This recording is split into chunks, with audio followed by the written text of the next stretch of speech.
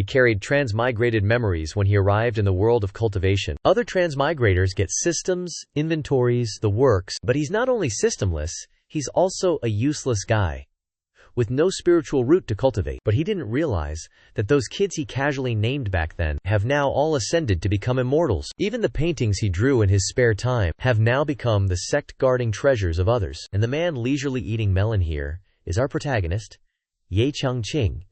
He's the kind of guy who's unlucky no matter which cultivation novel you put him in. We see him casually wearing sunglasses, elegantly propping up his leg, basking in the warm sunlight, holding a half-eaten piece of melon in his hand, and after listening to the old man's story, he couldn't help but criticize.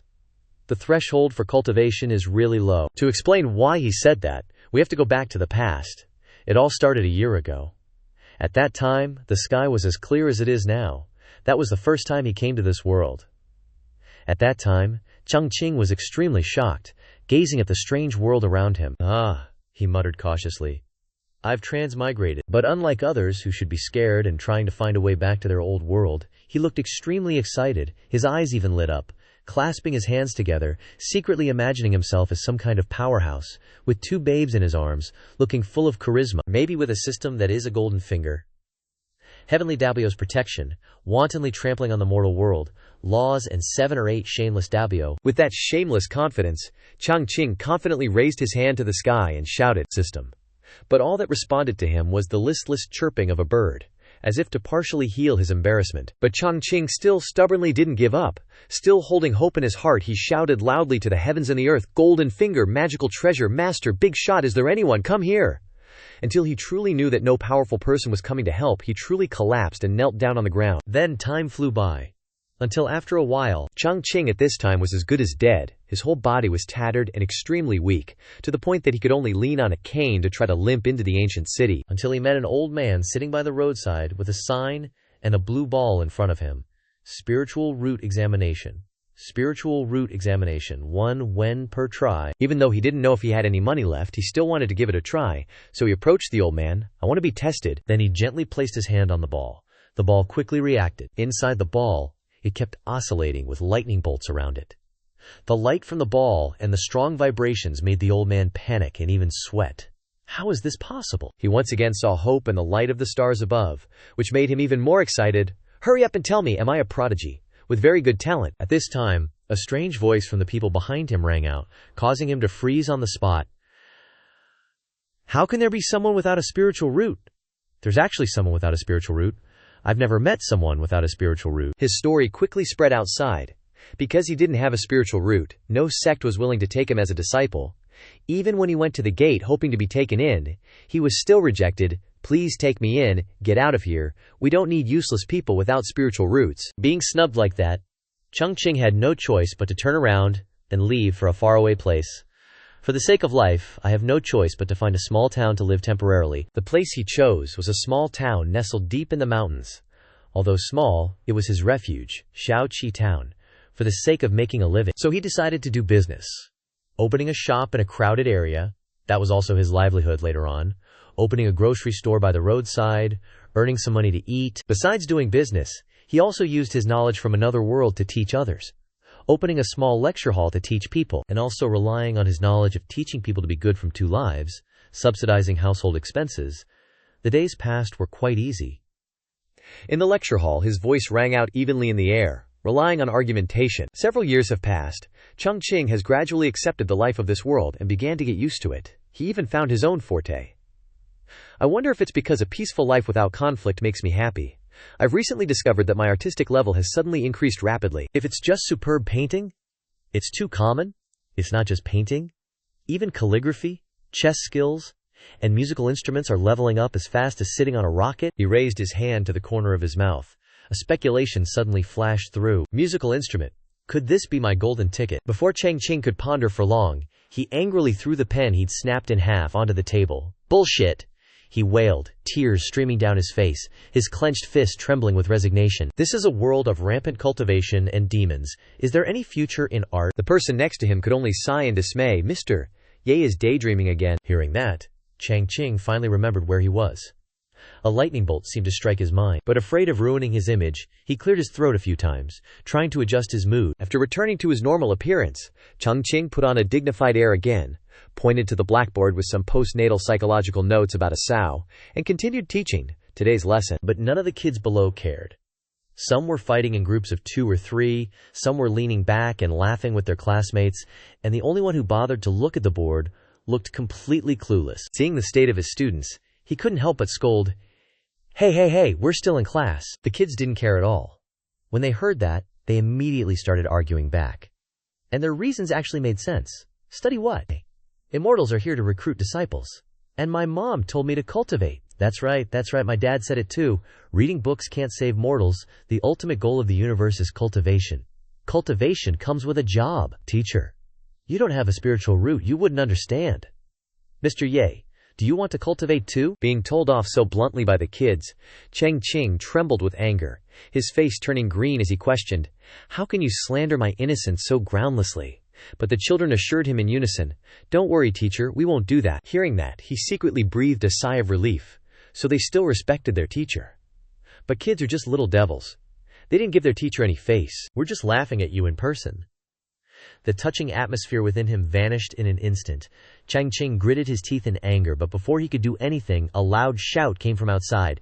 "The immortals are here!" The kids immediately went wild, some even stepping on him to run out. "Goodbye, mister. Yay, let's go take the sect exam. Finally, we don't have to go to school anymore." Chang Qing, with his immortal aura, was trampled and fell flat on his face. He looked up at them as they ran off excitedly, every cell in his body boiling with anger. He swore, "If you guys get chosen, I'll eat my hat." This small town was nestled among towering, treacherous mountains. But since morning, people wearing pure white Taoist robes had been standing there. Before them were the townspeople who had come to welcome them. Leading the group in white was a beautiful girl with jet-black hair. She was a cultivator from the Taishuan Holy Land, the chief disciple of the Yuan Jian lineage, Wu Shuang. Following her was a smaller girl, the disciple Chang Qing, called Junior Sister Yu. The adults in the town all bowed, respectfully paying their respects. "Greetings, immortal seniors." Wu Shuang didn't waste everyone's time and went straight to the point. "The Taishuan disciple selection begins." Mako disciple behind her bowed his head. "Yes." Then he stood in front of the townspeople and announced, "Those participating in the selection, line up one by one." The first one was a woman leading her son.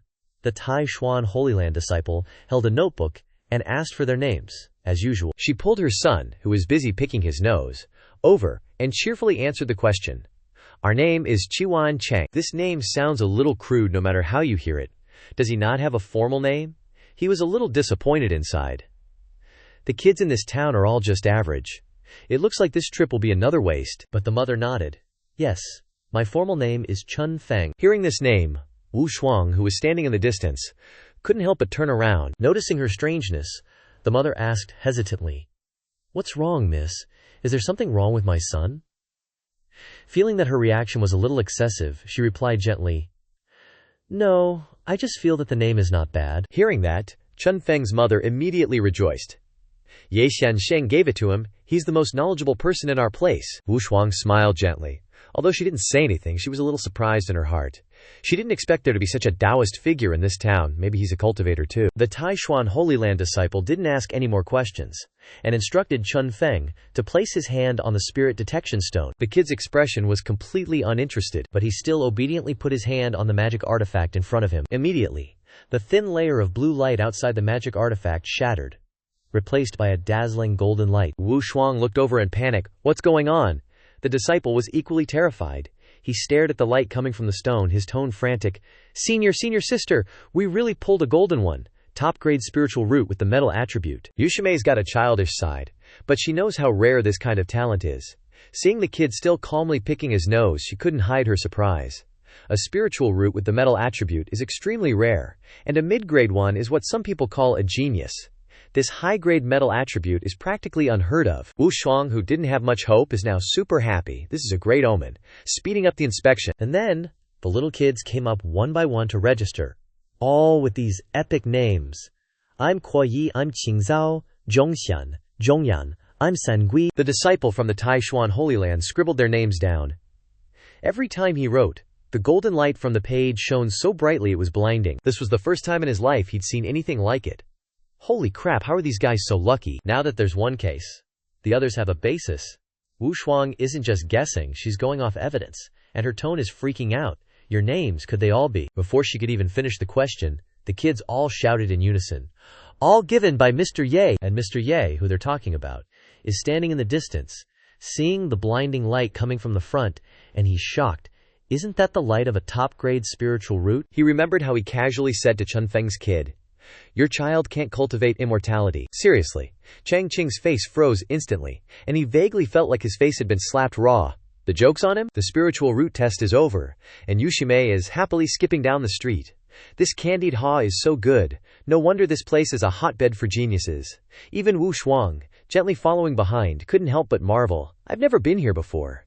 Looking at the spiritual energy here, it might really be a blessed land. Passing by a store selling knickknacks, she's holding the candied ha on a stick, but her eyes are glued to the display inside. Her mood, which was already good, is now even better. Ah, Shiji, look at these wooden hairpins. They're all so unique, so pretty. Seeing her like that, she couldn't help but sigh worriedly. She really is a kid. The words carved on the shop sign seemed to have a spirit. And a burst of Daddio energy suddenly appeared, causing its spiritual essence to burst forth. Wu Shuang opened her eyes wide in shock. These characters, without waiting, rushed straight towards her, so fast that she couldn't react. Oh no. But there was no sharp pain like she expected. Wu Shuang seemed to have entered a sword-intent realm, with hundreds of swords stuck straight into the ground in a large circle, and in front of her was a huge treasure blade sealed by thick chains. Only a few words were carved on the blade. Chang Qing General Store. But before she could sense this for long, a familiar voice echoed, Shiji, Shiji. Noticing that she was a little dazed, standing there blankly, her pupils still imprinted with undisguised fear, Yushime was very worried. Shiji, what's wrong? Wu Shuang snapped out of it, quickly turning to share her joy. Shime, just now I entered the 6th level of the Metal Origin Sword Spirit. Everyone knows how difficult it is to break through in cultivation. So Yushime was even more confused, even a little disbelieving. Huh? But Shifu said you just passed the 5th level. Reaching the 6th level takes at least 7 years. But she didn't explain much, only became even more certain in her heart. Just by looking at the words on the sign, her cultivation had soared.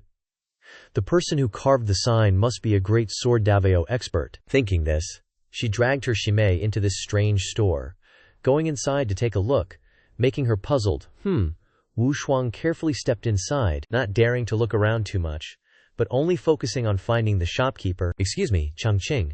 Seeing someone come in, gently put down his brush, gently approached to greet the person. Oh, we have a customer. With just their first meeting, she was so overwhelmed by his beauty that her face turned red. This young man is so otherworldly, the face of an accomplished cultivator. But after examining him thoroughly, Wu Shuang disappointedly realized, but there's no trace of cultivation on him, he seems to be just a mortal. She was secretly judging him, without realizing that Chang Qing was also secretly evaluating the two of them. At this moment, he just wanted to turn into a lucky cat and reel them in. Elegant clothes, delicate makeup, they must be female cultivators from the Tai Xuan Holy Land. They won't care about the price of what they buy. I'm gonna make a fortune this time. Thinking this, he waved his hand to guide them. The two of you, please look around freely. Everything in this little shop is definitely good quality and a good price, no scams here. Having received permission, Wu Shuang wasn't polite and looked around. What caught her eye was a portrait of a man holding a sword, from which radiated a clear and dazzling aura, making it impossible for her not to notice. This is a painting that suddenly emitted a powerful energy, the strong sword intent, like a living being sweeping away everything it saw. Having tasted the powerful fortune hidden within the words on the signboard, Wu Shuang hurriedly pulled out her life-saving sword from her storage ring. Crap! Azure flames enveloped her precious sword. Wu Shuang used all her strength to block the incoming, overwhelming sword intent, but it was like throwing salt into the ocean. The immense power in the painting was simply beyond her ability to resist. Could this be the legendary Divine One sword? Knowing she couldn't resist, Wu Shuang released her sword, allowing the powerful energy from the painting to gradually invade her meridians. Sword intent flooded her.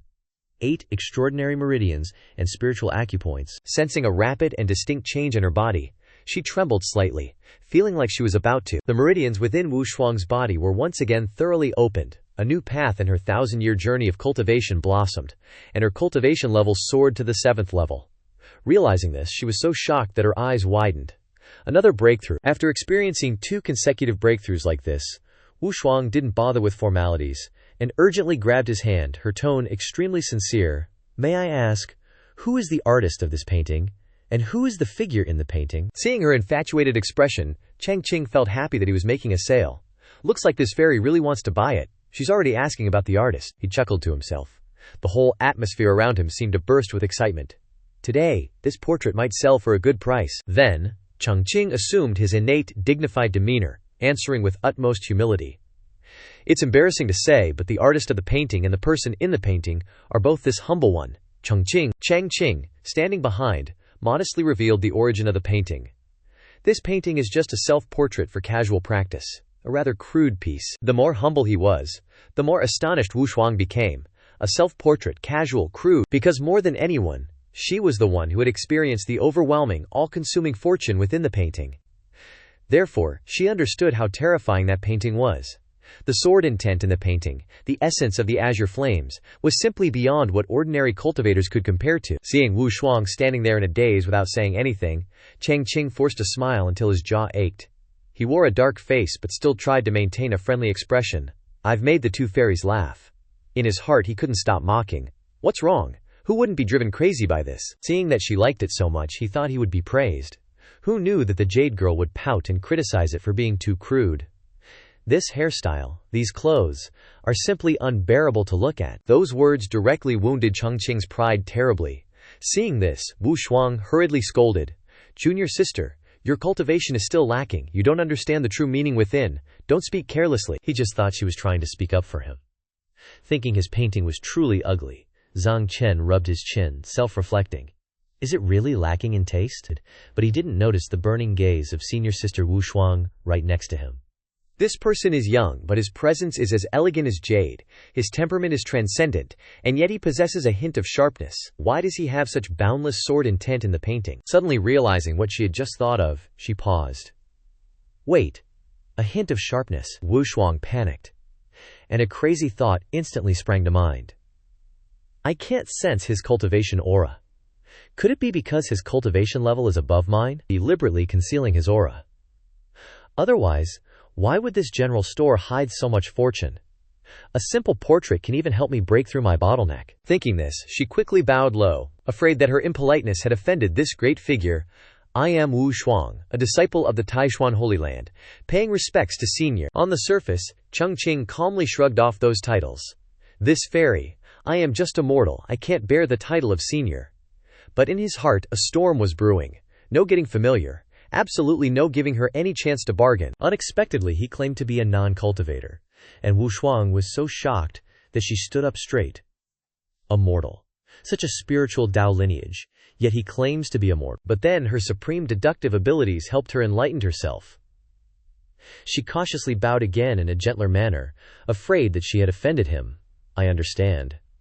This senior has a heaven-defying cultivation, so his seclusion here must have deep meaning. If I speak inappropriately, a single word that breaks the secret could displease this great expert. Seeing her respectful demeanor, Chang Qing, with the brain of a capitalist slave, immediately guessed.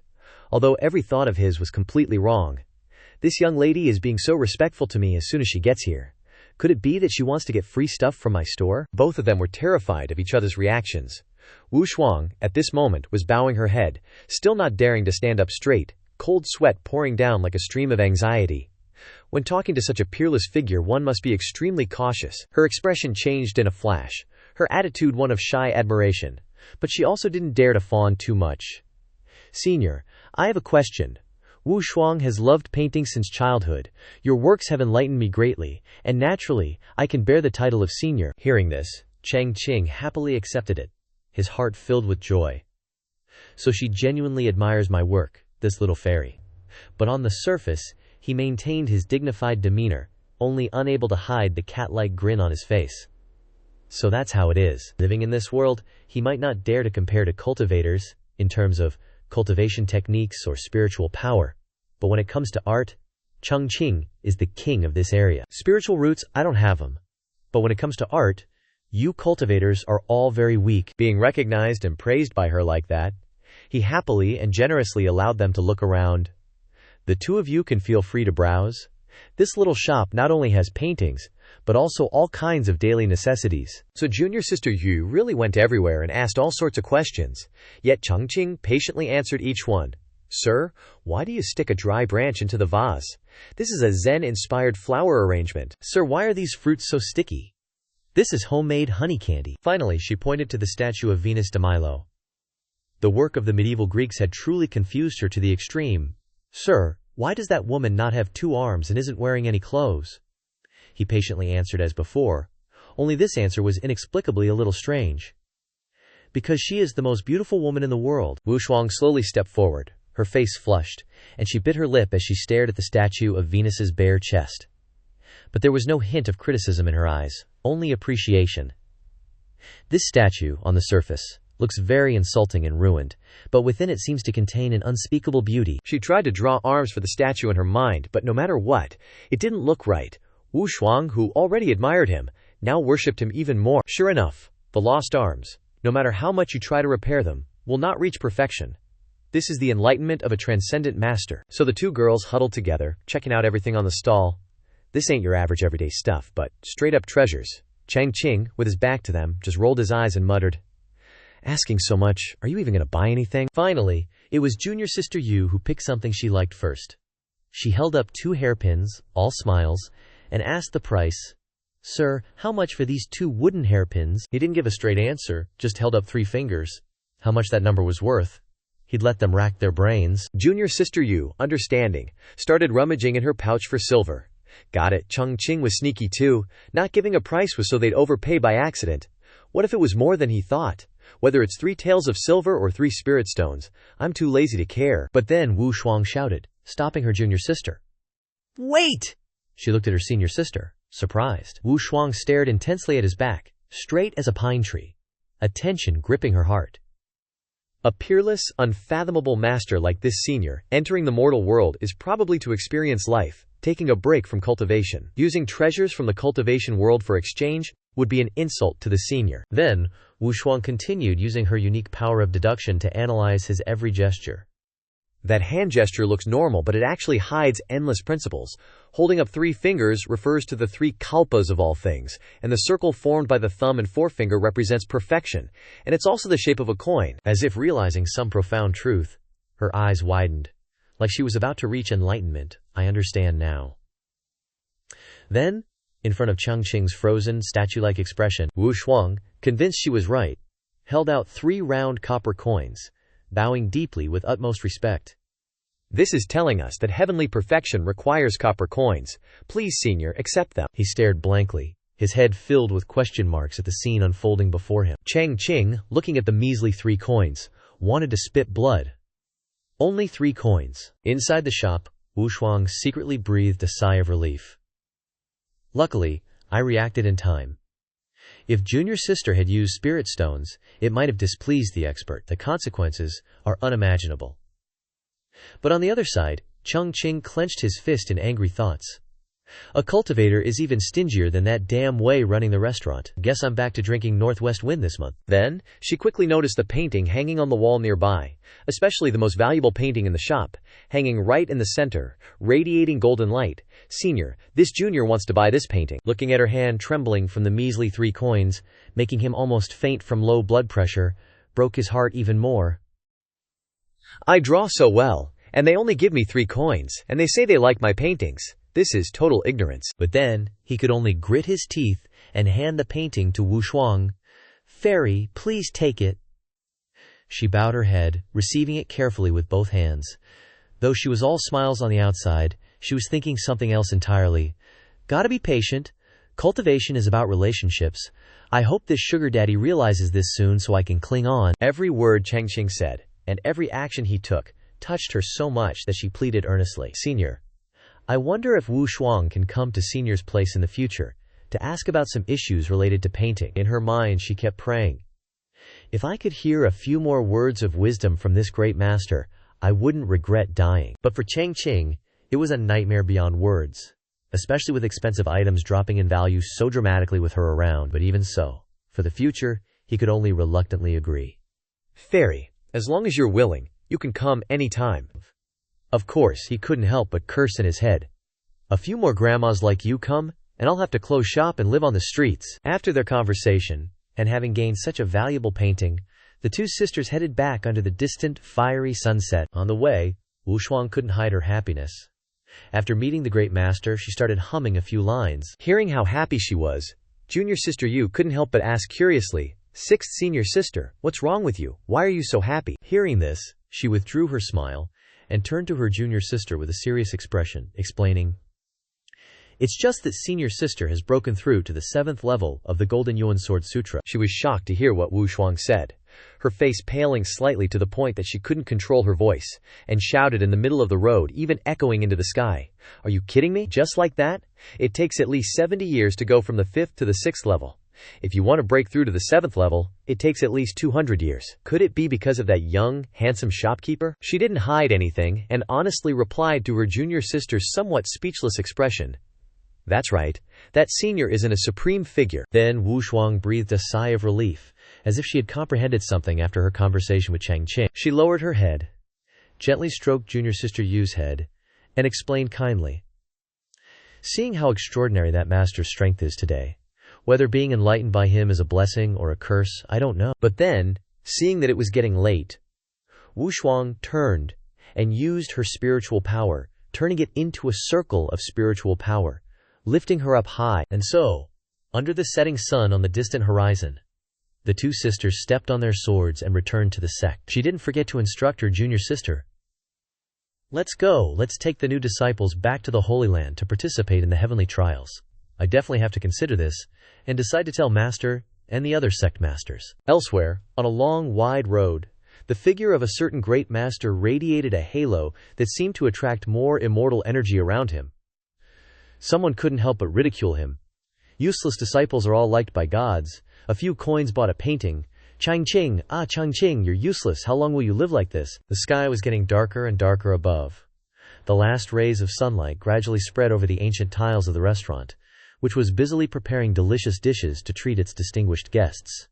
And the thick smoke from the restaurant spread into the air. As soon as the owner saw Chang Qing, he knew he was a regular, and welcomed him warmly.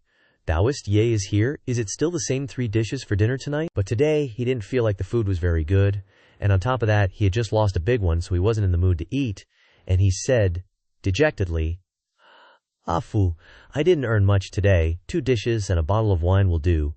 Just then, a cheerful voice called his name. "Hey, Taoist Ye." Thinking it was a stranger, it turned out to be Boss Wei, who had known him for a long time. As soon as he saw Chang Qing, he couldn't hide his excitement at meeting his benefactor again, and happily put his arm around his shoulder. "Our Wei family can have what we have today, thanks to you." He saw him, and asked a few questions. "Boss Wei, you're too polite. Has Erlang left?" But the boss heard him say that.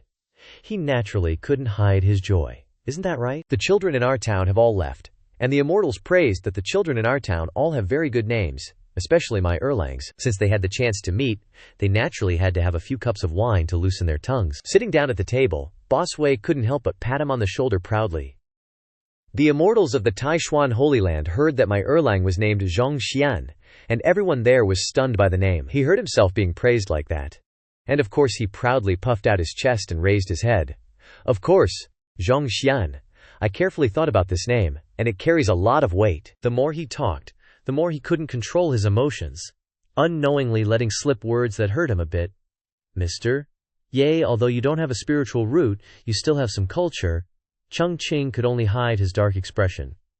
"Then I really thank you." Just like that, Boss Wei had a moment of pride in his descendants, so he generously shouted, "Fu, give Mr. Yi an extra chicken leg." Nothing could be better.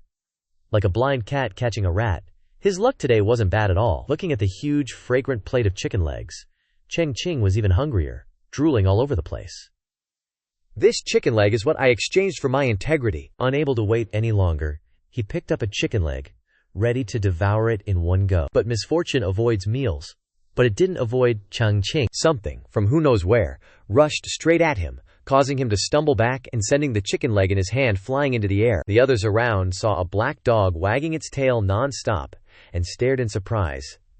What a big black dog! But Chang Qing quickly recognized the dog in front of him. Could it be? Seeing the black dog happily gnawing on the chicken leg in its mouth, and very excited to see him, wagging its tail non-stop, he shouted, "Hey Huang! The others around saw the dog happily trying to lick his face and asked curiously, "Mister, yay, isn't that the dog you lost years ago?" Meeting his old friend who had returned made Chang Qing very happy. Letting He Huang lick his face non-stop, he replied happily, "It is him. Okay, stop licking." To talk about Chang Qing and He Huang's fate, we have to go back a few years when the night sky was pouring rain non-stop. That was when he saw it, under a dead tree by the road.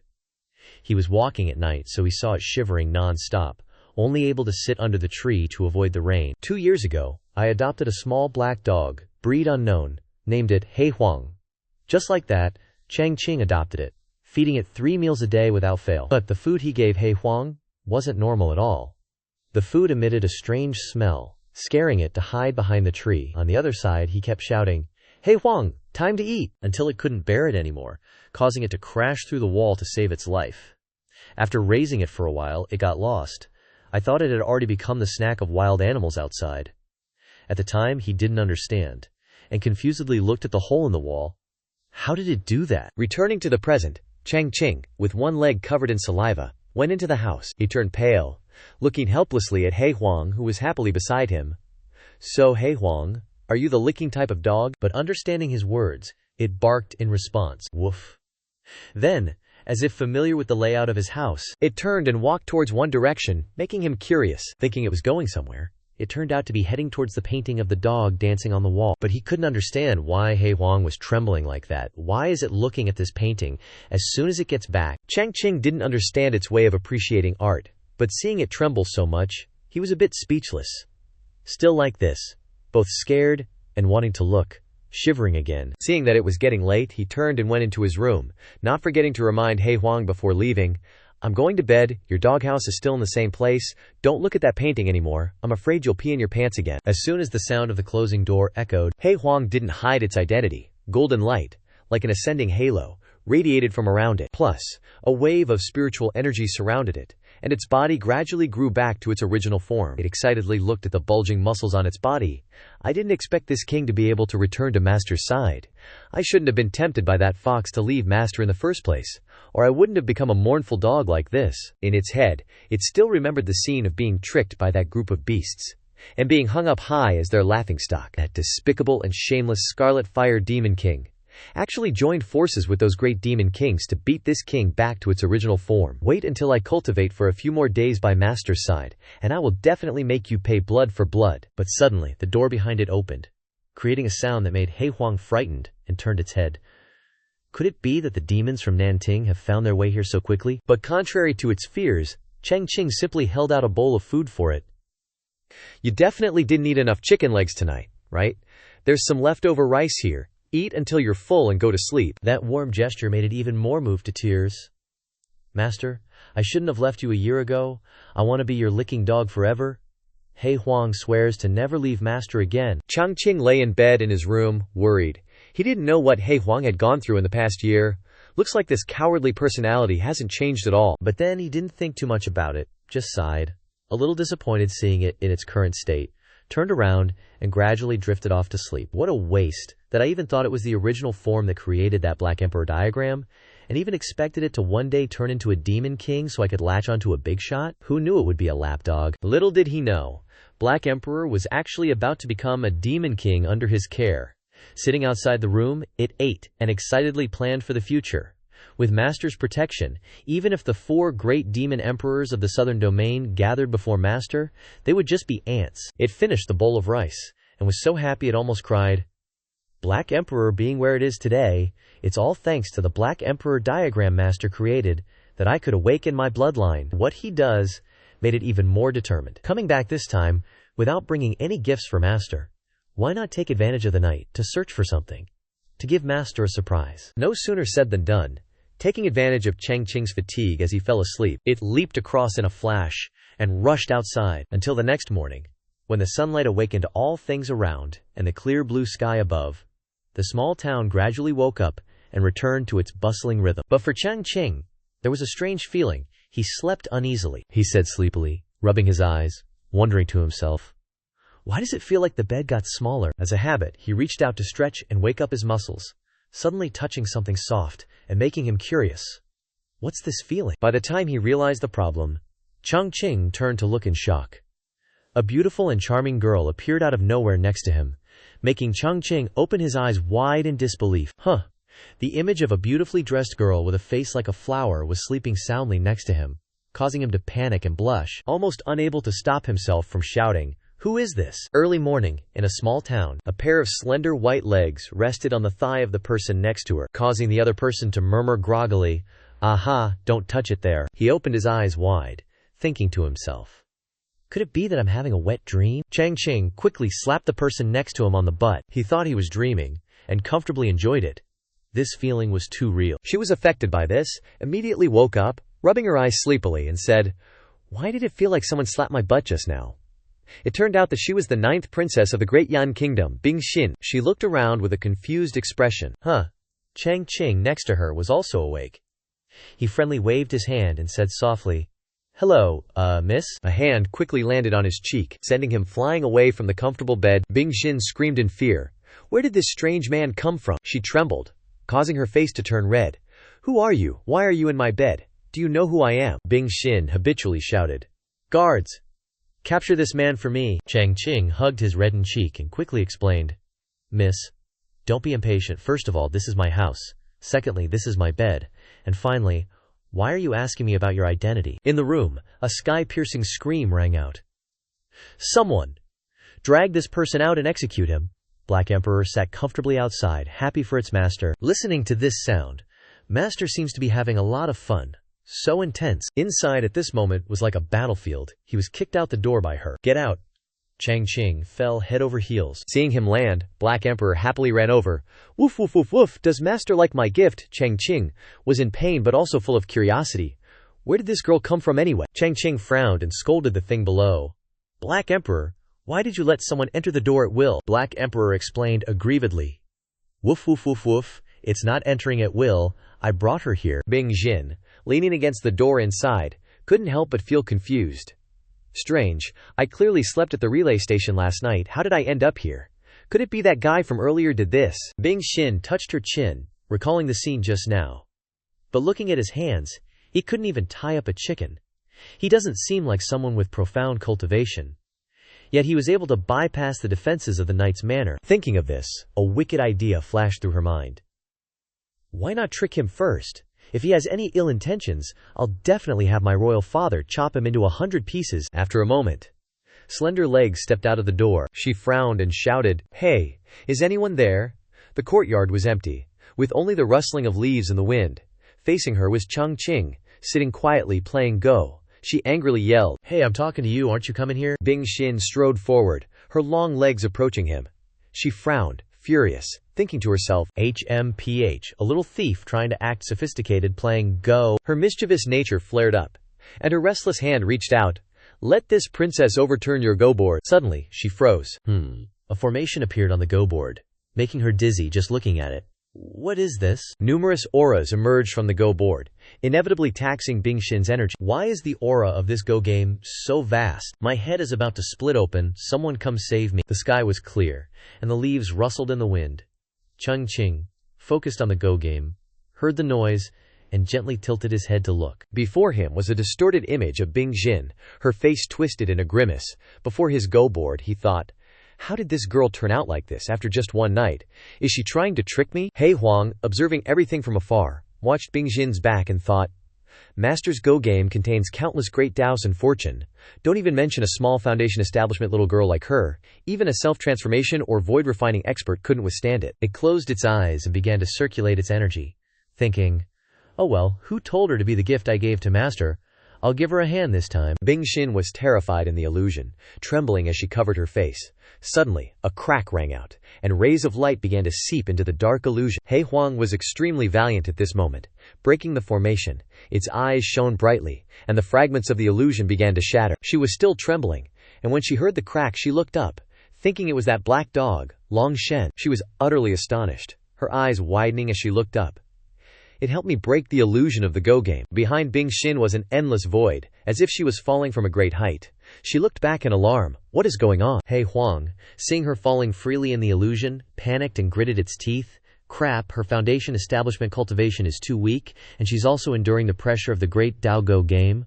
Her body and soul are separating. She began to fall deeper into the illusion. An image of Chang Qing suddenly appeared, his eyes shining brightly, his hands holding a go piece. The other go pieces were also gradually falling and settling on the board. In a daze, Bing Xin fell onto the go board, colliding with a painful thud. Outside, Chang Qing placed the go piece on the board and happily said, "Finished." He looked at the go board with great interest, licking his lips and grinning. Little Hazy finally solved this go game. Bing Xin opened her eyes wide, appearing to have escaped the illusion. She collapsed to the ground, her face still somewhat dazed. She couldn't stop trembling, her face flushed, her eyes tightly shut, thinking that what she felt earlier was her soul leaving her body, like she had gone to the gates of hell. Bing Xin looked at He Huang wagging its tail, thinking, "It was able to help me break the illusion of this go game. Perhaps this black dog already has the cultivation of a demon king." She recalled the moment he placed the chess piece on the board, secretly grateful that if it hadn't been for him intervening and breaking her soul separation, she would have already perished. He Huang snorted disdainfully.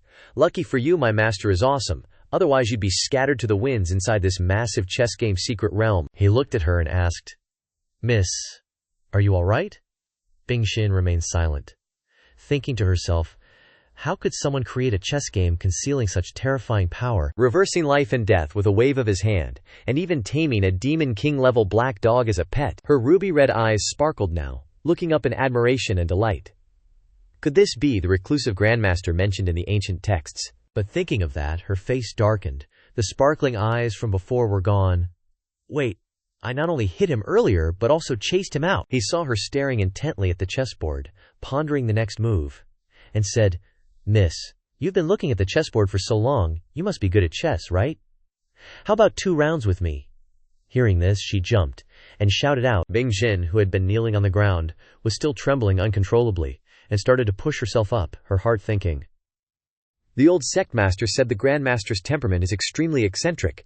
I offended him just now, and even suffered in the chessboard. I'd better bow my head while I still can." Thinking this, Bing Xin acted quickly. She stood up, clasped her hands, and lowered her eyes. No. This junior wouldn't dare to show off her poor skills in front of a senior like you." Chang Qing was delighted to hear that. "It's all right, I've had nothing to do for so many years, just researching these little tricks." On the surface he was very happy, but in his heart he couldn't help but wonder, why is she calling me senior again? Do I look that old? At this time, Bing Xin looked up at him, and could not help but sigh in her heart. There is nothing he can do. Could it be that this senior's cultivation has reached the peak already? At this time, Chang Qing gently asked, "What is your name?" He held a ghost stone in his hand, and closed his eyes as he placed the piece down. He let the stone fall freely onto the board, and asked where she came from. Bing Xin observed his movements, and thought to herself, raising his hand, "It seems that all of them exude amazing aura." She looked up at him and carefully replied softly, "This little girl is Bing Xin, a person from the Yan country imperial city." As she replied, she was wary in her heart. "Still don't know this person's background. Shouldn't reveal my true identity to avoid trouble for my royal father." Chang Qing took out the black gallstones, moving as he questioned her. "Looking at the young lady's clothes and appearance, she's no ordinary person. Seems like a cultivator. Have you ever formally joined a sect?" This time Bing Xin didn't lie, but answered with a mix of truth and falsehood. "Not yet, I only have a few masters in my family giving me guidance." He placed a stone on the board and calmly nodded. "So that's how it is." On the surface he looked very calm, but in reality he was extremely jealous. Just a few masters. How can ordinary people invite a few cultivators? It's really infuriating, Chang Qing thought, and placed a stone. The weather at this moment was really peaceful and quiet. A white gauze stone was in his fingers. Chang Qing held the white piece in his hand, gently smiled and asked her, "Yan girl, how can the black stones escape now?" Bing Xin looked up at the chessboard, paused for a few seconds. "The black stones are trapped." Once again she fell into an illusion, her whole body as if sinking into water. In the illusion, there was a dark universe filled with stars. She thought to herself, "I feel a vast and dense power of the great Tao surging in the heavens and earth." Bubbles floated around Bing Xin's body, still that aura of the heavenly secret Tao. Bing Xin's body was surrounded by streams of qi. At this moment she was affected by love medicine. Her face was flushed red, her eyes were dazed and blurred. She thought in a daze. Unlike the strong anger last time, This heavenly secret Dako seems to be very friendly towards me, and I'm still at foundation establishment stage. Bingjin constantly made extremely mesmerizing sounds, her eyes full of longing for happiness. In the depths of her daze, she vaguely knew that she had broken through foundation establishment again. Outside, the sky was clear, the sun was bright, and Chang Qing raised his voice to call out, "Yan girl, you are deep in a daze." He tilted his head and called her again, "Yan girl?" At this time Bingxin's face was flushed red. Hearing the call, she sobered up a little, breathing extremely heavily. Seeing her like this, he panicked and called out even louder, "Yan girl." He kept waving his hand in front of her, and she stared at him with sparkling eyes. Seeing that calling didn't work, and getting no reaction from her, Chang Qing could only sigh. A puzzled expression on his face, he thought. Whatever, you cultivators all seem to have that kind of illness. At this time, Bingxin seemed to be completely awake. She bowed and asked, "Excuse me, senior, what kind of chess game are you playing?" He didn't answer, gently got up and turned away. Chang Qing waved his hand casually, not looking back, and said, "It's just that I'm free and have nothing to do, just finding some fun for myself." She was now intently watching him, when suddenly Chang Qing looked extremely pleased and said, "5 in a row." Hearing this, she perked up. She looked at the chessboard, her face horrified, and asked, "5 in a row?" At this moment, He Huang ran over and was tightly biting Bingxin's skirt. He Huang thought to himself, "Little girl, don't get greedy. If you go any further, I won't be able to save you." She ignored everything, her face extremely excited, thinking to herself, "Let me take a look, just a little peek." Scene change, the sky is still blue.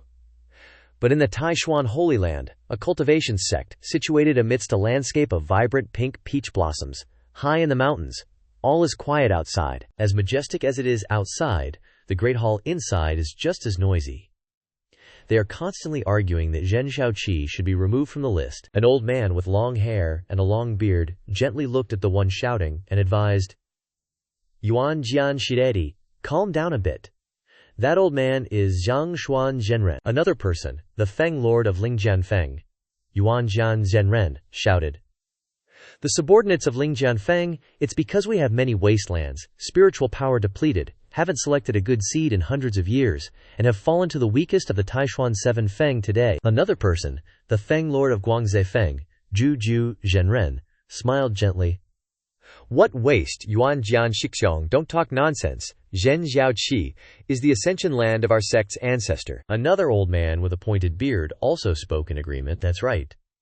Sometimes you should look for the reason within yourselves, whether you are seriously cultivating or not, whether your realm is increasing or not. You and your direct disciple, Wu Shuang, have been stuck at a bottleneck for so many years, and you still expect to pick some dragon and phoenix among men? He is the Feng Lord of Chu Yunfeng, Qing Ye Zhenren." Hearing this, Yuan Jian was extremely angry, bursting with energy. "You're talking crap. I was in closed-door cultivation for more than 2 years last time."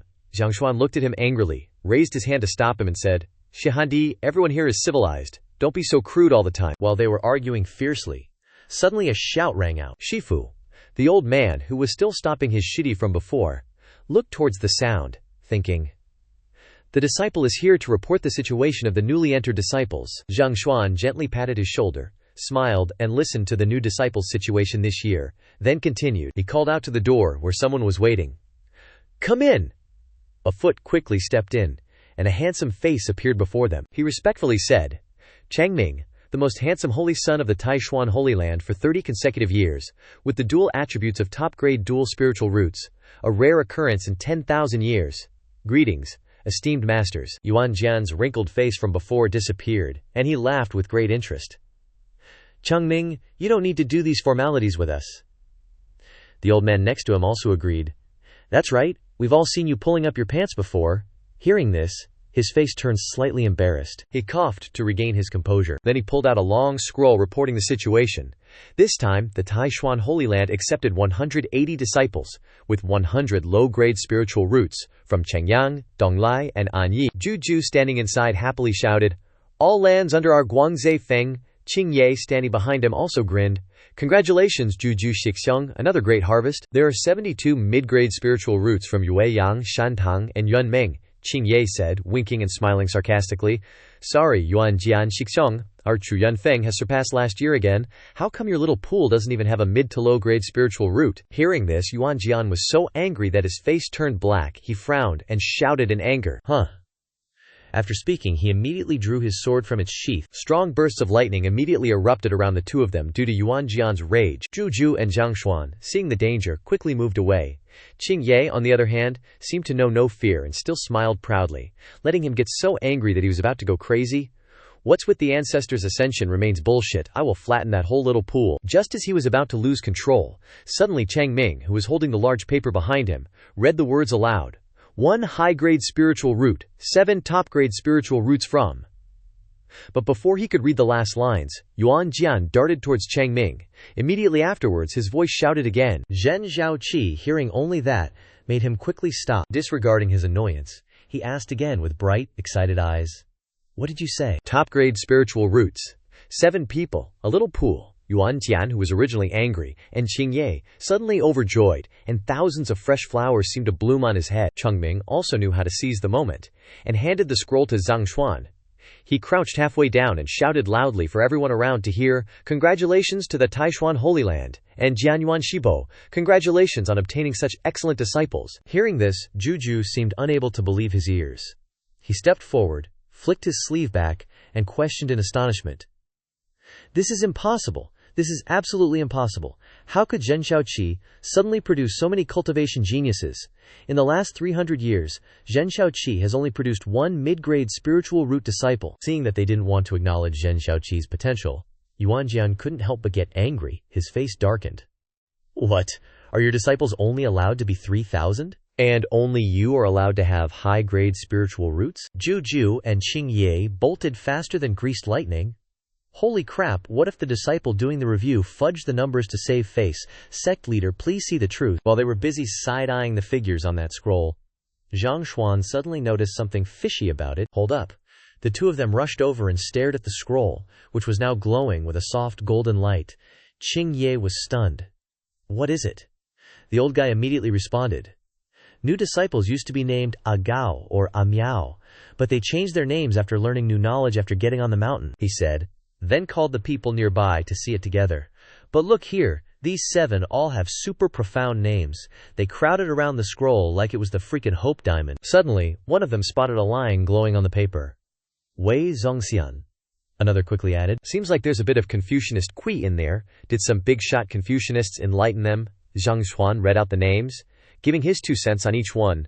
Li Qingzhao is incredibly ethereal. Wu Sangui has a real heroic vibe. Li Chunfeng, now that name has a Taoist feel to it. Yuan Jian, Zhang Xuan, and Qing Ye all pictured the same guy, a middle-aged dude with thinning, graying hair, acting like he didn't have a care in the world, just clasping his hands in prayer. Could it be that whoever enlightened these disciples was some kind of super rare Confucianist Taoist dual cultivator? Yuan Jian clutched the scroll to his chest, holding it high and yelling, "This is heaven's blessing! Our ancestors are watching over us." Meanwhile, on Qing Ye's side, he turned to Zhang Xuan and asked his questions.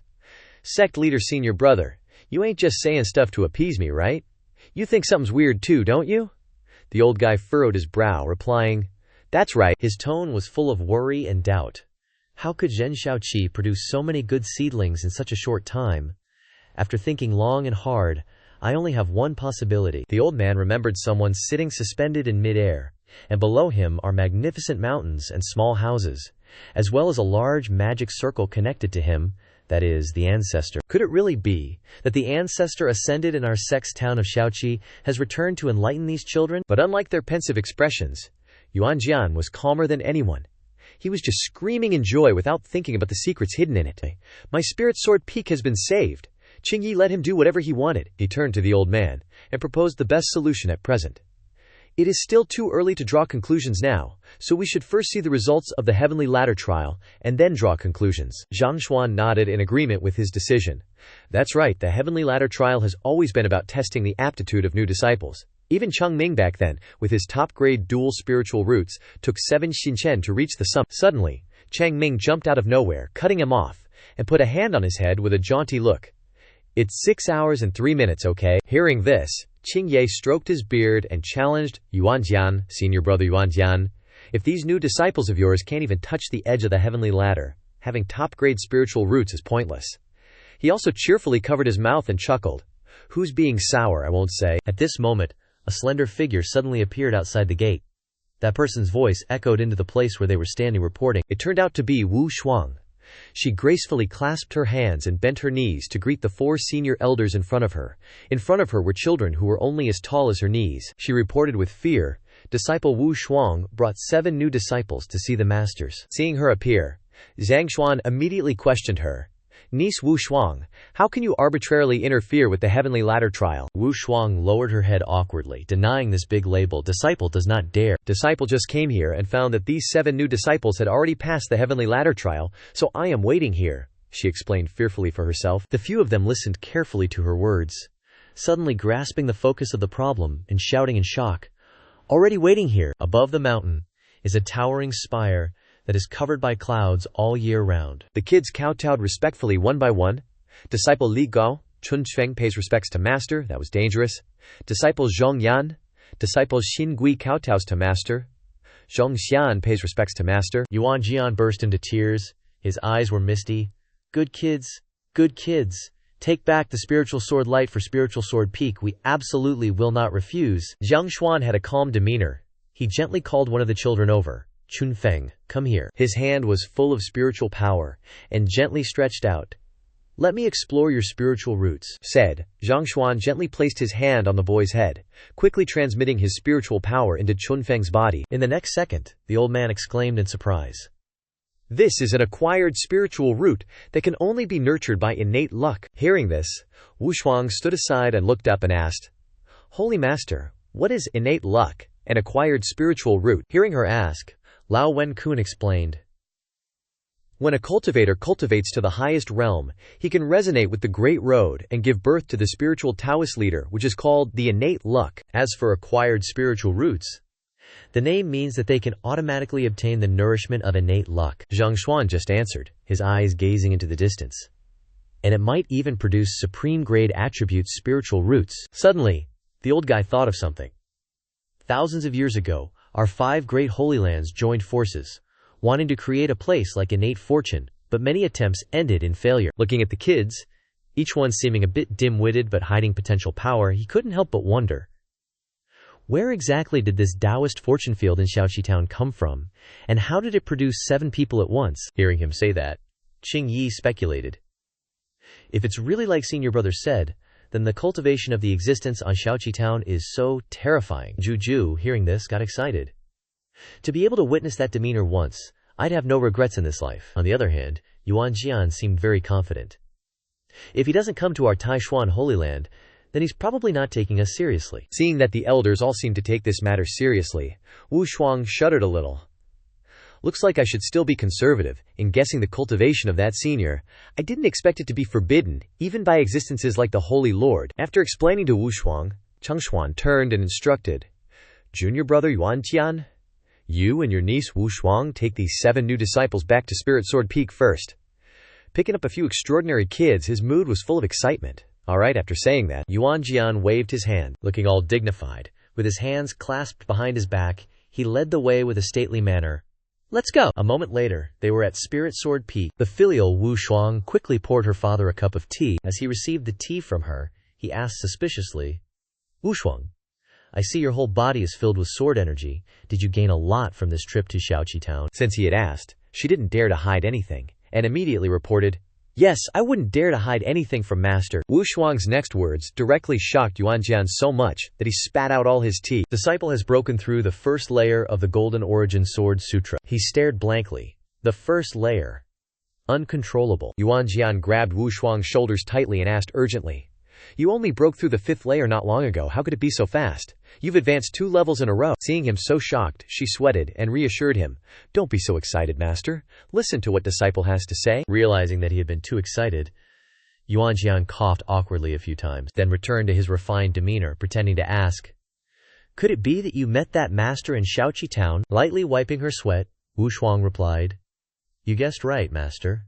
Junior sister and I accidentally found Ye Qianbei's secluded residence. After saying that, she reached into her pocket and even took out a portrait of the senior. She honestly offered it to Yuan Jian, saying that disciples can only make a breakthrough after admiring it. and the painting, after being taken out, immediately radiated light, quickly attracting his attention, as if something was there. Yuan Jian then took the painting. Let this teacher take a look. A few seconds later, he opened it less than halfway, and saw the handsome face of the young man, along with the dazzling radiance. The power from the painting was so great that even Yuan Jian had to be wary, causing him to exclaim in surprise, "This, and this is only half of the painting." After opening the entire painting, what was inside caused him to be both surprised and horrified, and he shouted, "It's the middle of a garden with the wind blowing through, with a couple of men and women talking. The man plays chess skillfully under the admiring eyes of the woman." Chang Qing, unable to withstand her gaze any longer, asked with some dissatisfaction, "Girl Yan, what are you looking at me for?" Hearing this, Bing Xin replied naively, "Nothing, senior. You play your chess. I just want to watch." Looking at the girl in front of him, who seemed to understand everything, he felt a little suspicious. What happened? Ever since Girl Yan looked at my chess game, her attitude towards me has changed 360 degrees. He recalled a few days ago, when the sky was just getting light, Bing Xin stood in front of Chang Qing's room. "Mr. Ye, good morning," he replied. "It seems you're up earlier than me," he then pondered, treating him like an elder every day, being respectful to him. Sometimes Chang Qing would see her sweeping the courtyard at midday, prompting him to quickly shout to stop her, "You don't need to clean the restroom, you know." But Bing Xin would still enthusiastically sweep and reply, "It's okay, I'm not tired." Another time he saw her cleaning the study, and as soon as she saw him she said, "It's okay, I'm not tired." Seeing how diligent she was, Chang Qing felt a bit sorry for her and advised, "Miss Yan, take a break." Remembering the past few days, his heart couldn't help but stir. Something strange is definitely going on. Could it be that she also wants to buy my paintings at a low price? But Bing Xin didn't notice his suspicion. She enthusiastically picked up a cup of tea and said, "Mr. Ye, please have some tea." Suddenly, an idea popped into Chang Qing's head. Or rather, he had a somewhat narcissistic speculation. She has fallen in love with my handsome appearance, craving my body and unable to escape. Thinking of this, he smiled confidently, thinking, "Well, I can't mistreat her." Gently placing a chess piece down, he opened his mouth. "Miss Yan." In an instant, his suspicion completely vanished. "Let's go out and buy some ingredients later. How about it? Today, I'll make my special braised pork that I've been researching recently." Not long after, the two arrived at the bustling market in town. People were passing by in a lively manner, and many passers-by waved and greeted him. "Mr. Ye, hello Mr. Ye." Looking at Chang Qing's back, Bing Xin secretly admired him. As expected of a senior, his actions and demeanor are elegant and graceful, respected wherever he goes. That's from her point of view. On the other side, he was gritting his teeth and arguing with the vegetable stall owner. "You dare sell vegetables like this for 8 yuan per half kilogram? Are the leaves made of gold, or the roots made of gold?" But the vegetable stall owner didn't back down either, replying, "You think it's expensive? I think it's expensive too. Tell me, do you want it or not?" Seeing him like that, she liked him even more. Clearly a peerless powerhouse, but so humble and approachable. After buying the vegetables, the two continued to stroll around. The butcher greeted them. "Mr. Ye, buying something today?" Unlike when he was arguing with the vegetable seller, this time he responded very generously. "A kilogram of top-quality streaky pork." Seeing a good customer, the butcher happily continued, "All right?" Selling meat like he's dishing out dumplings, the butcher's hands moved quickly, and he soon wrapped up a kilogram of streaky pork. As he handed the meat to him, the butcher asked, "Mr. Ye, did you bring your wife along with you today?" Hearing this, Chang Qing was startled. "Huh?" The butcher's misunderstanding caused Bing Xin's face to turn completely red, her heart pounding. "Wife? Is he talking about me?" However, Chang Qing quickly denied it. "You're thinking too much. Miss Yan is my guest." Saying that, the butcher still teased him. "I heard from the Wang matchmaker next door that your movements at home have been quite loud these past few days. Remember to take care of your body." The butcher's words made him turn away in embarrassment. "Miss Yan, the people of Zhaoqi town are simple and honest, and their words are a bit blunt. Yemu knows you have to return to the capital, so I hope you won't hold it against them." How could she dare to be angry? She could only awkwardly reply, "Oh no, not at all." Going to the market for less than a round had already exhausted Chang Qing, and he sighed inwardly. "Please hurry back to the capital, young miss. A small household like mine really can't afford to keep you." On the other hand, Bing Xin was still immersed in that fabricated title, smiling and thinking to herself, "Wife." In a corner of the market, a piercing scream rang out, causing everyone around to be frightened and avoid them. "Get out of my way!" The owner of that scream was 3 brothers, their faces grim and full of killing intent. The one on the right sniffed his nose. Sensing a familiar scent, he raised his rusty knife and pointed it towards the source of the scent. "Boss, I've smelled He Huang's aura." The boss, in his words, replied with satisfaction. "Good.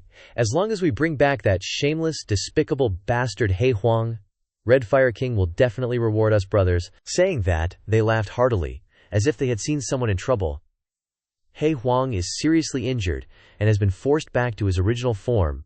This fortune is ours, brothers. Arriving at their destination, one of them kicked the door open and arrogantly shouted inside, "Little Hazy, get your ass out here for this old man. Today, you will die without a burial ground."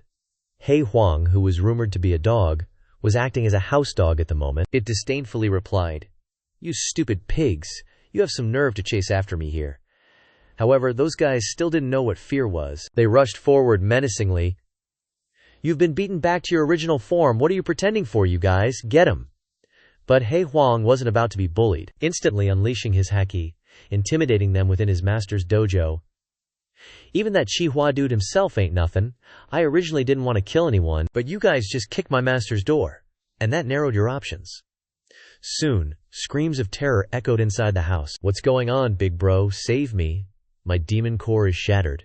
Inside the grand hall of the Taishuan Holy Land, Chang Qing stood with his hands clasped behind his back, lecturing Chang Ming, who was bowing respectfully. "Chang Ming, you are the holy son our sect has painstakingly nurtured, hoping you will take over as the next holy lord. This time, a great expert achieved Dao in Zhenxiao Qi. What are your thoughts?" Chang Ming solemnly clasped his hands, bowing his head to present his views. Reporting to the Holy Lord, "Judging from this senior's actions, it seems he harbors no hostility towards our Taishuan Holy Land. I suspect he is merely passing by, or happens to be living in seclusion here." The old man nodded, finding his words reasonable.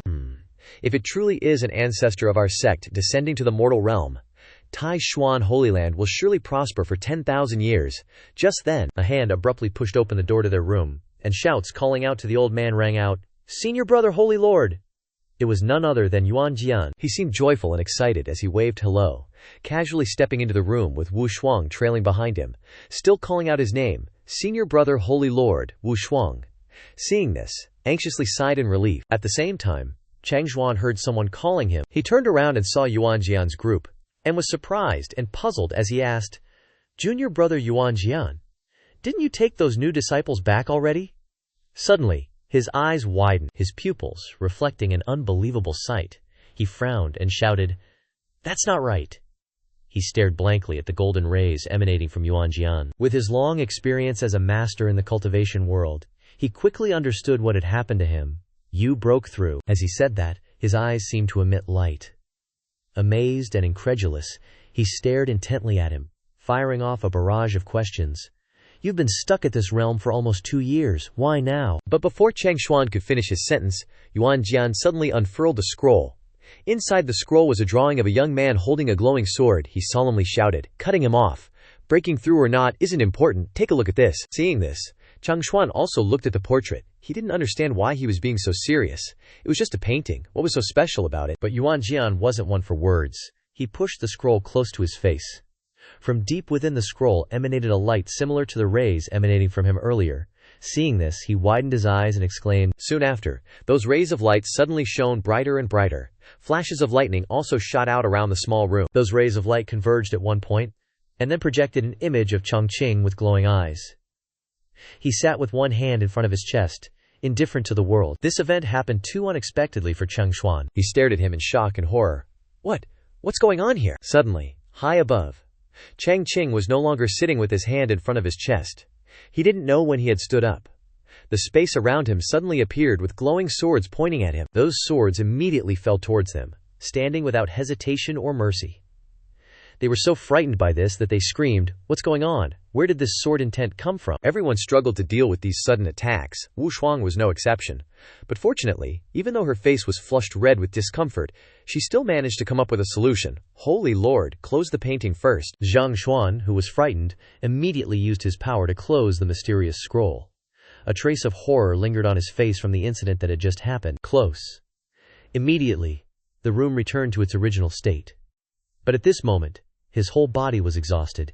He panted and gnashed his teeth in resentment. He reached out and clutched the scroll tightly in his hand, not daring to relax for a moment. Everyone looked around the room. The glowing swords from just now. Some were stuck in the ground. Others were stuck in the pillars. This showed that what had just happened was real. Zhang Xuan looked at the corner of the room, where the swords had stabbed and poked everywhere. Before long, those swords suddenly faded away. They seemed to be gradually dissolving into nothingness, he muttered. The sword disappeared. After recovering his senses, he reached out and grabbed Yuanjian's shoulder. Then he excitedly asked him everything in detail, despite him not yet being back to his senses. Junior brother Yuanjian, where did you get this painting? The sword intent contained within it has completely transcended my understanding. But he didn't know how to explain it, so he turned to look at Wu Shuang, who was standing behind him with her hands clasped. It was still better to let Wu Shuang speak. She immediately bowed as low as possible in front of Chang Xuan. Reporting to the Holy Lord, this scroll was bestowed by the senior expert of Zhen Xiaoqi. She was sweating bullets. Continuing to apologize in fear, Senior, if you allow, this disciple can come to you for guidance anytime in the future. Hearing that, Chang Ming immediately exclaimed, Sixth sister, are you serious about what you're saying? Still in the same posture, she frowned and replied, Absolutely no falsehoods. Junior sister Wang, who was with me, can testify. Suddenly, at this moment, Zhang Xuan burst into loud laughter. Despite the tense atmosphere, Yuanjian and Chang Ming froze, not understanding why he was suddenly laughing. Holy Master, why are you laughing? Hearing this, he continued to laugh uncontrollably, seemingly lost in his joy. My Taishuan Holy Land is blessed. Then he answered their question mysteriously with a sentence full of hidden meaning. Granddaughter Wu Shuang, a painting from this great figure could guide your master's cultivation to break through, and even allow you to seek guidance at any time. Do you know what this proves? Wu Shuang immediately raised her head and asked, This disciple is foolish. Please enlighten me, Holy Master. His face quickly returned to its usual sternness. He explained to everyone present, It proves that the person you met, 8 or 9 times out of 10, is the ascended ancestor of our sect. Being allowed to seek guidance at any time further suggests that the old geezer can't leave Xiaoqi town for the time being. Then he smiled again. My Taishuan Holy Land is about to take off. Wu Shuang looked stunned and confused. You, he pointed at her, Wu Shuang, from today onwards, you are the Holy Maiden, on par with the Holy Son Chang Ming of the Taishuan Holy Hall. Still in shock, Wu Shuang's eyes widened in surprise. Along with Chang Ming, they exclaimed in unison, What? Inside the bustling capital city, lively with people coming and going, a group of people were chatting, their tones surprised. I heard that Sixth Sister of Lingjian Peak has been appointed as the Holy Maiden. Isn't the Holy Master being a little rash? Wu Shuang and Junior Sister Yu slowly passed by them. She coldly walked ahead, leaving Junior Sister Yu full of curiosity behind her. I originally thought Senior Brother Chang Ming was the Holy Master's chosen successor, but now it's hard to say. If Li Shixiang knew this, he is so narcissistic he might actually go crazy with anger this time. Junior Sister Yu innocently looked around and asked, Senior Sister, does the Holy Master really want you to replace Senior Brother Chang Ming's position? Wu Shuang didn't even look at her once, facing forward, and replied, Although I have the talent for cultivation, I have a single attribute spiritual root, so I originally wasn't qualified to become the Holy Maiden. Speaking to this point, she paused. The Holy Master is probably valuing Ye Senior's promise to me this time with this appointment. Junior Sister Yu didn't understand, looking blank. Is that so? Even the Holy Master thinks that handsome shopkeeper is very powerful. At this moment, Wu Shuang couldn't help but think of Chang Qing. She's filled with resolve. Although my current abilities are not enough, as long as I go to Senior Ye for guidance a few more times, I will definitely possess the strength and qualifications of a true Holy Maiden. On this side, Chang Ming dejectedly lowered his eyes, his voice weakly echoing. Why is he crying and sobbing, lamenting to the heavens by the ancient tree? Why did Master make Wu Shuang Shimei the Holy Maiden? Just as he lost faith and collapsed by the tree, a girl full of hope approached. She quickly comforted Chang Ming, smiling and saying, Senior brother, don't worry. Perhaps Wu Shuang went to Xiaoqi town and recruited a few disciples with top-grade spiritual roots, so the Holy Master rewarded her. Chang Ming, who was immersed in grief, stopped crying and pondered upon hearing this. Xiaoqi town, that's right. It must be because Wu Shuang Shimei encountered a reincarnated ancestor in Xiaoqi town and obtained an opportunity. He quickly jumped up, a sinister smile appearing on his face. Chang Ming raised his hand and shouted loudly, Where's my sword?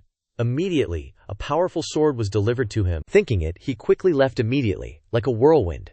The strong wind that blew past made the girl from before suffer quite a bit. Chang Ming, bursting with excitement, immediately headed to Xiaoqi town. As a genius with top-grade dual spiritual roots, my ancestor will definitely reward me. He rejoiced.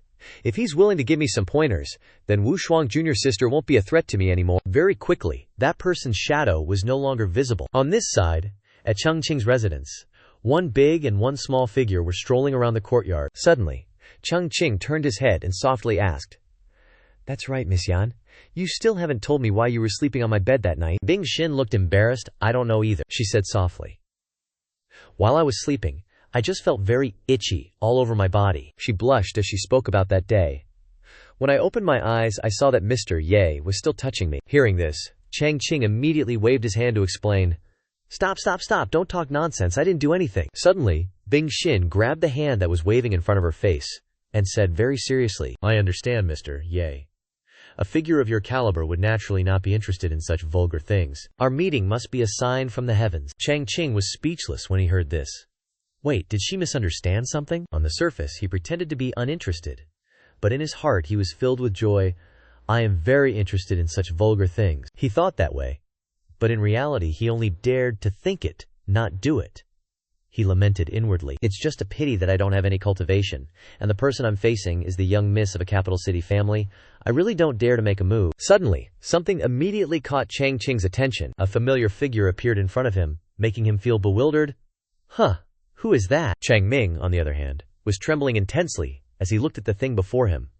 How could this be? Suddenly, he shouted loudly, "Xiao Qi Town, how can there be a demonic beast of this level here?" Just 15 minutes ago, Chang Ming had ridden his divine sword and flown to the entrance of Chang Qing's shop. Once he was riding on his divine sword, he looked around the mountain, encircling the houses here to confirm, just as his master had said. After thinking for a while to prove what his master said, he then tilted his body and controlled the divine sword to slither down into Xiaoqi Town.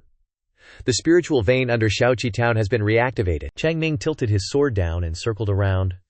Finally, he arrived in front of Chang Qing's shop, a shop quietly nestled on the main road, bathed in the gentle light from the sun. One of his feet perched on the body of the sword, and the other foot swept a line on the ground and stopped. Upon arrival, "Found it," he exclaimed. He approached, smelling a strong smell of luck emanating from inside the store into the air. The smell of luck about to explode told him that it was the most prominent in this place. Here was the place with the thickest luck. Chang Ming looked up at the signboard. The 6 golden characters Chang Qing's general store dazzlingly entered his eyes, causing him to be startled. This signboard, it seemed that these 6 characters had a certain power that made him marvel at how terrible it was. Not good. But then, just as he exclaimed, "Where did a sword come from?" it pierced through him like it was taking revenge for him standing on it. A dazzling light pierced through his body like a toothpick through a piece of paper. It came and went very quickly, leaving behind a body panting for breath. Chang Ming breathed heavily, feeling satisfied in his heart. Even though he doesn't cultivate the sword path, he can still feel the immense power contained within it. Wu Shuang Jr.'s sister must have obtained a fortuitous encounter here. He really came to the right place. Thinking this, he clasped his hands together, bowed earnestly, and shouted like a loudspeaker in front of someone's house. "Chang Ming, holy son of the Taishuan Holy Land, seeks an audience with the ancestor of our sect." As soon as he finished speaking, fallen leaves covered the road, only the sound of leaves responding to him, but the entrance remained empty. He waited and waited, but no one answered. Only the rustling of leaves replied. He found it strange, looked up, and wondered. Could it be that Shizu went out? Curiosity drove Chang Ming closer to the shop to observe, secretly thinking, although it's not cool to just waltz into the ancestor's place, I'm covering for Shifu being out, so I can't waste too much time here. Before he even stepped inside, a chill ran down his spine. He pretended to ignore it. Chang Ming comforted himself. This time I'm def gonna score something good. He mustered all his courage to have the honor of planting his black-toed shoes into the immortal realm named Chang Qing General Store. The moment Chang Ming walked in, he ran face first into a furry critter. Not enough time to wonder, he immediately announced, "I am Chang Ming, a disciple of the Taishuan Holy Land." In that instant, the furry creature manifested a burly body. It turned its back to him, but couldn't hide the murderous aura it exuded. He Huang turned to face him. Its eyes flashed a cold, piercing red, looking straight through him. He Huang sprung up, this time overwhelming him with both power and size. He Huang opened its sharp fangs, its breath and roar blasting out to suppress him. As He Huang stood up, there was a brief moment for him to realize and shout in horror, "Demon King." He couldn't hold it in and collapsed in fear. Chang Ming trembled, raising his hands to block the beast if it intended to chomp him, screaming, "Why is there a Demon King-level beast in such a small town?" Just as Chang Ming was about to flee, a hand landed on his shoulder and squeezed. Chang Qing's killing intent was right next to him. Even Chang Ming could feel it. Chang Qing softly called out, "Hey!" a sound enough to startle him and make him scream in terror. The next second, Chang Qing's killing intent turned into a gentle breeze. He smiled brightly, asking with an innocent face, "This young master, what's wrong with you?" Right when he was facing a strange creature, he had a benefactor beside him asking questions. Chang Qing seized the opportunity to snitch, pointing shakily in the other direction, his voice trembling and stuttering, "Bro, in this house there's. He felt strange, all peaceful and happy. Suddenly someone tells you there is something inside their house, so he got curious. "What's in my shop?" For the second time, Chang Qing shouted, "Your shop!"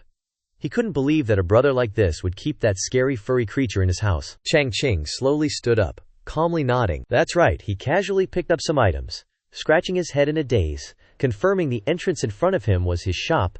"I am the owner of this general store." Behind him was the figure of Bing Xin following. Suddenly someone pointed at the house and ratted that there was something strange in the house. So he curiously walked into the house. Is there anything strange in the house? While Chang Qing shouted to stop him, "Wait, it's dangerous." Chang Qing went cheerfully into the general store to check. He peered around in all directions to find the strange thing Chang Qing was talking about. Let me see. Then when he looked down at the floor, Chang Qing was suddenly surprised and exclaimed, "Huh! Those are wild boars, dead." And lying all over his floor, Chang Qing wondered why there were so many wild boars. After thinking for a while, his mind had an answer. "Ah, I get it now." Chang Qing clasped his hands together. He immediately handed the basket to Bing Xin, instructing her, "Miss Yan, please help me put these ingredients in the back of the kitchen." Bing Xin nodded. "Okay." Then Chang Qing turned back to Chang Qing. He smiled kindly. "This young master," he smiled at him, explaining, "I think you've misunderstood." Chang Qing was startled in confusion. He asked, "Misunderstood? What did I misunderstand?" Chang Qing then pointed his finger out. He firmly guaranteed, "Although my little shop occasionally collects some mountain specialties, we never collect wild boars." Listening quietly, Chang Qing showed a clear look of confusion, his eyes dazed. So he pondered Chang Qing's words. What does it mean? Don't collect wild boars. Thinking so, his eyes looked down at the corpses of the beasts scattered on the ground, secretly worried. Is he asking me to help him clean up the corpses of the great demons in this room? On Chang Qing's side, he looked embarrassed, seeing He Huang appearing again and barking softly, radiating friendliness towards him too. As for Chang Qing, when he saw He Huang again, his eyes showed clear fear. Instinctively, he immediately scrambled away as quickly as possible. Once a somewhat safe distance was established, he exclaimed in disbelief, pointing forward, stuttering, It, oblivious to the situation. Chang Qing, with a cheerful expression, held He Huang in his arms and introduced it gently. "This is the pet I raise. Although it's a bit dim-witted, please don't hold it against me." But looking at it, He Huang didn't seem dim-witted at all. Its face revealed a ferocious look, emitting an intimidating aura that could make anyone facing it immediately kneel down in fear and beg for mercy. Seeing this, Chang Qing's face turned even paler, even more colorless than a blank sheet of paper. To keep a demon king-level monster as a pet, could this person be? But after thinking for a long time, his excitement grew more and more, and he no longer felt confused or scared, so he took a deep breath. Immediately, he respectfully bowed to Chang Qing, a disciple of the Taishuan Holy Land. "Great Senior, I have come here specifically today to seek guidance." The bow he made left Chang Qing dumbfounded. Hearing the familiar name again, his face showed discomfort as he thought, "It's someone from the Taishuan Holy Land again. Being called senior never means anything good." The more he thought about it, the angrier he got, trembling with rage. "Last time, that girl exchanged 3 copper coins for one of my paintings. This time, they didn't even bother to give me any money, and used wild boars as a barter." His anger rose to the peak, causing him to release an astonishing oppressive aura. Are all cultivators this stingy? But Chang Qing reconsidered. "But these wild boars are quite plump, and I could sell them to Zhang the butcher. One boar could be worth 7 or 8 taels of silver." Standing still for a long time, Chang Qing didn't see any movement, and he worried secretly. Why isn't the ancestor speaking? Is it because I intruded into his abode without permission, and he's thinking about how to deal with me? Thinking this way, he became even more flustered and tense. Crap, I must have made the senior unhappy. Unlike what Chang Qing was worried about, Chang Qing was actually calculating how much profit he would get from selling the wild boars. One boar is worth 8 taels, 4,827. Rounding it up, that's about 30 taels. After finishing the calculation, his eyes lit up and his spirits were high. Jackpot. Quickly approaching, he patted Chang Qing, who was bowing, on the shoulder. Chang Qing's expression was kind and gentle as he said, No, get. After saying this, he was secretly happy in his heart. It seems that cultivators are reasonable after all. Then, he gave a thumbs up to show his agreement and asked eagerly, "So, you've come to ask for a painting?" Hearing this, Chang Qing asked back in confusion. Painting. In his memory now appeared a painting radiating dazzling light in his mind. Could it be the supreme-grade sacred object that Wu Shuang's senior sister showed the master? Then, he carefully grasped Chang Qing's hand with his own hand, extremely moved, with tears and snot running down his face. "You're right, this junior has come for that." Hearing this, he wasn't surprised at all, and said very happily, "Then please come this way." As he turned to lead the way, Chang Qing thought to himself, "Since they've offered so many wild boars, I should be a bit more serious." At this moment, Chang Qing felt that the ancestral master was so easy to talk to, and he happily smiled. A few seconds later, he started thinking far ahead again. Unsurprisingly, he already guessed my intentions. The identity of the Holy Sun with the dual spiritual root attribute is a rare occurrence in 1,000 years, and he is the most handsome person in Taishuan Holy Land for 30 consecutive years. But the truth that Chang Qing had the opportunity to receive the painting came from those wild boars. Perhaps he didn't want to know this truth. His stream of thoughts continued to drift away like waves. Under the sky, cool breezes blew. He and Chang Qing were playing chase happily, enjoying the relaxing moment, frolicking under the sunset of Taishuan Holy Land. That is my youth without regrets. Chang Qing prepared to write a poem, so he turned to ask young Master Li, "Do you have any words you need? Smooth sailing? Heaven helps those who help themselves. The family will flourish in everything." Still lost in his endless daydream, Chang Qing didn't hear a word he said. After waiting a bit and getting no reply, Chang Qing couldn't help but wonder, "Man, why is this kid zoning out so hard?" He Huang, next to them, shot Chang Qing a look of utter contempt for his dumbstruck face. It'd been worried he might see its true form, but who'd have guessed the guy was a total blockhead? With that thought, its eyes flashed fiercely with anger, its aura turning savage. "How dare you be disrespectful in front of Master? Still not gonna snap out of it for me." Then, it instantly lunged forward and bit Chang Qing. It let out a sound, a ferocious growl. The bite landed right on Chang Qing's arm, making him yelp in excruciating pain. Hearing the strange noise, Chang Qing turned back, puzzled, and asked, "You all right there?" Chang Qing hastily covered it up. "Nothing. Your Excellency, please, show us your skills. This junior is super eager to see." He Huang, on the other hand, just whistled and looked the other way, acting all innocent. Seeing that everything was apparently fine, he relaxed and picked up his brush, ready to work on his calligraphy scroll. A soft, gentle green light enveloped Chang Qing. The ordinary-looking brush, sensing his spirit qi, also started to glow faintly. Just then, Bingxin popped in from outside, cheerfully calling, "Senior, your order is ready." Then, as if noticing something, she gasped, her face a mix of shock and eager anticipation as she looked forward. Her eyes practically sparkled, fixed on Chang Qing, who was about to write, "Senior is going to do calligraphy." Unable to contain herself, she zoomed over and practically shouted, "Senior, let me grind the ink for you." Hearing the familiar voice, he didn't have the heart to refuse. "All right then, I'll have to trouble you, Miss Yan." With his okay, a look of clear annoyance flashed across Bingxin's face. She waved Chang Qing away. "Scoot, scoot!" Grabbing the inkstone, she began to grind the ink meticulously, her movements smooth and skillful. As she ground the ink, Bingxin mused excitedly. "Last time, just watching Senior Ye's Go game totally sucked me in. If his calligraphy is anything like that, I can't even imagine the boundless principles and profound truths hidden within." The ink was ready. At long last, it was time for Chang Qing to put brush to paper. His slender fingers gently took the brush, man and tool becoming one. Chang Qing, lost in his own world, thought, "Back then, my brush tip was just 0.001 meters from the paper." Then, with a soft, graceful movement, his hand swept the brush in a decisive stroke, and for that instant, the entire world seemed to hold its breath. "But," he thought, after one incense stick's time, "whoever sees this calligraphy will be head over heels for me." Chang Qing, in this moment, was utterly mesmerizing. You just couldn't tear your eyes away. He had the air of a master scholar, not delicate but radiating the powerful, proud vibe of a truly talented artist. Meanwhile, Chang Qing and Bingxin were glued to Chang Qing's every move. Bingxin thought excitedly, "Senior Yi is totally lost in it." Though Chang Qing tried to keep his cool, his heart was racing. This could be the once-in-a-lifetime lucky break I've been waiting for." The brush danced again, a light flick downwards, leaving a stroke that was both free-spirited and electrifying. This very instant, Chang Qing couldn't help but blurt out, "This is..."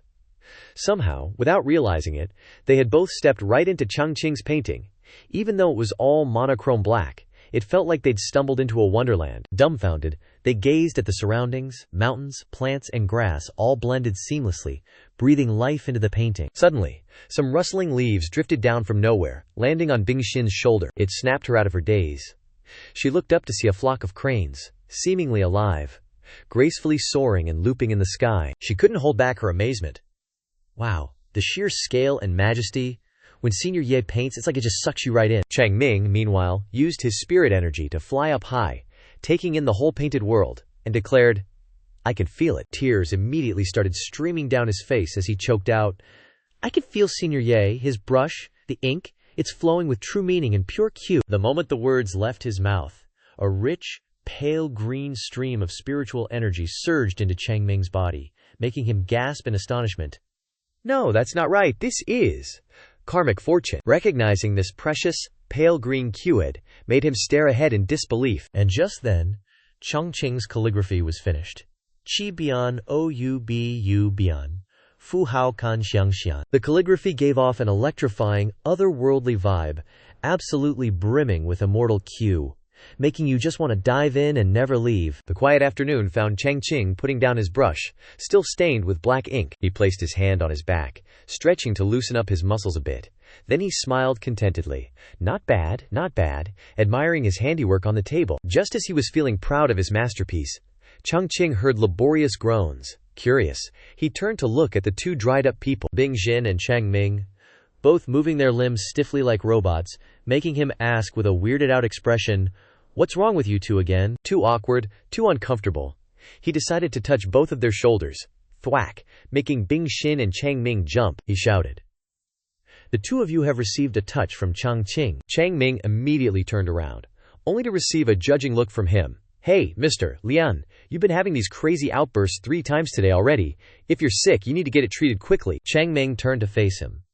He clasped his hands together, saying respectfully, "Senior is truly transcendent and divine. This junior has benefited greatly." Chang Qing acted humble at his respectful words. Just some meager talents. Nothing impressive, but inside he was chuckling. Finally, there's one smart guy. To express his appreciation for his respect, he rolled up the piece of paper. He decided to give it to him. Chang Qing tossed it into his hand, saying with a smile, "Here, this is for you."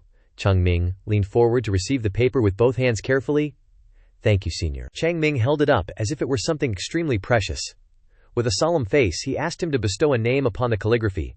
"Please, Senior, give this piece a name." He chuckled, his head drooping to his chest with pride. "Well, I originally painted it as a thank you gift." He pondered for a long time. So then, after seriously racking his brains to come up with a name that sounded totally epic, his eyes suddenly lit up with a flash of genius. We'll call it Hoyu Li Xie. That name gave Chang Qing pause, making him really mull over its meaning. His head was just swimming with all the connotations. Hao could stand for Hao de Zai Wu. Great virtue supports all things. And Li represented the principle of reciprocity. Like, you scratch my back, I'll scratch yours. And from a simple thought, Chang Qing drew a complex mathematical formula, and his mind exploded with truth. He praised silently. Senior is truly a great power who has ascended to the upper realm, able to speak such profound language. He lowered his head, sweating nervously. But I've been cultivating the Tao of longevity with the Holy Lord Shifu, while this calligraphy contains boundless sword intent. Could it be that Shizu is hinting at something? A moment later, a thought struck him like lightning. My previous cultivation was all wrong. Chang Qing hurriedly recalled his cultivation path in utter confusion, lamenting how his cultivation had stagnated for so many years. Could it be that my true path lies in the sword Tao? Then, Chang Qing unknowingly added to his confusion. He unconsciously closed his hands and placed them down, solemnly proclaiming, "I can't help you with the rest. Take it back and figure it out yourself." "What?" he stammered, dumbfounded. Chang Qing began to ponder the truth he had just spoken. "Shizu is reminding me to quickly recognize my true heart and figure out my own path." He turned around, hastily raising his 2 middle fingers together to summon his divine sword. Chang Qing quickly stepped onto the divine sword and controlled it to fly away in front of Bingxin and Chang Qing, tears streaming down his face. But giving up cultivating the daimyo of longevity is equivalent to giving up the position of Holy Son. "Forgive me, Senior, I need to think carefully," he apologized. He stood there blankly, wondering, what is he talking about? I just told him to take the calligraphy back to his mansion. he muttered in confusion. Chang Qing controlled his divine sword, and flew to the place where he cultivated the Tao of longevity. Zhang Xuan Zhenren was peacefully sipping tea, when the sound of a dog barking right next to his ear broke the peace with his teacup. Holy Lord Shifu. He was eager to meet him. Chang Qing quickly jumped over the threshold. He rushed in with a jump that rivaled an athlete in front of Zhang Xuan, kneeling down and crying, raising his hands to his forehead and saying, "Shifu, this disciple is unfilial." That sentence caused him to spit out water.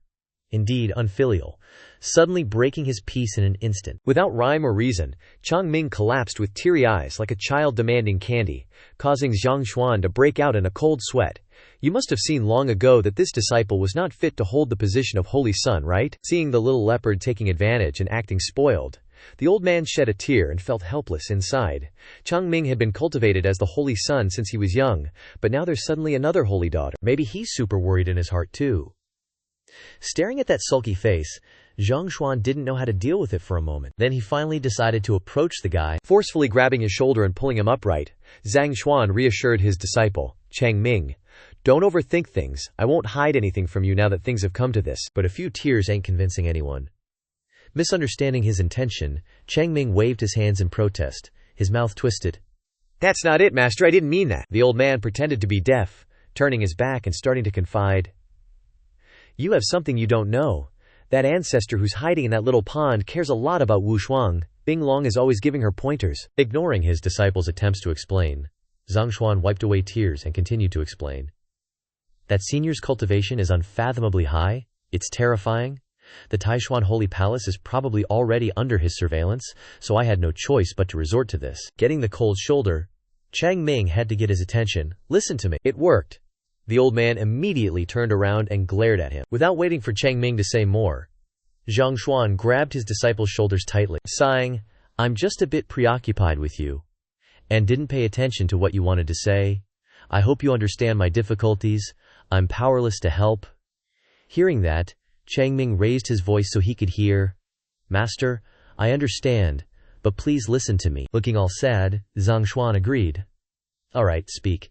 Anyone who didn't know better would think I was hired to cry at a funeral. Why are you crying so much?" Hearing that, he smiled proudly and confessed, "Actually, I met that senior today." One person's face went pale. The other's eyes sparkled. The atmosphere was weird. Only the sound of crows flying by could describe it. Immediately, Zhang Xuan slapped Chang Qing hard on the face, cursing, made a contribution but got beat up for it. He clutched his right cheek, looking aggrieved. "Master, why did you hit me?" Suddenly, the old man's expression changed as if he were possessed, his face cautious with worry. "If the ancestor has gone into seclusion, it's obviously because he doesn't want to be disturbed. You didn't know that, and went in there on your own. What if you angered him, and brought disaster to our entire sect?" As he spoke, an image of the mansion full of demonic energy flashed through Zhang Xuan's mind. Knowing his master was worrying too much, Chang Qing reached into his robe to explain. "But that senior wasn't angry. He even gave me a calligraphy painting." Hearing this, even the old man was surprised. "What? Quickly, show it to me." Respectfully offering the painting to Zhang Xuan with both hands, he explained the issue. "Master, the senior hinted in the painting that I've chosen the wrong path of cultivation." Instead of opening it immediately, the old man squinted, swaying back and forth like a roly-poly toy to examine the exterior details. Such a normal scroll. It wasn't even as pretty as that Wu Shuang girl's. Knowing that he'd been led by the nose, Zhang Xuan wanted nothing more than to curse this disciple. The ancestor just did it casually, and this idiot, Chang Qing, actually believed it. His face stern, the old man glanced down at him. "Chang Qing, remember this. You were chosen as the Holy Son." Zhang Xuan's eyes were like a snake searching for prey as he instructed, "You can only, and are only suitable, to cultivate the high-level meaning of our sect's eternal life Tao with me." But Chang Qing spoke up, intending to object. "No buts." But unfortunately, the old man angrily shouted, "The painting the ancestor gave Wu Shuang is very beautiful, and it truly contains the sword intent of the Tao that Wu Shuang cultivates." Zhang Xuan picked up the scroll and opened it, his voice still critical. "Your painting is just a piece of Xuan paper." Obviously, the ancestor felt. But when Zhang Xuan looked at the paper, his words were interrupted. From the painting, a beam of golden light shot out, obscuring Zhang Xuan's face with its brilliance. His soul basically noped out of his body, and Zhang Xuan felt like he was dropping into this crazy, peaceful void, a place just vibing with Qibian, Oububian, Fuhao Kan Xiang Xian. Suddenly tears streamed down his cheeks. "What's going on?" It felt like the light of hope was shining down, Zhang Xuan cried emotionally, a surge of admiration welling up. The ancestor is indeed an unsurpassed figure. To deeply convey the true essence of sword intent to Chang Qing, I borrowed this simple poem, Wu Shuang's painting. I've seen it. Though profound, it's nothing compared to the masterpiece that senior bestowed upon Chang Qing. As if realizing something was off, the old man's eyes almost popped out of his head. Could it be? Turning to look at the useless disciple crying because he was wrongly accused, Zhang Xuan anticipated what the old man was thinking. Chang Qing, he's really suited for sword cultivation. Chang Qing was still crying his eyes out, feeling wrong. Under the setting sun's glow, a voice suddenly cut through the silence. Shizun, Shizun. But Zhang Xuan, the person he was desperately calling, didn't react at all. Seeing this, he shouted louder, Shizun. This time, Zhang Xuan snapped out of his daze. He jolted awake, eyes wide with shock, ignoring the cries from behind. Shizun. The old man whipped around, staring intently at him, while Chang Qing asked worriedly, Shizun, what's wrong? But before he could understand what was happening, the old man suddenly grabbed his hand, his grip shaking violently. Chang Qing, the old man's eyes welled up, his whole body trembling like a leaf, his voice choked with emotion. You were right, senior is giving you a hint. Your understanding of the sword Dao is even higher than that girl Wu Shuang. Hearing this, Chang Qing didn't understand why the old man was suddenly acting so strangely. Still, he listened attentively to every word. When the old man finished, he finally asked, So what does Shizun mean? This time, Zhang Xuan wasn't trembling anymore. He held Chang Ming's hand tightly, closed his eyes, and explained, You and I, as the Holy Lord and Holy Son of the Taishuan Holy Land, absolutely cannot go against senior's wishes. With that, he raised his hand high, filled with determination. From today onwards, you shall use the phrase, Embrace randomness in the inevitable, observe signs and deduce truth, as the origin of your sword heart, transforming your sword Dao. Chang Ming's eyes immediately lit up. Yes, Zhang Xuan, seeing that he understood, didn't detain him any longer. He put his hands behind his back and bid him farewell. Go. Chang Qing quickly cupped his fist and bowed respectfully. Disciple obeys. Then, Chang Qing immediately shot off into the sky. Beneath his feet, a massive sword suddenly appeared. It radiated a powerful, azure light. He calmly placed his feet on the sword's surface. Before long, he rode away on the sword, leaving Zhang Xuan silently watching from behind. The old man's eyes were now filled with tears, snot and tears streaming down his precious beard. He raised his hand, trembling, towards Chang Qing. You must remember senior's expectations of you. Chang Qing, riding the sword high above, looked down at the teary-eyed old man below and loudly replied, Disciple understands. At the same time, elsewhere, Qing Yi was leading a group of people forward. He exuded a dignified aura befitting his status. Holy Lord Senior Brother. He stopped and looked up, his face beaming, asking the person in front, What's the matter? Why did you summon us here in such a hurry? Standing before them was Zhang Xuan. He no longer had the aloof demeanor he once had, but was instead sitting in a corner of a chair, crying and shaking, leaving them at a loss for words. My only disciple, the seed of longevity for the Taishuan Holy Land. Seeing him like this, Qing Ye closed his eyes helplessly and asked the two people behind him, What's wrong with senior brother? Chu Chu, standing next to him, was also speechless, no idea. As for Yuan Jian, he raised both hands, indicating his resignation. Maybe he suffered a kin deviation while practicing the virgin boy art last night. After calming his grieving mood, Zhang Xuan covered his mouth and coughed a few times, suppressing them. He slowly stood up, restoring his usual dignified appearance. All right, be quiet. This old man has two matters I wish to discuss with you all today. Firstly, I mentioned 2 days ago that I wanted to bestow the title of Holy Maiden of our Taishuan Holy Land upon that girl Wu Shuang. He raised one finger, recounting the important events that had just occurred, but not to remove the Holy Sun. Then he recalled the scene between Chang Qing and Wu Shuang from a few days ago, but rather, to use this holy maiden to strengthen our relationship with that senior from Zhenxiaoqi. He then raised another finger. Secondly, he said solemnly, the Bi-Holy Land tournament between Taishuan and Ziqing, held every 10 years, is about to begin in a month. The outstanding young talents of Ziqing Holy Land, along with Holy Lord Shu Zitian of Ziqing Holy Land, will come to our Taishuan mountain to compete. After announcing all the important matters to the group, Zhang Xuan began assigning tasks.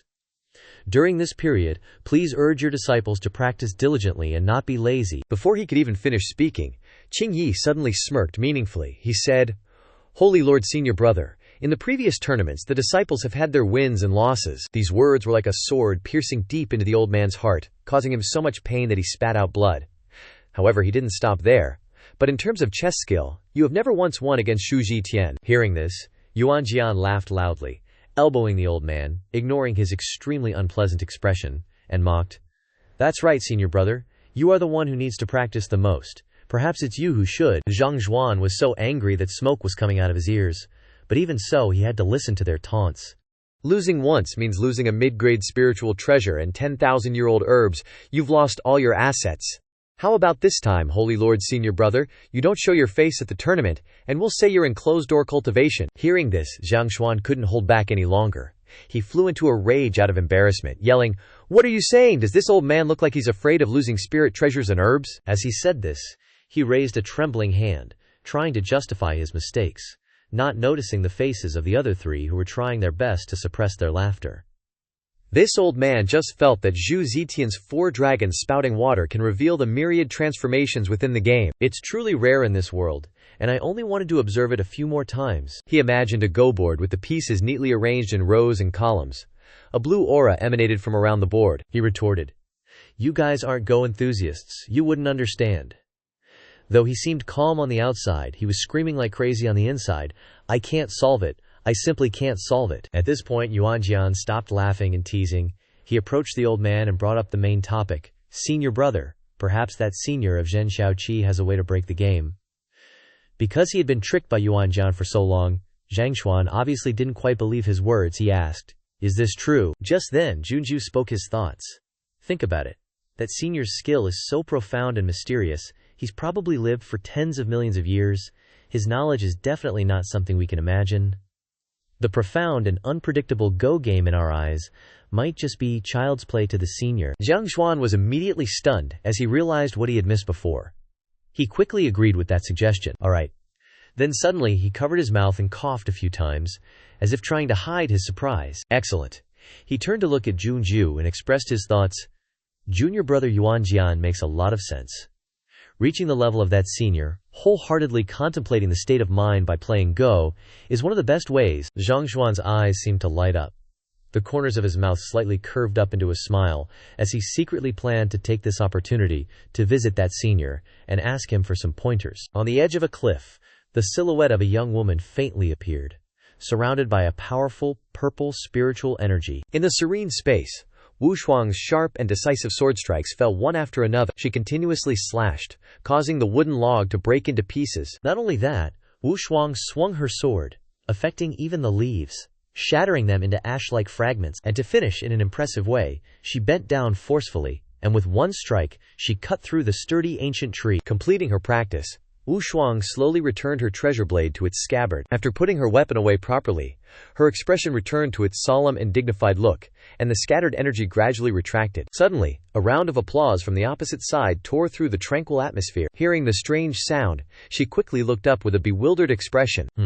It's Zhang Xuan." He approached her, praising her endlessly. Not bad.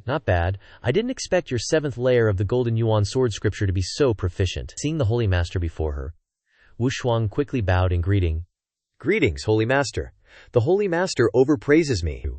It was all thanks to Senior Yi's guidance that the disciple gained new insights into the path of the sword." Leisurely stroking his old beard, Zhang Xuan told Wu Shuang important information. "Wu Shuang, this old man and the elders, after discussion, have decided that after the martial competition of the 2 great holy lands, Taishuan and Ziqing, we will hold a grand ceremony to officially confer the title of Holy Maiden." Hearing this, she quickly clasped her hands respectfully towards him. "The disciple will obey all arrangements made by the Holy Master." Seeing this, he only pretended to cough and turned away, leaving Wu Shuang feeling extremely flustered. Glancing at her expression, Zhang Xuan tentatively asked, "That's right. What do you think of the temperament of that senior in Zhen Xiaoqi?" The image of Chang Qing's bright, puppy-like face flashed through Wu Shuang's mind. She commented truthfully, "Senior Ye's cultivation is unfathomable. He is extremely humble in his treatment of people and things, respectful and refined." Wu Shuang's naive words left Zhang Xuan feeling both helpless and amused. He covered his face and chuckled. "Little girl, you're still too young, you don't understand the intentions of an expert. Perhaps the senior saw your talent, that's why he likes you so much." Hearing this, her heart blossomed. She touched her lips, her cheeks flushed red with embarrassment as she couldn't believe her ears. "He likes me, is that true?" Recalling the figure of that senior, a mysterious man with long hair, Zhang Xuan continued. This old man has prepared generous gifts, and is preparing to go to Zhen Zhaoqi to pay respects to that senior. He turned and glanced at Wu Shuang, then ordered her to follow him. To be on the safe side, please come along as my introducer. Wu Shuang bowed respectfully. Understood. Thinking of this, Wu Shuang's heart was filled with joy and excitement. I didn't expect to be able to meet Senior Ye again so soon. To avoid any regrets, Zhang Xuan looked back at her and instructed her carefully. Remember, in front of the senior, don't address this old man as holy master. To avoid messing up the hierarchy, just say I'm an elder in your family. She closed her eyes and bowed in response. Wu Shuang understands. At this moment, in Chang Qing's palace, he sat at a stone table in the courtyard, while Bing Xin wandered around sweeping. While she was leisurely sweeping the courtyard, Chang Qing looked like he was about to explode, his lips pressed tightly together, his hand gripping the writing brush like it was about to break. Bing Xin kept sweeping the dry leaves, creating dust everywhere. The air pollution and noise were constantly annoying him, almost driving Chang Qing crazy. But not wanting to be rude to the fragile Bing Xin, he waved his hand at her and said, Miss Yan, take a rest. Bing Xin was overjoyed. With an innocent face like a little rabbit, she said while panting, It's okay, Senior Ye, I'm not tired. Not giving her a chance to refuse, Chang Qing grabbed the broom handle with a thwack. Or maybe he just wanted to punch her lights out. He tried to sound friendly, even though he looked like he wanted to devour Bing Xin whole. Take a break, okay? He was really thinking. All the dust you're kicking up, I'm just sucking it all in, damn it. Love is blind. And in her mind, Chang Qing definitely liked her. Her heart pounding in her chest, she thought, Mr. Ye is so good to me. Nobody asked, but she was super enthusiastic. Bing Xin was about to head to the kitchen, which petrified him. Then I'll go cook. Don't. You should just sit down. Afraid of food poisoning, Chang Qing shouted, making her stare blankly. Bing Xin didn't seem to get the hint, staring blankly like a little kitten. Great, now I've got a useless burden in the house. He glared at her disdainfully. What a freaking mooch from the heavens, can't do anything but sure knows how to eat. But in the end, Chang Qing had to bite the bullet, gritting his teeth in frustration until tears welled up. Sadly, he couldn't mess with her, so all he could do was see. With his writing brush in hand, he slammed it down on the table, causing ink to splatter everywhere. Chang Qing gripped it tightly, venting his anger. Bing Xin had been here for quite a while now, and he wanted this little brat out of his house. She said she'd only stay for a few days, but when was she actually leaving? Even rich families run out of food eventually. Chang Qing really did have bad karma following him. High in the clear blue sky, beneath the peaceful scene, the autumn winds carried leaves through the air. In front of a large gate set in the middle of a luxurious small town, burly men were entering. A small girl held up a glowing object in her hand, saying to Zhang He in front, Prefect, the spirit jade amulet indicates that Ninth Highness is in this town. Hearing this, he immediately turned around, his face cold, and ordered his subordinates behind him. Let's go. They quickly passed through a purple barrier that appeared in the air. She stared intently at the object she was holding. Suddenly she noticed something unusual about the light on the spirit jade amulet she was holding. Her face darkened. What's going on? The spirit jade amulet suddenly stopped glowing. At the same time, Zhang. He turned his head and looked around, also circulating his spiritual power around himself. With a serious expression, he told his subordinates, Little Qi was originally the spirit pool of the Taishuan Holy Land. It's 80% likely that there are some restrictions set up. He closed his eyes tightly, sensing the aura around him.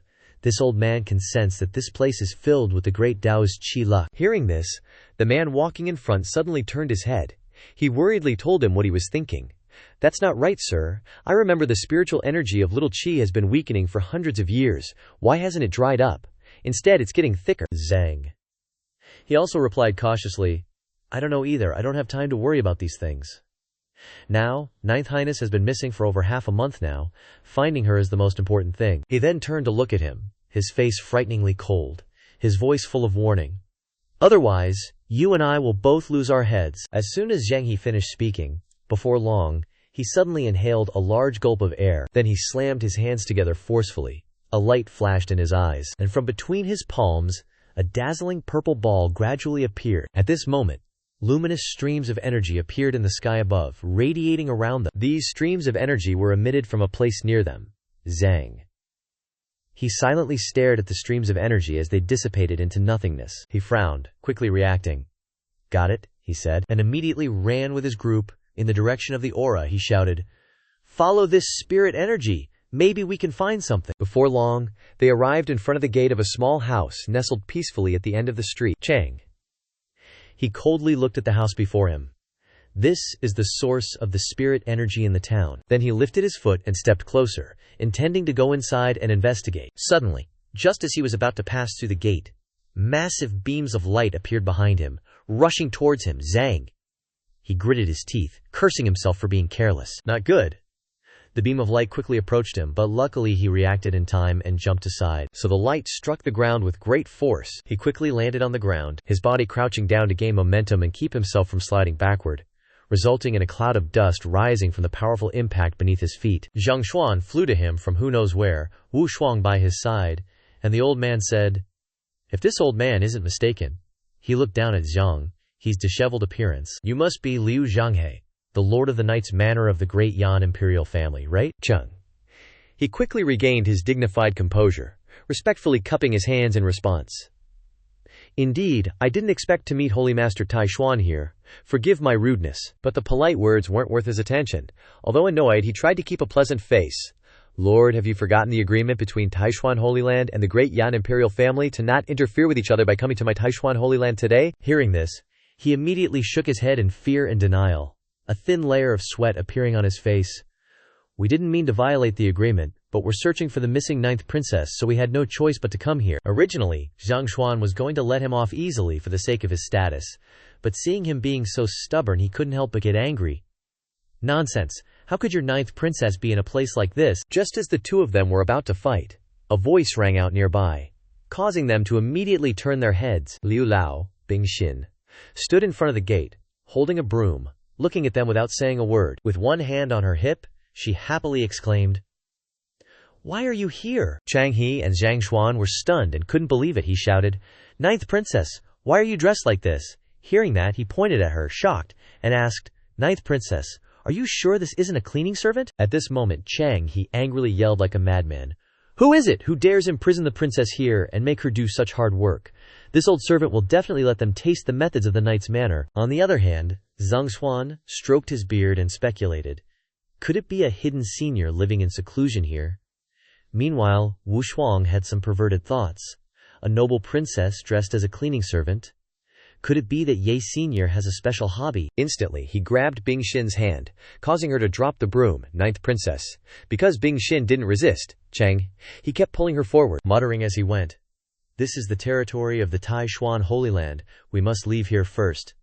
After this, I will send people to hunt down the villain and cut him into 1,000 pieces." Of course, these words touched Zhang Xuan's pride. He clenched his jaw, his eyes glaring, and his body radiated anger. HMPH. Daring to disrespect the senior of our sect. If it weren't for the sake of the Emperor of Great Yan, I would definitely teach you a lesson today. But unexpectedly, Bing Xin pulled her hand back, shaking off Chang He's grip. Seeing her resist, he was surprised, and turned to Bing Xin, 9th princess. Without answering, she raised her hand high, along with a resounding smack. Chang He received a painful slap from Bing Xin. No longer respecting him, she loudly ordered, "Shut your mouth!" Chang He held his left cheek, about to cry from the pain, while Zhang Xuan couldn't help but gasp, and Wu Shuang had a similar expression behind him. Ignoring them, Bing Xin bent down and picked up the broom. Holding the broom in her hand, she pointed her finger at his face, and scolded like a mother reprimanding her son. "Speaking so recklessly, do you want to ruin the 10,000-year legacy of Great Yan?" Knowing that she was very stubborn, Zhang He didn't dare to talk back, only cautiously explaining, "9th princess, the national fortune of Great Yan is protected by His Majesty and the ancestor. Your cultivation is still weak. I'm afraid you'll be deluded by some wild cultivator from who knows where." Still resentful about what happened earlier, Zhang Xuan sarcastically mocked him. "Wild cultivator, Liu Manor Lord, you have a big mouth. Do you know what kind of person lives in this small shop?" Pissed at being cut off mid-argument, Zhang, he wasn't just going to take it. He snorted coldly and snapped, "Oh please, is it the founding ancestor of your mighty Taishuan Qingdian now? Is that it?" Meanwhile, inside the manor's room, He Huang was sprawled on the floor, stirring slightly as he woke up. The loud bickering from outside was ruining his nap. He Huang's face scrunched up, super annoyed. So noisy. Since he was already awake, he sat up, stretched luxuriously, and let out a huge yawn. Knowing the annoying sounds came from outside, He Huang's tail swished as he perked his ears up, full of curiosity. Who is it? So early in the morning, Determined to find out what was going on, he slowly padded towards the door. In an instant, He Huang unleashed his power, cracking the floor beneath him and sending nearby tiles flying. That pressure made both Zhang Xuan and Zhang He jolt and look towards the dog. He Huang, approaching them, glared, emanating power as if his soul was about to devour everything. Woof woof woof, He Huang barked, basically cursing them out. Who the hell is screaming at my door and disturbing my beautiful dream? Zhang. He was the first to recognize him. He couldn't hide his shock. A demon king? Why is there a demon king here? From the tiny body emerged a massive, hungry wolf soul. Its power was so overwhelming that no one dared to approach. Knowing there was no time to argue, Zhang. He summoned his power, tense and ready. Palace Lord Liu, I'll put our disagreement aside for now. Let's deal with this demon king first. Zhang Xuan, of course, didn't want to risk anything either. He raised his hand, creating an energy surge, and nodded. Agreed. We absolutely can't let this demonic creature harm the common folk in town. He Huang's demonic soul glared at them both with fiery eyes, growling menacingly. HMPH, you two old geezers want to mess with me? I'll show you just how powerful this king is. His power surged even more, his soul becoming 10,000 times larger. Careful, Zhang Xuan yelled, preparing an attack to deal with He Huang. Even Zhang. He gritted his teeth, focusing intently to attack that demonic dog. Suddenly, a fist appeared out of nowhere, heading straight for He Huang. Thwack. The surroundings shook, and the owner of the attack was none other than Chang Qing. Leaving the poor pup with a bump on his head and a whining whimper, he looked down and scolded, He Huang, you asking for a beating again? Chang Qing frowned, unable to train this dog. He resorted to threats. Dogs who bite people randomly get neutralized. Just a moment ago he was like a tiger, escaped from its cage.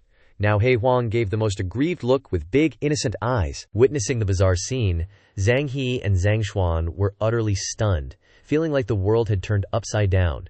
Daring to lecture a demon king? Who the hell is this kid? I can't sense any cultivation aura from him, not even the slightest hint. How didn't I notice him coming? Chang Qing stood in front of the shop with a freshly painted red door. Beside him was He Huang, sporting a bump on his head and glaring angrily at the people in front of him. He scratched his head apologetically. Sorry about that, folks. I'm the owner of this shop. Hope my pet didn't scare you too much. Hearing that, Zhang Xuan and Zhang He were completely horrified. They exclaimed in unison, A pet! You can have a demon king as a pet! At the same time, Wu Shuang looked up and saw him, a rare flash of joy in her eyes. Then she respectfully clasped her hands and bowed politely to him. Junior Wu Shuang greets Senior Ye. Chang Qing smiled gently in response. So you're the fairy. Long time no see. What brings you here today? She gestured towards Zhang Xuan, introducing him. Senior, this is an elder of my family. He greatly admires the painting I bought from you earlier and came to pay a visit. At this point, Zhang Xuan also respectfully clasped his hands and bowed, even though he was hundreds of thousands of years older than Chang Qing.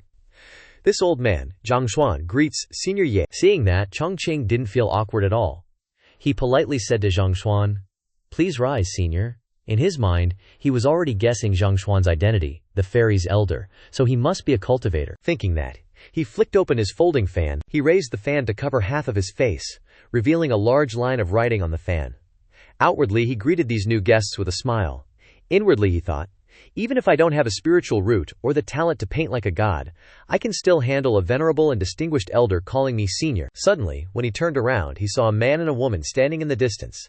He felt a bit puzzled and asked, Oh, Miss Yan, who are these two? Zhang He, realizing he had been rude, coughed twice to break the awkward atmosphere. This old man is. But before he could even say his name, Bing Xin, who was standing next to him, grabbed his neck and choked him. She happily said for him, Old Chen, his name is Old Chen, he's a steward from my family, here to find me. Suddenly, Chang Qing's figure flashed past her, and she immediately noticed the young man. He quickly put on a tearful face and sobbed to Chang He, clutching his wrist. It's great! I've finally waited for you. Then he pulled him down and whispered, You're here to pick up your young miss, right? Even though he didn't understand why he was doing this, he cooperated with Chang Qing's acting. That's right, Chang Qing seemed to be waiting for that line, and he laughed heartily in response.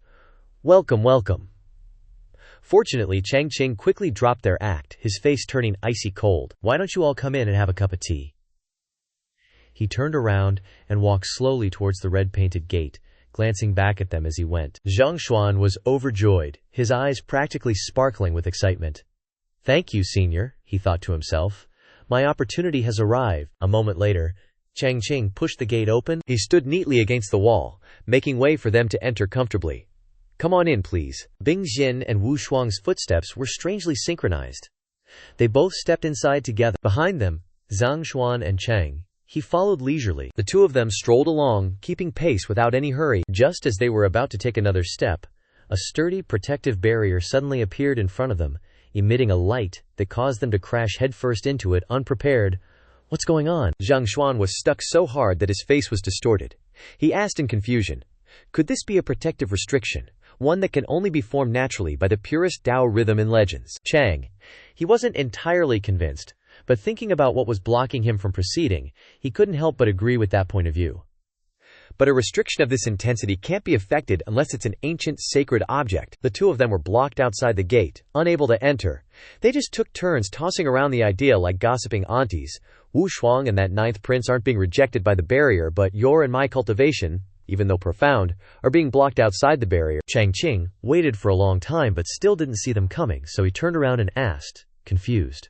What's wrong with you two? Come in quickly. At this time, on a large tree nearby, gusts of wind swayed the branches, causing some lush green leaves to fall below. Coincidentally, a branch bumped into the barrier, blocking Zhang Xuan and Chang He outside. Immediately, the seal was broken, causing the two to fall forward, completely unprepared. Both of the old codgers fell headfirst to the ground, yelping in pain. Chang Qing looked helplessly at Zhang Xuan, and Chang He scrambling about like children. What's wrong with them? To save face, they laughed awkwardly despite losing a few teeth. The old man scratched his head sheepishly, hee, while the other covered up, I'm getting old, can't walk steadily anymore. Inside was a magnificent scene, with mountains and blue skies, making everything the opposite of what they had witnessed outside. What shocked Zhang Xuan and Chang He the most was they couldn't believe their eyes, and exclaimed, these are demon kings. The old man marveled, and He Huang looked pleased and stuck out its tongue when it heard the praise. Ancient demon tree, he continued, the ancient tree exuding a strong yin-qi everywhere. Nearby, the set of tables and chairs was also surprisingly impressive. Even the tables and chairs overflowed with Dakyo rhythm. At this point, both Zhang Xuan and Chang He couldn't close their mouths anymore. We seem to have come to a very powerful place. Chang Qing, being so energetic, smiled and said friendly as he walked into the house. Please, make yourselves comfortable. I'll go get some tea. Then the four of them gathered and sat around the stone table. He trembled as he muttered and looked at the holy master Zhang Xuan. Regarding this young senior, what do you think? Zhang Xuan wasn't doing any better, his face grim as he replied to Chang. I knew this senior was a powerful person before, but I didn't think he would be to this extent. Nodding in agreement with the other's opinion, his eyes glanced at the ancient demon tree with caution. That's right. This kind of demon tree only exists in ancient lands with 10,000 years of great opportunities, but now it's casually planted in a small courtyard like this. Clutching his left chest, Chang He trembled, fearing his heart would shatter from the pressure. Just sitting under this tree, I'm already suffocating from the oppression. Meanwhile, Zhang Xuan clenched his fists, constantly reassuring himself, though his expression wasn't much better. Persevering, this must be a test the senior is giving me. Seemingly noticing something, Zhang Xuan turned his head to the left to observe. Indeed. There on the wooden table was a go board with a game in progress. Unable to wait, old Meng Bao slammed his hands on the stone slab and stood up. Approaching the target, Zhang Xuan chuckled with delight, as if he'd just found a treasure. Just as I predicted, smiling slightly, as if he'd found a shared interest with Chang Qing. Senior Yi also studies Go, but Bing Xin suddenly remembered something and quickly shouted a warning. Senior, be careful. Too late, the Go board emitted a dazzling golden light, and naturally, Zhang Xuan bore the brunt of it. Touching the energy stream, the old man was shocked by the profoundness he was facing. The more he faced it, the brighter the aura from the Go set shone, causing Zhang Xuan to exclaim, this Go game seems to be teaching this old man something. His mind was now flooded with different images. Armies have no constant form. Immediately replaying the bloody battlefield, the leader sitting on his warhorse, swinging his sword to cut down enemies. Water has no constant shape, depicted a series of tidal waves swallowing houses, mountains, and even the earth. The sun has brightness, emitting the bright sunlight of the sun. And finally, the moon has life and death. At this moment, Zhang Xuan felt like he was floating on a lake, gazing at the moonlight on a lonely night. All of that seemed to unlock something hidden in his heart. Suddenly, uncontrollably, Zhang Xuan couldn't help but shed tears, I understand. Early in the morning with the warm weather, after preparing the tea set, Chang Qing quickly carried it outside. Sorry Sorry, did I keep you waiting?" But then he saw everyone gathered in the distance, chatting animatedly, and he asked, curiously, what's going on with you guys?" As soon as Zhang Xuan saw him, it was as if he'd found a sage, and he rushed forward, clasping his hands together earnestly. "Senior, may I ask what kind of formation this Go board is?" Seeing his panicked expression, Chang Qing didn't understand what was happening. "Formation. This is a Drago board." Hearing Chang Qing's words stunned Zhang Xuan and Chang He. The Drago board, under the blue sky and gentle breeze, as if guided from above, he quickly realized it, understanding part of the situation of the Go game in front of him, where the black and white pieces were competing. A very nice name. Looking at the opposite black and white pieces, hiding within are the Tao of movement and stillness, the Tao of yin and yang, the Tao of war, and the Tao of creation and destruction.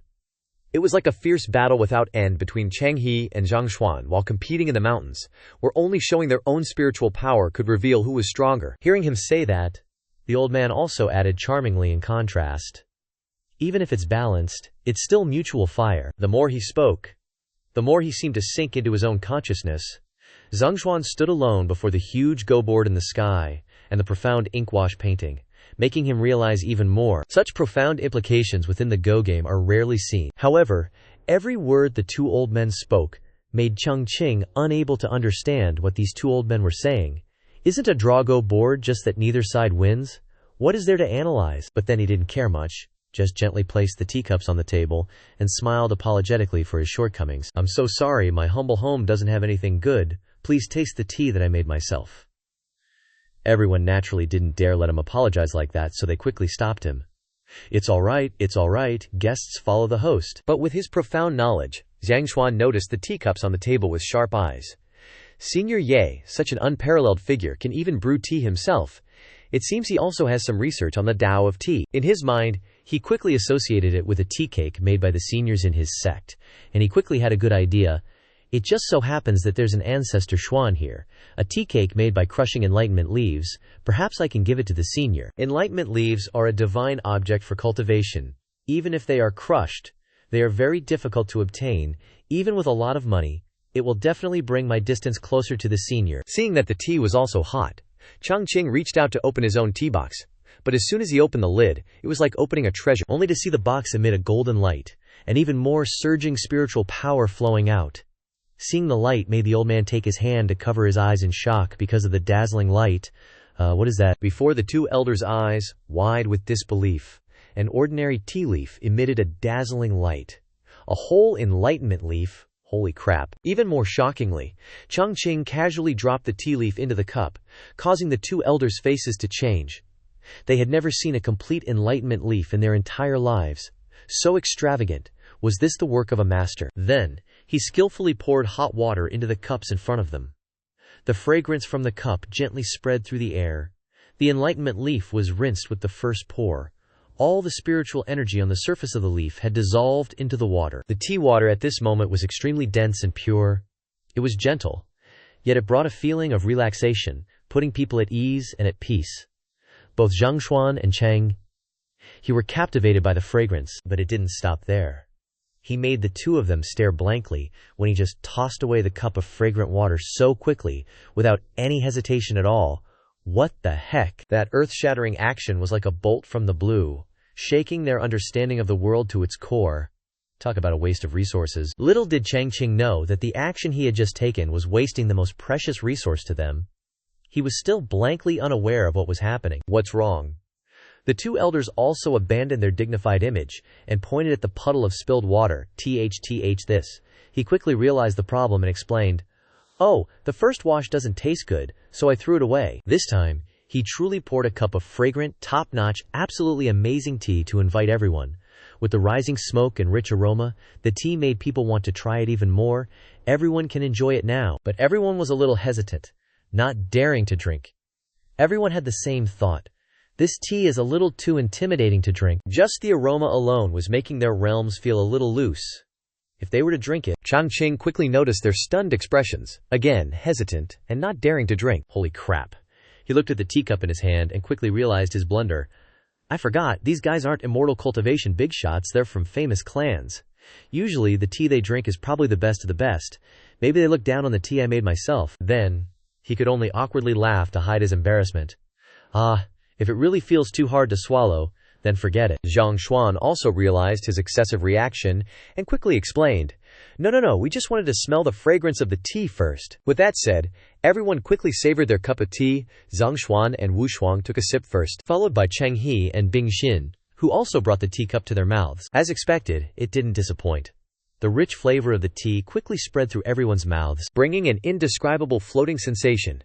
Everyone felt their emotions sublimating to the point where they wanted to immerse themselves in it. He was immersed in his romantic and rosy feelings, and his body was extremely comfortable. Brother He, how do you feel now? Zhang Xuan didn't hide it.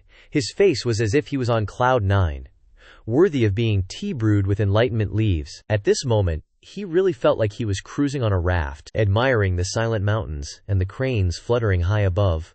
The light boat has passed 10,000 mountains. At this moment, outside Chang Qing's shop, where everything was passing by peacefully, under the warm sunlight. But to him, it wasn't so peaceful, only his face was a little pale, as if he was seeing something unspeakable. What the heck? His mood was chaotic at the moment, not understanding what was happening. He saw that the people in front of him were all shy and blushing, as if they had achieved some kind of pleasure that made them feel lightheaded, which made him very confused. Why does drinking tea feel like drinking aphrodisiacs? Just as their emotions were sublimating, Zhang Xuan and Cheng He suddenly felt something new within their bodies. A powerful stream of spiritual power burst out from within, feeling like something new had just broken through. The two of them quickly realized that it was a surge in cultivation that was happening within their bodies. He looked at his inner self, which was constantly emitting dazzling light. In a daze, my cultivation has increased. But contrary to Chang He's surprise, Zhang Xuan held his head in pain, as if he had just realized something. This old man feels like he's been forced to cultivate for thousands of years. The innocent character here was only Chang Qing. He had no idea that he had just helped others advance their cultivation with just a cup of tea. How is my tea, you two? Facing the seemingly ordinary question, but in reality it was full of pressure, making the two elders confused and not knowing what to do. The two were so flustered that they were sweating and turned to look at each other. How should we answer? Could it be that the senior is still testing our aptitude for cultivation? Zhang Xuan was the one who stood up to answer his stressful question. Although his whole body was trembling non-stop at the moment, as if he was about to have low blood pressure, he still tried to give a thumbs up to show his satisfaction. Reporting to senior, the tea is sweet. The flavor is endless. Entering the stomach is like soaking in a hot spring, making one's state of mind seem to degenerate. Extremely mysterious. Even Cheng He next to him chimed in, trying to add to the old man's words, to the point where his whole body was trembling just like the other guy. No doubt, this is definitely the best tea I've ever had since I was born, but there's no way he'd fall for that. Chang Qing gave them both a skeptical once-over. A cup of tea can bring out that many feelings? Are these two teaming up to mess with me? Little did he know, his suspicious gaze was making their souls practically leap out of their bodies. Elsewhere, a gentle breeze suddenly picked up, carrying with it a powerful sensation like a bolt of lightning that shocked Wu Shuang and Bing Xin, making them realize something. They instinctively glanced at each other in surprise, then simultaneously burst into happy laughter, as if they, too, had received something from that cup of tea. The delicious tea had been savored.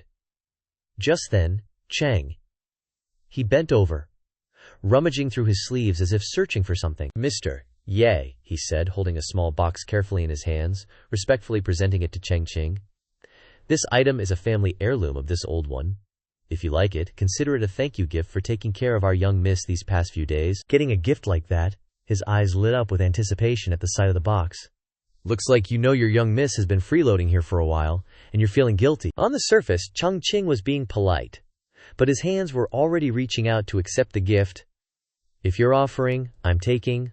What did you bring? And just like that, he gently reached out and took the precious box. Without a hint of shame, well then, I won't stand on ceremony. Zhang Xuan behind him was seething with frustration at his own oversight, letting out a cold snort full of annoyance. Didn't bring any gifts on this trip. That old geezer beat me to it. Even Wu Shuang next to him felt a bit regretful in her heart, thinking it would have been nice to have a gift for him too. Right after that, Chang Qing opened the box, and a strong surge of spiritual energy poured out, like a flood overflowing. He curiously peered at the object inside the box. Let me see what kind of treasure this is. Even Zhang Xuan and Wu Shuang stared in amazement as they looked at the item. They saw a floating orb sitting neatly inside, and the surging spiritual energy around it made everyone gasp. This is a Xuan Bing Pearl Chang.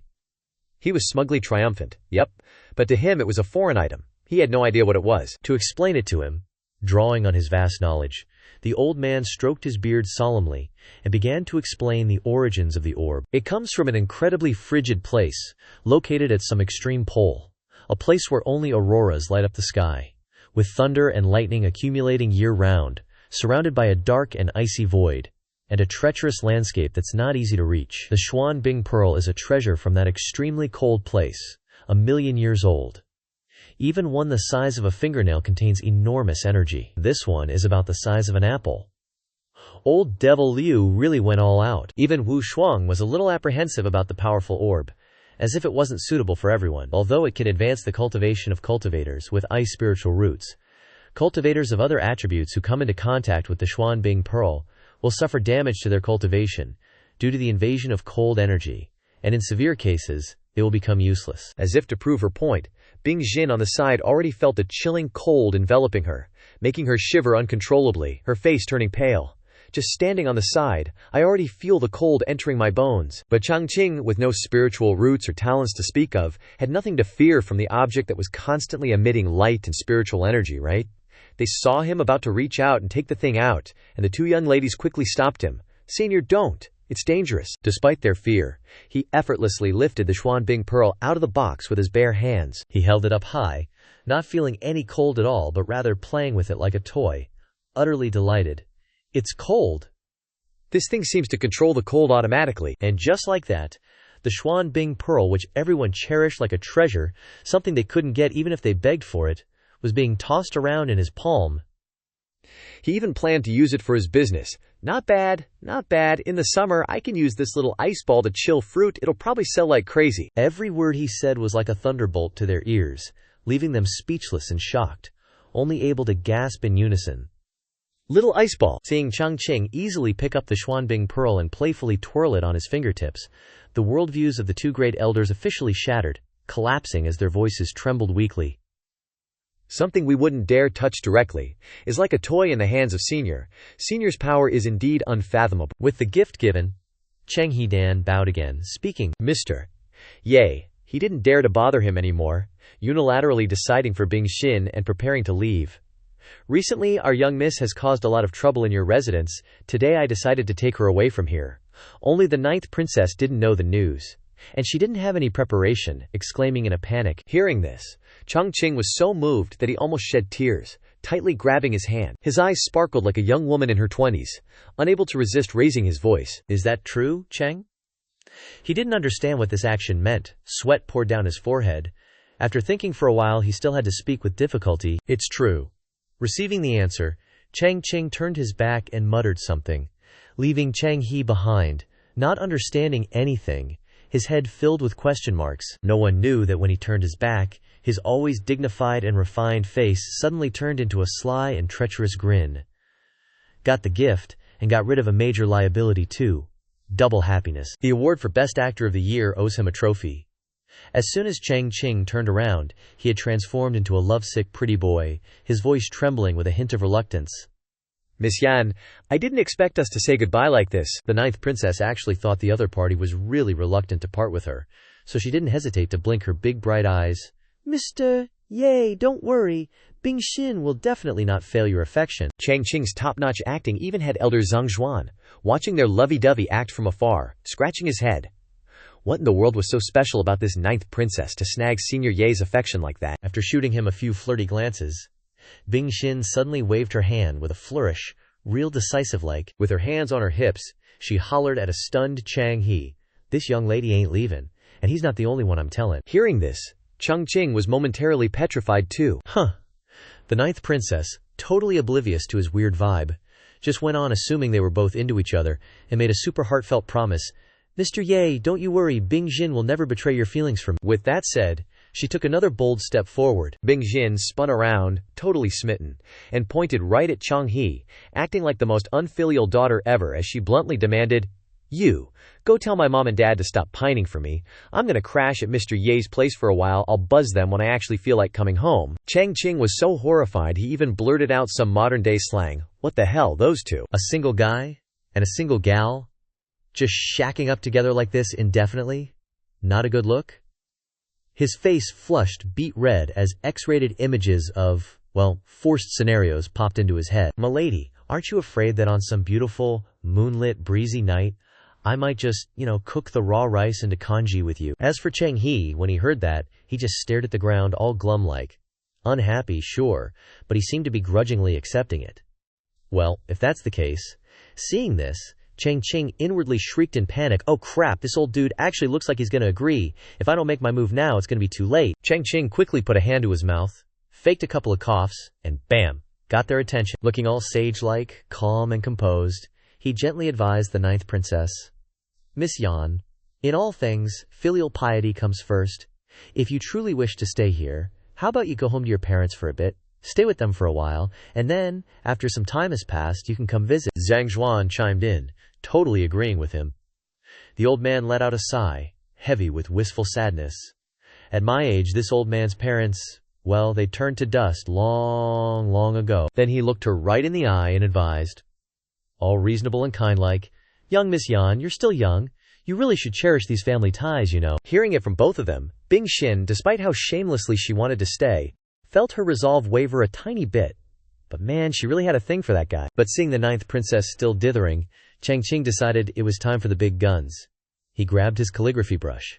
For him, painting and whipping up poems was a walk in the park. Next thing you know, Chang Qing gave his brush a flourish and poof, the entire space around them changed in a flash. A serene, picturesque Jiangnan scene, all mountains and water, materialized, with tiny, twinkling clusters of light dancing all over the sky. The first line of poetry inscribed was, "Dailies sprouted by the hall's stone stairs."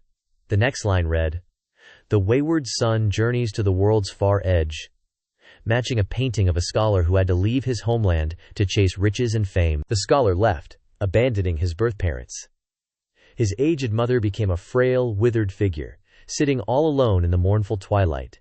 To sum up this scene, the loving mother, by the doorway, waits. And the final line was, "Yet sees no daylily bloom." The painting showed a tranquil sky, a haven for birds. Mountains stretched endlessly, range after range. Everything in the world had a place to belong, except for that mother, who remained utterly, heartbreakingly alone. After he'd brushed down those 4 lines, a daub of Chang Qing's azure ink gently dripped, bleeding onto the poem painting. So casual, yet bursting with wild artistry. Everyone, except for the ninth princess, was so choked up by the poem's hidden depths that tears just streamed down their faces, carried away by the wind. It took a hot minute, but eventually, Bing Xin too was hit by the feels from those verses. Her eyes welled up, her nose started running, and she broke down sobbing. The ninth princess didn't dare dally a second longer. She immediately bowed super low and said with all sincerity, "Mr. Ye, I get your point now. I'll head back right this instant." Man, getting rid of this little troublemaker made him ecstatic on the inside. But Chang Qing just calmly rolled up his poem painting. "We've known each other for a bit now," he said, gently handing the scroll to the girl in front of him, "so I'd like you to have this calligraphy painting as a gift." Meanwhile, those 2 mighty old-timers were still all choked up over his insane talent. With tears welling in their eyes, they gushed. Just a few simple lines of verse, and yet it brought back so many memories from way back when. Senior Yi's skill truly partakes in the mysteries of creation itself. Senior Yi just opens his mouth and poetry pours out. I bet even those old coots in the central continent, who claim to be descendants of the literary sage, would just have to sigh in awe. They kept showering him with praises like that, until it was almost high noon. Funny thing was, the sky stayed perfectly clear, not a single harsh sunbeam in sight. The vibe in his courtyard was just as mellow and gentle. Once all the waterworks were done, Bing Xin and Chang, he clasped their hands to bid farewell. Her voice was firm, brimming with resolve as she promised, "Mr. Ye, I'll do as you say and head home for now. After a while, I'll definitely come back to visit you." Outwardly, Chang Qing was all smiles. "Sure thing, take care you two." But inwardly, a hurricane was brewing. "Please, for the love of all that's holy, don't come back. I seriously can't handle feeding another mouth. Or another headache." A soft breeze whispered past, sending leaves rustling down. Chang Qing, feeling a bit drained, watched their backs as they walked away. Meeting so many folks from all corners of the land in such a short span, his mind was suddenly a jumble of 100 different thoughts. Man, it's already been 5 years since I got dumped in this world. But the actual number of steps I've taken to explore this world, pathetically few. The furthest I've ever ventured is just the foot of Mount Taishuan. Chang Qing was indescribably sad. and tears fell in streams. If he could, he really wanted to go out and see what the outside world was like. Clearly, he was just feeling sorry for himself. But in the eyes of Xiang Xuan and Wu Shuang, it was different. Senior Ye was actually so refined and gentle. The old man stroked his beard, sighing. He's already reached a realm I can't even imagine, yet he's willing to personally see these two juniors off. Wu Shuang, standing beside him, couldn't help but praise. Sect leader, perhaps this is true nobility. As they were talking, a strange aura suddenly arrived, attracting his attention. Zhang Xuan couldn't suppress his curiosity, and hurriedly took a step forward. Then he suddenly stopped in front of a long table, leaving Wu Shuang full of question marks. Zhang Xuan clearly saw the object placed on it, and his voice rose in surprise. This is... His eyes were glued to the landscape painting, full of ethereal scenery. On the table, his wrinkled hands trembled, not daring to touch it but only scanning it with his eyes. That's right, it's definitely right. Taking a gamble, Zhang Xuan tentatively reached out to lightly stroke the surface of the painting to check the qi luck within it. Unexpectedly, a beam of light, stronger than expected, suddenly burst forth. From the void, wondrous light began to emerge. The expression on his face crumpled in panic. The yin-yang 8 trigrams appeared, and the evolving 8 trigrams pulled Zhang Xuan's body into the Tao realm. When he opened his eyes again, he had stepped into the world within the painting. Cranes, carrying bold strokes of black ink, flew all over the sky, and this place was not unfamiliar to him. This was the Taishuan Holy Land. Suddenly, 5-colored light emanated from the peak in front of him, attracting his attention. Zhang Xuan asked in astonishment, "Isn't that the main peak? The location of the Taishuan Hall?" Things that existed in reality now existed in a different state inside the painting. This shocked him so much that his mouth hung open. Senior Ye intends to use heaven and earth to paint, using myriad Daoyo principles as brush and ink. Immortal qi spread around, and cranes flew from both sides, making people's hearts even more moved by the ethereal immortal clouds. Zhang Xuan clasped his hands behind his back, admiringly. Increasing the qi luck of my Taishuan Holy Land countless times. Remembering that many young talents had emerged this time, he suddenly realized, no wonder we've recruited so many cultivation geniuses this time. Junior brother Yuan Jian has even advanced to the nascent soul realm 1,000 years earlier. Feeling the meridians in his body being cleared and unblocked, Zhang Xuan couldn't hide his joy. Even this old man, as the sect leader, has hope of ascending in this life. At that moment, Wu Shuang's weak voice rang out, pulling him out of the Tao realm. Sect leader! Sect leader! What happened? As soon as he left the world inside the painting, Zhang Xuan trembled, propping his hands on the table. He couldn't maintain his composure any longer. His whole body was trembling uncontrollably. It's true. Zhang Xuan stood up, his face bowed down, full of excitement. It's definitely true. Then he raised his head and laughed, a tear of happiness falling from the corner of his eye. Senior Ye is that founding ancestor. Inside Chang Qing's tranquil residence, Wu Shuang's gentle and melodious voice rang out steadily. Sect leader, you approached the long scroll filled with unfathomable Tao principles and karma, and once again confirmed Zhang Xuan's meaning. You're saying that Senior Ye is that one from our Taishuan Holy Land. The image of him as an immortal immediately popped into his head, sitting cross-legged in meditation like a Buddha. His body radiated 5-colored light, brimming with immortal qi. Zhang Xuan clenched his hand and placed it in front of his chest, confidently affirming without knowing where the evidence came from. That's right, Senior Ye must be the founding ancestor who ascended to the upper realm. But Wu Shuang couldn't understand why he had come to this conclusion, so she had no choice but to ask directly. This disciple is foolish. Please enlighten me, sect leader. This is indeed something that ordinary people can't guess. But this old man, as the sect leader of the Taishuan Holy Land, naturally has his own way of understanding it. Just now, my spiritual soul entered the painting and saw a layer of 5-colored clouds. This is the qi luck that Senior Yi bestowed upon our Taishuan Holy Land. She was surprised. Qi luck turning into 5-colored clouds. That was too unfamiliar a phrase. Wu Shuang honestly expressed her doubts. This disciple has never encountered qi luck that can produce substance, but nothing is impossible in this world.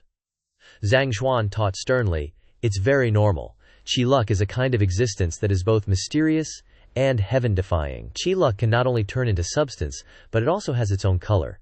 For example, if it's blue, it will be like a surging stream of spiritual qi. This old man has only encountered it a few times, and qi luck is extremely difficult to control. But if it can't be controlled, that qi luck will turn blood red, and when that happens, something will definitely happen, Zhang Xuan heavily reminded. If you're even slightly careless, you'll be backlashed and cause countless disasters. Then he nodded a few times, stroking his long beard and sighing. "Tell me, who would use supreme divine power to bestow countless chi luck upon our Taishuan Holy Land, risking going against the heavens, with such profound blessings protecting his disciples and descendants?" Zhang Xuan suddenly pointed his index finger straight out. Then, with a shake of his body, he instantly adopted the persona of some famous detective, declaring with absolute certainty, "There is only one truth." In Zhang Xuan's mind, an image of Chang Qing majestically seated high above popped up, performing hand seals with colorful silk ribbons gently wrapped around his body. He lifted his head high, looking up at the sky, and loudly proclaimed Chang Qing's true identity. "Senior Ye, you came from the upper realm, and have been worshipped by our Taishuan Holy Land for countless years." Ancestor. Just then, the ancestor Zhang Xuan was talking about walked over, annoyed by the noise. Chang Qing was surprised to see them still lingering around the scroll painting. Well, since I have an audience, I might as well hear their honest opinions. Are you guys still looking at my Taishuan Chang Qing painting? How do you two feel about it? As if they dare comment on his masterpiece, Zhang Xuan boldly stepped forward, cupped his hands respectfully, and asked, "Senior Ye?" He poured all his life's strength into asking the burning question in his heart. "The mountain you painted in this picture, that's Mount Taishuan, right?" When Chang Qing saw that someone actually guessed what he was painting today, he gasped in surprise. Chang Qing lowered his face, sighed, and said in a resigned tone, "Still got found out, huh?" With that, he suddenly turned his back to them. Chang Qing looked up at the sky and slowly recounted the origin of this scroll painting. 5 years ago, I suddenly had a strong urge to travel to Mount Taishuan. Flashback to that previous year. Under the desolate twilight glow, Chang Qing, pitiful and pathetic, was hugging someone's leg, tears welling up in his eyes as he whined and pleaded. "Please, Grandmaster, I'll definitely grow a spiritual root, please accept me." But the other person had no such intention, impatiently shooing him away. "Hurry up and leave, we won't accept you." They wouldn't let me in through the main gate, so I climbed onto their roof and snuck in, only to get caught again. Yet, as Chang Qing recounted this, his tone remained utterly calm, showing no shame whatsoever. Who knew Mount Taishuan was where immortals live? Still not giving up, I then tried to crawl in through a dog hole, only to get completely stuck there. Then he chuckled awkwardly, asking for help. "I'm stuck, can you pull me out a bit?" But in the end, he was still thrown back out by them. When I returned, I immediately picked up my brush to paint. He calmly summarized, "I couldn't get in, so I just had to circle the base of the mountain. After coming back, I had an epiphany in my heart, and that's when I put brush to paper to create this Taishuan Chang Qing painting." While his story made it sound like an immortal's leisurely stroll, the truth was, he'd been beaten black and blue by those guys, his head swollen like a pig's.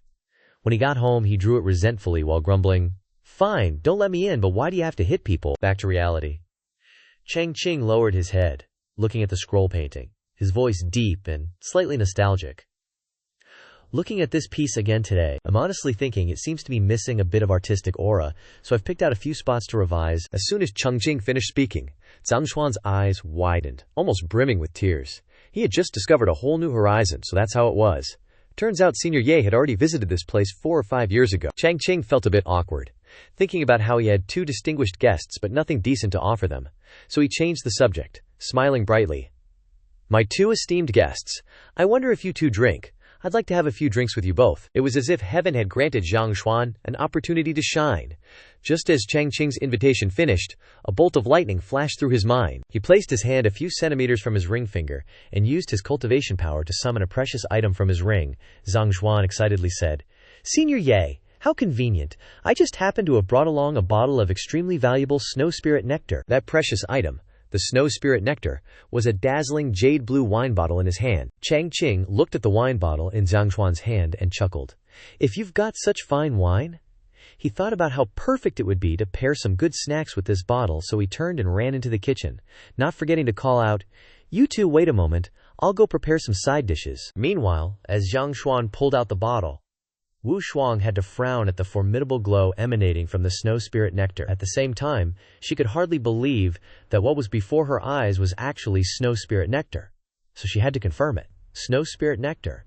This is truly snow spirit nectar. It's made from the rare 10,000-year snow spirit flowers, brewed for millennia, with only 1 jar produced every 1,000 years. It's practically impossible to buy, even with immense wealth. The 1,000-year historical value of that wine bottle, which he had painstakingly acquired, was practically a legendary feat, making Zhang Xuan feel quite smug. Zhang Xuan held up 3 fingers and smirked. Indeed, but this snow spirit nectar isn't something an ordinary person can handle. At this old man's current cultivation realm, I can only manage 3 cups at most. If Senior Yi hadn't shown interest, this old man absolutely wouldn't have been willing to take it out. It took until the afternoon for Chang Qing to finally emerge, carrying an array of beautifully arranged dishes. He was carrying a pot of fatty bone soup, smiling brightly as he announced, "Bone soup's here." Chang Qing walked up to the table and put the pot of soup down, along with the other dishes. Chang Qing could tell his customers were totally curious, so he pointed at each dish and introduced them. "This one's spicy and sour wild boar lung." He pointed to another dish. "This one's smoked river meat. And finally, a portion of meat with a glistening brown color in the bowl. This is braised pork tenderloin." Chang Qing chuckled, waving his hand. "All my specialties. You guys gotta try 'em." As soon as he finished speaking, Zhang Xuan and Wu Shuang leaned forward to get a closer look at the food. Their eyes were sparkling. Zhang Xuan couldn't help but admire the dishes. He reached out and touched his beard. The more he looked, the more surprised he became. This meat, at the same time, Wu Shuang also realized what was behind the shimmering glow of each dish. Could it also have Dao aura? She was shocked. Zhang Xuan countered her. "No, this is clearly demon Q." But he couldn't resist the urge to pick up his chopsticks and grab some meat. He picked up the chopsticks and brought the piece of meat closer to his eyes. The more carefully he looked at each fiber of the meat, the more he discovered a new horizon behind the flashy exterior. Such essence. Absolutely from a top-tier great demon. Just as he realized this, the voice of the wild boar that had sacrificed itself for today's dish suddenly came to life because it was so proud of itself. "That's right, it's me!" At the same moment, it became a moment that was too troublesome for Chang Qing. The more he observed, the more impatient he became. He sighed annoyedly. "What are you looking at? Are you going to eat it or not?" Both Zhang Xuan and Wu Shuang put the meat in their mouths at the same time, chewing the soft and fatty layer of meat in their mouths carefully. Both swallowed. The meat fell into their throats, but it lingered long enough to make both of them breathless from its deliciousness. Zhang Xuan couldn't help but grin. He excitedly raised his finger to give it a score. "Senior, your skills are truly amazing." Chang Qing, of course, didn't understand a thing. He just stood there dumbfounded. Zhang Xuan dove back into the dish he had cooked, continuing to pick up piece after piece, praising the deliciousness of the dish as he ate. "The meat of this top-tier great demon is on par with immortal medicine." From meat to wine, he poured a few drops of snow spirit brew straight down his throat. The wine made him even more fascinated by the realm of cuisine, coupled with his own snow spirit brew. He finished the meal with a series of gulps from his esophagus. As he digested the food, Wu Shuang was the same as him. She was lost in the glorious world of cuisine. She was enjoying every drop of wine and admiring the deliciousness of the wine. Then she collapsed and fell on the table, to Chang Qing's dismay, drunk after just one drop. At the same time, he was also concerned. "But absolutely don't stay at my place." Zhang Xuan laughed. He sat up and ridiculed Wu Shuang's drinking capacity. "This girl was reckless in her drunken stupor of snow spirit brew," he thought contemptuously. "Whether it's the dishes or the snow spirit brew, how can a small golden core cultivator like you handle it?" Then he ignored her, turned his head, raised his glass and invited Chang Qing to join in. "Come on, Ye Senior, no need to mind this girl, let's continue drinking." The two raised their glasses together and drank all the wine in their cups. Chang Qing smiled slightly. "Haha, this wine has a slight herbal fragrance when tasted. Perhaps it has the effect of nourishing health, right?" Zhang Xuan hiccuped. Hearing this, he laughed loudly. "Senior indeed has discerning eyes." The small cup was placed on the flat table, and with eyes that seemed to see through everything, he was no longer wary. "There's no such thing as a free lunch. You've already taken out health-nourishing wine as a greeting gift. Just say what you want." On the other hand, he smugly thought, "As long as you don't mention money, it'll be easy." Zhang Xuan roared in his heart, unwilling. "I've been exposed again," he coughed lightly. "Then this junior won't hide it any longer. Ye Senior's previous Taishuan Chang Qing painting is indeed exquisite and skillful." He cautiously looked at him, his heart in a mess. "Should I ask directly or speak politely?" Would speaking politely make the senior unhappy? On this side, Chang Qing was not comfortable either. "I've already drunk the man's health-nourishing wine. I have to show some sincerity." At this time he took a breath and said, "Excuse me, sir." Before he could finish speaking, he was interrupted. "I will give you that painting." Chang Qing laughed generously. "That painting is one of my most proud works. If you like it, just take it." Zhang Xuan heard this, and was covered in cold sweat. He was stunned for a moment. "Give it to me." He immediately suspected in his heart, with the senior's status, could it be that he doesn't know what this painting means to the Taishuan Holy Land? But now he's directly giving it to me. Thinking of how enthusiastic Jing Yi was, he gave the painting to the old guy. "Here, take it. Seeing the precious painting being gifted to him, the old man's eyes lit up, and he was so moved that tears streamed down his face. "Senior, this old one is so happy," he thought to himself. "As expected, the senior has long seen through my identity as the Holy Lord of the Taishuan Holy Land." Zhang Xuan was moved and bowed respectfully. "Thank you for your protection, Shizu. This disciple will definitely not fail in my mission, and will ensure the prosperity of Taishuan for 10,000 years." Chang Qing, hearing this, wore an utterly exasperated expression. What the heck is he spouting now? Someone please get this cultivation nutcase away from my life. At this moment, the moon gradually rose higher, as if scattering glittering tears onto the vast lake. Right in the middle of the lake, a magnificent palace emerged with a golden glow. In the silent night, it was the grand banquet hall of the royal palace. Yang Dian turned to gaze at the painting of the landscape before him, when a voice greeted him from behind. "The 9th princess has arrived. Grand Minister Liu, the lord of the cavalry prefecture, has arrived." The guard beside him ran over to report. Grand Minister Liu returned to the royal palace via the teleportation array this time, probably because he has urgent matters to report. Hearing this, Yang Dian turned around curiously. Bing Xin, as soon as she arrived, hurriedly ran to him and said loudly, "Daughter greets father." Zhang He, walking beside her, immediately bowed.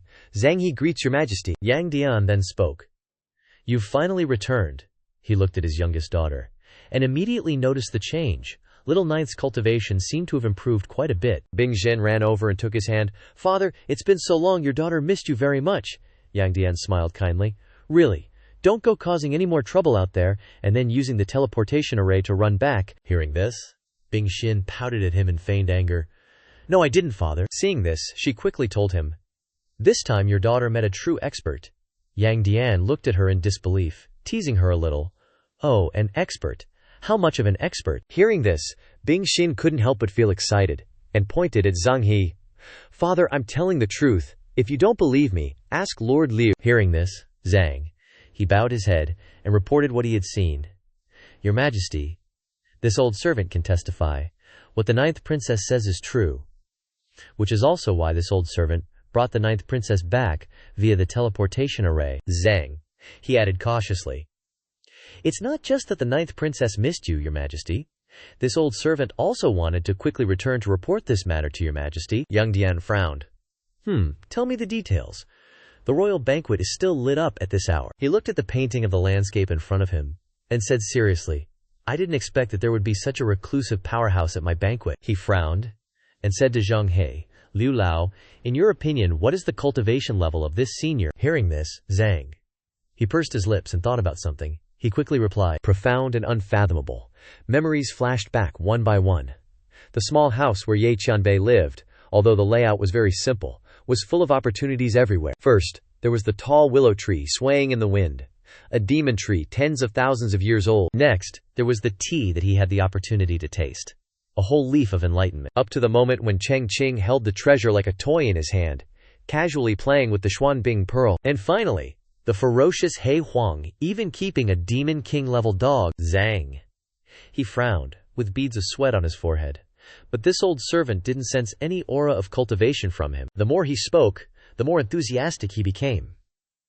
If this old man doesn't guess wrong, this Ye Qianbei has either reached the transformation realm, or he has come from the upper realm. Yang Dian was stunned to hear this. From the upper realm, Bing Xin behind him reacted no differently than her father. How is that possible? Yang Dian was full of worries.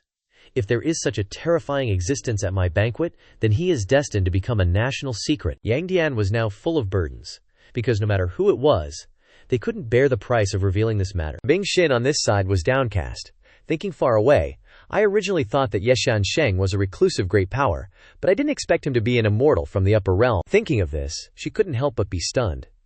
If Yeshan Sheng is an immortal, then the relationship between me and Yeshan Sheng. She gave a sly smile looking at Yang Dian in front of her, her heart full of narcissism.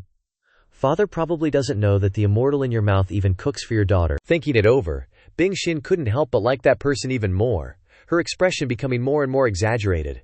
Wait, a supreme immortal is cooking for me. Could it be that Yeshan Sheng really likes me? Yang Dian behind her couldn't help but be confused, question marks everywhere. Yang Dian seriously asked Zhang He, "Liu Lao, you said that Bing Xin appeared at the senior's place after a night from the post station, Is it possible that the senior wanted Bing Xin to become his chess piece? Chang Hang was stunned to hear that. He hadn't even thought about it. Yang Nian's words made sense. The chess piece might actually be capable of that. Yang Nian glanced at the little princess behind him. Or is this senior plotting to control my beloved daughter, and then control the entire Great Yan dynasty, using the Great Yan as a chessboard for his own ambitions? Blinded by her own thoughts, Bing Xin immediately retorted, "No way, absolutely not, father. You haven't met Mr. Ye. He's refined and kind. He would never be that kind of person." Getting annoyed, Yang Nian started lecturing his daughter.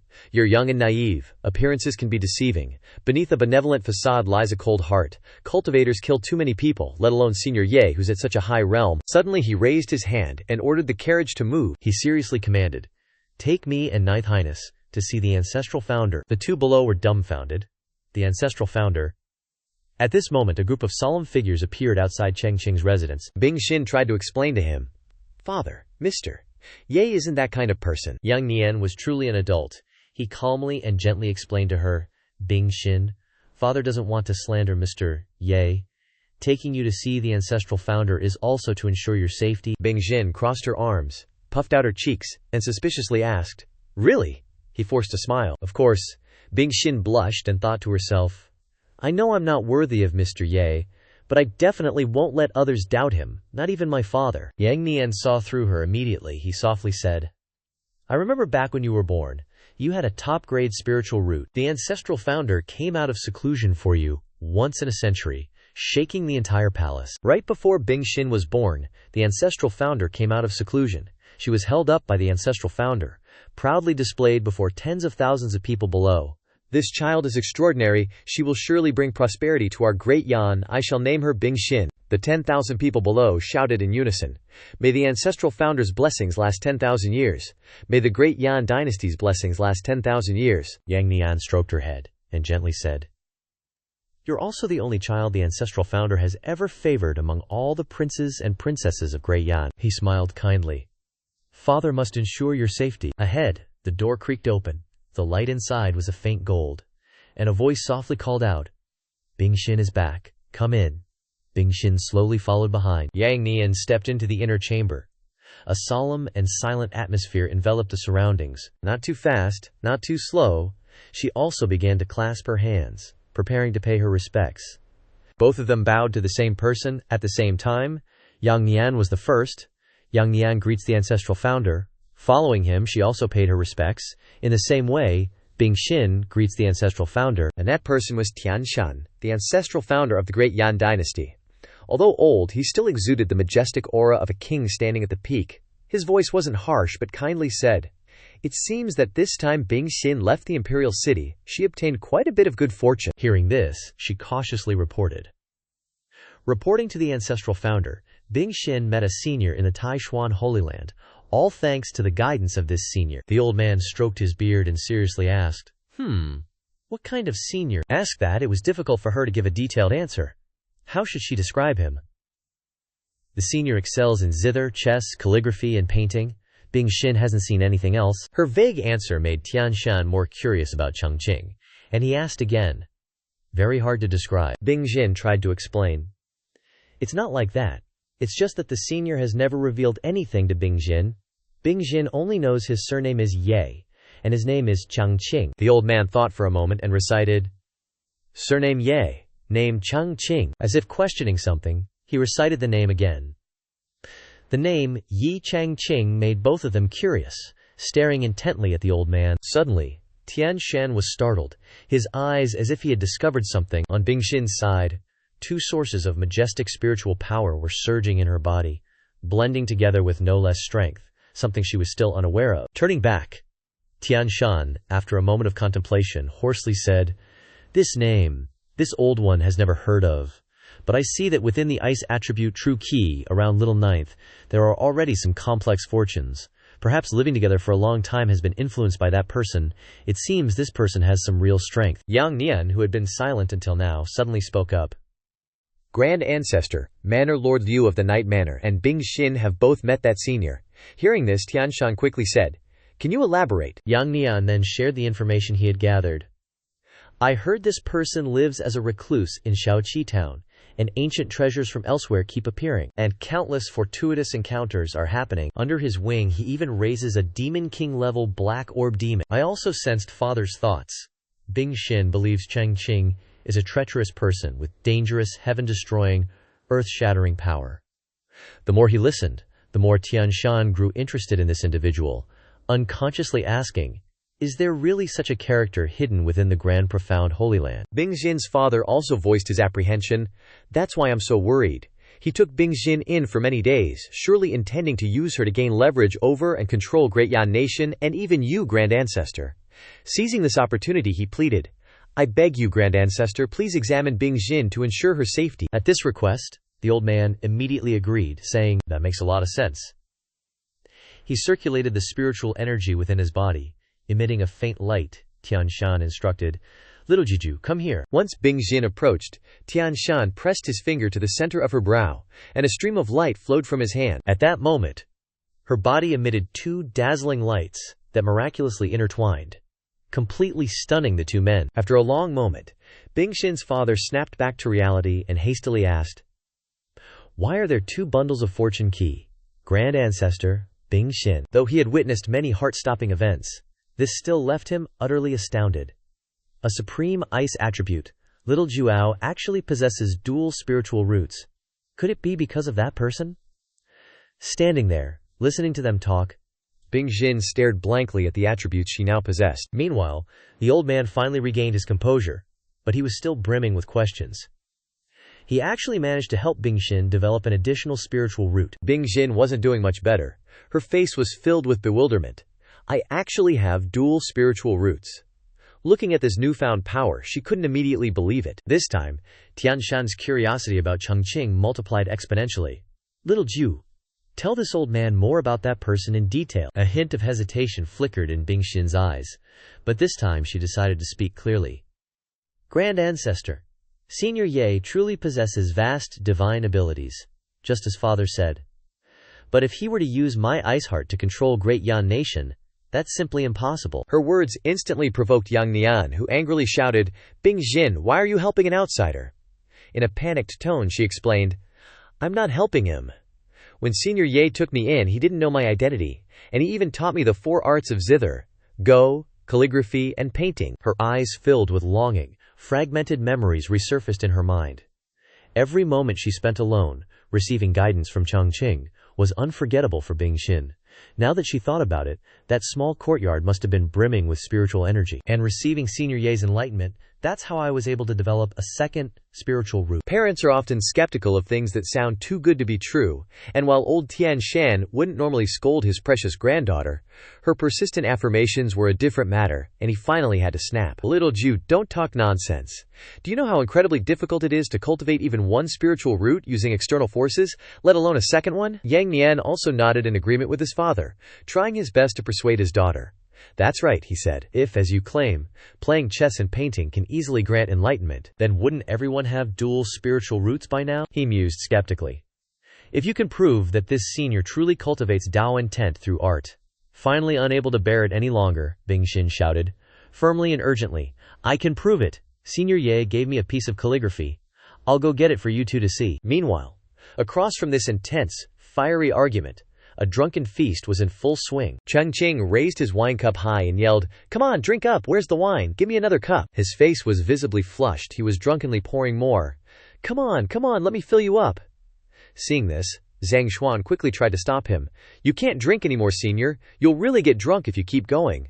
Wu Shuang, meanwhile, seemed to have already passed out. He raised his wine cup, his voice slightly slurred, one eyebrow raised higher than the other. Chang Qing chuckled.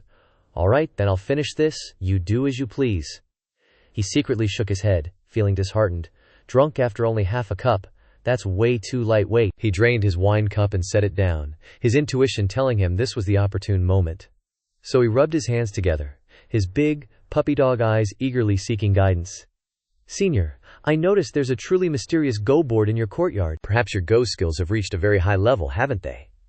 He propped his chin, letting the jug pour another drop into his cup. Not really confident, just a little bit. His 4-character phrase opened up a new path for the old man. The old man's eyes lit up. Zhang Xuan then reached into his wide sleeve, intending to pull out something he had kept hidden. hinting vaguely, "Senior, this humble one happens to have an unparalleled endgame puzzle here. I wonder if Senior would be interested." Chang Qing tilted his head curiously. Let me see." Then he pulled out a piece of paper. Zhang Xuan quickly unrolled it and laid it out for him to see, his eyes sparkling with excitement as he pointed at the paper. "This one is called 4 Dragons Spitting Water." Chang Qing was quite curious. He took the paper and examined it, while the old man flashed a cunning smile. "Oh, the day has finally come for some grandmaster to decipher this puzzle that's stumped me for ages. That old geezer from Purple Green Holy Land has used this Go game to suppress me for hundreds of years. I wonder if Grandmaster can solve it." It only took that one evening, and just a few minutes to pass, before the old man couldn't help but speak up. "Please, Senior, enlighten me." At that moment, Chang Qing finally tore his eyes away from the paper. He frowned, looking worse for wear. He mumbled 4 words. "Peerless. Broken game." Chang Qing wore a constipated expression, pointing at the paper to indicate, "That's it? That's all?" He was starting to visibly look down on the algorithm. Too easy. Coincidentally, Chang Qing scratched right where it itched for the old man, and he hurried to spill the beans. Indeed, this junior has been stumped for decades and still can't solve it. But the more he heard, the more his face scrunched up like a monkey's butt. He became more and more dubious about Tuxian. "Isn't this just an entry-level Go problem? You guys call this a broken game? What kind of Go do you usually play? Flying Go, maybe?" Hearing this, the old man rejoiced even more, knowing he'd bumped into a secret. So he placed his hands together and bowed respectfully. "Senior, could you impart the method to solve it?" On the other hand, he was also suffering immensely, as he looked at the algorithm and started to lament. "I now have a slightly different view of the world of cultivation. I get it now. It seems that in your world of Tuxian, there really aren't any Go masters." Having gotten to this point, Chang Qing stuck his tongue out, looking like a crackhead waiting for his fix, stroking his chin while waiting for his turn to show off. "Then it's my time to shine." Then he slapped the 4 dragons spitting water diagram hard on the table. He motioned to the old man, "Follow me," and then led the way. Chang Qing led Zhang Xuan closer to a nearby Go board. The Go board was right next to the corner of the tree that they both walked towards. It was also there that the old man noticed the carved patterns on the Go board. The 2 characters Divine Calculation shining brightly on the edge of the Go board slammed into his eyes, which caused his eyes to widen in shock. Zhang Xuan's mouth dropped open and he blurted out, "This is..." He couldn't stop the lightning bolt that struck his body. His voice was intermittent, and he tried to rummage through his knowledge of Go that he had painstakingly practiced throughout his old life. Divine Calculation, Heavenly Dabio, exhaust all calculations in the mortal world. Finally, he exclaimed, "Senior, this Go board is 80% likely to be the legendary pseudo-immortal artifact, Divine Calculation." Chang Qing opened the scroll to take a look, eyes widening in surprise. This Go game is about the types of solutions. Roughly speaking, there are 12 types. Before the moves in the game, he regained his composure. "I'll only impart the 4 most quintessential solutions to you." Zhang Xuan listened in silence, without saying a word. When he mentioned the other 8, the old man awkwardly interrupted. "I understand Senior Ye's intentions. This one will comprehend them on his own." Outside, Chang Qing smiled gently and nodded in agreement. Sure, but in his heart he was extremely pleased. "It's all made up by me, otherwise how could I show that I have skill?" On the branches, the budding flowers slowly bloomed, as if welcoming the coming good fortune. On this side, within the imperial palace of Great Yan, magnificent and grand, in the study room in front of the 2, Tian Shan was immersed in the poem, "Huang Kao grows in the hall. The traveling sun journeys to the horizon. From the parents' room, one sees no Huang Kao flower." At this time, Yang Nian's mood fell into a terrible state. He was uncomfortably irritated in his heart. Secretly calculating this trip to visit the old ancestor, one was to ensure Bing Xin's safety, and the other was to borrow the old ancestor's cultivation, to judge the level of this person in order to come up with the best response. Watching the old man read the poem until his whole body trembled with excitement, Yang Nian couldn't help but be bewildered. Now it was just a piece of writing from that senior, and it had already been treated as a treasure by the old ancestor. Tian Shan dazedly read the last sentence. "One sees no Huang Kao flower." Feeling the meaning of the poem, he was touched, and tears dripped down. "This old man has cultivated for thousands of years. One is to seek immortality and ask the Daoreo to enter eternal life, and the other is to bless Great Yan to shake the world. But I have overlooked the people around me." Tian Shan appreciatively folded the paper. That senior imbued the Tao intent within the lines, allowing this old man to find his original intention of cultivation. Cultivation is cultivating oneself, and also cultivating the heart. Seeing that the plan was about to go to waste, the depths of his heart were in turmoil. It's ruined, the old ancestor has taken notice this time. At this moment he spoke up, calling out, Bing Xin, Xiaoju. She blankly recognized. Tian Shan handed the paper to her and instructed, If you have the opportunity, please thank that senior for me. He stroked his beard leisurely and concluded softly, This writing has broken my heart, demon. If there are no unforeseen circumstances, perhaps I can break through soon. Hearing this, Yang Nian was totally shocked and blurted out, Ancestor, are you serious? Bing Xin, all cheerful and excited, suggested, If Ancestor has the intention, why not go meet Senior Ye in person? This made Tian Shan freeze. He whipped his head around and questioned, Zhaoju, what did you just say? She grinned from ear to ear as she recounted. Before Bing Xin left, Mr. Ye already promised Bing Xin that he'd let Bing Xin come back and visit him any time. The old geezer was stunned, like, Is this for real? She happily chirped, Hearing this, Yang Nian jumped a mile, sweat pouring down his face, and hurriedly stopped him. Ancestor, absolutely not. This junior feels like this is a trap, he went on, analyzing the situation with all his might. This guy does have some cultivation, but there's no such thing as a free lunch. Not only did he give Bing Xin a second spiritual root, but he also allows her to visit him whenever she wants. Then, Yang Nian tried to convince him. The world says that powerful cultivators often use common people as pawns. I'm worried this guy is using Bing Xin as bait to lure you, Ancestor, into his game. Tian Shan couldn't take it anymore. He glared fiercely and yelled, Enough! You're the emperor of my great Yan ancient kingdom, yet your heart is so narrow. Without letting him explain, the old man turned around and angrily scolded. That senior gifted our great Yan ancient kingdom an unparalleled genius, and you dare doubt his intentions. Absolutely ridiculous. Seeing the tense situation, she immediately tried to smooth things over for Yang Nian. Ancestor, father isn't like that. He's just worried about great Yan. Tian Shan, although annoyed, let it go for her sake. If it weren't for this reason, there'd be no need for his emperor to even exist. Yang Nian, scared, shitless, shuddered. The old man sighed wearily and said, Yang Nian, you haven't reached that realm yet, so you can't understand. He frowned, pondered for a long time, and then kindly explained that using the weak as pawns is only something those at a bottleneck do. It makes those who hold the pieces go power crazy. In the game of kingdoms, those who can't break through for thousands upon thousands of years will resort to low-down tactics. But this senior's state of mind and cultivation have already reached the peak. As for the state of eternal life, he can calmly face anything, and his cultivation is already above everyone else. Tian Shan solemnly remarked that so-called capable people want to live in seclusion. Seniors at this level, compared to being players, prefer to live in the mortal world and smile at the red dust. Yang Nian panicked and immediately knelt down, kowtowing and begging. Ancestor, Yang Nian was wrong. He hastily offered solutions. If you, Ancestor, plan to meet this senior, Yang Nian will prepare generous gifts later. Tian Shan nodded calmly, satisfied.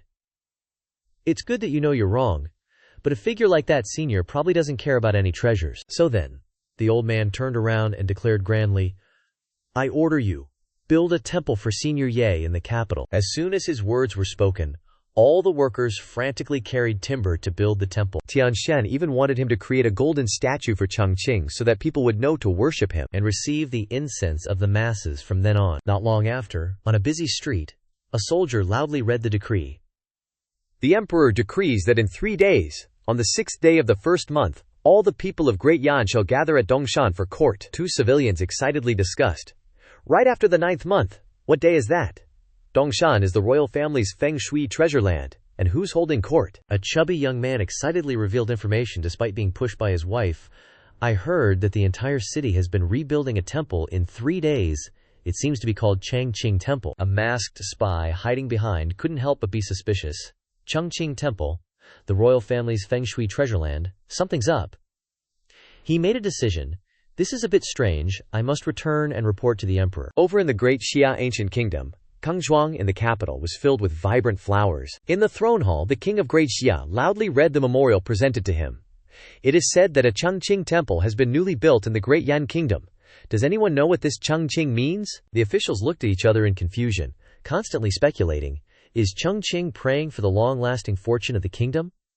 What other conspiracy does Yang Nian have? 80% of the old immortal of Yantian Mountain is moving? Yang Nian deliberately released smoke bombs to confuse us. He cupped his hands and solemnly reported, Your Majesty, Please send someone to investigate the truth about Great Yan. At the same time, inside the candlelit, shimmering imperial palace of Jiyu Zhen country, hearing the intelligence report, the king of Jiyu Zhen slammed his fist. He glared furiously and punched down, cracking the precious wooden table.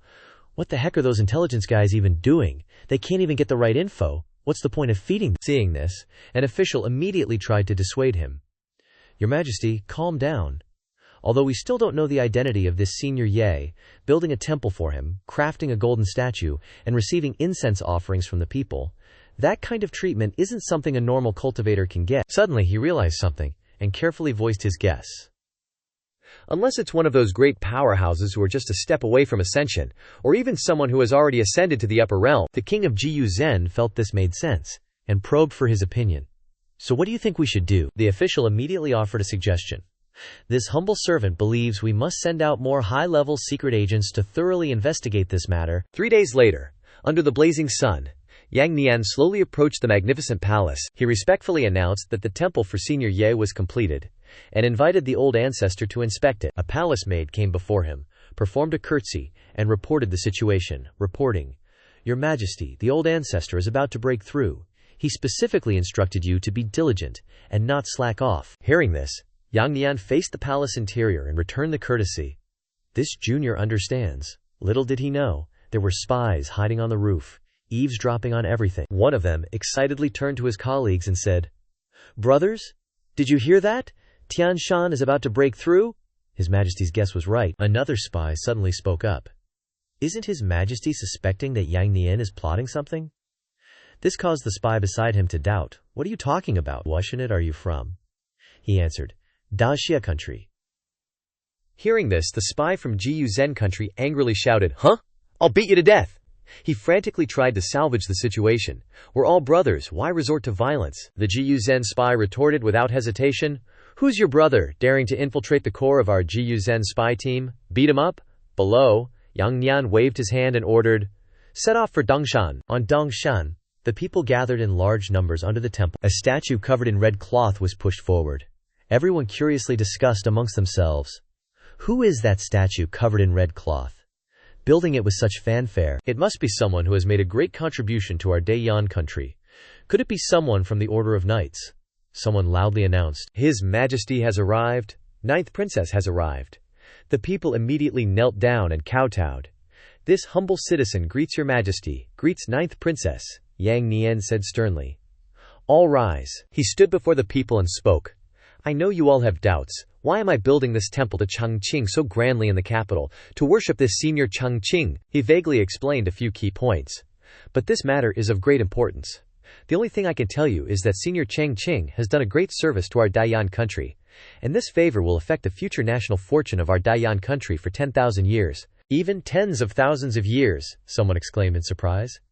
Tens of thousands of years. Heavens! What kind of existence is this Senior Ye? A young man wondered in amazement. This Senior Ye, could he be an immortal? The spies caught wind of some big news and excitedly chattered amongst themselves. Did you all hear that? Dayan has an immortal protecting them, no mistake? And they even ordered the construction of a temple, and it's even that old geezer in the palace. This proves, the silly spy speculated. It proves that the old geezer in the palace isn't dead yet. The cunning spy smirked evilly. We must quickly return to the palace and report back to the ruler, and send this news back. Yang Nian signaled the old Heavenly Master, begin. The old man then read the decree. Immediately after the 9th month, at noon, everything is auspicious. Avoiding all bad omens and taboos, feeling the heavens above. The old man glared and roared, Chang Qing Temple, completed today. Then he grabbed the red silk covering the statue and pulled it down, revealing the Chang Qing statue made of pure gold, dazzling to the eye. Skilled artisans sculpted him into a muscular, godlike figure, sitting on a golden lotus platform, and a strange surge of energy emanated from the statue's armpits. Yang Nian panicked, not understanding anything. What's happening? What is this? The guards frantically shouted, Quick, protect His Majesty. Everyone was startled by the streaks of energy swirling in the air and felt the power surge into their bodies, exclaiming with excitement, What is this? It's so comfortable, I feel so energetic. The statue, is it because of the statue? He realized with a start, it's Tao rhythm. Even the statue of the literary saint didn't have this. Could it be that Senior Ye, even as a statue, is a top-tier existence among immortals. The Chiluk gathered in the sky, transforming into dazzling rays of light, and then turning into faint strands of Tao rhythm that fell down. This Tao rhythm continuously poured down onto the land. Suddenly someone excitedly realized, the five-colored light is due to the statue of Senior Ye, bringing us good fortune. Awesome! Suddenly, the sky transformed into gloomy, dark clouds, and a fierce sound of thunder resounded. Someone exclaimed in surprise, "How can there be both light and thunder? This celestial phenomenon is truly bizarre." The people stared blankly in confusion, and Bing Xin was shocked in disbelief. "Father, this kind of anomaly has never been heard of before. Should we call Elder Liu here?" Although Yang Nian was worried, he immediately reassured her. "No rush, let's observe first." Just as the thunder rumbled, brilliant lights appeared, dispelling the dark clouds. Witnessing the colorful clouds, someone excitedly cheered, "It's five-colored clouds. Everyone, look, there are people in the clouds." Within the imperial palace, the refreshing fragrance of fresh flowers faintly wafted about. On the very day of the temple's establishment, cultivators from the heavens above started the party, dancing and singing about the temple's founding. What a blast! The golden scenery floated in the air, leaving Yang Nian gaping in astonishment. Such a divine manifestation. Could it be because of the cosmos and the golden body of Senior Ye? He sighed in amazement. Suddenly, a voice cut through his thoughts. Reporting. Yang Nian turned around, and the attendant bowed respectfully, saying, "Reporting to your majesty, deep within the imperial palace, another unusual celestial phenomenon has been observed. The aura of the great Tao is chaotic, and if nothing unexpected happens, the old founding emperor is about to break through." Upon hearing this news, Yang Nian's expression relaxed, and he was overjoyed. Our ancestor is finally breaking through. If that's the case, wouldn't our ascension to the upper realm be even closer? Without waiting any longer, he and Bing Xin bowed before the temple that he had ordered to be built. "Whew, thank you, Senior Ye, for your blessings." Then, he and Bing Xin raised their heads, clasped their hands together, and prayed for a blessing from Chang Qing's temple. "If one day Senior can protect our founding emperor in ascending to the upper realm, our great Yan kingdom will enjoy eternal peace." A few days later, in the Jiyu Zhen kingdom, the king of Jiyu Zhen kingdom angrily slammed his table. "HMPH, that old bastard is indeed not dead yet." It took him quite a while to calm down. The king of Jiyu Zhen kingdom frowned and looked at his subordinates. "But is there any other news?" The subordinates he had planted as spies confidently clasped their hands, full of the intel they'd gathered. One of them said, "Everything else is just small stuff. For example, the Great Yan Kingdom has an unparalleled powerhouse backing them." Two others chimed in. "When they established the Golden Body and built the temple for this person, the heavens bestowed an anomaly. It's said that Great Yan's old immortal also received guidance from this person." They concluded as if it were something insignificant. The king of Jiyu Zhen Kingdom didn't think much of it, and nodded. "So that's how it is." But a second later, he pondered, and realized that something was off in this seemingly insignificant matter. They built a temple and have someone backing them. If he hadn't realized it sooner, he would have inadvertently allowed the enemy state to fully develop. Furious, he threw a club at each of his subordinates. As he threw, he roared like a lion. "You useless bunch! You call this small stuff? Get out!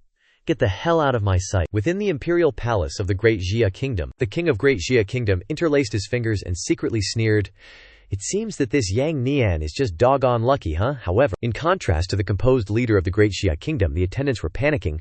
One of them said, "Your Majesty, it seems that the Great Yan's rise is certain to succeed." Another retorted, "What if that old immortal in the Great Yan Palace successfully breaks through? Wouldn't our three kingdoms be at their mercy, like ants?" "Quickly," the other responded, equally worried. "The most important thing right now is to quickly find out what kind of deity this Senior Ye really is." Soon, internal conflicts arose from concerns about the enemy state, and the two began to argue. One resolutely asked, "The most important thing right now is to decide who to form an alliance with." The other replied, "Of course, it's the Jiyu Zhen Kingdom. The enemy of our enemy is our friend."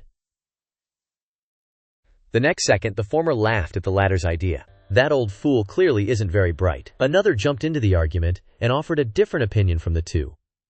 "Quickly establish a good relationship with the Great Yan Kingdom." An attendant rushed to add fuel to the fire. "What about the Great Chu Kingdom? Can anyone contact them?" Amidst the heated internal strife, one person clutched their head in worry.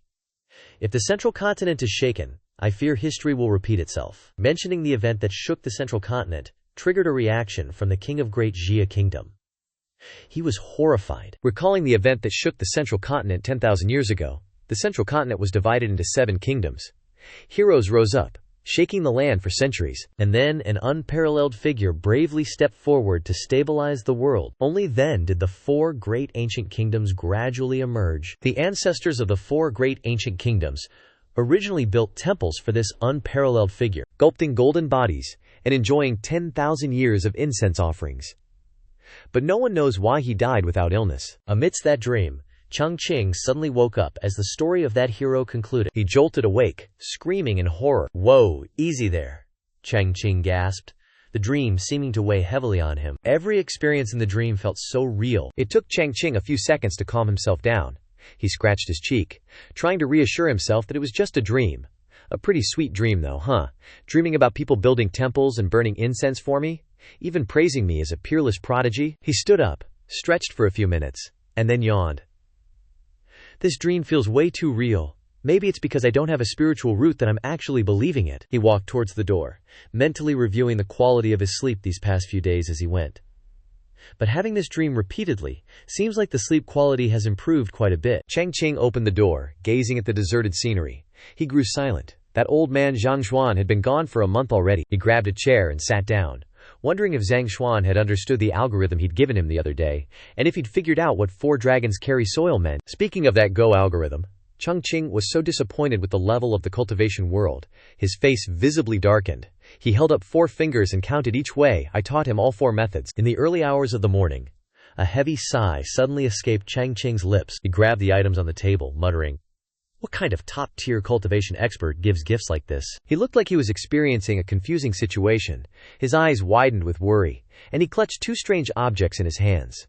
A wooden tag and a round stone, staring intently at them. Chang Qing tried to find a connection between the 2, but the more he looked, the more absurd it seemed.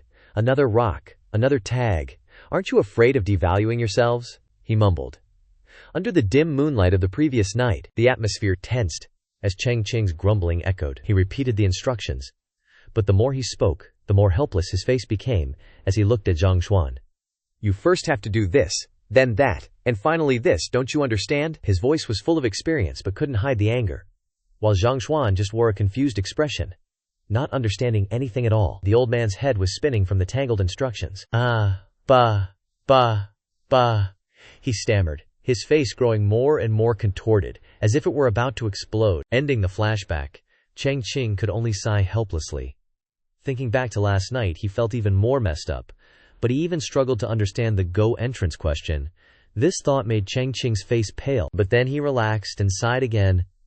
The profound heaven Holy Land has elders like this. Under the brilliant halo of the sun, Chang Qing suddenly looked up to the sky, holding the wooden tag firmly in his hand. The sunlight reflected on his face, as if illuminating a new ray of hope. "If I had a spiritual root, plus my IQ and comprehension skills," he muttered, the corners of his lips slightly curving into an ambitious smile. Golden plum petals gently fell around him, creating a dreamlike scene. "I would probably have become a peerless genius of my generation long ago, shaking the entire cultivation world, right?" he thought to himself, his heart filled with dreams of a glorious future. Feeling that his recent fantasy was too hopeless, he tossed away the wooden tag and sighed, "Forget it."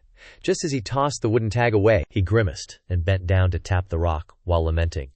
"Using a person as a teapot, huh?" He turned around casually, strolling through the courtyard, whistling softly, when suddenly the rock on the table moved, abruptly cracking open, emitting brilliant golden light all around. The cracks on the rock spread further and further. The scene changed to a study bathed in gentle sunlight, shining on a piece of paper, surrounded by writing brushes and inkstones, creating a relaxing atmosphere. Chang Qing let out a long yawn, stretching comfortably and muttering to himself, "The plan for the day begins." He put his brush down, drawing a bold straight line, followed by bright red streaks flashing on the paper. This left Chang Qing utterly puzzled. He frowned, carefully examining each brush and sheet of paper in front of him. "The brush is fine, the paper is fine too." He fussed around and sat down to write again to verify his findings. Suddenly, the characters flashed. Holy crap, yellow mist appeared. He frowned again, his hand gently lifting the writing brush, the tip touching the surface of the paper, drawing each stroke with varying shades of ink. Right. His wrist gently glided, the brush swinging up powerfully and then landing softly, Chang Qing wrote continuously, making the paper glow. He chuckled, seeing it. The golden haze is back. He watched the mandarin ducks outside getting all lovey-dovey, wondering, could this be my golden touch at work? Suddenly, a voice boomed. Awakened, huh? Startling all the nearby animals. Hey, Huang Qing mumbled to herself, amazed. Master's incredible. He's even turning his fingers gold. Inside the house, Chang Qing's eyes widened in shock, exclaiming, what's this? Before him appeared a radiant, golden calligraphy painting. He rotated his shoulders again to get the engine started. Then he dove in, whipping up a brush like a whirlwind and writing, I love you, lonely, causing a bright golden aura to emanate outwards. As soon as the verse was finished, all of a sudden, anomalies arose for miles around, echoing the verse, Alley of Darkness.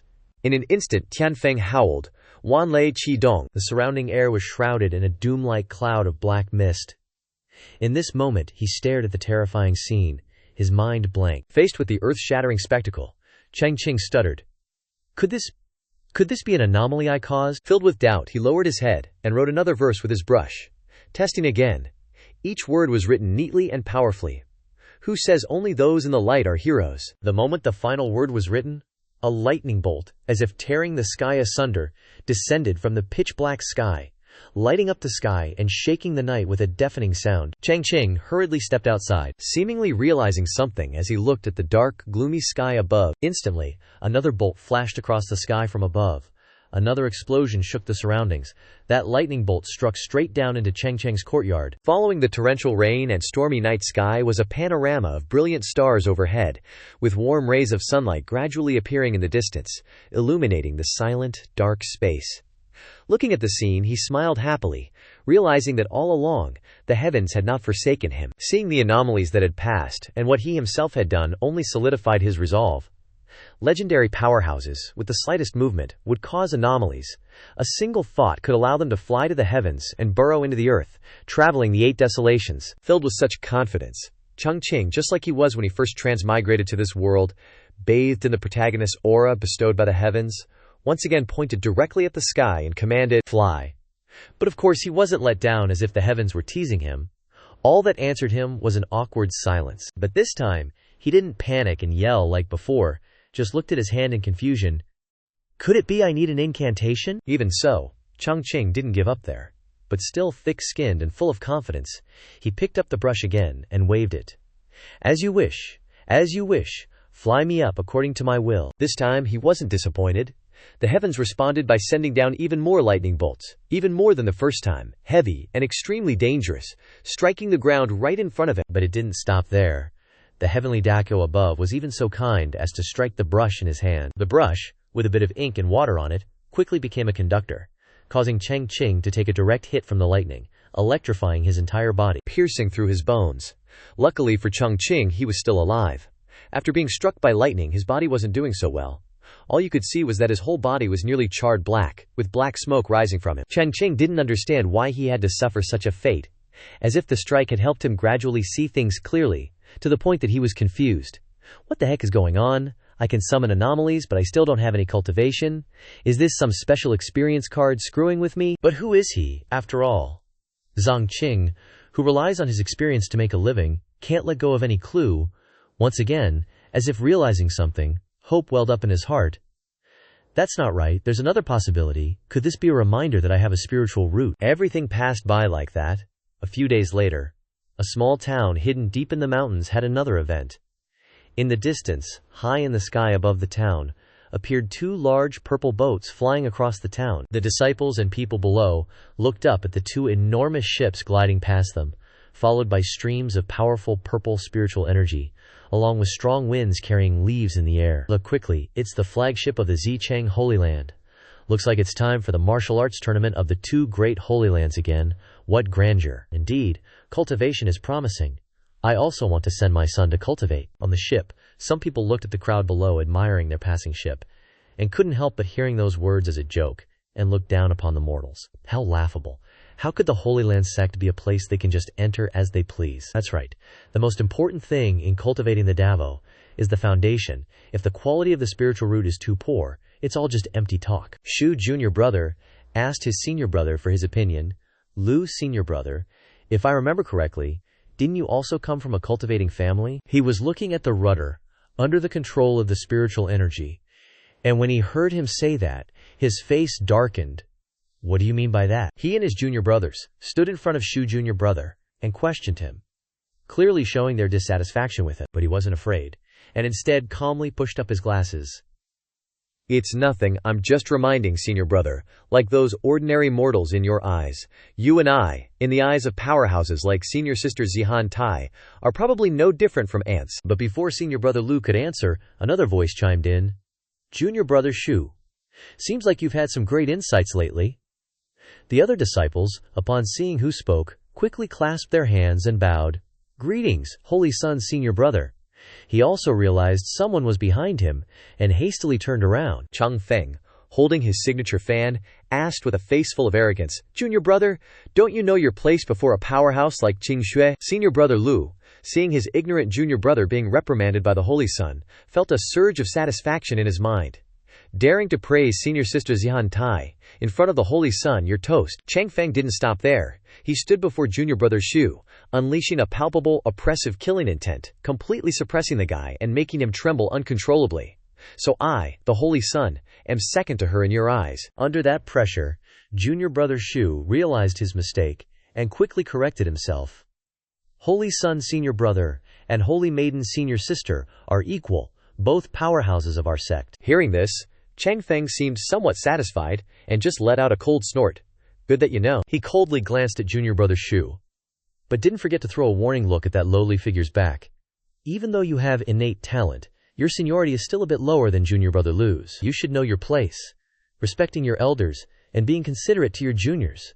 Don't you know to admit your mistakes? Helpless, junior brother Shu knew he was at a disadvantage, and could only grit his teeth and reply. Junior brother knows his mistake. Suddenly, junior brother Shu's voice rang out, calling Chang Qing, making him turn his head in confusion. Junior brother Shu, however, was looking ahead with joy. His eyes lit up. Senior brother Chang Qing, please wait a moment. Then he continued, calling out to someone else, senior sister Zihan Tai. Before him were the slender legs of a young woman. Her gentle but proper voice rang out, may I ask, what's wrong, junior brother Shu? The moment she appeared, the eyes of the surrounding men were glued to her. They clamored noisily. It's senior sister Zhan Tai, truly beautiful beyond compare, a celestial maiden descended to earth, my first love. The young woman was so beautiful that even someone who was normally detached and ascetic like Chang Qing couldn't help but blush. He looked at her chest, rising and falling with each step, and started to strike up a conversation. Junior brother Shu made an offense, speaking disrespectfully to his senior brother. No. The young woman held a wooden zither in front of her chest, her lips slightly parted, exhaling small puffs of white mist. She was the holy maiden of the Violet Azure Holy Land, known as Zhan Tai Qing Shui. Not understanding what he was trying to say, she asked, is mentioning Qing Shui's name also disrespectful? She tilted her head innocently and continued to ask, Holy Lord Master calls Qing Shui's name many times every day. Does that count as disrespectful? Disrespectful to whom? Even this small action was enough to make the hearts of the men flutter. No one could refuse her. Senior sister Qing Shu tilts her head, but contrary to them, Chang Qing was no longer blushing, like before. He pointed directly at her face and shouted, you're just twisting words and forcing logic. Then he curled his lip into a sinister smile. Dare to bet with me, this time, at the martial gathering between us and the Grand Mystery Holy Land. Whoever loses will give up their position as the future Holy Lord. Qing Shu didn't back down and retorted, didn't Holy Lord Master already promise? You and I, whoever reaches nascent soul realm before the age of 40 will be the next Holy Lord of the Violet Citadel Holy Land. She winked, teasingly. Senior brother Chang Qing is getting anxious. He got angry out of embarrassment, and shouted instantly, denying, you're talking nonsense. Suddenly, a somber melody drifted from an unknown source and entered her ears. Qing Shui, who was originally mocking and teasing Chang Qing, was instantly stunned and turned her head towards the sound. This melody. The zither's tune continued to rise and fall, forming a reverberating song throughout the entire ship. The men obviously heard the melody as well. They whispered among themselves, the melody is coming from somewhere, it's quite nice. But compared to senior sister Zhan Tai, it's far inferior. They looked at her with adoring eyes. That's right. Senior sister Zhan Tai is a genius in music, but instead of being arrogant because of those words, she walked to the side of the ship and looked down. Shut up, all of you. Hearing that, the men instantly felt refreshed. Even though it was a scolding from her, I got scolded by senior sister scolded me. However, while they were busy reveling and being acknowledged by the person they secretly admired, Qing Shui suddenly jumped off the ship. They stared blankly as she plunged into the lake, unable to do anything. Senior sister Zan Tai. At this moment, she was diving at her fastest speed under the water. She frowned, trying to follow the mysterious sounds, sometimes like water flowing beside a small bridge, sometimes like a waterfall on a high mountain. Such a zither melody. It must be from an unparalleled master of music at an extremely high level. Perhaps this is my opportunity. If I can solve the ancient forbidden melody that I haven't been able to comprehend from beginning to end.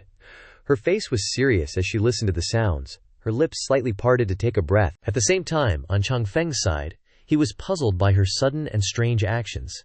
He folded his fan and stared intently in the direction she left. Qing Shui has always pursued the Tao of music. Could there be something strange about that zither melody? He puffed out his cheeks in anger at his own uselessness. It's a pity I can't understand it. A moment later, beneath the still, rippleless surface of the water, lay a huge city deep below. Just as she was about to touch the bottom of the lake, a barrier suddenly appeared, blocking her foot. Instantly, it felt like a lightning bolt struck her whole body. Her face flushed red. What the heck is going on? Then, the barrier broke for some unknown reason, causing her to fall down unprepared, letting out a surprise shout. From the high sky, under the dark clouds, several lightning bolts struck down, repeatedly hitting Chang Qing's backyard non-stop, so intensely, like something was attracting it. Even more coincidentally, it happened at the same time as Chang Qing's zither music, carrying echoing melodies in the space. The more he played, the more he seemed to sink into his own world, only to see him keep playing, the music gradually becoming one with him. After a while, Chang Qing stopped playing. He looked up at the sky in confusion, with a puzzled expression, wondering, more lightning again. Then after the lightning ripped through the sky was a scream, tearing through the sky, falling to earth. A loud crash shook the surrounding space, followed by the figure of someone falling from above, landing right in Chang Qing's chicken coop, scattering chickens everywhere. Qing Shu reached out, trying to crawl up. That hurt. But all she got in return was the blank stares of the chickens. Qing Shu shivered, struggling to stand up, even though she looked utterly battered. Didn't expect there to be a restriction here. She wiped her sweat, thinking it made sense. That's right, it's a high-level cultivator's place after all, having some protective measures is normal. Suddenly, Chang Qing's zither music rang in her ears, startling her. Music! She followed the soothing melody and moved over there. Unable to wait, she jumped up. She ran quickly on the main road, completely ignoring the elegant demeanor a young lady should have. Her figure flashed past the crowds. A citizen watched her and exclaimed, "An immortal!" The person next to him glanced at her but didn't quite see her clearly. "How do you know?" He laughed and replied, "Just look at that hairstyle. How could a mortal control that?" The hairstyle they were talking about was her hair covered in chicken feathers. Very quickly, she arrived in front of Chang Qing's general store. Qing Shui faced He Huang, who was napping. Something compelled her to look up at the store's signboard. Just by looking at the golden immortal aura rippling inside Chang Qing's general store, she became even more certain of her guess. It really is, just like I predicted. Now, Qing Shui held even firmer confidence in her palm. She smiled contentedly. I bet that this zither tune definitely comes from a high-level expert with a high level in sound manipulation. As she was about to lift her knee to step forward, her eyes accidentally noticed the furry creature sleeping nearby. This time, the obstacle she needed to overcome was the permission of the holy dog. Seeing the legendary He Huang appear, Qing Shu screamed in shock. Demon King. Her scream woke the sleeping dog from his nap. He Huang woke up. The first thing he thought was secretly looking down on Qing Shui, another cultivator from the human race. Could it be that they came because of admiration? A dark idea hit He Huang's mind. He grinned wickedly. I have to help master a bit. So He Huang turned into a rabid dog, hitting on the new chicken town. He released a wave of murderous intent, teasing Qing Shu until she burst into tears. The more he hit on her, the more the urges in He Huang got more and more intense. He laughed slyly, scaring her silly. He threatened, "Little girl, if you sincerely ask, this venerable one will show great mercy." But then a hand touched the back of his neck, making him feel something was wrong. And the moment heaven takes pity on him, it turns out to be Chang Qing behind He Huang. With the power of a saint, he threw him straight into the backyard with one hand. He scolded annoyedly, "Go wait in the backyard." His screams still echoed in the space, stretching all the way to the backyard. Chang Qing restrained his annoyance, as he now exuded a friendly aura, giving Qing Shu a kind smile. "Did the young lady come to buy something? Please come inside. We have everything in the store." Her eyes couldn't quite close. She'd witnessed his lightning-fast face slapping and his casual black emperor toss like it was a freaking baseball. Like what? A barrage of questions flooded her mind, as chaotic as if she'd been struck by lightning. Are all demon lords this moody, all decisive and ruthless, then scolded by this young dude and suddenly all obedient? And the music, it really came from this room. Seriously, the signs are obvious. Qing Shui's eyes practically glittered as she realized this was a legendary grandmaster, the grandmaster who played the zither. Her eyes practically screamed. "Peerless grandmaster," she internally squealed. "It has to be." Chang Qing waited for ages, but no response, so he was like, miss?" he repeated, a bit confused. From afar, Chang Qing gawked as a woman in pure white happily skipped towards him. "Excuse me, were you playing the zither just now?" Her eyes were overflowing with admiration. You could practically see the words "Grandmaster" stamped on her pupils. Despite being a bit creeped out by this person's unashamed boldness, which he totally showed on his face, he still politely replied, "Yes, it was I." Hearing that, she grinned mysteriously like she'd just won the lottery. "Perfect." And then, Qing Shui raised her hand, creating a swirling vortex of spiritual energy, like she was summoning something. Floating in the air, she gently raised her hands, revealing her own precious zither. Chang Qing watched her take out that zither and got a little worried, wondering what she was planning. What's she gonna do, play music here, teach me a lesson? But he ain't no coward. In fact, he was kinda looking forward to entertaining such an esteemed guest. He smirked confidently. "Bring it on." Immediately, Chang Qing raised his hand, a small ball of lightning crackling in his palm, his face set with the seriousness of someone about to enter a battle. "No one can defeat me in my own domain." But, contrary to his expectations, a voice rang out. "Grandmaster!" Qing Shui, all bright-eyed and excited like she'd seen a god, hurried towards him with her zither. "This junior has a few questions about music theory, and wishes to seek your guidance." Those words were like a bucket of cold water, instantly bringing him back to earth. Turns out she wasn't here to cause trouble. What a uselessly wasted excitement. But he didn't have time to sulk. He quickly picked up on something else. "Wait, she called me Grandmaster." Qing Shu didn't just randomly call Chang Qing Senior twice. She had carefully observed the situation. "If I said senior, he might only treat me as a customer. But if I call him Grandmaster, he definitely won't refuse." Being addressed with such a fancy title made Chang Qing feel all tingly inside, and he grinned like an idiot, his face radiating pure satisfaction. "Grandmaster, oh, I'm not worthy, not worthy." But they were in the middle of the street, and he knew he couldn't ruin his image. He coughed lightly, resuming his serious demeanor. "I am Ye Chang Qing." Then, with an elegant gesture, he invited her into his courtyard to talk. "It's not convenient to demonstrate here. Let's go to the backyard and discuss it in detail." "Please. What could be better than being invited into the backyard by a grandmaster you just met?" Qing Shu was already satisfied with just his approval. She happily clasped her hands, full of anticipation. "Yes, Master Ye." "Understood, Master Ye." Entering the shop, they passed through a small passage and arrived in front of a door leading to the backyard. Seeing the curiosity in Qing Shui's expression, Chang Qing warmly explained, "This is the humble little courtyard where I live. I usually practice the zither and paint here." Then, he reached out and gently opened the wooden door leading to his courtyard, revealing a blinding light. It was like a ray of light descending from the heavens, obscuring the scene before her, forcing her to raise her hand to shield her eyes from the intense light. "Ah, it's so bright." A scene of unimaginable beauty unfolded before her. She wondered if it was an illusion, but right behind Chang Qing's backyard was a vast, mountainous landscape. In the distance, flocks of birds soared through the sky, and the air was thick with spiritual energy, overflowing with life in what he called his tiny backyard. This was completely contrary to what he said and what others thought about the courtyard. Qing Shu was completely stunned by the magnificent sight before her, her brow furrowed in disbelief. Humble little courtyard? This is a holy land of creation. A single day here is definitely worth 1,000 days of cultivation elsewhere. Just like those celestial beings finding the perfect penglai to cultivate, she couldn't help but completely immerse herself in the blissful feeling, wanting to stay here forever. Unable to hide her emotions, she excitedly expressed them. Chang Qing watched as a cloud of pink surrounded her, along with her face full of contentment, and openly showed his disgust. These cultivators are at it again, having another episode of madness. Under the clear blue sky and swaying bamboo, he introduced the various items in his backyard one by one. But through her eyes, under the brilliant sunlight, each item, seemingly ordinary to him, shone with heart-stopping radiance.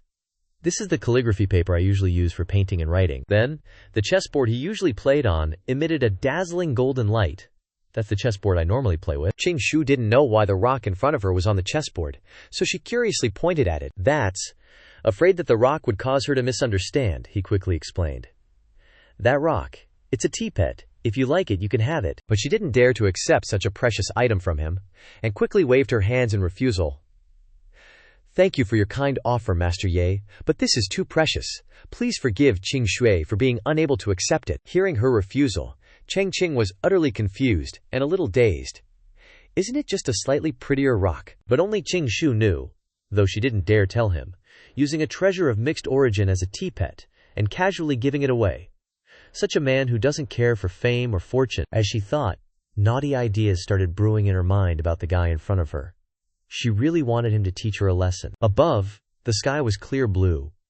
With leaves fluttering in the wind, Qing Shui looked around curiously, trailing behind Chang Qing outside in the courtyard. Suddenly, her gaze landed on something, and her jaw dropped as she focused on it. She covered her mouth, as if she couldn't believe her eyes, and whispered to herself, that is, in front of me is a wooden guqin, intricately carved down to every last detail.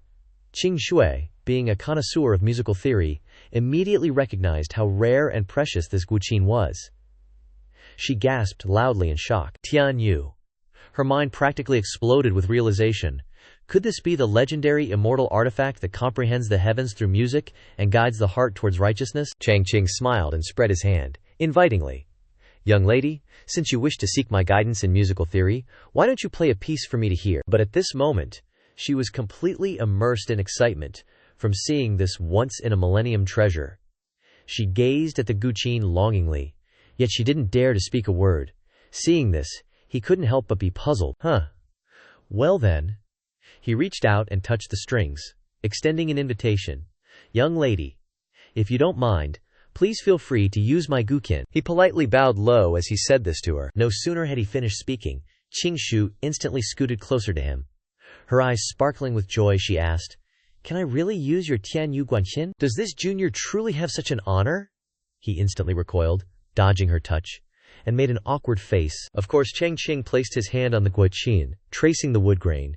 He fell into his own thoughts, recalling earlier times.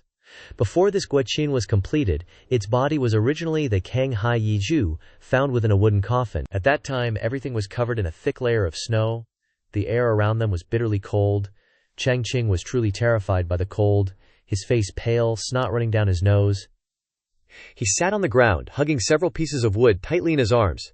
This winter, I'm counting on you guys to keep me warm. After saying that, he quickly stood up and stomped his foot hard on one of the pieces of wood. Then he swung the axe in his hand upwards, bringing the blade down onto the wood with great force. Gritting his teeth, he roared, You're getting the first cut! However, not only could he not split that piece of wood, but the axe also slammed hard into his chin. He painfully coughed up a large mouthful of blood. Chang Qing quickly lost his balance and fell backward, while the axe spun several times and shot high into the air. As for the piece of wood, it remained completely intact. The piece of wood quickly fell to the ground, revealing glowing characters inside its core, something only his keen eye could have spotted. Stopping that line of recollection, he then remembered himself standing before the door of a small shop.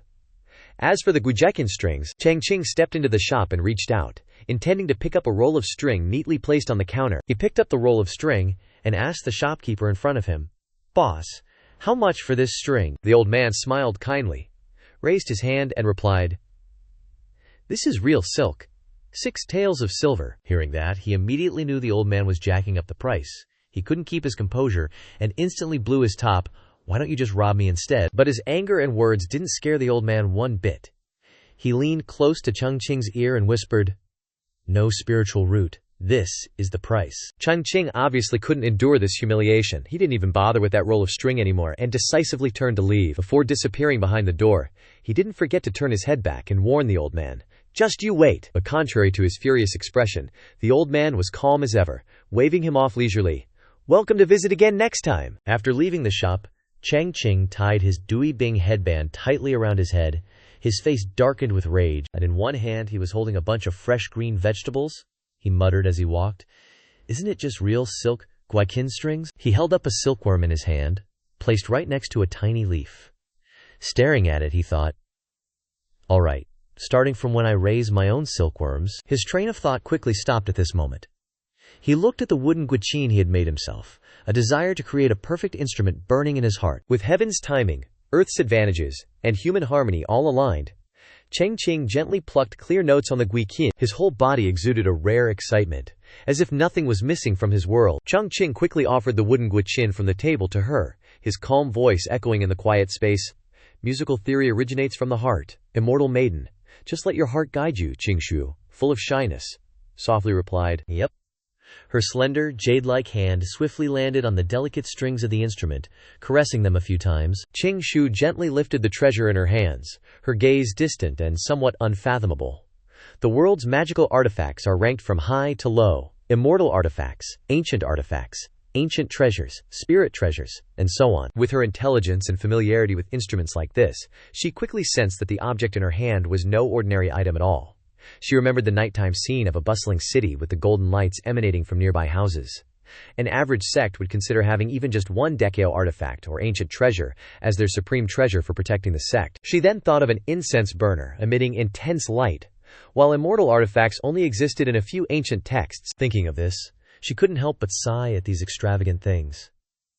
She recalled a rare writing brush on an ancient script, very rarely seen in the world. Her slender fingers lightly strummed across the strings of the instrument, feeling the Taoist charm within this guqin made by Grandmaster Ye. After experimenting a bit on the guqin, Qing Shui was incredibly shocked to feel a power emanating from where she had just touched, her expression instantly changing, perhaps even surpassing an immortal artifact. Because she was a bit too excited, her hands couldn't help but tremble. Her attitude now made Chang Qing, standing to one side, stunned and inevitably confused. Just then, Qingshu put on a joyful expression and bowed to him. This junior is named Qingshu. If you don't mind, please just call me Qingshu. Hearing this, Chang Qing revealed an inscrutable smile. He raised his hand, intending to touch his hair. Then, out of nowhere, he quickly pulled out a notebook and feigned seriousness as he began to compose poetry. Snow Zhao Gate, outside Tianshan Green. Flowery hair by the riverbank. Second month love, a good name. Chang Qing gleefully hid behind the notebook. He chuckled smugly.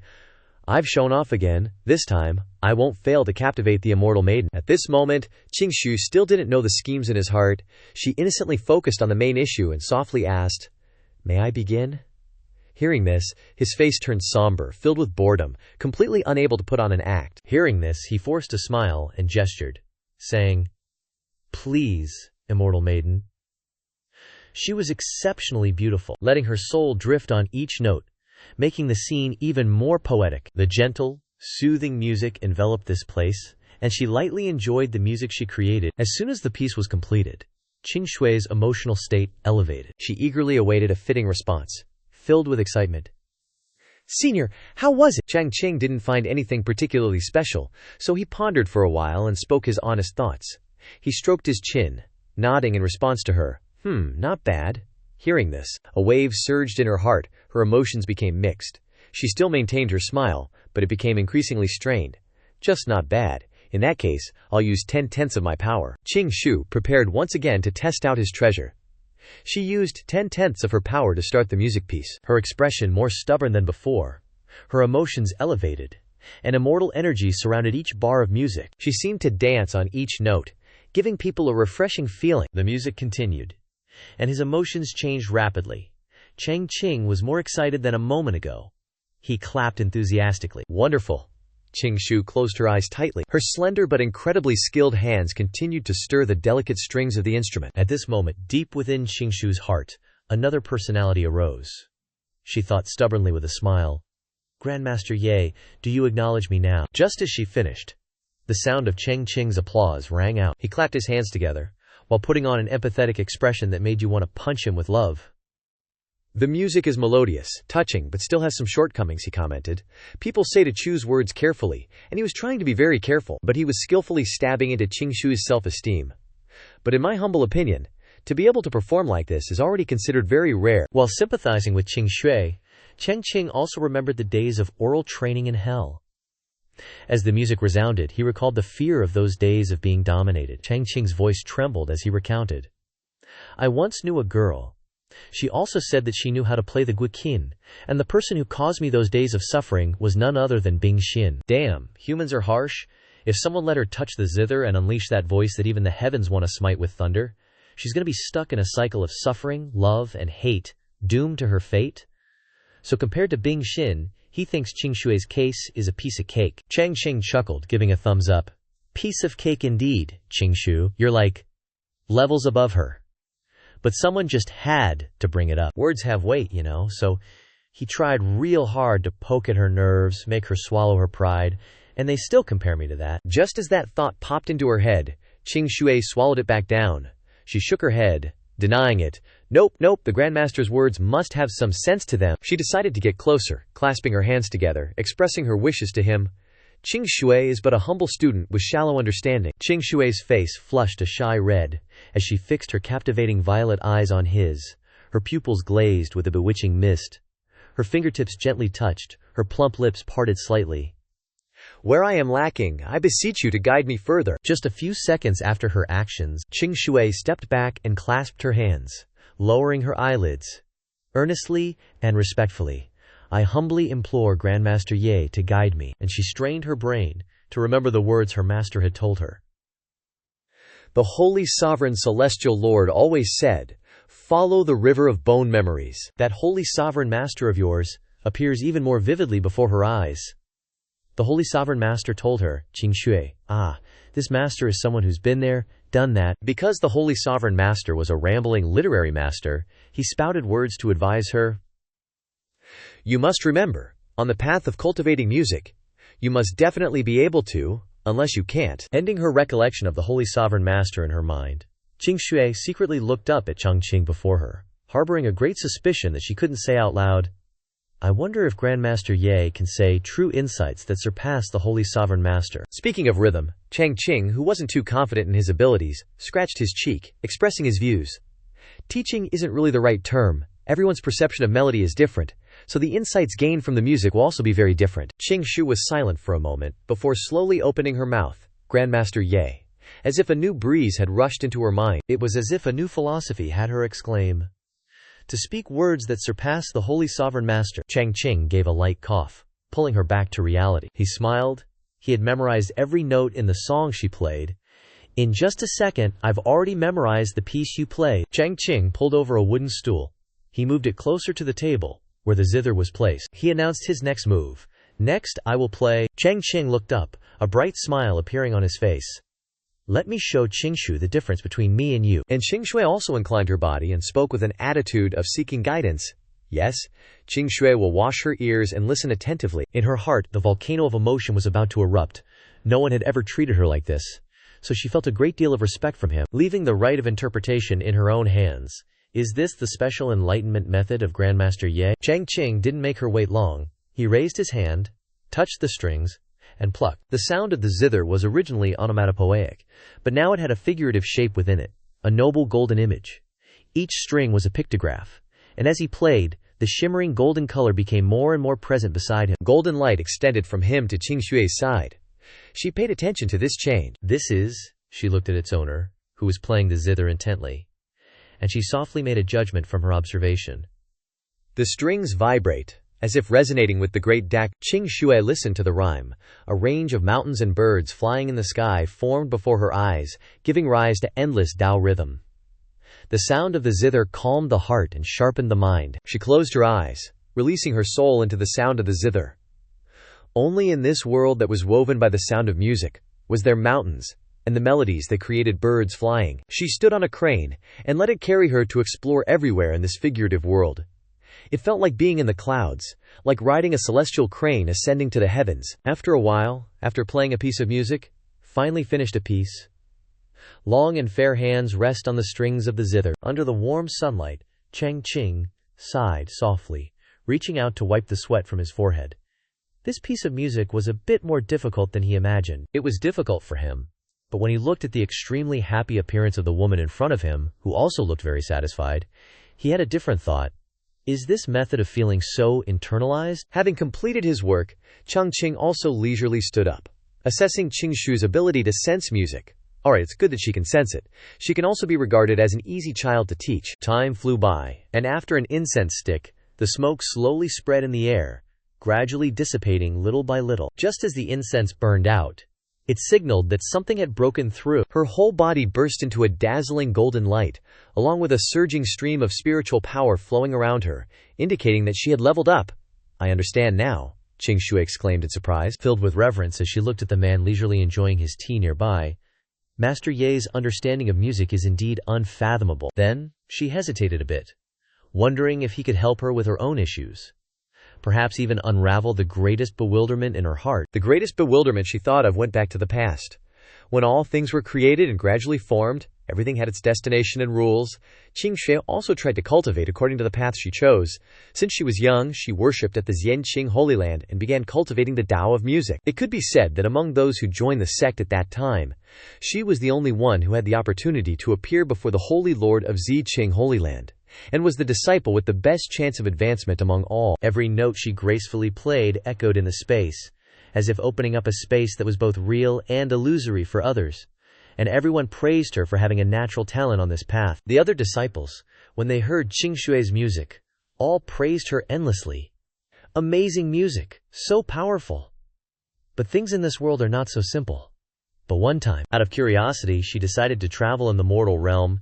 She reached out her hand and used her spiritual power to take something out of her storage ring. A small book titled Hua Fan quickly appeared in Qing Shui's hand. The opportunity she had to get this book must be told the time she accidentally went into a deep cave in the mountain and unintentionally saw a book surrounded by spiritual power radiating from the cracked ground below.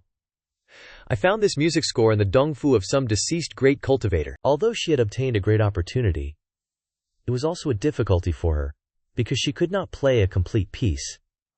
"Every time I start performing, I can't stand the Tao rhythm contained in the music score, and can't move." At that time, Qing Shui struggled to play the music score in the strange book, but the more she played, the more her spirit weakened, and she even felt a little powerless and unable to play the piece, never successfully performing this song. However, returning to the present, Qing Shui hugged the music score in her hand, revealing a mysterious smile as if plotting something with Chang Qing, who was sitting in the distance.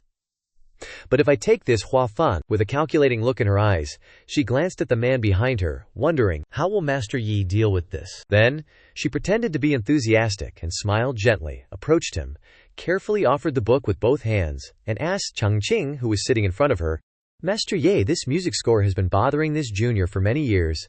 Can I ask you for some guidance?" Chang Qing naturally did not refuse, and reached out to take the book from her hand. Looking at the book in his hand and the name of it made him curious and wondered, "Hua Fan, is this piece very difficult?" Qing Shui did not hide anything, her face full of caution and seriousness, as she explained to him, "Yes, although those who understand music theory can understand the music score, but if you perform it, even a tutor." As she spoke, she thought of the scene of people who were curious and wanted to try playing a piece of music in that score, leading to their whole bodies being struck by heavenly lightning, to the point of painful screams. Their souls were also confused, and the person who played that music score was none other than Ji Tian. He was given a lightning strike like that and was surprised and didn't understand what happened. His whole body smoked after the hit, and his whole body trembled non-stop, obviously leaving a terrible memory in his head. Just thinking about Zihitian's miserable situation, Qing Shui couldn't help but turn pale. Her whole body trembled non-stop, and she couldn't bear the impact of the Tao rule's pressure in it. Chang Qing, sitting on the chair, finally understood the terrifying power of the Hua Fan in his hand. So that's how it is. But he still calmly turned to her and said his guess, so she could understand. "If I guess correctly, the person who wrote the music is probably a woman." As if seeing a wise man seeing through the mortal world, with just a few details that Chang Qing observed, he was able to accurately state the owner of that book, causing Qing Shui to open her eyes in surprise. "That's right, that Dongfu was indeed inhabited by a fairy before." Then she turned her head and smiled happily. Finally seeing such a profound master, her eyes lit up, and her eyes were full of admiration for him.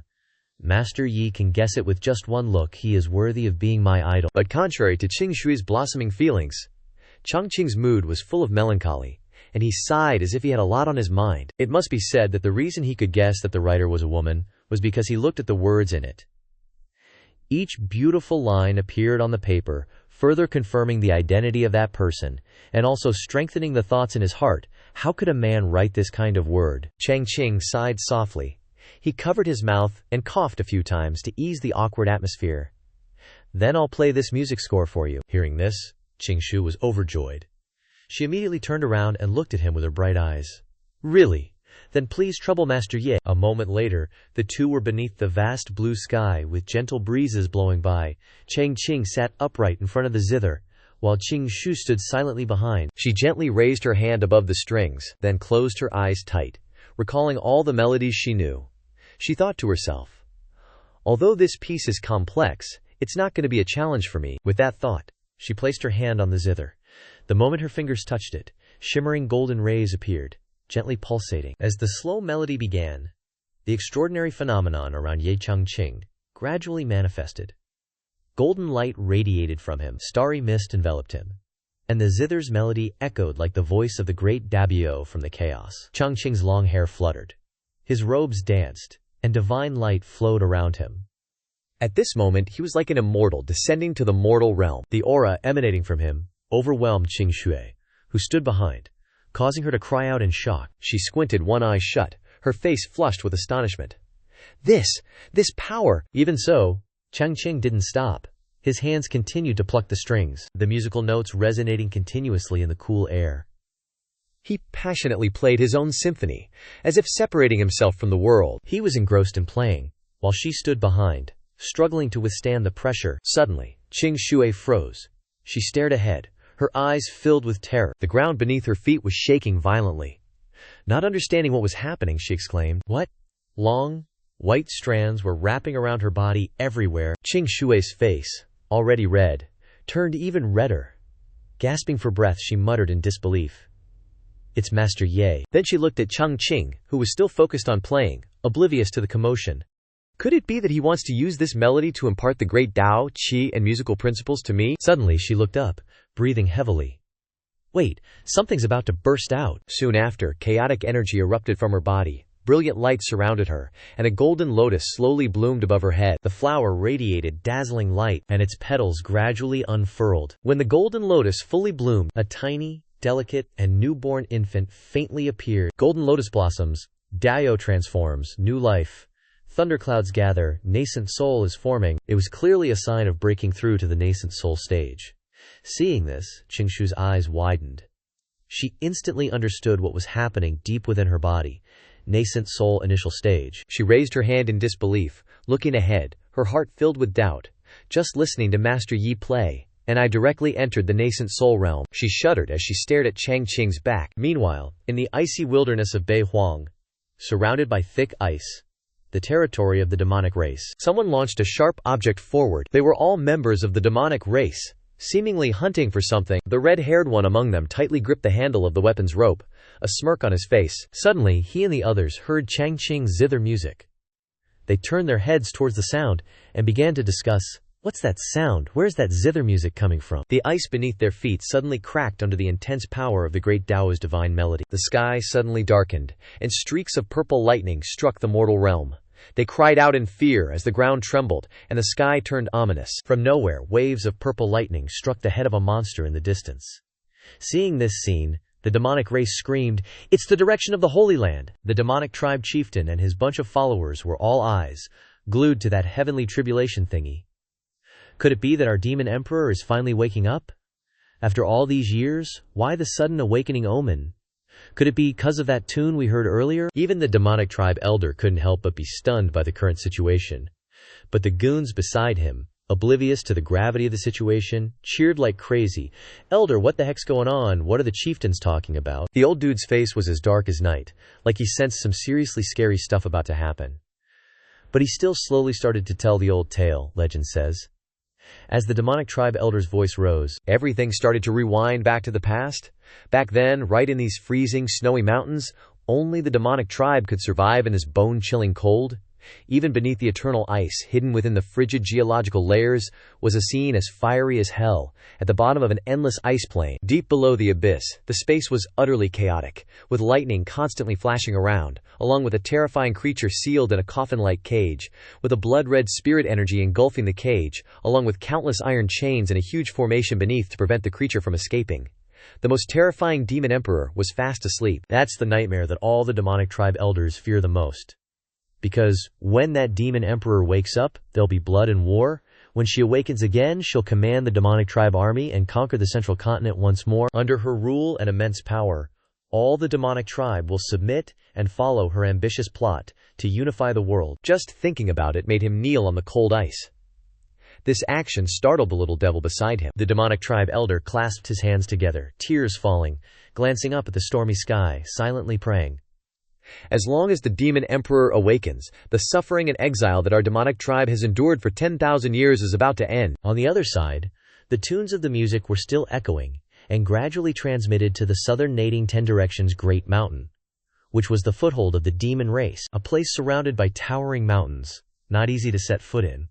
Those melodies travel through the mountains, blending with the winds and traveling around, even borrowing the wind to cross the deep and remote valleys of the great mountain, passing through magnificent scenes that seem to only exist in dreams, and that very few people have set foot in. But the music didn't stop there, but also spread into the air, and went to the deep mountains and valleys, and into the dark and dangerous caves, until it reached the ears of a person who was in secluded cultivation in the dark and quiet cave. Just hearing the familiar melody flashed past his ears, the person quickly woke up and opened his red eyes as red as fire in the dark cave. Who is it? Who else is performing? As soon as the demon lord's voice rose, several dark shadows rushed into the deep forest. From the cave, many figures appeared in all directions and gathered in one place, as if they had the same connection, and all gathered here instantly. Just a few minutes later, in the cave, where the demon lord was in secluded cultivation, all the demons and beasts had quickly arrived to present themselves to the noble demon lord. Waiting for everyone to arrive, he also swept his feet full of sharp claws and turned to look at his subordinates. As soon as the demons and beasts saw him, they respectfully clasped their hands to express their respect to the demon lord. Then all of them knelt down and bowed their heads sincerely at his feet to pay homage to the demon lord. Seeing that everyone was here, he was also satisfied and ordered the demons and beasts to stand up. The demon lord's subordinates couldn't help but clasp their hands and ask about the situation when they saw him waking up. Demon lord, you have been asleep for thousands of years. Why are you suddenly leaving seclusion at this time? Under the astonished gazes of his subordinates, he just looked at the surrounding scene and suddenly asked a question. Didn't you hear anything just now? For the demons and beasts, of course, even a small noise could be easily heard, let alone a whole piece of music being played and echoing throughout the mountains and forests just a moment ago. The female demon beast also stood up and answered his question. This junior did hear some sounds and thought it was just normal music. Once again, under the astonished and incredulous gaze of the female demon beast, the demon lord calmly explained to his subordinates. Normally, this tune is the legendary transformation tune. The subordinates were shocked when they heard this, and hurriedly asked, Demon lord, what exactly is the transformation tune, and how could it disturb you, old man? He didn't rush to answer, but just gently sat on a stone nearby to calm down after waking up from his deep sleep, then calmly explained to his demons and beasts. This transformation tune was created 10,000 years ago by a demon girl with magic power equal to the demon emperor for her human lover. The demon lord's demons and beasts were incredulous and stunned until they sweated unconsciously, asking again that the demon girl was equal to the demon emperor. Why did she have a human lover? Yu Zun was just floating there in mid-air, legs crossed, looking all stern and serious. He started laying out the ancient history of the Huafan for his followers. This Huafan melody, see, goes way back. 10,000 years ago, there was this lady from the demon race, magical power equal to the demon emperor, composed for her human lover. Everyone was stunned by this scene and even more curious as to why the two of them did this. How can humans and demons love each other? 10,000 years ago, the world still regarded demons as supreme, let alone that this demon woman possessed such high magic power. The demon lord raised his hand, and a stream of green spirit energy appeared from his palm, and a vortex with two different colors on each half of the circle appeared in his mind, symbolizing demons and demons. That's right, hundreds of millions of years ago, the two demons divided the world and the human race. The stream of spiritual energy in his palm, which was originally small, has now turned into a blazing flame. He recalled the time when people across the empire were hunted by hulking, powerful demonic beasts. They were tied together with a long rope, merely a fleeting existence of communal unity. Later, the weak human race silently comprehended a cultivation method suitable for them from the great Tao of the heavens and earth. At that time, they all sat in a circle, cultivating together, creating a seal mark high above, and after that, the human race quickly rose up, dividing the world into 3 parts, with the 2 demonic factions, each race having its own part, and developing independently. That's why this unexpected combination came to be. The image of the young woman and the man both sincerely reaching out to each other. But the female's cultivation had already reached the ascension realm, so she had to fly back to the heavens. Even though they still had feelings for each other, the young woman could no longer be with the one she loved. But unexpectedly, that human race cultivator actually severed his own supreme cultivation, a sword emitting a fiery red light pointed downwards, with traces of blood speckled on its blade. The young woman floated in the air, enduring heart-wrenching pain that few could understand. Surrounding her were red rays of light and lightning striking her fiercely, as the price for that misguided action. At the same time, she suffered from the backlash of heavenly punishment. She was also afflicted by some kind of ancient secret technique cast by her lover, emanating a red aura like a burning flame from the man's fingertips. The young woman was sealed deep within the northern wilderness, a place of perennial snow and bone-chilling cold. She was trapped inside a mysterious coffin. The coffin's surface was adorned with various ancient patterns. The coffin was placed within a vast formation, separated from the outside space by sturdy chains. The memory ended there. The demon lord waved his hand, withdrawing the ray of light from his palm. Legend has it that the human race cultivator left behind a song of transformation, and playing it would break the seal on the mysterious bronze coffin of this demonic empress. And legends also mention that only the reincarnation of that human race cultivator, he slowly told them, can play this song of transformation. Hearing this, one of his subordinates waved his hand, hastily asking, "Demon Lord, do you mean that if you've heard the Song of Transformation, then surely it can be heard in the northern wilderness ice plains too?" Then the subordinate clasped his hands together, his face filled with excitement. "Opening the bronze coffin that seals the demoness is just a matter of time." The demon lord smiled, thinking of his demonic tribe subordinates, and replied, "That's right. I believe it won't be long before the demonic tribe returns to war with the human race." The subordinates respectfully clasped their hands, obediently listening to his words. "This subordinate understands. We will dispatch people immediately," all 3 of them said loudly. "Once the demonic tribe launches an offensive, we can also take the opportunity to launch an attack on the central continent." At the same time, in another place, surrounded by majestic mountains and ancient buildings on a lush prairie, in the vast sky, a group of people stood on the purple azure sacred ground's flying ship. They exclaimed, "I see the supreme mystery sacred ground." Chang Qing was also among them. He leisurely strode across the spacious ship. He walked step by step towards the railing, and looked down at the scenery below. Behind him were 3 subordinates listening to his words. "That's right. It's the 7 peaks of the supreme mystery sacred ground." Chang Qing arrogantly raised his head higher, his tone deep and mysterious.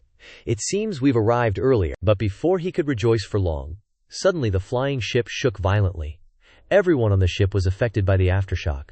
Some lost their balance and fell to the ground, while others swayed in fear, all screaming in disarray. Chang Qing was no exception. He also lurched forward, almost falling. He slammed his foot down to try to maintain his balance, shouting loudly. Not long after, he, like everyone else, tumbled forward, his face slamming hard into the ground, wincing in pain. A clear red mark quickly appeared on one side of his cheek from the fall. Chang Qing frowned in pain. Tears welled up in the corners of his eyes. He angrily shouted, "What's going on?" It turned out that the flying ship suddenly shook because it had collided with the outer seal of that place. But it seemed that no one on the flying ship knew about it. They were all screaming for their lives. The ship was still shaking. What exactly happened to the Supreme Mystery Sacred Ground? Before long, the ship quickly regained its original balance, and everyone on board gradually stood up. They were all very angry when they saw the seal. They clearly knew we were coming, yet they didn't deactivate the mountain protection formation. Are they trying to show off to us? Trying to intimidate our ship? On the way to welcome the people from the purple azure sacred ground, 4 white-haired old men walked and chatted. Senior brother Zhang Xuan. Qing Ye's expression was not good, even pale enough to be seen clearly, and Zhang Xuan was no better. Have you really grasped the method to break Xu Jingtian's 4 dragons earth-water formation this time? Zhang Xuan was shocked upon hearing this. The old man punched his chest hard, preventing himself from having a heart attack. Then he turned his head, his face full of confidence. "This old man has obtained the true inheritance of our ancestor. Want to break that old geezer's game? It's as simple as eating and drinking. Hold up. This time I'm gonna win back everything that belongs to the Taishuan Holy Land for sure." Hearing that rock-solid confirmation, those 3 were instantly ecstatic. "That's right, Holy Master Senior Brother. A real man's gotta do what a real man's gotta do, and a real man never says sorry." Zhang Xuan pointed at the 3 of them, not forgetting to remind them, "But, You guys, when you see that old fart Shu Zihi Tian later, try to keep it cool and act a little humble, okay? Those three immediately obeyed without question. Yes, Holy Master Senior Brother. The old guy finally calmed his teammates down, heaved a sigh of relief, and stroked his long, flowing beard, remembering the dark and menacing faces of the people from the Ziqing Holy Land. That old Shu guy is always so suspicious. What if he changes his tactics? All my hard work this year would be for nothing. He hadn't been at the rendezvous point for long before the other guy arrived. He solemnly greeted, "Brother He, long time no see." The old guy immediately raised his hand in greeting, forcing a smile despite the sweat pouring down his face.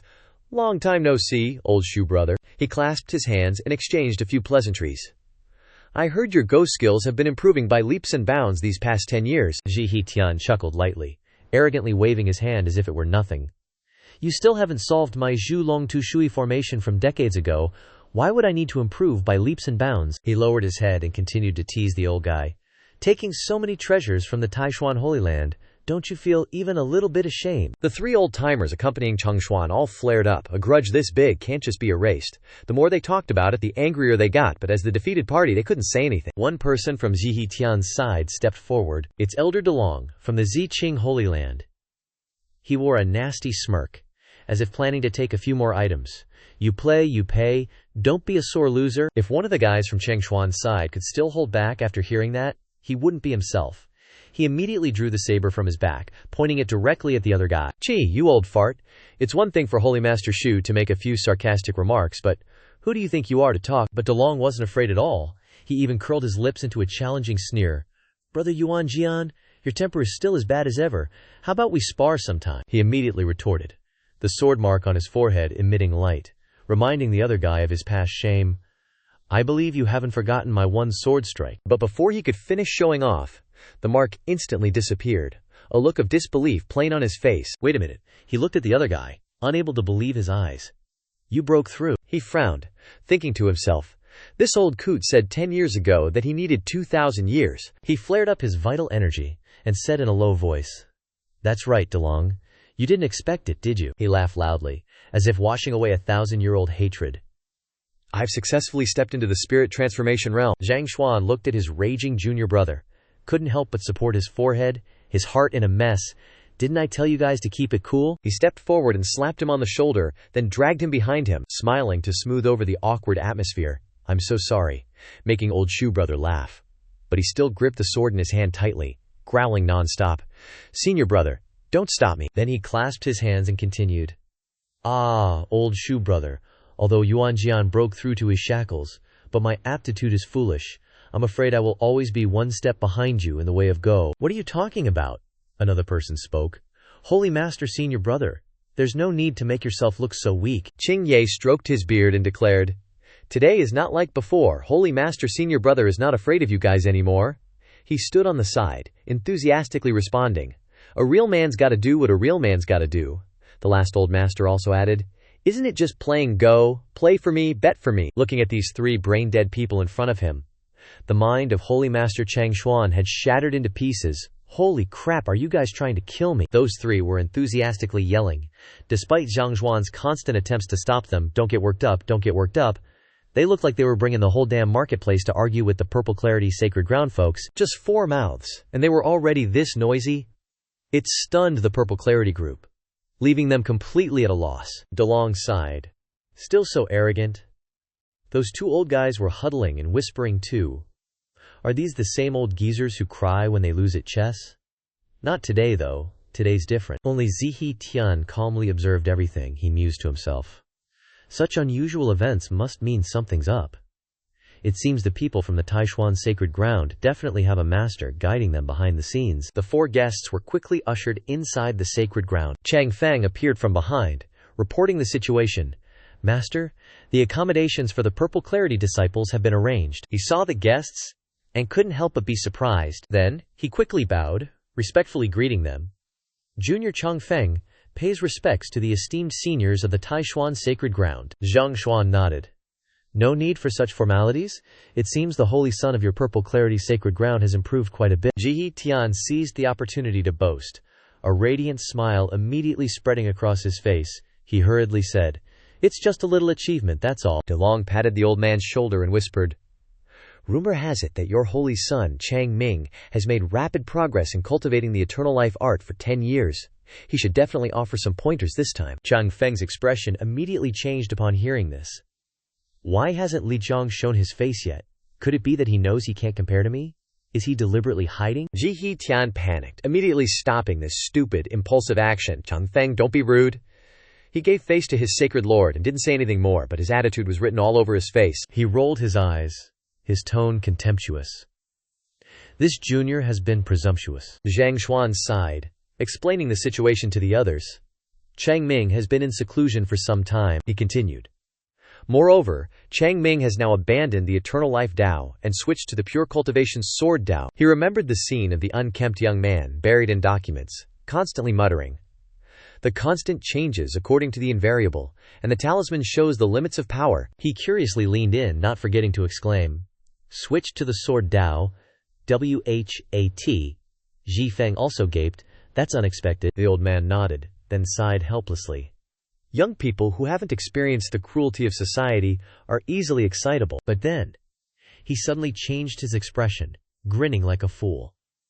Luckily, he encountered a famous master who guided him, and he suddenly had an epiphany. The other two, witnessing the completely shameless expression of a respected sacred lord, had extremely ugly expressions. They looked like they were looking at a clown. He proudly turned to look at his junior brother. See that? That's what you call humility. The white-haired elder gave a thumbs up in response.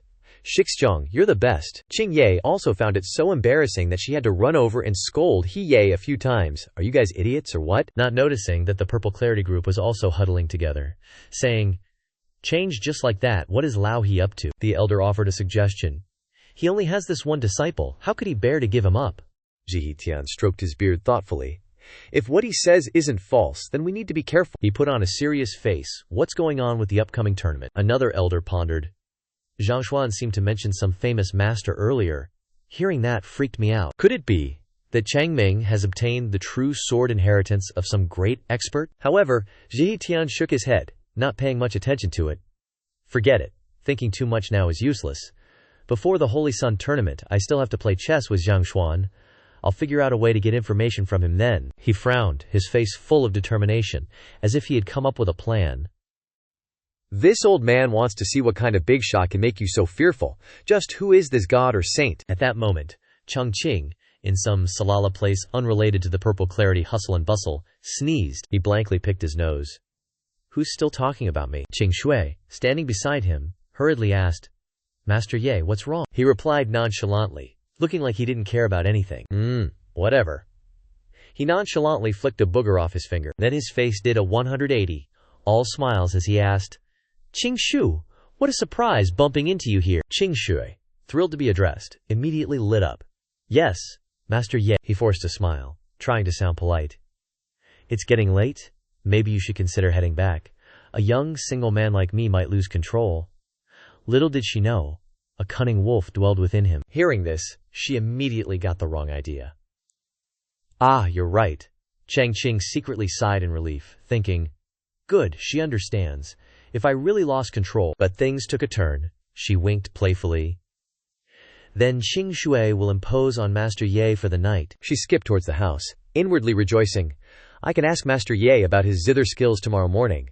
She didn't notice him standing behind her, reaching out in horror. Hey, shouldn't you ask me first? He stood there dumbfounded, thinking, these cultivators can't stop this airheaded fairy. Helpless, he sighed, his outstretched hand falling back down, landing on the zither that had been quietly sitting on the wooden table. He frowned, looking utterly miserable. "So, if you cultivate, you can just do whatever you want." As if to match his mood, sparks of lightning crackled around his hand. He snapped, "Don't add any effects for me." Suddenly, an idea struck him.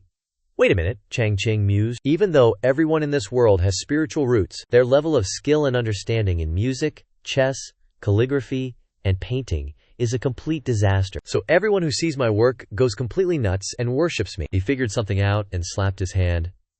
"If that's the case, I just need to get more people to see my work." His hand was already in position, his eyes sparkling, his fighting spirit ignited, recharging him with energy in no time. "Making a name for myself in this world is a piece of cake." He slammed his foot on the table, a cunning look on his face, his mind already brewing 1,000 bold ideas, painting a bright future. Where he stands at the pinnacle of fame, he smirked. If a person doesn't have dreams, then he loudly declared, how are they different from salted fish? Chang Qing pointed to the sky, lowering his voice. First, I need to set a small goal. Chang Qing shouted his resolution. Take my work to the grand feast in the imperial capital. But he quickly realized a problem. But Chang Qing had seen those monsters outside himself. He began to tremble. The outskirts of this world are full of wild spirit beasts. He bit his lip, sweat beading on his forehead. A handsome, spirit-rootless guy like me can't beat anyone. How am I supposed to safely get to the imperial capital? Chang Qing worried endlessly. Am I supposed to beg some immortal for help? At the tea house, the Yuan sect elders were gathered. Discussing something, Zhang Xuan spoke up. Brother Qi, please try this top-grade enlightenment leaf tea. Qi Tian reached down and took the cup, his eyes widening in surprise. Tea brewed from enlightenment leaves. Incredibly precious. Zhang Xuan stroked his beard and chuckled. It's all right, just a fragment of an enlightenment leaf. Then, Qi Tian raised the cup to his lips and took a sip. The elder put his hands out with excitement. He recalled the old man had drank tea made from a whole enlightenment leaf back in the day. Suddenly, after drinking the cup of tea containing the top-grade enlightenment leaf, Qi Tian froze. Zhang Feng, sitting beside him, noticed his shaking arm, and couldn't help but ask, Master, what's wrong? Qi Tian's face darkened, and he gritted his teeth. Nothing. Just a slight spike in blood pressure. Suddenly, a loud noise echoed outside, creating violent aftershocks in the small room. Zhahe Tian sprung up from his seat, eyes wide with panic. What the heck just happened? In stark contrast to his shocked face, another elder remained perfectly calm. He stood up, hands clasped behind his back, and strode forward. Looks like Chang Ming successfully broke through, huh? He cast a disdainful glance, and dramatically sighed, muttering, just that guy reached that level. The silver-haired old man spread his arms wide with glee, unable to hold back his emotional interjection. Chang Ming's talent in the sword Dao is truly extraordinary, as expected. Hearing that, Chang Feng broke out in a cold sweat, absolutely stunned. He yelled as if he couldn't believe his own ears. Only cultivated for 1 month, the white-haired elder from before, completely unbothered, asked him, Junior brother Chang Feng, why are you shaking like that? He couldn't help but feel utterly humiliated, his entire body trembling violently. He gripped his fan tightly, gritting his teeth as he quickly made up an excuse. Nothing. My blood pressure just suddenly got a little high, that's all. Chang Feng's face darkened. He gritted his teeth, frowned, and furiously thought to himself, only cultivated for 1 month, and he already has such surging sword ki. Chang Ming, you can trick others, but you can't trick me, who's been cultivating the sword Dao for nearly 100 years. With that thought, he immediately unleashed his own Q outwards. Then he unleashed his power straight out. Dream on. The powerful spiritual energy that Chang Feng released rapidly shot out through the main door. Fueled by his growing anger, the purple spiritual energy swirled into a vortex, shooting straight towards the distant tower. Amidst the majestic mountain scenery, overflowing with spiritual energy, the form of a mighty immortal sword appeared from the clear blue sky, pointing directly down at the tower. That was also where Chang Feng's purple spiritual energy stream was heading. Under his control, it swiftly struck the tower. But suddenly, an invisible surge of spiritual energy formed a protective layer, completely shattering his attack. That made Chang Feng grimace in utter disbelief. No way. Outside, a powerful beam of light descended, carrying a heaven-piercing divine sword. That made him break out in a cold sweat, as he yelled loudly, This is extremely profound. Sword Dao true intent. Did Chang Ming really cultivate this in just 1 month again? He was absolutely furious, damn it. With that, Chang Feng once again mobilized his ki. He summoned a sword from mid-air.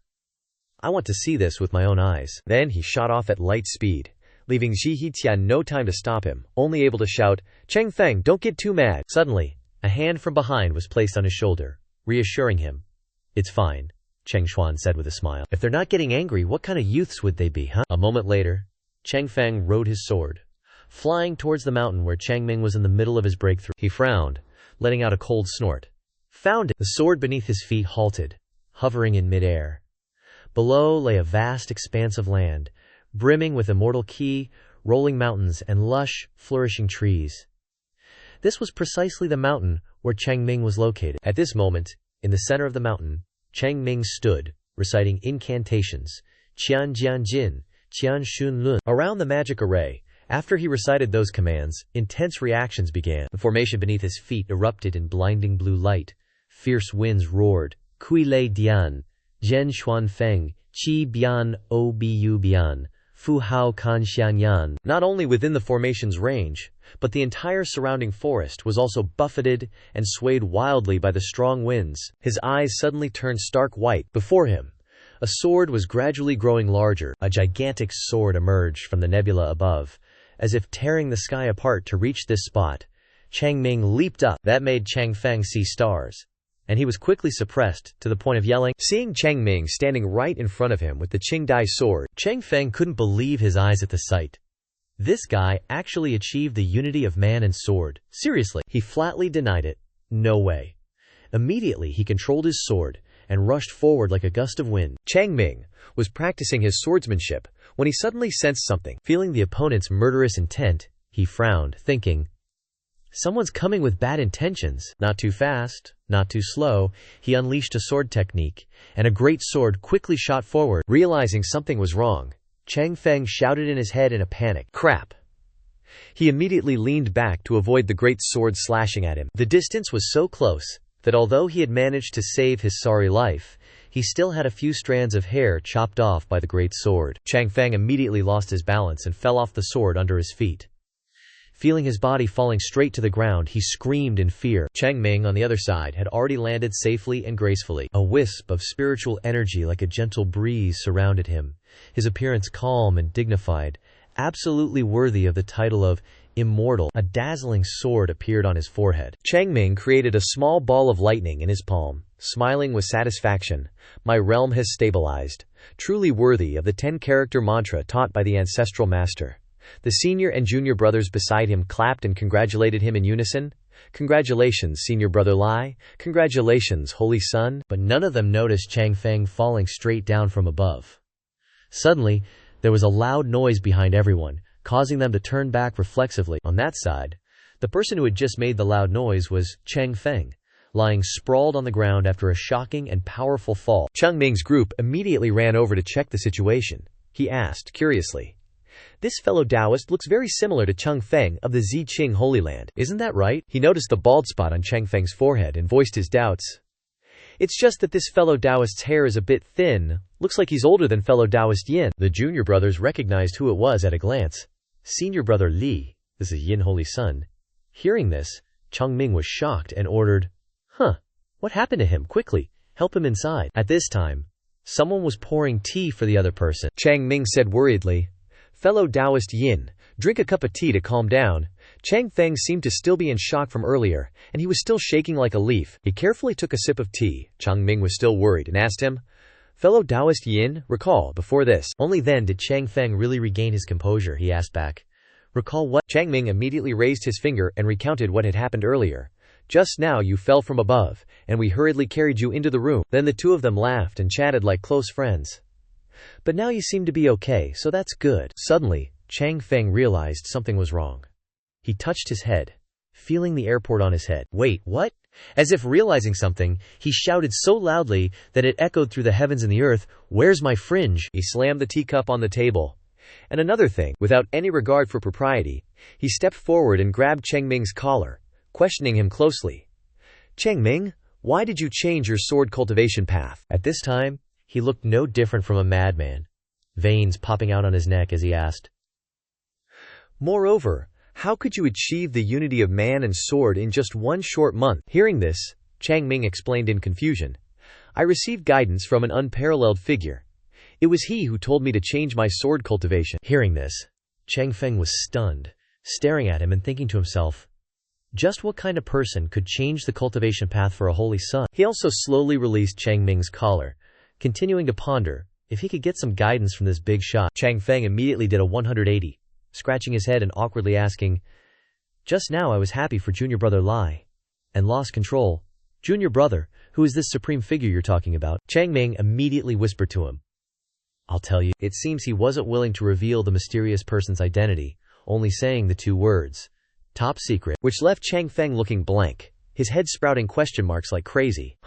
Chang Ming immediately explained to him, "It's not that I'm stingy, The Holy Master strictly forbade anyone from mentioning anything about this person. Suddenly, Chang Ming made a scary face to frighten Chang Feng. Anyone who goes against his will be immediately kicked out of the Taishuan sect. The next day, the martial arts tournament began. Right below the arena, the place was packed with people bustling around. A dignified voice rang out. Taishuan Holy Land is growing bigger and stronger. Ziqing Holy Land is full of hope. On the platform, there was an elder walking around. The elder curiously asked, "Where's sect leader, senior brother?" Qing Ye, at this moment, calmly sat drinking tea, replying, "He went to play Go with Ji Tian." He sighed, bored, and said, "Hopefully, this year will be a little more outstanding." On the other side, the person who was just mentioned immediately sneezed. Zhang Xuan worriedly said, "Why do I keep feeling like someone's gossiping about me behind my back?" Ji Tian picked up a Go piece. "Ha brother, let's have some fun this time. One game to decide the winner." Picking up a black piece, he looked at his opponent and suggested, "We can increase the stakes at any time. What do you think?" Zhang Xuan immediately accepted the suggestion, stroking his beard and replying, "Sounds good." Ji Tian grinned, as if he'd achieved his goal, and challenged, "Please." Zhang Xuan placed a black Go piece right in the center of the board. He called Ji Tian old bro. He smiled, his eyes narrowed. "Your Earth Dragon water formation is indeed powerful, but this year I still can't seem to break it." With that, Zhang Xuan stared intently at Ji Tian. His face was deep and cunning, using words full of hidden meaning to talk to him. Could it be he found some famous master to guide him? But all his words were like a breeze to Ji Tian's ears. He didn't bother paying attention to him, only picking up a white Go piece. After confirming his move, he finally raised his head, a smirk playing on his lips, and replied, "Ha brother, have you ever heard of Nangong Qi Sheng, the chess saint?" Hearing that, Zhang Xuan immediately shouted, his face showing disbelief and surprise that he couldn't hide. "You mean the #1 chess saint of Central Province? The current Nangong Qi Sheng?" Ji Tian smiled triumphantly. "That's right, this old man received his guidance." Zhang Xuan's face immediately darkened. He didn't think that Ji Tian would get guidance from such a famous and legendary expert. "So that's how it is, you actually sought the help of the chess saint." But at this moment he seemed to have thought of something, and recovered his usual expression. His lips slightly twitched behind his thick beard, directly revealing his trump card. "Looks like you think you're sure to win this time." Ji Tian knew what he was doing from the beginning of the game. He had no fear, only a competitive spirit overflowing on his face. "On the contrary, I'm just not as petty as Haga, keeping the news of that senior so tightly under wraps, not willing to reveal even a shred of information," he sarcastically said, subtly mocking Zhang Xuan. His words made the animosity between the two, which was already high, even harder for anyone to overcome. Zhang Xuan also coldly laughed. "I'm narrow-minded." Saying that, he put his hands together. From between his hands, a golden orb gradually appeared, increasing the stakes. He smiled, and immediately, priceless treasures that only appear once in 1,000 years appeared in the sky. Zhang Xuan frowned slightly, making a condition. "I'll put up 5 spirit treasures." Ji Tian was immediately stunned to see him go this far. He stood up, looking at Zhang Xuan, who was calmly closing his eyes and stroking his beard, confused. "Are you crazy? I have Nangong Qi Sheng helping me." Hearing that, the old man wasn't worried at all, and just smiled reassuringly. "Relax, Brother Shu, no need to hold back. Use everything you've got." Though he seemed calm on the surface, inside he was colder than ice. He opened his eyes indifferently, thinking that compared to Ancestor Ye, he recalled Chang Qing holding a folded fan, pointing it forward, holding his chess piece in the exact same way. That chess saint. Just a little kid. Zhang Xuan powerfully raised his chess piece, and a bright magic circle appeared from his wrist. Without hesitation or flinching, he directly placed it neatly onto the chessboard. Ji Tian carefully observed his every move, and his face turned pale when he saw that, "Holy crap, it's the god's hand. What? Impossible?" He could actually see the life gate of the 4 dragons earth-water formation. After an incense stick of time, following what Chang Qing had taught him, Zhang Xuan had broken all the life gates of the 4 dragons earth-water formation. After that chess game ended, Ji Tian was utterly exhausted. He gripped the chessboard, panting heavily, and asked in confusion, "Who on earth taught you how to play chess like that?" But the old man didn't answer his question, only stroked his beard and chuckled, thinking to himself, "Don't ask, Brother Shu, this old man ain't tellin'." Seeing his expression, Ji Tian immediately guessed that he didn't want to reveal the master to him. He got so angry that his face turned black. "Alright, playing like that, huh?" He secretly took out a tough rock, radiating a blue light from under the table. He grinned triumphantly, as if victory was already in his grasp. "Then don't blame me for playing dirty." A moment later, Under the eaves illuminated by the distant sunlight, the rock in Ji Tian's hand glowed even brighter than before. He grimaced and muttered to Zhang Zhuan in his heart, "Zhang Zhuan, you forced my hand." He sat opposite the old man, both with different thoughts as they played together. Good thing I gave Senior Nangong a lump of Tusi gemstone. At this moment, deep within the towering mountains, Ji Tian's voice echoed in another place.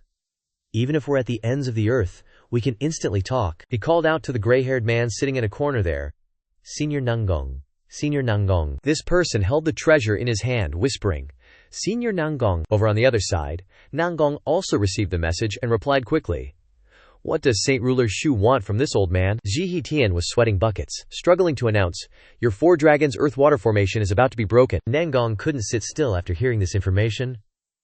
The chess game that this old man spent 1,000 years creating is actually being broken. Tell me his solution. Then he snapped his fingers, and an intriguing chessboard appeared before him. The moves are very clever. Nangong gently touched the chessboard in front of him.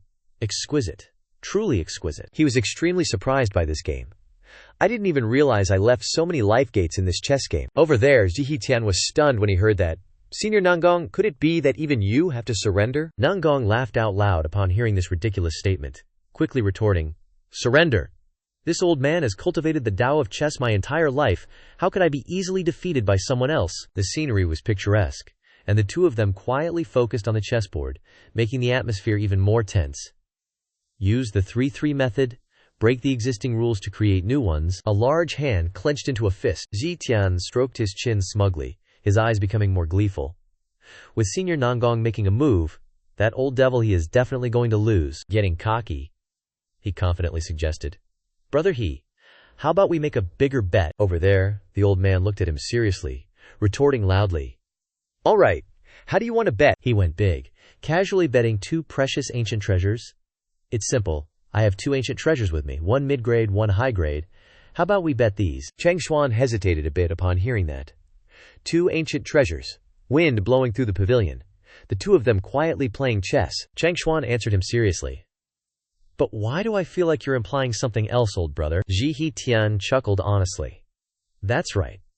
I dare bet these 2 ancient treasures not just on the chess game, but also on the existence of the expert you mentioned." He stood up impatiently, unable to keep his composure, and shouted, "Who exactly is it?" Suddenly, at that moment, a hand couldn't help but touch the chessboard. The hand was skilled, each move intelligent. The speed was so fast that the atmosphere changed, with colorful light trails indicating the unfathomable speed of the person. After Nangong Xuanji personally made a move, Chang Xuan was gradually losing.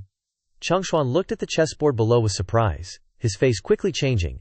Something was wrong. Why did Ji Tian's game suddenly change? He held a glowing object in his hand, the connection between him and Nangong. Ji Tian looked smugly at Chang Xuan, trembling before him, chuckling, "Brother why so tense?" Just then, he quickly stood up, asking to be excused for a moment. "I suddenly need to use the restroom." "Please wait a moment, old brother," Ji Tian replied generously. "Please, take your time." After he turned to leave, Ji Tian was overjoyed inside, happily chatting with Nangong through the glowing stone. "As expected of Senior Nangong, the opponent has no power to resist," Nangong modestly replied. "Don't underestimate him." Once outside, Zhang Xuan immediately looked for someone to ask for help. First he needed to pee, and then seek guidance from Ancestor Ye. Meanwhile, in Zhaoqi town, at Chang Qing's general store, he was diligently sweeping the courtyard behind the shop. Suddenly, in a small, inconspicuous patch of grass in the courtyard, a flashing token caught his eye, making him exclaim in curiosity.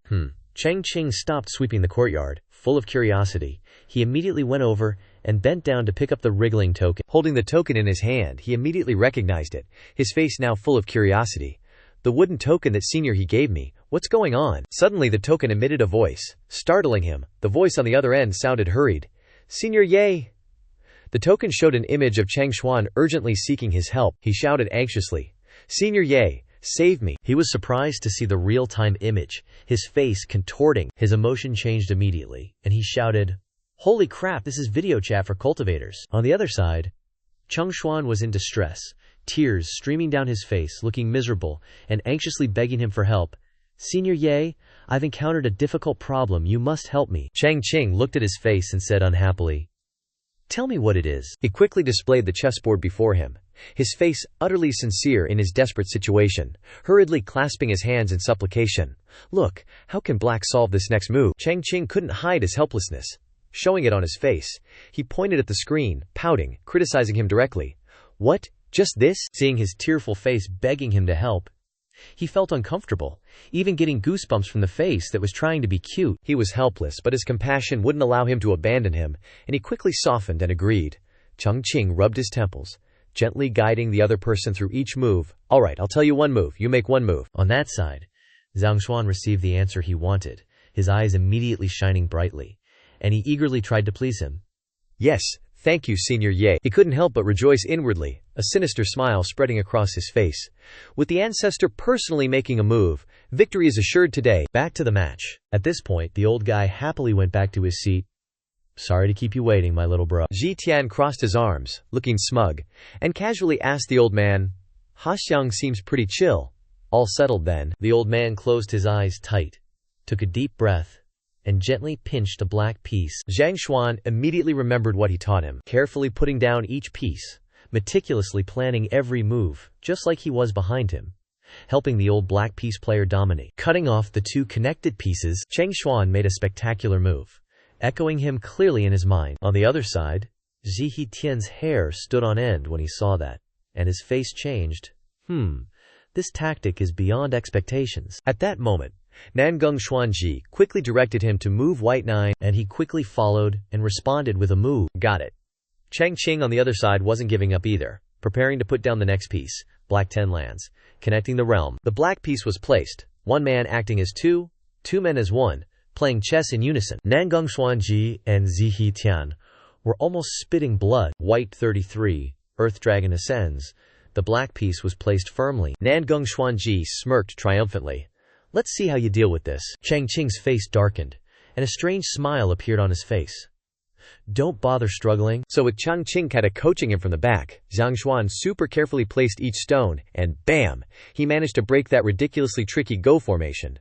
The Ko fight was over, and while white had been sitting pretty, their strong position was now seriously dwindling. At this moment, his face was full of determination to win, and he raised his hand like gathering spirit energy, unleashing the final blow. On the chessboard on the side, the old man also raised his hand, like him, yelling, "One last move!" Seeing the opponent's determined attitude, Zihi Tian could only gape. Chang Qing coldly made his move, the chess piece released looking like the faint spiritual veins of a dragon, winding endlessly along its path. It was the fatal move that Chang Qing gifted to them, severing Dragonstone. The moment the piece was placed, the chessboard was as if a magnificent golden dragon flew out, creating a suppressing formation, and also easily ended the match. Nangung Xuanji, facing this scene, was dumbfounded. How can this be? Zihi Tian next to him also looked up at them in surprise. Senior Nangung has lost. Chang Qing held the token in his hand, his eyes helpless. This old man is using me as a cheat again. Back on this side. Ji Tian was petrified, while Zhang Xuan was overjoyed and coughed slightly. Thank you, Senior Ye. Thank you, Senior Ye. Chang Qing looked at the token, extremely annoyed, just wanting to quickly end everything. If there's nothing else, I'm hanging up. Nangung Xuanji was trembling with anger. He trembled as he clenched the stone in his hand. This old man has cultivated chess Dao for nearly 3,000 years. The more he thought about it, the angrier he became. And he poured out all his pent-up frustrations, presuming that no one under the 9 heavens could compare to him in chess Dao.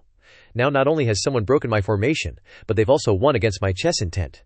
He clenched the stone, glared and shouted, "Holy ruler tongue, where exactly are you now?" On this side, Zihi Tian was stunned when he saw his attitude, and the small stone echoed with a voice. "Who are you playing chess with?" He helplessly replied, tearfully, "The Taishuan Holy Land, located north of the Great Yan Kingdom." He tried to calm himself, immediately updating the other party. The one who played Go with me was Cheng Qing Zhenren of the Taishuan Holy Land. Speaking of which, he mentioned the mysterious figure behind Chang Qing, who had guided the old man in creating a formation to break his Go game. But behind him is a mysterious expert that even I don't know who it is. Nangung Xuanji frowned upon hearing this, his face downcast, making his current mood unreadable. Understood. At this moment, he quickly flew his sword into the high sky and left the mountain. Nangung Xuanji stood on the sword, flying amidst the picturesque scenery. He was determined to go there, quickly flying over the towering mountains with a determined face to meet that person, to the point that he wished he could meet that person right away. He must meet this expert, or his cultivation will stagnate. On this side, Chang Qing took the card in his hand, sighed, and whispered, "I haven't played these Go games since middle school." In front of him, Qing Shui was engrossed in playing the zither, practicing diligently, floating along with the song. Chang Qing gently approached, still preoccupied with what had just happened. "Next time, I should add a little more difficulty." Slender hands moved across each string of the zither. Qing Shui smiled gently at him. "Master Ye, is there anything wrong with the music that Qing Shui just played?" Chang Qing picked up a cup of tea and sipped it lightly. After finishing the tea, he placed the cup back in its original position. After a moment of silence, he finally spoke in a measured tone. "This piece of music isn't bad, but it lacks a certain feeling." Qing Shu was stunned to hear this, looking at him with unease and confusion. "A certain feeling? Another piece of advice I've never heard before," she asked hesitantly. "What exactly is the feeling you're talking about?" Just then, Chang Qing suddenly remembered something, and he quickly responded, guiding her as he pleased. Chang Qing embraced himself, as if immersing himself in that awkward feeling, starting to ramble. "In the process of playing the zither, you focus too much on technique, thereby overlooking the emotions of the music." He raised his hand as if dancing, enthusiastically teaching like a true teacher. "You must learn to move according to your heart, to unleash your natural talent." Qing Shui listened, and began to ponder, looking at her own hands. "Move according to your heart. Unleash your natural talent." Qing Shui suddenly realized, understanding what he meant. Could this be the highest mystery of the Tao of sound, the immaculate heart realm, that my master once spoke of? After explaining everything to her, Chang Qing sighed, helplessly suggesting, "How about this? I'll play this piece of music again, and you can feel it carefully." Qing Shui, hearing the opportunity to see him perform firsthand, gently replied, "Yes." Chang Qing sat down on the soft chair, taking his place. His fingers moved slightly on each string, streams of spiritual energy, as if alive, gracefully and continuously flying into the air. Each sound emitted, along with the powerful spiritual energy, poured into the air, as if shaking the heavens, causing the weather to gradually change and strong winds to rise, creating a wonderful scene. The clear sound he created spread far and wide. The surrounding people were able to hear this soothing sound without spending a penny. Some distinguished guests in some shops, hearing the melody carried by the wind, also enjoyed floating along with each part of the music. The owner of a certain shop also heard this divine sound, and couldn't help but exclaim, "Oh my, the zither music has changed. This time, it's probably Mr. Ye playing in person." Another person who was absorbed in the music agreed, "That's right, it's completely different from the realm of just now." After a while, the willow branches swaying in the wind gradually stopped, his slender hands lowered, and the music came to an end. Chang Qing looked up, smiling brightly at her, and softly asked, "How do you feel now?" Qing Shui next to her was totally mesmerized by Kuan Yue's music, still lost in that soul-stirring sound. Qing Shui deeply agreed with him, thinking that what Grandmaster Ye said earlier made perfect sense, and she should try harder. Chang Qing stood up, looked at her, and softly advised, "It's good that you can feel it." Qing Shu's expression then turned serious, but Chang Qing, oblivious to her change, was already heading in the opposite direction, thinking, "It's getting late, let's call it a day." Qing Shu bit her lip, seeming hesitant to say something. Finally, after gathering her courage, she turned and called out, "Grandmaster Ye!" She reluctantly spoke her mind. "Qing Shui has been here for a while now, and I plan to leave tomorrow." Chang Qing was slightly shaken, and quickly turned back to face her, replying softly, You're leaving." He looked at her with an unreadable gaze, confirming his thoughts. Indeed, the path of mortals and immortals are different. Qing Shui then took out an ancient book from somewhere, holding it carefully. Qing Shu shyly covered her face with the book, looked at him, and said softly, "I accidentally found this ancient book, but the content is incredibly difficult to understand. Qing Shu can't make heads or tails of it, and I'm afraid only Grandmaster Ye can decipher it." She honestly and shyly offered it as a thank you gift for his care during her time here. "So, Qing Shui wants to give it to you." He gently reached out and accepted this precious book. Chang Qing carefully opened it and took a look, and immediately gaped, amazed by the ancient characters inside. The text on it seems to have been scrambled using some special rules. But then Chang Qing happily accepted the treasure, saying cheerfully, "But it's not impossible to decipher. I'll take a look tonight." Turning back towards the other two, deep in the bamboo forest, in the backyard where the intense game of chess had just ended, Zhang Xuan stroked his beard and said seriously, "Junior brother, That game of chess was definitely a rare and spectacular one, the likes of which we seldom see. Ji Tian frowned slightly. Haha, brother. The art of chess now truly opens my eyes. Though a bit reluctant, he kept his word, and quickly took off a valuable ring from his hand, pushing it towards the other. The 2 ancient treasures wagered are in this ring. Take it. After the game ended, Zhang Xuan looked at the ring on the chessboard in front of him, with satisfaction and glittering eyes full of joy. After losing for so many years, I've finally won back my money. The person he defeated was dejected, and having lost a valuable magic treasure, could only leave with his head lowered. He didn't even see him off, only waved goodbye. Junior brother, take care on your way. After seeing off his sworn enemy, Zhang Xuan happily held the ring in his hand like a treasure. At this moment, from behind the backyard, another figure happily peeked inside. He also happily gave a thumbs up to his holy lord and senior brother. Congratulations, holy lord senior brother. Today you've finally brought some honor to our sect. Then he stared blankly at the figure leaving, still unable to believe that they could win so easily. Even Chang Xuan at this moment couldn't believe what he had done. His whole body was still trembling. If it weren't for Grandmaster Ye's dedicated guidance, I'm afraid I wouldn't have won in my entire life. Then he excitedly turned to call out to the other, Senior brother, quickly take out those 2 ancient treasures for me to see. The other thought it was a good idea and agreed. All right. Immediately he raised his hand and used his magical power, and warm light appeared from his 2 fingertips. Then he released his spiritual power towards the ring in the distance, to summon the 2 magic treasures inside. Light from the ring lit up the surrounding space, and successfully retrieved the 2 items inside. As soon as he saw them, he widened his eyes in shock. There, 2 magic treasures appeared in front of them, a writing brush and a bronze bell. This also stunned the 2 elders for a moment. It's a brush and a bell. The image of the brush contains blue spiritual power and is constantly hovering around it. However, on the brush itself, there is a looming layer of dark aura surrounding it. It feels like something bad will happen if you use this brush. As soon as he saw it, he quickly recognized that the brush body seemed to be made of gloom iron star. He couldn't believe that he would have the opportunity to see a dangerous dark treasure with his own eyes, so he was a little apprehensive and scared. Gloom iron star is extremely rare, but it has carried a fierce aura since birth, and it can easily harm the cultivator's soul. It's better not to touch it easily. Not only that, but even the remaining magic treasure was not ordinary. It was a delicately carved bronze bell, but the image of a ferocious evil dragon was engraved on the front of the bell, and the spiritual power it emitted made people feel apprehensive, and seeing it made him curious and incomprehensible. Why is there such a strong, baleful aura on this bell? Even Chang Xuan quickly realized the seriousness of that magic treasure. Only after suppressing countless souls can such a terrifying aura be born. At this moment, he was completely serious. Retracting the relaxed smile from before, he vigilantly looked at the 2 magic treasures in front of him that could take people's lives and souls. One ancient treasure containing great energy. The image of the dark bronze bell being used for some purpose gradually appeared in his mind, such as being used with a dark, grand formation, with countless chains wrapped around it, as if to suppress something. If it can be used as the central magic weapon of the grand profound mountain protecting formation. As soon as Chang Xuan said that, the old guy couldn't help but get excited and shout, Then our Taishuan Holy Land can enjoy eternal peace. But he seemed to have another plan. He immediately retracted the 2 magical artifacts in front of him, turned around coldly, and left. We'll talk about this later. He didn't understand what was going on, but he could only quickly follow the old man out of the courtyard to head to the martial arts competition venue.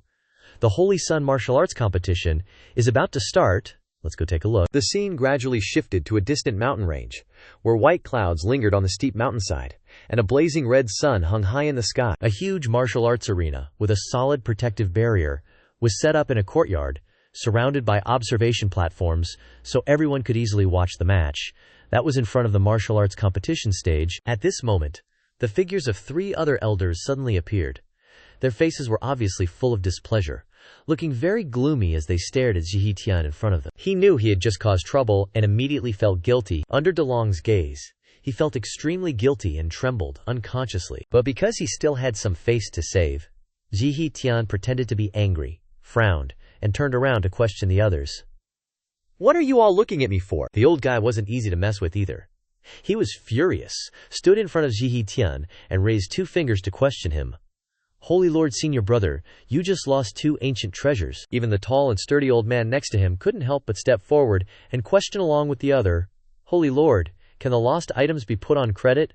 Our Ziqing Holy Land may be a big, established family, but we can't handle this.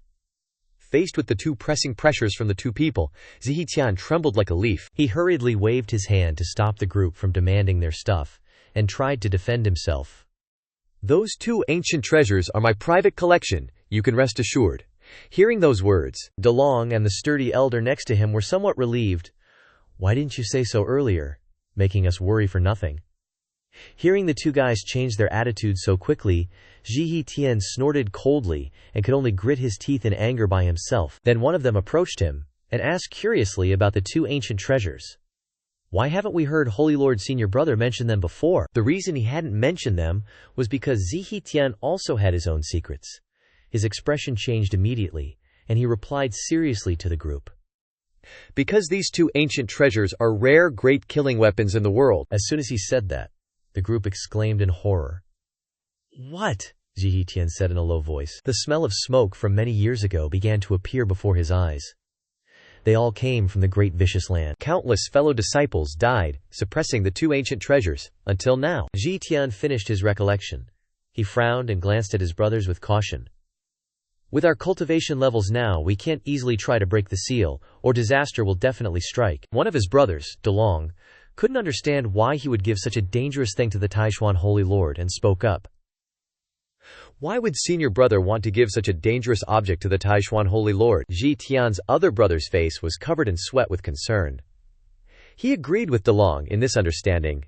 That's right, what if he breaks the seal above? Wouldn't that be a disaster for all living things? Regardless of the strong opposition from his brothers, Ji Tian just turned his back, not letting them see his current expression. He emphasized, I have my own intentions. He looked into the distance, his heart stirring with dark schemes. Haha, bro. Zihitian turned his back to prevent his other brothers from seeing his sinister and dark smile. If you really break the seal... He began to imagine the scene of the Taishuan Holy Land being submerged in a sea of fire, which made him feel refreshed. When disaster strikes the Taishuan Holy Land, in a hidden corner shrouded in darkness, only there did Zihitian reveal his sinister face.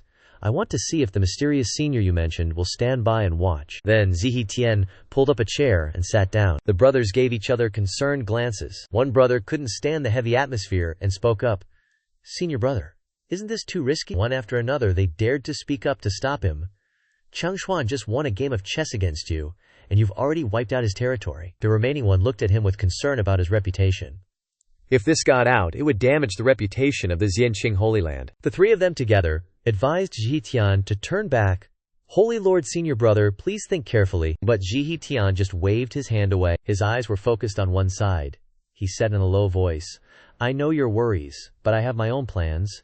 3 junior brothers don't need to persuade me. After looking down at the martial arts competition arena, and not seeing the white-haired girl, curiosity arose in his heart.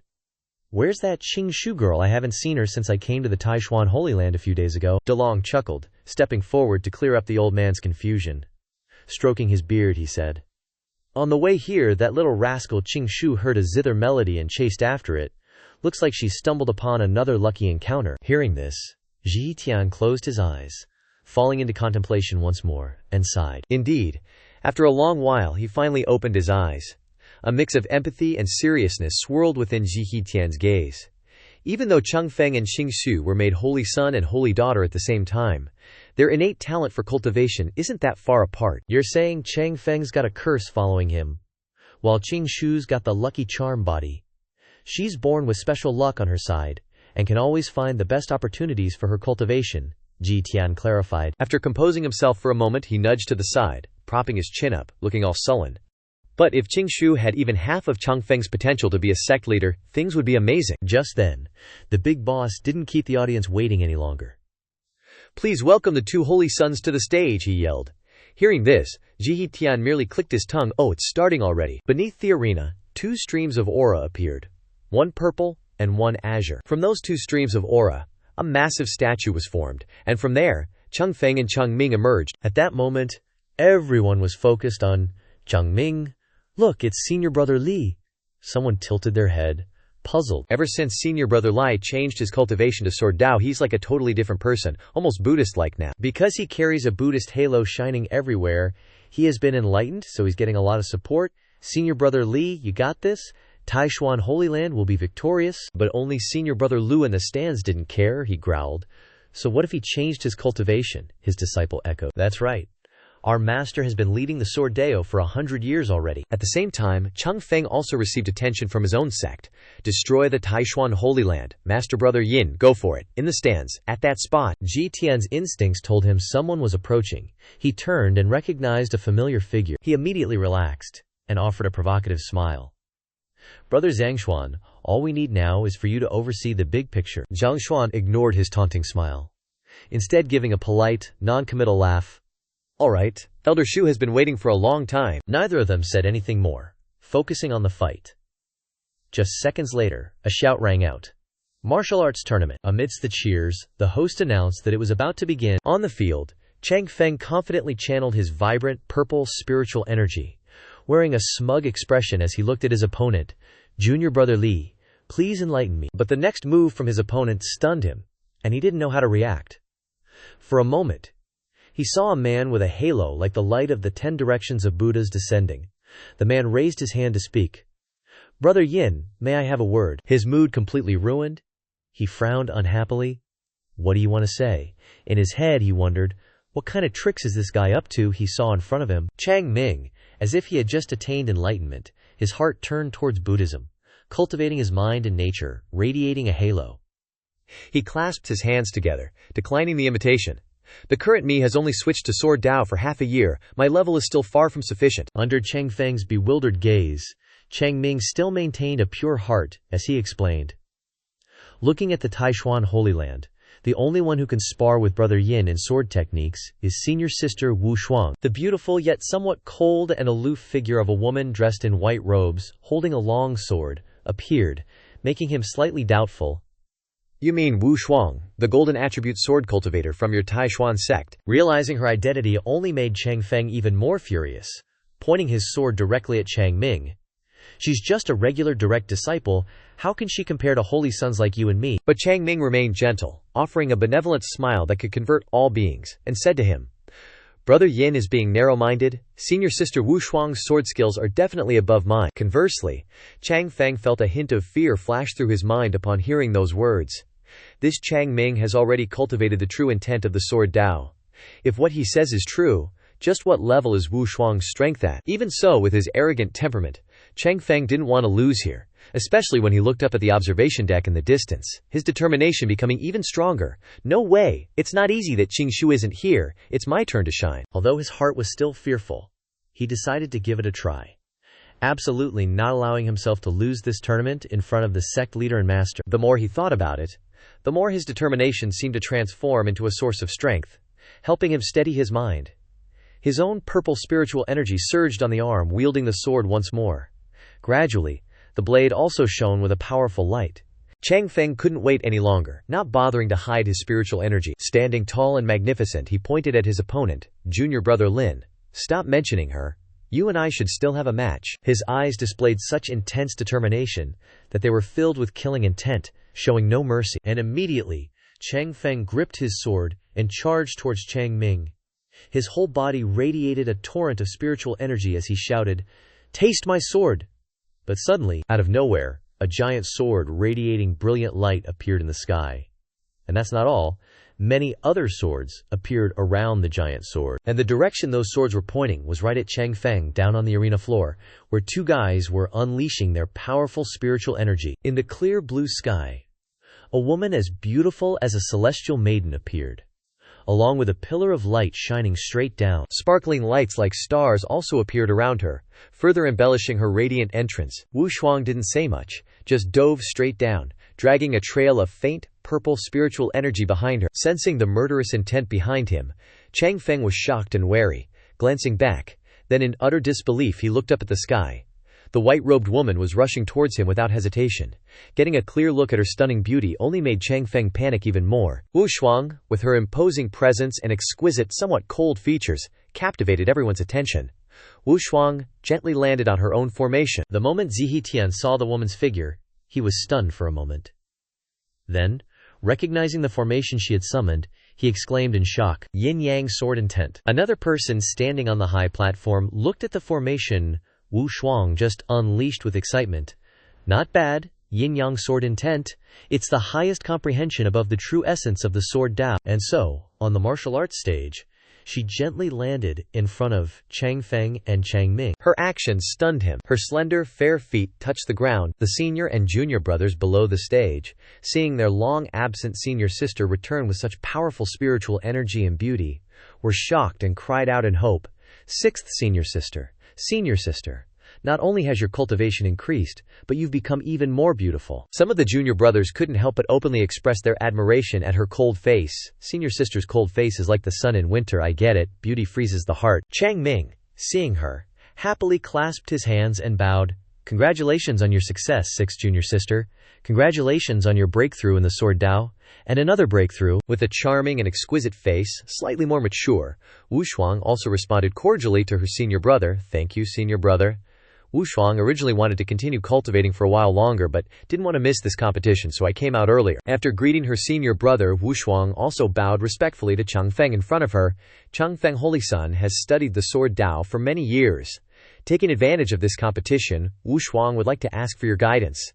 Being singled out like that surprised him a bit, but he quickly bowed in return. Chang Ming, seeing that both of them had greeted each other, happily waved his hand, directing the current match. That's great, you two are both dedicated to the sword Dao.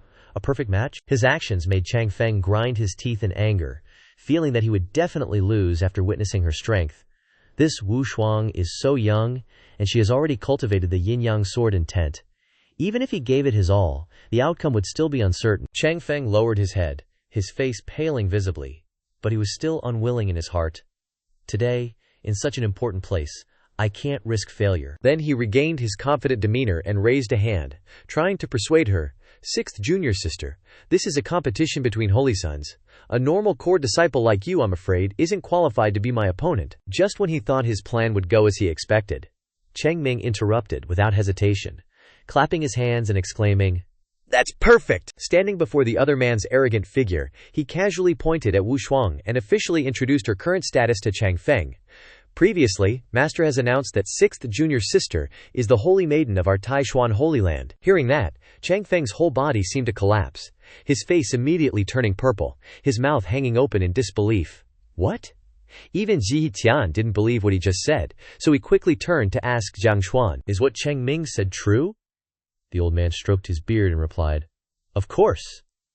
Then, in front of everyone, he slowly announced, "Nephew Chang Feng, Wu Shuang has been chosen as the holy maiden of our sect. It's just that the consecration ceremony hasn't been held yet, so her competing with you isn't considered out of line." One thing after another happened unexpectedly, leaving him unable to react. Even Zihi Tian was no less shocked than him. He acted like he had just heard some shocking story, but he also didn't forget to look down on the newly chosen holy maiden of the Taishuan Holy Land.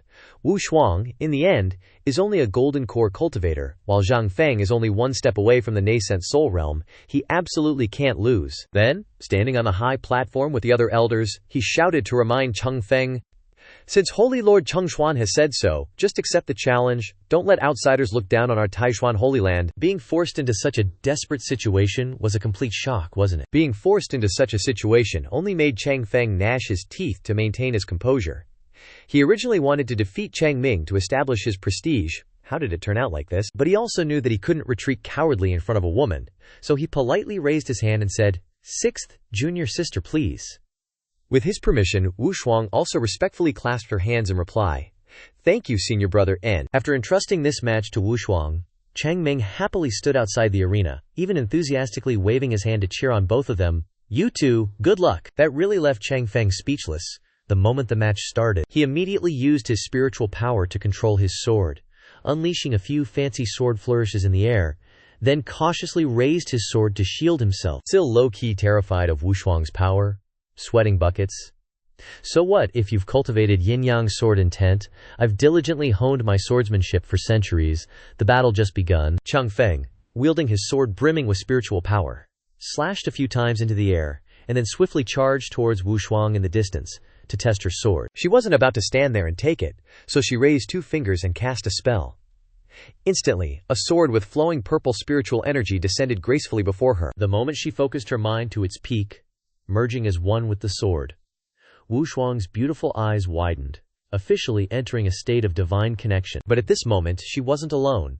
In the high sky, The silhouette of Chang Qing appeared behind Wu Shuang, like Chang Qing's guidance. She and he were as one. Every word he spoke was now repeated by Wu Shuang. Golden Yuan Sword Essence, 8th layer. The power formation beneath her feet activated with every word she uttered. The surrounding crowd gasped at the sight, but some couldn't hide their admiration for her beauty. Even Chang Ming, standing before the crowd, applauded. Wu Shuang is truly amazing. Both Zhang Xuan and Ji Hitian on the high platform were stunned by the image. What?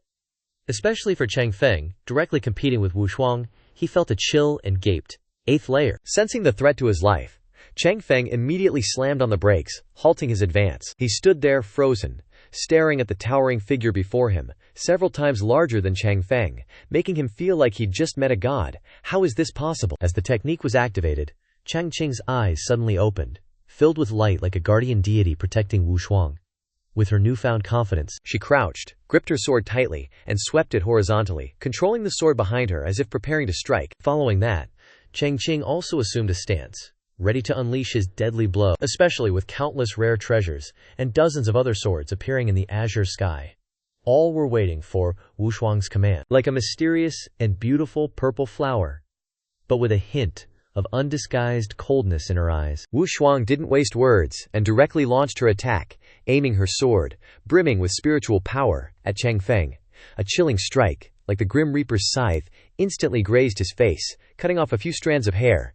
In that moment he felt his life hanging by a thread, about to fall into an abyss. Not stopping there, the attack amplified tenfold, as if a blow from some colossal entity swept past Chang Feng and struck the high platform behind. A loud explosion followed, shattering the earth and the courtyard into pieces. Chang Feng felt like his ancestors must have shouldered all his karma for this lifetime. He glanced behind him, gaping in disbelief.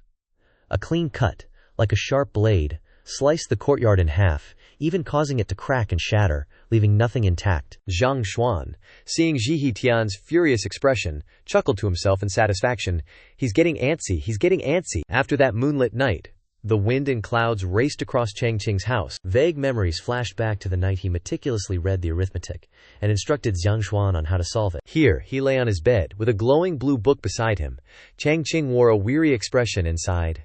The night is long, and I'm not in the mood to sleep. Suddenly, Chang Qing imagined Qing Shu begging him for guidance with her heart-shaped purple eyes, and his heart stirred. Well, it's hard for young men to escape the allure of beauty, especially when that person is Qing Shu. Chang Qing blushed, taking a deep breath to calm himself and avoid succumbing to one of the 7 deadly sins.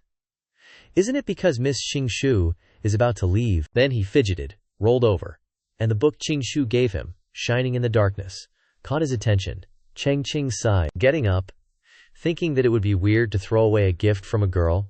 He should still look at the book she gave him. In the pitch-black night, the words "eat dirt" hit his eyes, but this book is called "Eat Dirt." Suddenly, Chang Qing felt like it was mocking him. He clicked his tongue in annoyance, feeling like it was laughing at him. Anyway, tonight is a long and sleepless night, so he lit a candle, preparing to spend the night studying this book, to kill time. Chang Qing's eyes scanned each page, reading word by word like a toddler. To practice this technique, you gotta be able to read at least 2 lines. He knew his dogshit name was terrible, but the content wasn't half bad. Chang Qing was starting to get into it, kinda interested. As opposed to a long night, was a rooster crowing during the great martial arts tournament. It let out a few short crows, signaling the end of the match. The rooster stopped crowing, and Chang Feng's rooster began to collapse. On the other side, the sunlight shining through Chang Qing's eyelids woke him up. He let out an early morning groan. He sat up groggily, his eyes swollen from studying the words late into the night. He wiped the drool from the corner of his mouth and mumbled something incoherent. He squinted at the paper with his puffy eyes to double-check, muttering to himself, "I was researching this book till late last night, and fell asleep without even realizing." He stretched and stepped through the doorway, letting out a long yawn. "Lucky me, I managed to read the whole thing." Then, Chang Qing greeted the new day with a ghost-calling shout. "Miss Qing Shu." As usual, Chang Qing would go to the backyard every morning to greet Qing Shu with a few words. He cheerfully waved his hand and called out, "Miss Qing Shu." But all that answered him was the vast, empty garden, and something that caught his eye. On the familiar wooden chair, there was a scroll tied with string, placed neatly on top. Curious, Chang Qing reached out and picked it up. Looking at the content inside the scroll, he carefully reread what was written on it. To Master Ye, Turns out, it was a letter Qing Shui had carefully written to him, filled with gratitude for Chang Qing's help over the past few days. Thank you for your teachings and hospitality these past few days. Qing Shui will forever remember it. But hidden behind that gratitude was a burning desire to monopolize him, undisguised in her infatuated gaze. Indeed, Qing Shu, while writing this letter, didn't know how many lustful thoughts were hidden behind those eyes. If fate allows later, but the main character had no idea he was being targeted, and even smiled contentedly as he thought about their happy future. If fate allows, she can teach me to cultivate, and repay me with her body even better. Suddenly, a line appeared that made Chang Qing frown, and read it aloud. If fate allows later. At this point, he was really flustered, and almost screamed when he saw the last words Qing Shu had left behind. Quote, "Will visit you again." Chang Qing now understood her intentions, and scoffed, tossing the letter full of affection aside. He quickly regained his composure, not feeling annoyed anymore, and picked up the book Qing Shu had left behind. Oh well, since she's gone, let's try out the technique she gave me. A little while later, under the gentle sunlight and the breezes swaying the willow branches, Chang Qing lay back on the chair, slowly sinking into the peaceful atmosphere of the backyard. The warm, deep voice of Chang Qing reading the verses echoed through the dreamlike scene. Supreme sect of creation, roaming the world is difficult, without beginning and without end, neither clear nor difficult. However, strangely enough, each verse that was read seemed to faintly radiate a rich spiritual energy that spread in the air, as if blending with the spring breeze and carrying the winds fluttering in the air. Chang Qing was completely unaware that each verse he uttered carried unfathomable power and contained latent spiritual energy, harmonizing yin and yang to encompass all directions. Those streams of spiritual energy, as if alive, fluttered in the wind, also blowing Chang Qing's long black hair into the air from the reclining chair. He was engrossed in reading each verse without realizing that he had unconsciously entered a state of immersion. His whole body emanated a gushing spiritual energy, even bursting outwards, causing the sky above Chang Qing to gradually change, and the tornadoes also gradually raged continuously. Having beginning and having end, all things flourish and transform for 10,000 miles. The sky gradually changed rapidly, dark clouds gradually gathering, bringing thunder and lightning raging rampant in the night sky, creating a terrifying scene. Just like the heavenly wave descending from the sky, each wave of thunderbolts carried an oppressive pressure, mercilessly and directly striking down on Chang Qing's courtyard. Chang Qing completely focused his mind. He closed his eyes tightly to control his own energy. The stream of spiritual energy at this moment was no longer gentle and soft as at first, but directly transformed into a giant and majestic dragon surrounding his person. Those eyes were still closed tightly. Even because of the enormous power, Chang Qing frowned even more tightly in order to control it. When he felt that the power had reached its peak, completely merging with himself, he immediately opened his eyes. In the dark night, his eyes shone brightly, as if they contained extraordinary power. Not only in Chang Qing's backyard, but outside, a similar anomaly occurred. In the sky of the small town at this moment, dark clouds gradually swirled like a tornado or even a portal leading to another world, where a cold ray of light passed through, along with a thunderbolt that directly struck down on the sky. That made the people in the town panic. Not understanding what was happening, why did the heavens suddenly change? More and more people gathered in front of that eerie scene and talked non-stop. That's right, it was still bright just now. This thunder and lightning is really scary. Each wave of dark clouds came, naturally also brought with it howling winds, causing the willow tree in Chang Qing's yard to sway in the wind. Right where He Huang was having a not-so-peaceful nap, the scene shifted with the spiritual energy radiating from Chang Qing, affecting everything around his shop quite a bit. Bursts of thunder struck down, creating terrifying sounds that echoed through the sky, like something was roaring. That sound gradually woke it up. Shaking it out of its dream, He Huang was confused, plus a little dazed, not understanding what was happening as it looked around. When it finally realized the situation, it jumped straight up, eyes wide with shock, mouth gaping open in disbelief.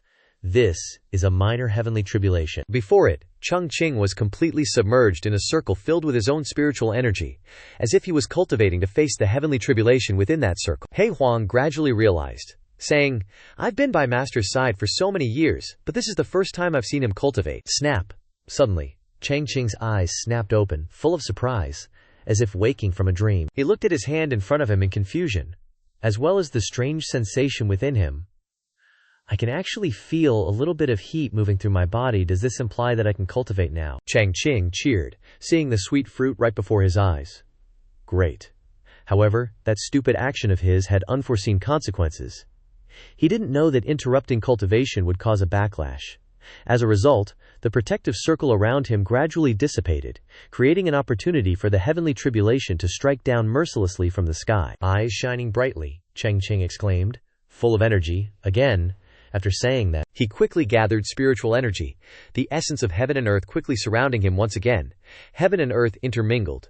With beginning and end, all things generated and transformed, traveling 10,000 miles. The immense energy caused the heavenly lightning to strike down powerfully from the sky. He Huang, witnessing this from the side, couldn't help but admire. As expected of Master, just reciting a few incantations can bring about a minor heavenly tribulation. That stone actually accumulated 7 types of spiritual energy now, and the focus of that spiritual energy was Chang Qing, who was concentrating all his senses to gather the spiritual energy in one place. Several beams of light, like a rainbow, were constantly attracted and rushed towards him. Witnessing such a miraculous scene, Chang Qing hadn't even had time to celebrate, but He Huang had already exclaimed, "He can even refine a heaven and earth treasure, a primordial stone." Observing more closely, it could be seen that the stone was like his spiritual core, constantly absorbing the 7 types of spiritual light. Seeing this, He Huang seemed to realize some truth. So that's how it is. It stared at him, mouth agape. The spiritual energy of this small town isn't enough for Master's cultivation, so he's refining the primordial stone. Then He Huang worried, scratching its head. "It's a pity that there's only one primordial stone in the house. It's definitely not enough to fill the gaps between Master's teeth. What should I do?" As it was anxiously thinking, a big idea flashed through its head. He Huang grinned, with a villainous expression. "I've got it." Its mind was heading to a place that was quite gloomy, full of mist and frost. But it was sure of one thing. "I remember that deep within the forbidden area of the Southern Ridge Spirit Fox clan, there seems to be such a heaven and earth treasure. I'm on it." It eagerly stood up, with an imposing manner. "My moment to shine has finally arrived." Stepping out with burning enthusiasm, He Huang didn't forget to tell Chang Qing, "Don't worry, Master." Its eyes shone with the energy it hadn't touched in a long time. "For your great cultivation cause," with the bright moonlight illuminating the dark night, it transformed itself into a dog person with bulging muscles and a six-pack, and left with a full sense of determination. He Huang wouldn't hesitate, even if it meant climbing mountains of knives or diving into seas of fire. Not long after He Huang left, the night began to quiet down again. The last essences quickly merged together and poured into Chang Qing's body. After absorbing all the spiritual energy of heaven and earth, the refreshing feeling quickly made him open his eyes in a daze. Experiencing this feeling for the first time, he couldn't help but tremble and exclaim, "So this is the feeling of cultivation." He was so excited that he clenched both hands, his eyes shining like car headlights. Today's success made him wonder, "But why couldn't I do it for more than 5 years? And today I suddenly comprehended it." Right when Chang Qing was scratching his head, the light from a stone on the ground grabbed his attention real quick. "Huh?" Seeing it, he instantly recognized it. "Isn't this my teapot? Why's it changed color?" But the moment he picked it up, a wild idea popped into his head. Could it be, holding the teapot in one hand and the technique in the other? He was kinda dazed. Could this dirt-eating manual Qingzhu left me be specifically for us spiritual rootless folks? Realizing this unbelievable truth, Chang Qing blurted out, "A cultivation method that absorbs the energy of this stone." Late at night, the moon was bright, but the lights in his pad were still on.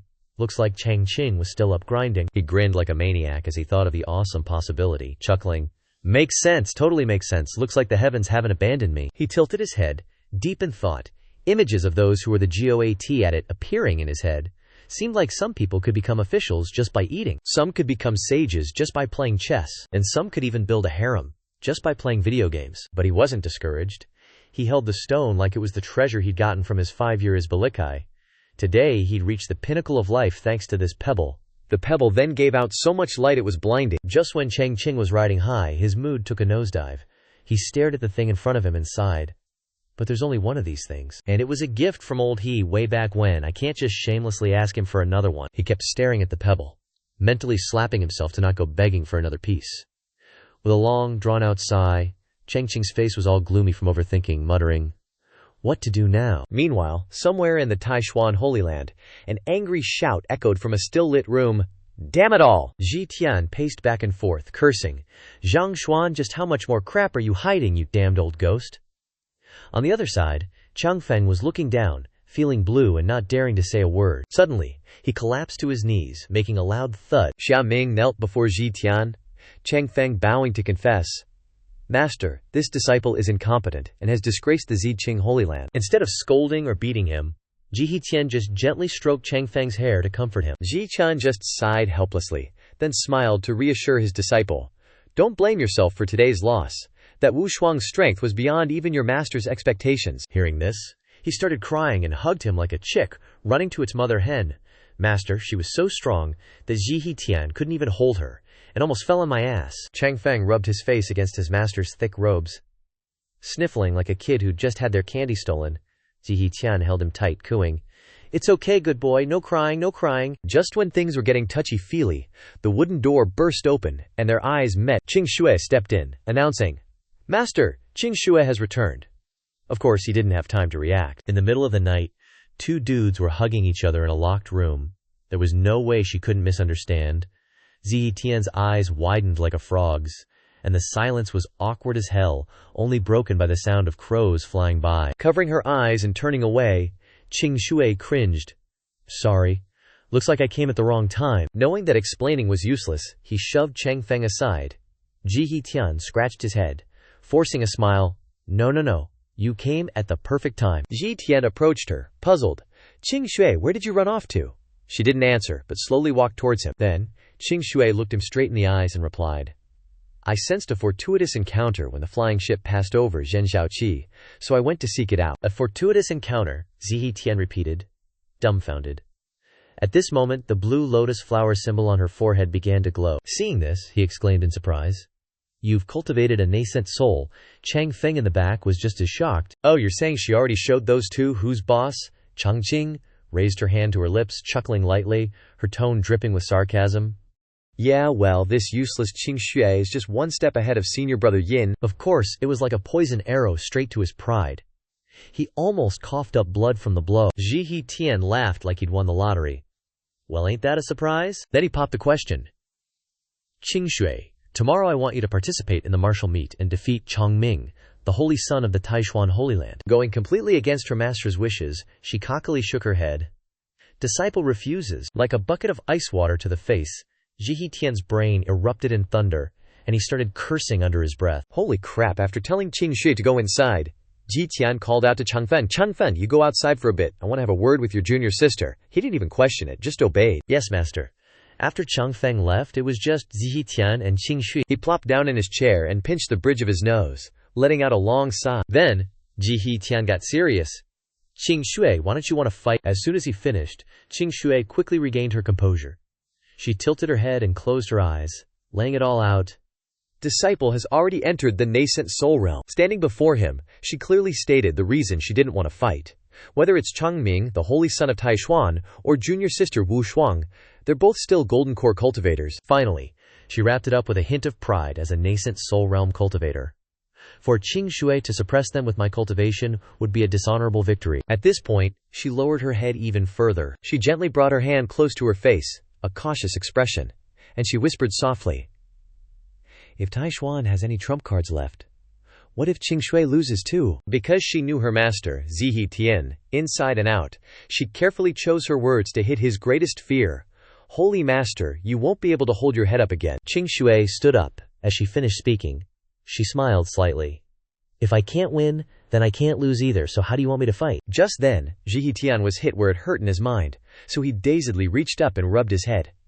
Right, Zihe cleared his throat, trying to regain his composure. "I've lived for 1,000 years, and today I was blinded by the desire for victory, almost making a mistake." Then he carefully sized up Qing Shui. "It hasn't been that long since I've seen this girl, and not only has her realm advanced like crazy." His shrewd eyes assessed everything from her appearance to her mental state before and after these past few days, and it seemed like a huge change had occurred in her mental state as well. She's got the air of an expert about her already. And Zihe decided to stand up and announce a decision he'd been considering for a long time. "Qing Shui, now that you've reached the nascent soul realm, I've decided that after this martial meet is over, I'll announce it to everyone in the Ziqing Holy Land." He smiled brightly and gently asked her, "How about you take over the position of Holy Master in the future?" Hoping that Qing Shui would accept the position she'd long dreamed of. However, she shook her head. She gave a wry smile, her voice soft. "Please forgive Qing Shui for being unable to comply. Disciple refuses." Her voice was soft, but sharp enough to stab Zihe a few times in the heart. Finally he had to blurt out, "What?" She closed her eyes and raised her hand, signaling her intention to withdraw from this plan. Master, this disciple only wants to cultivate the flawless heart realm right now, and has no intention of thinking about the position of Holy Master. Senior Brother Yin is the more suitable choice. As Qing Shui finished her sentence, Zihi Tian also ended his patience. He couldn't help but grab her shoulders and push her back and forth. He roared, "What on earth have you been through these past few days? You don't even want my Holy Master position anymore." Accidentally scratching her itch, Qing Shui immediately raised her fist, her eyes sparkling, and excitedly said, Qing Shui unexpectedly met a peerless expert. Hearing her say that, he froze for a moment. You met a peerless expert too? Because, coincidentally, everyone he knew mentioned the word expert, but he didn't. At this moment, Long Zhihi Tian suddenly was burning with unending fire. How come everyone gets to meet experts except me? Zhihi Tian didn't want to let the chance to learn about this expert slip away. So he slowly went into interrogation mode and asked her, "Quick, tell me, who is he? What realm is he in?" Qing Shu's eyes widened, and she shook her head innocently. "Disciple doesn't know his realm," she slowly replied.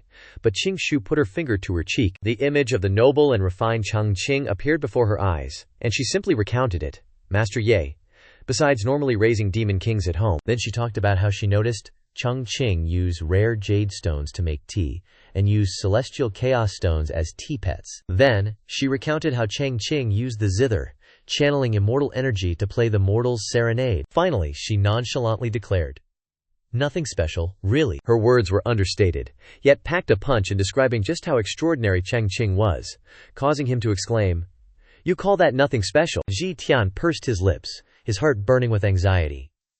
If Qing Shui, that little rascal, had met a master, it could very well be the supreme senior Zhang Xuan mentioned. The more Zhi Tian thought, the more he felt like he was going crazy, veins popping out on his forehead. The imposing power emanating from him made Zhi Tian feel an immense pressure.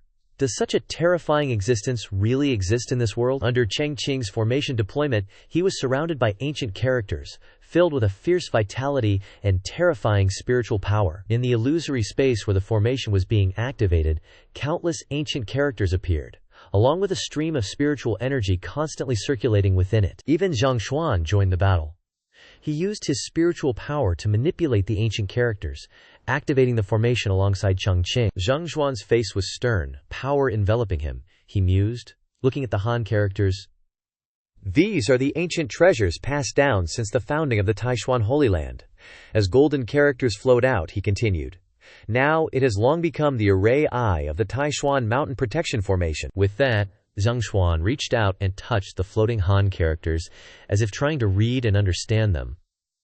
If I put the bronze bell that Zihi Tian gave me into the array eye today, merging the two with Taishuan, strange characters kept appearing in his mind, as Zhang Xuan made a hypothesis. Suddenly, the bell glowed brightly, and released a powerful energy, leaving him gaping in astonishment. Realizing something, Zhang Xuan deduced two ancient treasures as the array eyes.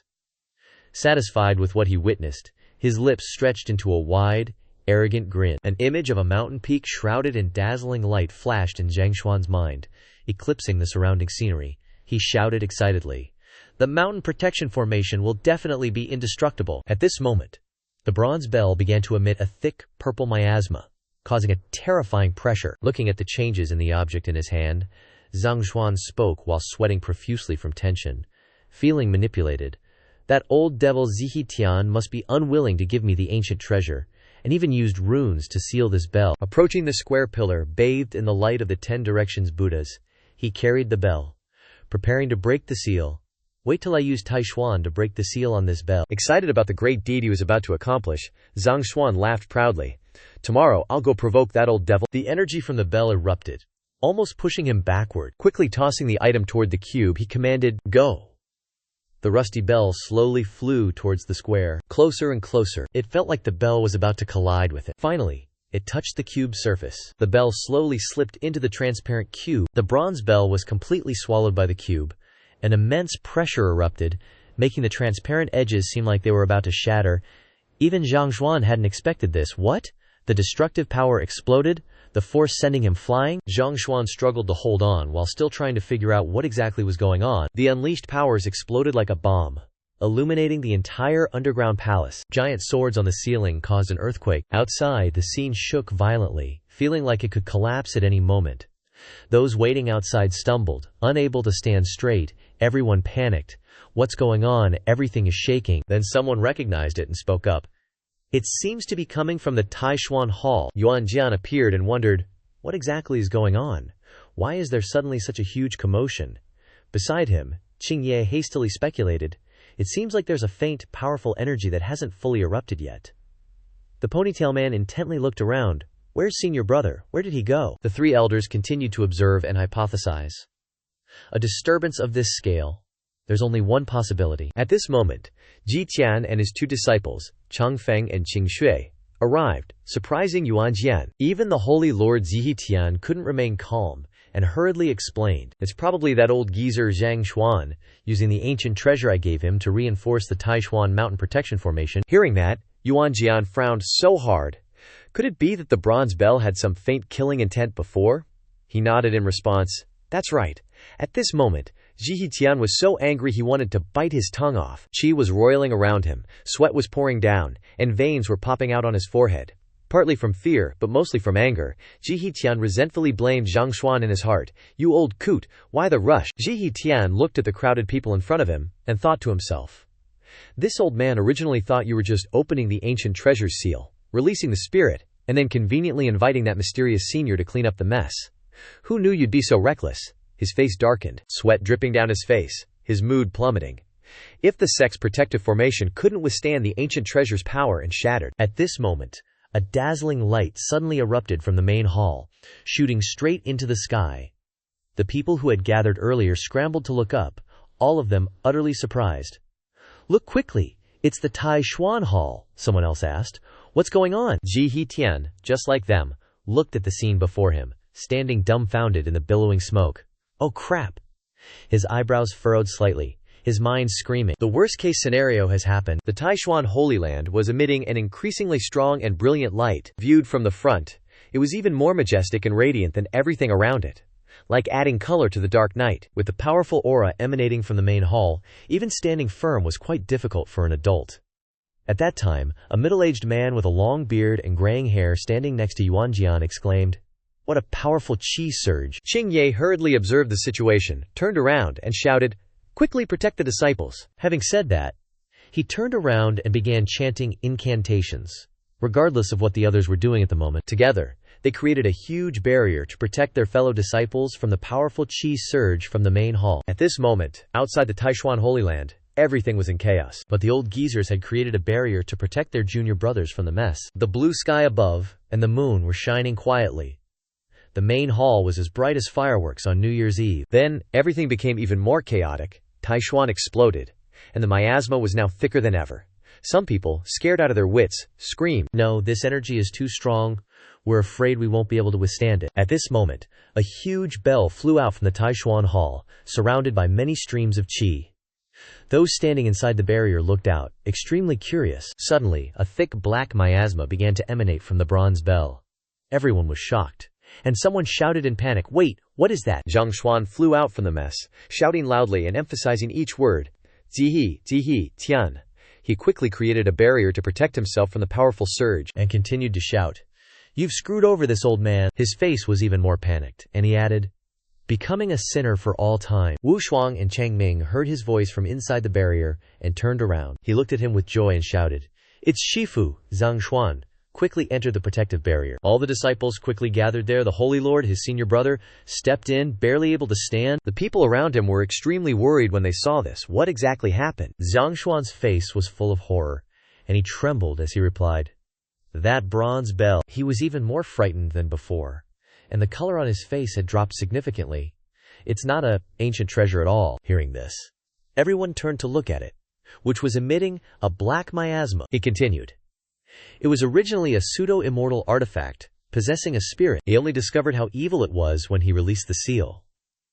The bronze bell outside was becoming more and more terrifying, and the scene was even more chaotic. It rang a few times, but sadly, it was too late. Hearing that, Zihi Tian's face fell, and he bowed his head in fear. He stepped forward, bowing low.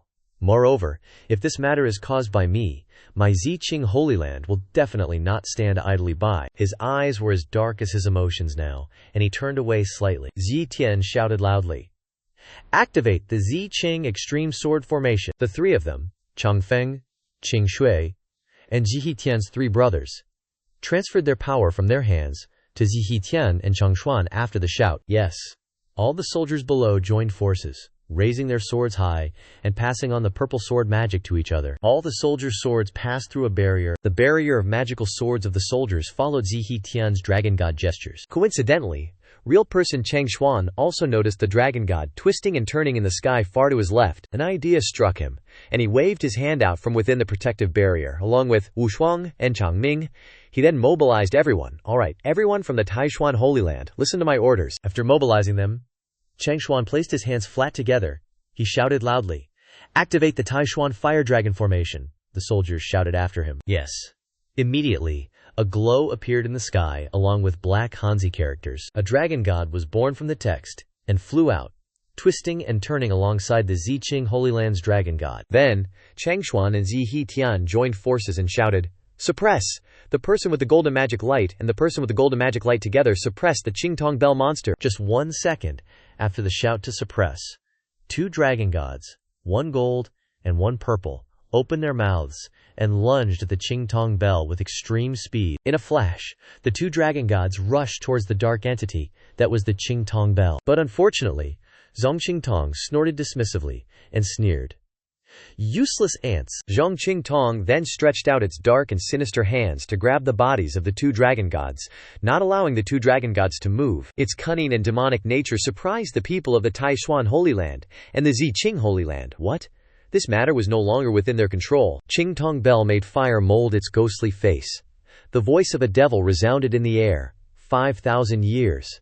Qingtong Bell's body burst into flames, a massive body molded from burning coals of hatred. Qingtong Bell cackled, happy that it was finally free from being despised. This one is finally released. Then its large hand grabbed the body of the dragon god. Compared to its hand, the body of the Zi Qing Holy Land dragon god was just a worm in its grasp. Because the two dragon gods were connected to the holy lords of the Taishuan Holy Land and the Zi Qing Holy Land, when Qingtong Bell grabbed and squeezed the body of the dragon god, it was like squeezing the internal organs of Chang Xuan and Ji Tian, causing both of them to spit out blood. Chang Xuan exclaimed in horror, "How can this be?" He clutched his chest in confusion. Could today be the end of my Taishuan Holy Land? Could it be that my Taishuan is truly facing disaster today? He stood facing an extremely monstrous enemy, Zhong Qingtong, a huge enemy with formidable power. Can he and his trusted companions overcome this? Knowing that it possessed the power to make the world disappear, it was extremely arrogant. Zhong Qingtong immediately waved its hand and slammed down hard. It laughed gleefully. "Let this one test how much skill you have." As it slammed down, fiery red rays of light fell along with it. The falling rays of light created huge aftershocks. Chang Xuan was quick-witted. He immediately shouted to block it, raised his hand, and formed a protective structure with the others. But Qingtong Bell was not to be outdone. It raised its hand, and a ball of fire appeared in its hand. It laughed maniacally. "Try this move." He shaped the fireball into a spear. Zhong Qingdong grabbed it and reached back. Then he wound up and hurled the ginormous spear at the damn insects. He yelled. The spear came crashing down, shattering the protective barrier of the two Holy Lands people. The civilians scrambled to dodge, while the spear slammed down, obliterating the floor. Everything was in ruins. Corpses lay everywhere, and black smoke billowed. Zhong Qingdong, seeing this scene, laughed like he'd struck gold. "You guys are seriously too weak. You can't even withstand one attack from yours truly. You should just obediently become my meal." With his remaining strength, Chang Dai shakily stood up. He gathered all his strength and roared, "All disciples of Taishuan, listen to my command." Not wanting to implicate the innocent, he ordered, "Quickly evacuate all disciples below the Harmony Realm and the members of Xinqing Holy Land away from this place." Guessing he wanted to self-destruct with it, his senior brothers cried out in alarm. Holy Master, Senior Brother, Chang Dai quickly chanted an incantation. A circle filled with symbols appeared. "This old man will gamble with his entire life's cultivation." A steely glint flashed in his eyes, determined to explode with it. Ji Tian, standing behind, asked in shock, "You're trying to kill them both with your own life. But dying isn't that easy, you know." Zhong Qingdong scoffed. "You think you can stop yours truly?" Chang Dai didn't bother replying, just turned to Ji Tian and entrusted, "Ji Tian, I leave the disciples of Taishuan to you." Hearing this, Ji Tian waved his hand, opening another dimension. He waved his sleeve. calling to the survivors. This is a passage back to my Qing Holy Land. Everyone, please take shelter here for now. Seeing an escape route, the disciples rushed in, panicking. However, Zhang Qingdong wasn't letting them go. He swung his weapon and roared, "Not a single one of you is getting away." Seeing Chang De about to be in danger, Chang Ming cried out in alarm. Master Wu Shuang beside him was equally worried. Knowing he couldn't hold on for much longer, the Holy Master urged, "Hurry and leave." Suddenly, from under the rubble, something stirred slightly, instantly causing the ground to shake. Like a peregrine falcon, a mysterious ray of light shot out from the ground with the speed of light. Just as Zhang Qingdong viciously prepared to swing his hammer, forged with lava flames, down, an invisible shield with a mystical glow appeared. The attack was blocked, leaving Zhang Qingdong confused, his face scrunched up like a crumpled scarecrow. HMPH. That strange shield actually managed to save Chang De's life. The blinding light from the shield forced him to shield his eyes. Faintly visible in the aura were images of towering mountains. On each mountain were magnificent buildings, and the highest mountain was the source of the mystical light that blocked Zhang Qingdong's deadly attack, and the scene was all contained within a scroll. It could be said that it saved Chang Di from danger. Its powerful force quickly astonished everyone else. Chang Ming and Wu Shuang, who were panicking just now, were also left speechless. And the mysterious old man standing outside immediately recognized what it was. The powerful light also gave Chang De a temporary reprieve, and he was instantly moved. That's a scroll that contains the whole country, as strong as mountains, fluttering like clouds, and emitting a dazzling light like the sun. Mortals like Chang De call it the Taishuan Chang Qing painting. The other disciples all looked up at the sky, where a painting with magnificent mountains appeared, emitting brilliant golden light, and were all shocked. The Taishuan Chang Qing painting. In the crowd, only Wu Shuang and Chang Ming quickly recognized the miraculous magic treasure. It's Senior Ye. Like meeting a savior coming to redeem their sect. With the intense belief in her heart, she cried out urgently, "It must be Senior Ye." Even Xiang Xuan, whose face was covered in blood, tried to get up and shout in agreement.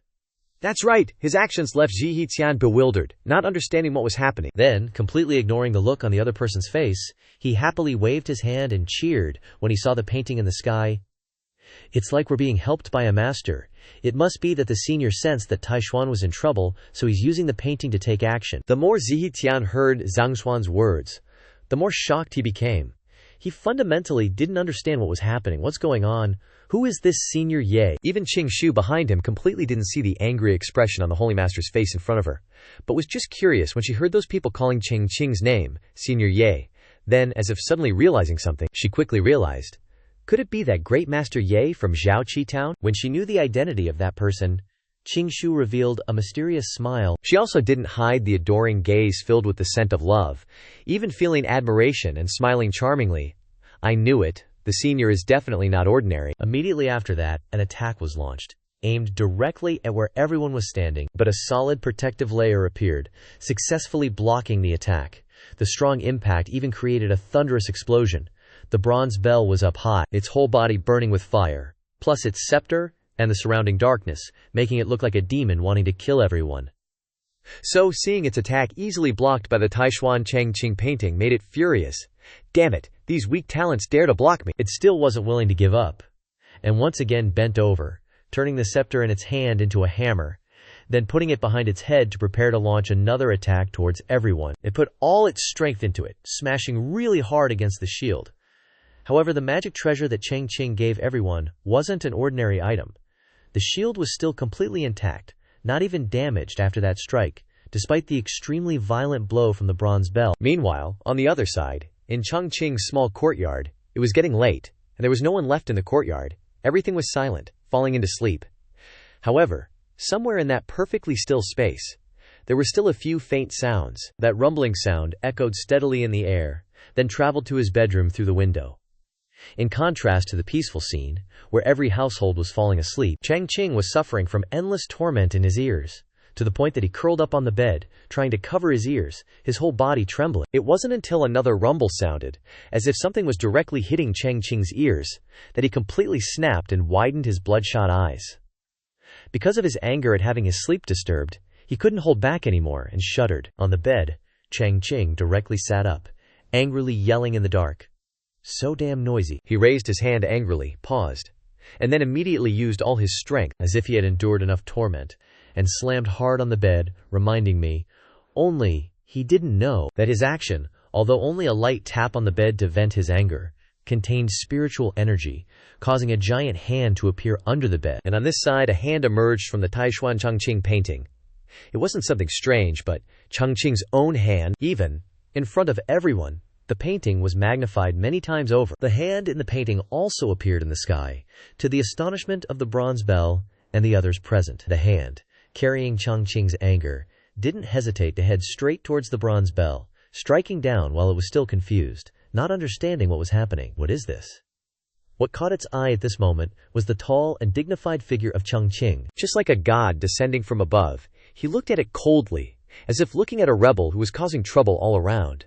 Then, without waiting for it to react, he just raised his hand in the air and said in a commanding voice, "Stop!" Accordingly, the spiritual energy around him gradually gathered in Chang Qing's place. Even the bronze bell didn't notice that the back of the sacred hall was gradually exploding and burning fiercely. It realized the critical situation, and knowing it couldn't dodge, it could only shout in panic, "This is bad." Then, a blow descended from above, hitting the bronze bell directly, causing a thunderous explosion at the intersection between it and that power. Accordingly, the hand that Chang Qing struck down with also inadvertently activated the massive formation. From the sky, the formation was filled with spiritual energy and seemed to attract all the beasts from everywhere to converge, along with his dignified voice, "Give me a strike." He just solved the one who broke the peace in the Taishuan Holy Land, which was also to return peaceful sleep to him. The defeated bronze bell rushed to the ground, creating a loud noise in front of Zhangshuan and Zhihitian. The surrounding rocks also shattered into pieces from the impact, and because of the consumption of spiritual energy, its whole body also declined a lot. He saw that scene and was so surprised that his mouth hung open, unable to believe it. What? The bronze bell was confused, not understanding what had just happened. In a flash, it went from being a hulking, incredibly strong monster to just a dying ember with a sliver of consciousness. Turns out there are terrifying beings like that around here. Zhang Xingtong, feeling the danger and sensing itself fading into thin air, started sweating buckets. I definitely stirred something up with that ruckus. I pissed off a big shot.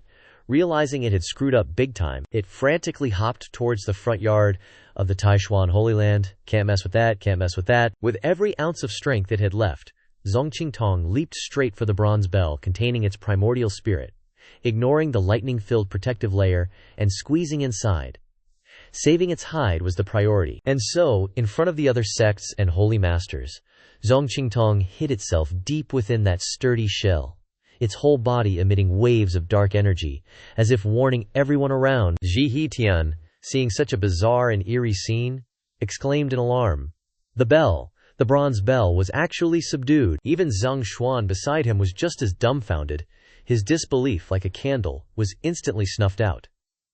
At this point, one person completely lost their composure and collapsed to the ground, almost powerless. Zhang Xuan, ignoring his battered and bruised body, couldn't help but tremble with emotion, clasping his hands together in gratitude to Chang Qing. "Thank you, Senior Ye, for your merciful rescue." As he spoke, he kowtowed repeatedly, sincerely thanking the esteemed figure who had saved both the sect and Tranquility Small Town from disaster.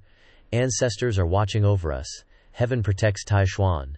In the starry night sky, Chang Qing's figure appeared beautifully, like a celestial being descending to earth to save all living creatures from suffering.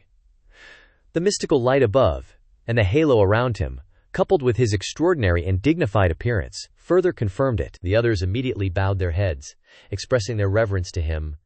"Ancestors are watching over us.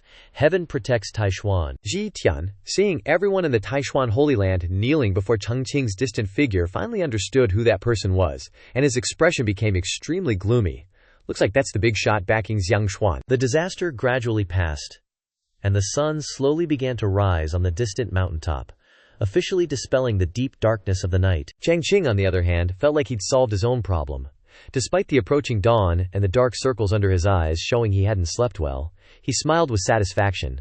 Finally got it working again. Afterwards, exhausted and having gone through a terrifying night, Chang Qing finally managed to get a good night's sleep. Whose house is doing renovations in the middle of the night? Meanwhile, right in front of the sect's main courtyard, all the disciples were marveling as they watched the Taishuan Chang Qing painting radiate a brilliant light in the distance, with ancient characters gradually retreating into the painting. Those nearby, seeing it shining even more brightly and appearing to enlarge, cried out in surprise, "Look! The painting is getting bigger. Before the eyes of everyone in the entire sect, the painting seemed to absorb the spiritual energy of heaven and earth, along with the spiritual power from Chang Qing, growing larger and larger until it almost covered their heads. It seemed like something inside the painting wanted to break free, and everyone exclaimed in shock, "What kind of painting is this?" Even Wu Shuang and Chang Ming in the distance were amazed. So magnificent, that constant transformation, especially during the transition from night to day, shone brighter than ever. Coupled with the surging spiritual power emanating from the Taishuan Changqing painting, filled Qing and Cheng Feng with admiration. Everyone just stared at each other, ignoring a collapsing explosion behind them, which then erupted right before their eyes. Many more explosions occurred in front of everyone. The reason the entire front yard of the sect was being blown apart was because another small courtyard of the sect, emerging from that painting, instantly crushed the current sect, replacing it. Ji Tian, witnessing that miraculous scene, exclaimed in shock, This is... What he saw was a Taishuan Holy Land in a completely different form than before, even more magnificent and resplendent, and even possessing a different, vibrant life force, with powerful streams of spiritual power emanating from behind the sect. This old man has lived for hundreds of thousands of years, and has never seen such a sight. The other disciples, seeing that scene, were just as shocked as he was, and even more confused about what was happening. What's going on? Under the brilliant starry sky above, along with the radiant light from the sun, the Taishuan Holy Land stood out even more in its new appearance, like a majestic and powerful palace. The ancestors' painting helped us repair the sect. I think the ancestor gifted the magnificent scenery in the painting to Taishuan. It didn't stop there. Even Zhang Qing emitted a dazzling light, but it didn't stop there. Before everyone's astonished eyes, the light it emitted was because it was flying straight towards the newly replaced Holy Palace. The bronze bell is flying towards the Taishuan Holy Palace. It grew even larger, and used its power to cover the Holy Palace with a solid protective layer, also emitting an even more brilliant radiance. Zhang Xuan, witnessing that scene, was stunned and couldn't believe his eyes. It disappeared. At this moment, Zhong Qingtong and the Taishuan Holy Palace became one, and it willingly submitted to the Holy Palace, merging into it, allowing the power within it to erupt powerfully and radiate light everywhere. Seeing that divine scene, and seeing his sect now protected by such a treasure, he happily cheered. Senior Ye merged Zhong Qingtong into Taishuan, and used them together as the eye of the mountain protection formation. But it wasn't just that, he frowned, noticing something else. Even seeing the Holy Palace emitting golden light everywhere, coupled with the grand formation before him, he couldn't believe his eyes. Even the leaking energy has all been restored to its original state. Seeing his sect completely restored, and even stronger, the Holy Master couldn't hold back his tears. This is too good. Only Ji Tian on the side was still stunned, unable to adapt to everything. From behind, a hand slapped Chang Xuan hard on the shoulder, and he said, Besides, Ziyi Tian wasn't at all convinced by what he saw, so he excitedly stepped forward to greet him. Such a sight tonight has really opened my eyes. Saying that, he didn't forget to subtly bring up his real goal. Hey, could you help me with an introduction? I really want to meet this senior that you guys keep talking about. Ziyi Tian at this moment completely missed Chang Xuan's gloomy face. Then, the old man gave a sly smile, offering a somewhat perfunctory reply to the other's request. Brother Shu, you've already had the chance to witness Master Ye's great power. As he spoke, he pretended to feel regretful that he couldn't help Ji Tian, glanced at the person beside him, and said, We can't rashly go forward. Zhang Xuan even smiled gleefully and moved closer to Ji Tian, catching him off guard. How about waiting a couple of days? This old man will heal his wounds and carefully plan things out a bit. Knowing he was being rejected outright and publicly like this, but he couldn't do anything about it, he could only get flustered in his mind and then reply, Guess that's all I can do. Seeing that it wasn't early anymore, plus the fact that his goal couldn't be easily achieved today, Ji Tian stood in front of his disciples, clasped his hands, and said his goodbyes to him. Brother He, you must recover soon. Soon, soon, soon. Every soon was emphasized. Chang Xuan understood exactly what the other person was thinking, and could hear how anxious he was. Chang Xuan knew he couldn't stop someone who wanted to leave, so he also raised his hands in response. After such a bloody battle tonight, the people of Xinqing's sacred ground must be tired. Please, quickly go back and rest. Just then, Wu Shuang panicked and called out his name, startling him and making him turn around to look. Sacred Lord Shizun, do you not remember? She earnestly clasped her hands together, respectfully saying to him, Mr. Ye, when he gifted you the painting of Taishuan Chang Qing that day, he said, Mr. Ye then said to feel a portion of the heart. After finishing this painting of Taishuan Chang Qing, Every word she said surprised him, as if he was remembering the story back then. The memories in his head were still very clear about the day he suddenly visited Chang Qing's backyard. When he stood in front of the landscape painting that he drew for himself, he said with a bit of regret, "But the more I look, the more I feel," looking at the taishuan Chang Qing that was neatly placed in front of him, and Zhang Xuan standing beside him. He also sincerely told him his worries. "The painting seems to be missing something. Is it the artistic conception? It doesn't seem like it." At that time, Chang Qing completely seriously raised his hand and stroked his chin, considering the painting that he drew based on what he had seen. The palaces in the painting weren't magnificent enough at first, and the atmosphere and lighting were also very dim. Then, in front of the two of them, one was the sacred lord of Taishuan, the other was the holy maiden of his sect. He didn't hesitate to bluntly state his assessment of the place that everyone considered magnificent. "When I look at it again, it's like a pile of scrap. In short, it's not pretty enough." But with his personality, Chang Qing had no intention of just standing and looking at the pile of trash that he called scrap. So he pointed to his painting and said what he had slightly modified. "So this time I added some colors to the palaces everywhere, making the entire Taishuan mountain look even more like a fairyland." Under Wu Shuang's reminder, Zhang Xuan at this time was like someone who had realized something. His eyes widened in shock, stuttering and repeating every word he had said. "Scrap, redraw." Then a flash of light flashed in his mind. Just thinking about it made him break out in cold sweat. "Wu Shuang, you're saying?" Zhang Xuan exclaimed in shock before the scene of the recreated Taishuan sacred ground, just like in his painting. Plus the battle last night being swept away by one strike right before his eyes. Everything that happened last night was actually in Senior Ye's predictions.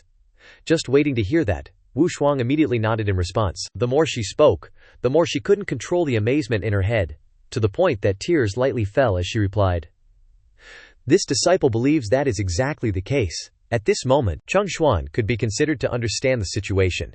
Which is to say, Chang Qing already had credit for helping the old man re-establish Taishuan's sacred ground. He truly is a great power with heaven-reaching strength, along with the sunlight in the distance, shining throughout the newly formed sacred ground of Taishuan. He bowed his head, clasped his hands together gratefully, and said his thanks to him. "Thank you, Senior Ye, for your protection. This junior is extremely grateful." Just like that, under the bright sunlight that gradually rose higher and higher, a new day began again. Or rather, the sacred ground of Taishuan now had a new look, a new vitality completely different from before. Everything just continued peacefully like that. Another new day began, and the lives of everyone in that small town continued on. At this time, on the main road, a pair of feet silently walked on the road. Under the sunlight shining from above, a figure in a black cloak, almost dying from the heat, stood majestically before the entrance gate of Zhaoqi town. That person slowly followed the main road, quickly entering the small town, and then followed the direction of the faint spirit energy, as if on high, and moved forward. Underneath the cloak, the figure of Nangong gradually appeared. He cautiously looked around, as if he was assessing the spirit energy swirling around him, then looked at the scene on the main road.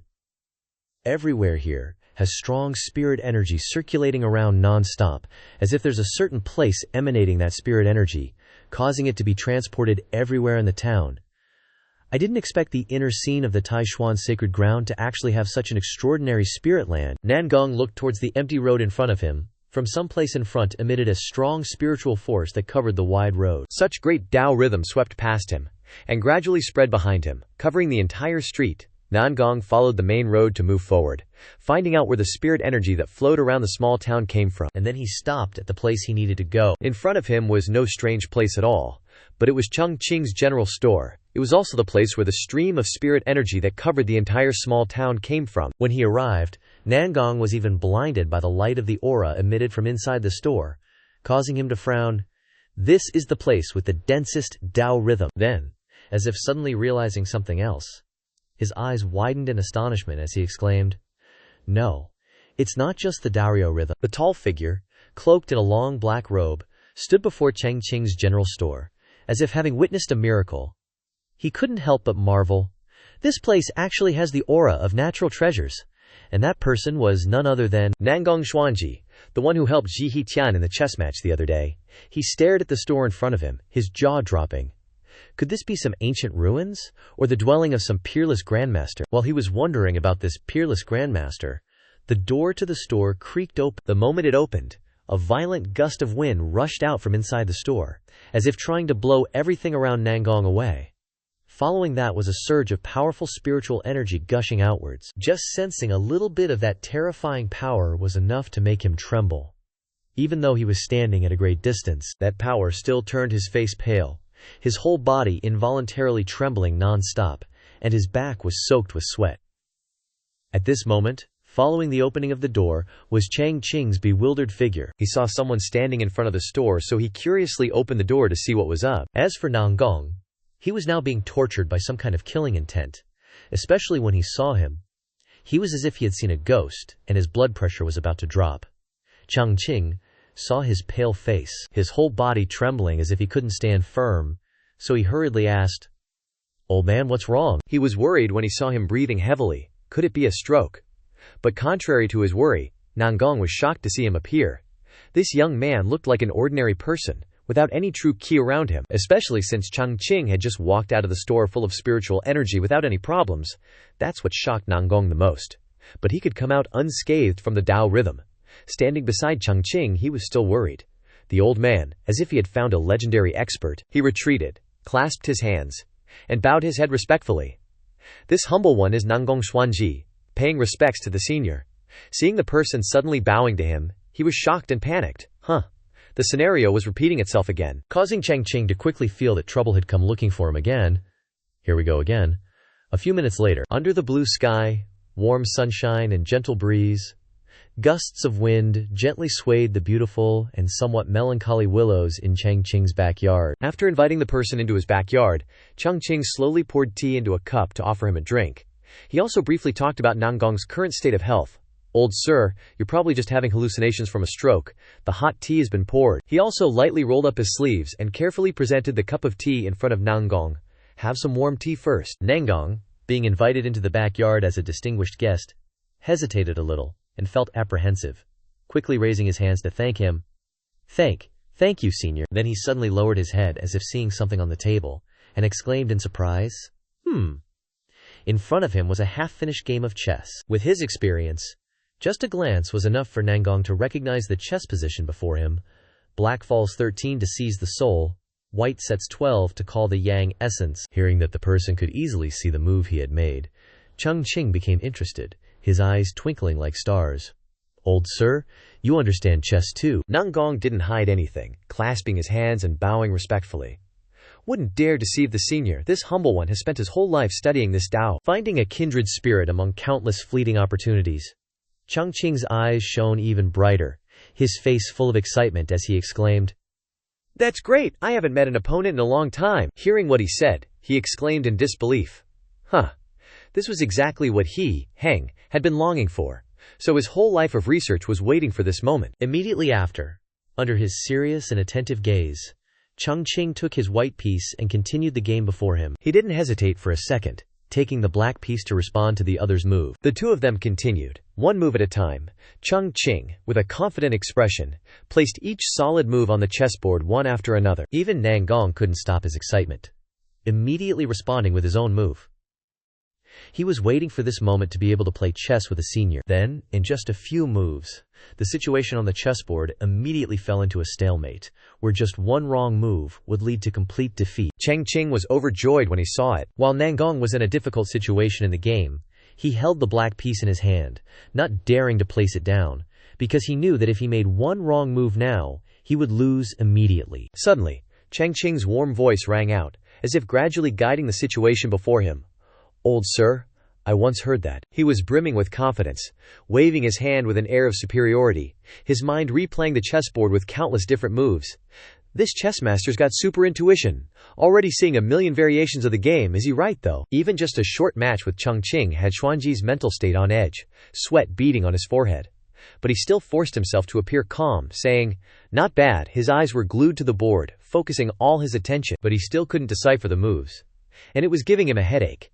"But I can't see through this grandmaster's chessboard. This miraculous board seems simple, but every move of the black and white pieces contains a profound mystery that's tough to crack." Looking at the chessboard emitting a dazzling light, after a long while, Xuanji remembered someone who shocked him, guessing, "Could it be that the person the Taishuan Holy Lord borrowed to beat me last time?" Thinking of the mysterious person who beat him, and that this profound chess style could only belong to one person, he understood everything.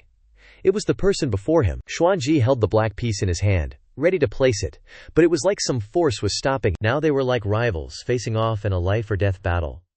The scene was no longer a typical chess game. What was before our eyes was Chang Qing floating in the air, his body emitting streams of light with complex halos around him. A golden dragon seeming to manifest behind him, creating a majestic image with the power to change heaven and earth. Seeing what was happening before him, Xuanji blurted out, "What?" Looking again, he was like he was being crushed by a great power, unable to resist, and just had to accept falling into a bottomless abyss. The illusion ended before the immense power. Xuanji raised his hands to shield himself, trying to resist, then thinking, "This pressure must be the test the Grandmaster is giving me." So he strained even harder, doing his best to resist the pressure, believing that if he held on, it would be a massive opportunity. By now, Xuanji's face was covered in sweat, and the veins on his neck were bulging. He gritted his teeth and said, "Black 214. Then he shouted, "Break the rotten, and reveal the uncut jade." A green light burst forth, piercing Chang Qing's pressure, creating an opportunity for the black piece in Xuanji's hand to move. Seeing the black piece placed, Chang Qing smiled happily, his face radiating brilliance, as he held the white piece, preparing his next move. The white piece in Chang Qing's hand, though ordinary-looking, was anything but. It emitted streams of light across the board. Chang Qing's moves were fluid, but relentlessly pressured his opponent. He shouted, "All four sides are illuminated by the earth." Every move on the board transformed. The white piece in Chang Qing's hand was also placed. At the same time, Xuanji was fighting the immense power that the next move was causing, creating an even greater pressure than before. That force kept increasing, reaching a point like an energy ball about to explode with terrifying pressure. He stubbornly endured, forcing himself to withstand the pressure. Xuanji's body was like it was being eroded of all strength, trembling, his voice becoming weak. Only then he called out a name, "Ca Qing." Then he stood up, seriously saying, "The world calls this old man the chess saint. But today," as he spoke, Xuanji looked at the chessboard. No need to continue, he understood that the black pieces were definitely going to lose. He continued, "Within this chessboard." He paused a moment, his words tinged with bitterness. "This old man has realized that there are people beyond people, and heavens beyond heavens." As he spoke, suddenly a white circle appeared on his forehead, emitting light. Deep inside Xuanji, something was about to break free. The cultivation shackles that had plagued him for nearly 1,000 years seemed to loosen. Realizing this unexpected development, he couldn't hide his surprise. His trembling hand struggled to hold the black piece, preparing to continue, just needing to persist a little longer. Thinking of breaking free from the shackles that had bound him for so long, giving him the chance to break through in cultivation, he gritted his teeth, determined. Then it's possible. Suddenly, a sound rang out, shattering Xuanji's tension. "Foolish junior." This sudden sound came from a willow tree planted in Chang Qing's garden. The suddenness of the event startled him. Here, this wasn't giving him time to calm down, the tree continued. "You cannot break through right now." And only Xuanji could hear this voice. A willow branch lashed out. At this moment, the willow tree also revealed its true form, and the sky and earth turned dark. Around the willow tree were strange purple lights covering it, creating a rather eerie and frightening feeling. Cold winds blew, making people shiver. Xuanji, witnessing that scene, was stunned, not daring to breathe loudly. Tree bro swayed, emitting a billowing immortal aura. "Foolish junior, you cannot break through now." Xuanji raised his hand to shield himself from the wind, squinting as he assessed it. This willow tree was a 10,000-year-old demon tree, so planting it in this courtyard must be the Grandmaster who planted it. Why did it suddenly speak? The old dude bows low, hands clasped respectfully, saying, "This junior was a bit overexcited there. Please, senior, forgive me." Xuanji, all hyped up, shouts, Just what did you mean by saying this junior isn't ready to break through? What's the reason, tree bro?" Annoyed, scolds, "Idiot. How about you take a frickin' look at the master's chess game?" Hearing that, the old guy whips his head around faster than you can say spirit stone. Staring at the changing chessboard, he furrows his brow, then gets visibly shaken. These white and black pieces, they're forming an X inside a square. Xuanji is totally mesmerized, analyzing the chessboard's evolution like it's the meaning of life. His eyes widen, understanding dawning. Could it be? Is this Grandmaster hinting at something? Breaking through now would be seriously bad news. Chang Qing, propping his chin up, casually plays with a white piece and explains in a carefree manner.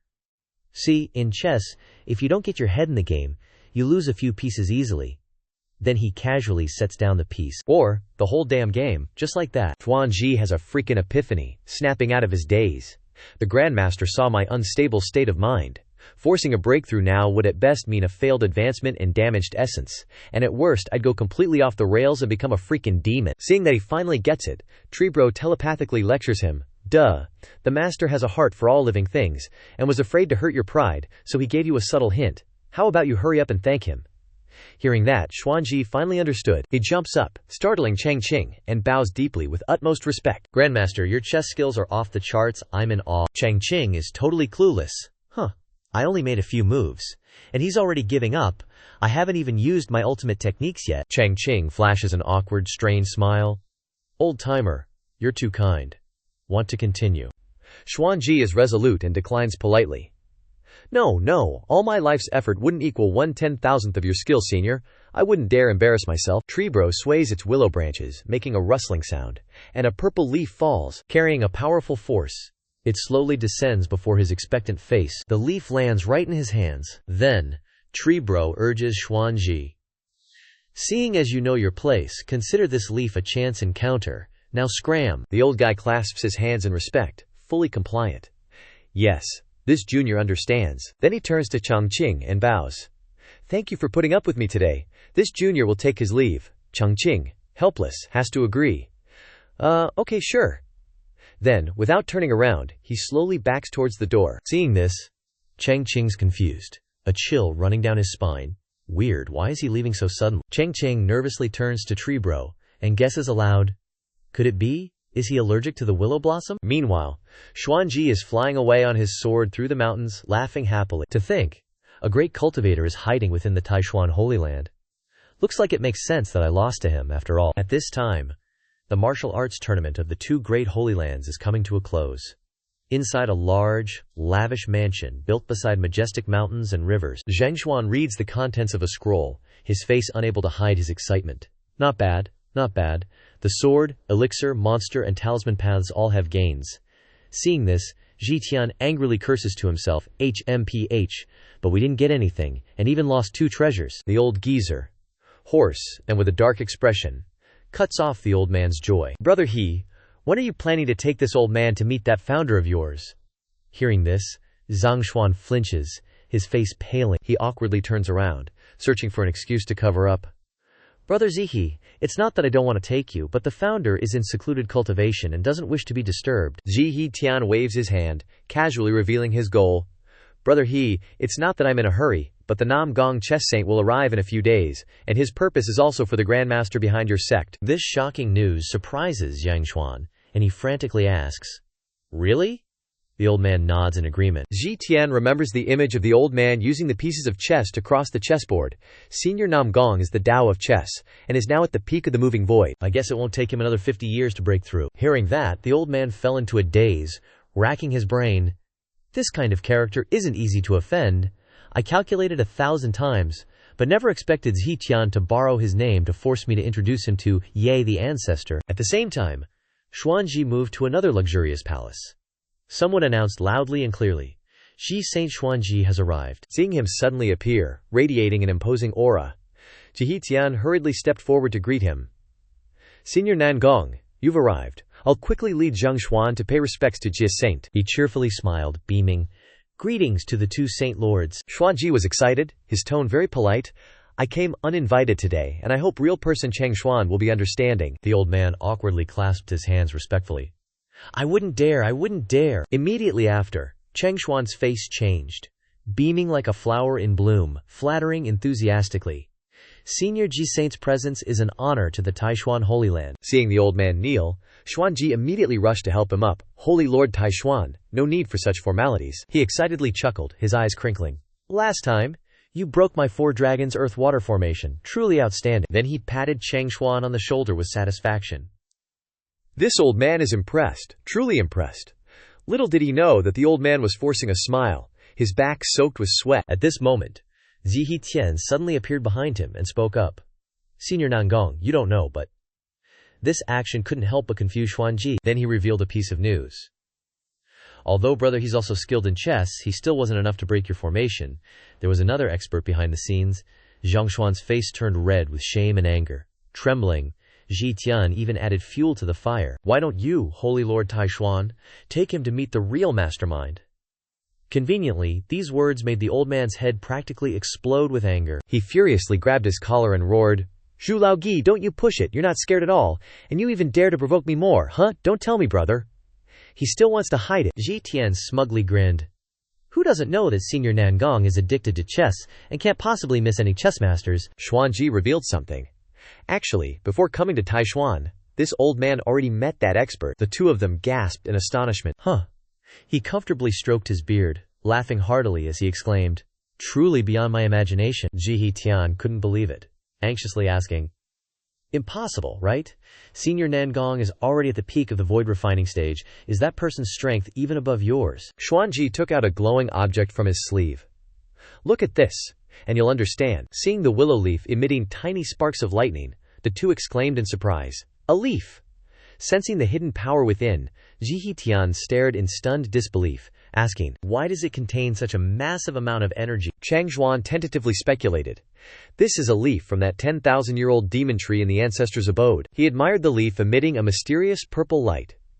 "That's right, just one leaf from a tree like this is enough to help me break through from void refining to the grand ascension stage. That senior's cultivation is fundamentally beyond what he can imagine." Hearing this, Ji Tian was utterly bewildered. "No way!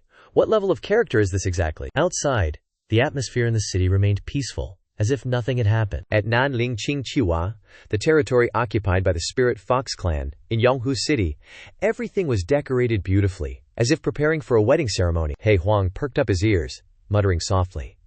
Finally arrived at the most prosperous territory of the Fox clan, he began to fully transform, smiling mysteriously as if about to carry out a plan. It wasn't for nothing that this king traveled for days and nights. Under the blossoming cherry trees, he sat on the roof tiles near the city, looking down at the ceremony being held in the distance, extremely pleased. This place definitely has the chaos origin stone that Maester needs for cultivation. As soon as he thought of it, a plan was already in his mind. He Huang jumped down from above, landing and strolling down the road. Suddenly, he heard someone shout loudly, "Congratulations to 13th Princess and the young master of the Black Tiger clan on their marriage alliance. This stall is having a clearance sale for 3 days. Another person kept shouting, which made him feel like coming here to mess things up today was totally worth it. "This shop is closing tomorrow." The manager received an invitation to the grand wedding. Hearing that, he couldn't help but grin with glee. Walking a bit further, he saw another person shouting again. "Our clan's old ancestors' portrait in hardcover won't be reissued. The demon venerable's power protects your cultivation." He Huang looked at the scene unfolding, as if understanding something.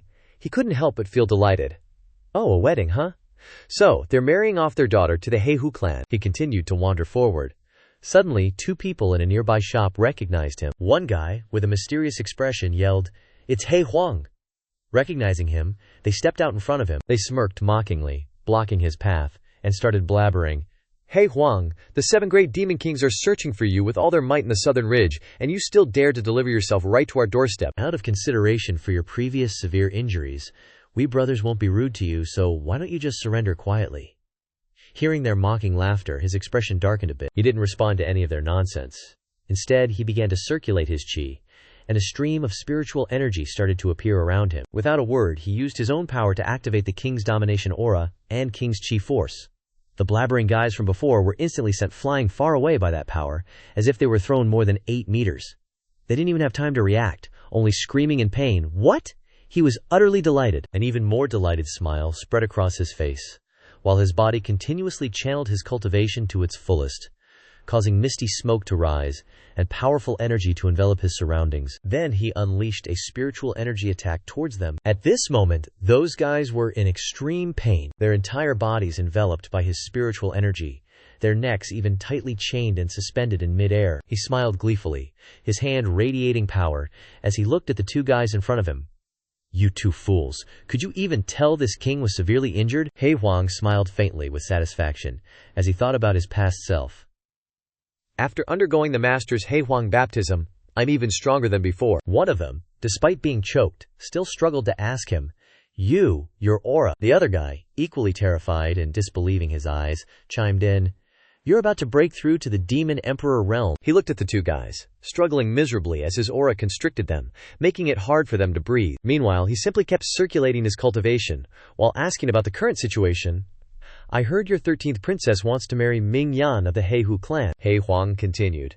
3 months ago, when this king was ambushed and nearly killed, that Ming Yan guy was the mastermind behind it, He suddenly clenched his fist, and as more power poured in, the spiritual energy around their necks tightened even further. The guy with green hair suddenly choked even tighter, cried out in pain, his whole body trembling, yet he still glared furiously at He Huang and said, "What's this? I'm telling you. Even the Linghu clan's old ancestor will be present at the grand wedding, so don't even think about causing a ruckus." Hearing that, his eyes gleamed with even more delight. "Oh, you've actually given this king some good news." He Huang didn't hesitate. He tightened his grip, killing those 2 unlucky guys instantly, then turned and left. "Old ancestor, if you're helping these foxes and attending the grand ceremony, then I can just conveniently seize this opportunity to sneak into the Linghu clan's forbidden ground to retrieve the primordial chaos stone for master." The next day, the streets were bustling, with people pouring out onto the main thoroughfare. Red petals flew everywhere as an announcement voice boomed through the crowd. "Young Master Ming Yan of the Heihu clan has arrived to pick up the bride." The scene before their eyes was truly grand. Red lanterns hung all along the street. Flower petals fluttered, blessing the wedding. Everything on the street was adorned in vibrant red, symbolizing happiness and love. The road was packed with people. People around couldn't help but discuss among themselves. How come the Heihu clan's wedding is so quiet? Yeah, there's not even a single musician. Could it be that the Heihu clan doesn't approve of this marriage? Suddenly, an enormous foot landed on the ground, a few powerful streams of spiritual energy radiating around it, along with a truly burly man riding a black tiger. Turns out, he was none other than young Master Ming Yan of the Heihu clan. His face was utterly annoyed as he coldly snorted in his heart, thinking, "Marrying an outsider woman, such a shameful thing. This young master doesn't want everyone to know about it." Speaking of which, yesterday in Yanghu City, the 2 corpses of those guards definitely had He Huang's aura on them. I couldn't possibly be mistaken. As he thought, he recalled the image of blood splattered all over the road, along with the 2 bodies discovered on the street at that time. He was so annoyed that he gritted his teeth, his eyes filled with hatred for that person. "He Huang, if you dare to appear before me again, I will definitely—" Suddenly, the sound of music rang out, and the people on the street, now extremely excited, shouted, "The musicians are here, I told you. An alliance between 2 clans is a joyous occasion. How could there be no fanfare?" Hearing the commotion, he immediately turned around and shouted, "Damn it, who dares to bump into this young master?" Suddenly, a song began to play. "Remembering grievances, I wave my sleeves to cover the bright moon. The west wind blows leaves. Flowers express gratitude resting on swords and spears. It's hard to sleep." The people then started dancing to the music in front of them, and leading the dance was a very familiar figure. The music played on, and He Huang danced with a provocative smile. Young Master Ming Yan was overjoyed and especially instructed his brothers to perform Lament for the Tomb for everyone to enjoy. He was furious and stepped off the tiger, landing on the ground. He pointed directly at He Huang's face, shouting angrily, "He Huang, you actually dare to show your face before this young master?" Without another word, he began to circulate his power and rushed forward furiously. "I spared your life that day, but I didn't expect you to come knocking on death's door today." The dancers from before, seeing him, were terrified and turned to flee, but He Huang was completely calm, without the slightest fear or worry, watching him reach out his claws. On the contrary, He Huang asked back with amusement, "Is this all you've got?" Ming Yan gritted his teeth in anger and attacked fiercely. But He Huang had no intention of blocking, lightly dodging his attacks. He Huang chuckled, watching his defeated appearance, and began to circulate his power, simply raising a finger and using his spiritual energy. His body was now tightly bound by chains, his hands and feet trembled uncontrollably, and he cried out in confusion, "What's happening?" He Huang waved his hand again lightly.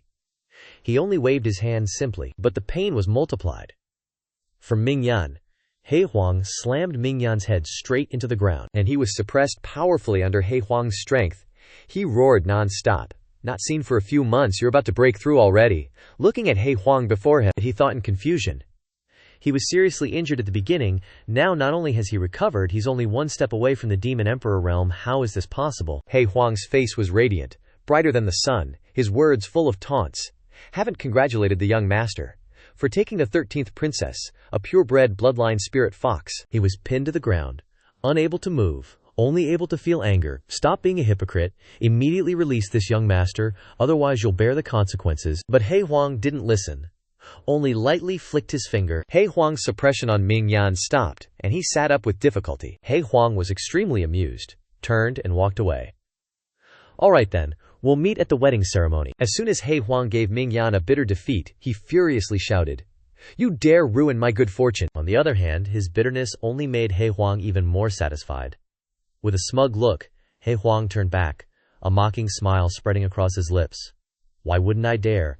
This king always keeps his word." Then He Huang turned and left, while Ming Yan's rage increased. He gritted his teeth tightly, and his body trembled with anger. Without delay, as soon as He Huang left, he immediately sent people to investigate. Ming Yan mobilized, quickly informing the Fox clan, "He Huang has reached the peak of the Demon Emperor realm. In addition, order all the guards at the wedding ceremony to be extra careful." His subordinates shouted, "Yes."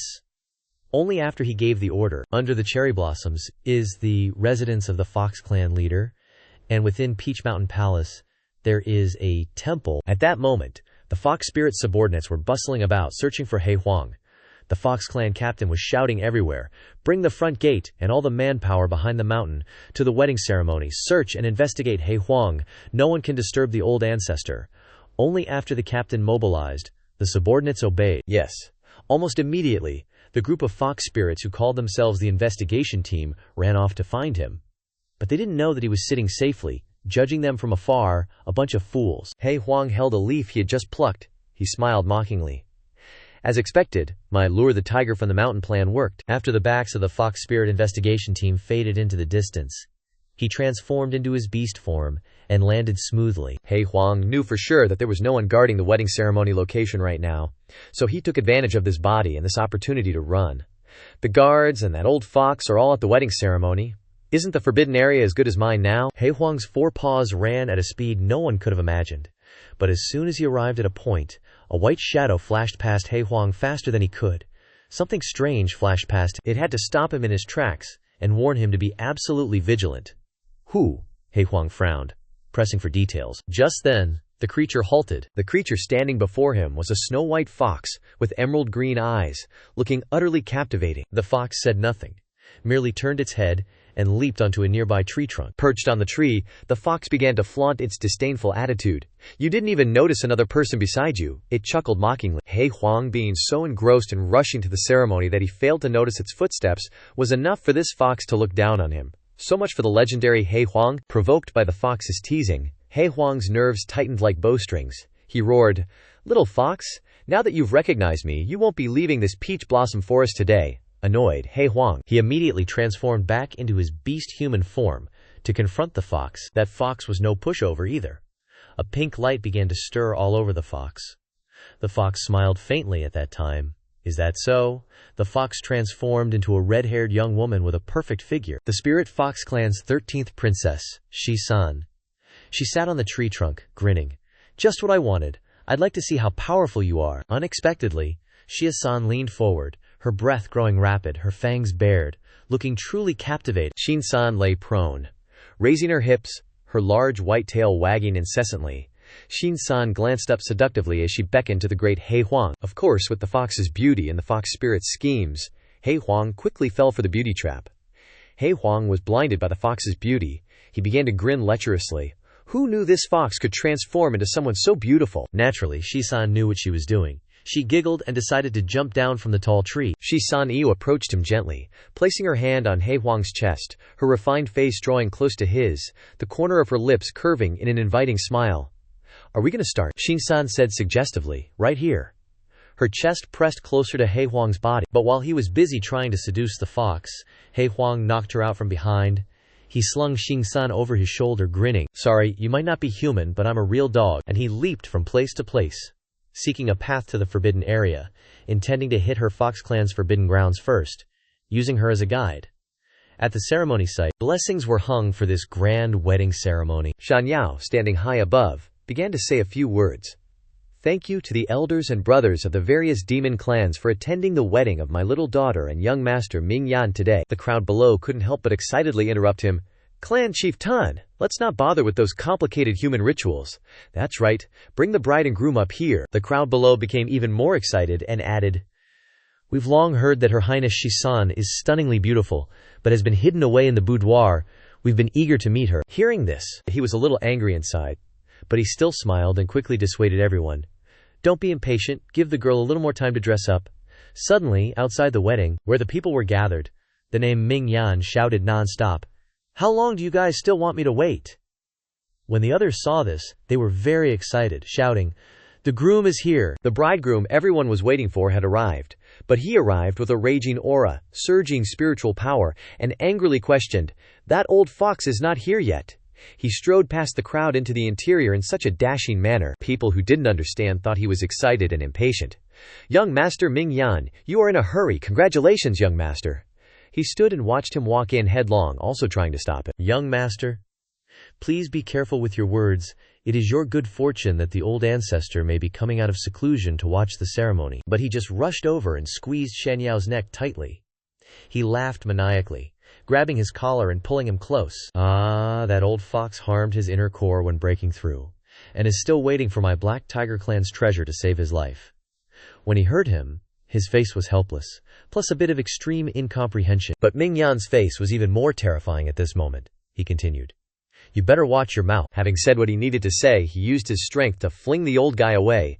Shan Yao took the full force of the blow, flying more than 8 meters, crashing into the nearby wall with a huge bang. Shan Yao coughed painfully a few times. Meanwhile, Ming Yan, radiating imposing aura from afar, shouted loudly, "Now that the Black Tiger banner is in my hands, that good-for-nothing apprentice of yours better scurry over here and pay his respects to me." Hearing this, the old man trembled all over. Although shaking with pain, he quickly replied, "Yes, yes," and limped away, his body aching. Ming Yan watched his retreating figure, sneering disdainfully in his heart. "If it weren't for my Black Tiger clan desperately needing the chaotic origin pill from that apprentice of yours," he curled his lips, secretly sneering at the place where he was standing, and continued to think, "How could this fox den of yours be worthy?" He laughed to himself. "With the demon venerable lord of our clan here, before long, the entire spirit fox clan will become mere byproducts of my Black Tiger clan." As he thought this, images full of blood and smoke from the outbreak of war flashed continuously in Ming Yan's mind, along with a conspiracy he had long planned to take over everything, and Shi San, her daughter, would fall entirely to become toys for this king. In the distance, under the blossoming cherry blossoms, Shi San was sound asleep. She drowsily opened her jade-like blue eyes and her rosy cheeks after a long sleep. He Huang, seeing her wake up, happily looked at her. "You're awake." She then realized that she was tightly bound. She sat up, drowsily trying to figure out the situation. Shi-san looked at the ropes that were binding her. He Huang held the rope in his hand, pulling it tight with excitement. She realized that this Boren must be some princess. He gently lifted her chin, asking her to lead the way. "Now, this king wants you to take me into the forbidden area of your clan." She glanced to the side, as if thinking about something, then happily agreed. "Okay?" She walked, still bound, looking around, asking with a face 7 parts curious, 3 parts pretending to be. "How did you manage to sneak in?" He replied without hesitation, confidently showing off his muscles and strength. Of course, during the grand wedding of Xin-san and that Ming Yan, taking advantage of the chaos. Her eyes lit up with interest when she heard him say that. He also knew Shi-san. He looked around, very alert, as if afraid someone would overhear. Who doesn't know Princess Shi-san of the Ning Fox clan? Possessing the purest bloodline of the spirit fox, she had been hidden and raised since childhood, and today was her first public appearance. While walking, she suddenly stopped and reminded him. "Hey, I've already led you through the killing formation at the entrance of the valley." Before He Huang's eyes, a magnificent scene appeared. Cherry blossom petals fluttered in the air, and an ancient temple appeared before the two of them.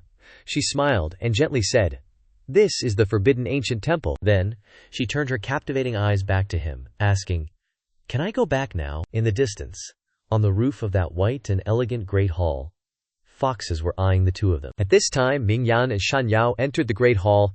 He questioned the person next to him. "I ask you, did you see He Huang at the ceremony today?" The old man replied immediately, "Never." Such a simple answer. But Ming Yan was still uneasy in his heart, grinding his teeth and asking himself, could it be that He Huang is playing with this young master? As the two of them ventured deeper inside, a shout suddenly arose, and a maid rushed over from behind. "Clan leader, this is bad." The maid was sweating profusely, with a panicked and anxious look. "Princess Shi-san is missing." Hearing this, Ming Yan became even more enraged and roared. Even the old man gaped, his face contorted as he shouted, "What?" He frantically questioned the trembling maid. "What exactly happened?" The maid trembled nonstop, tears streaming down her face as she recounted the situation. "The princess chased us out. saying she wanted to put on makeup herself. The maid recalled the empty room when she entered. Just now, when the servants opened the door, we discovered that the princess had run away through the window.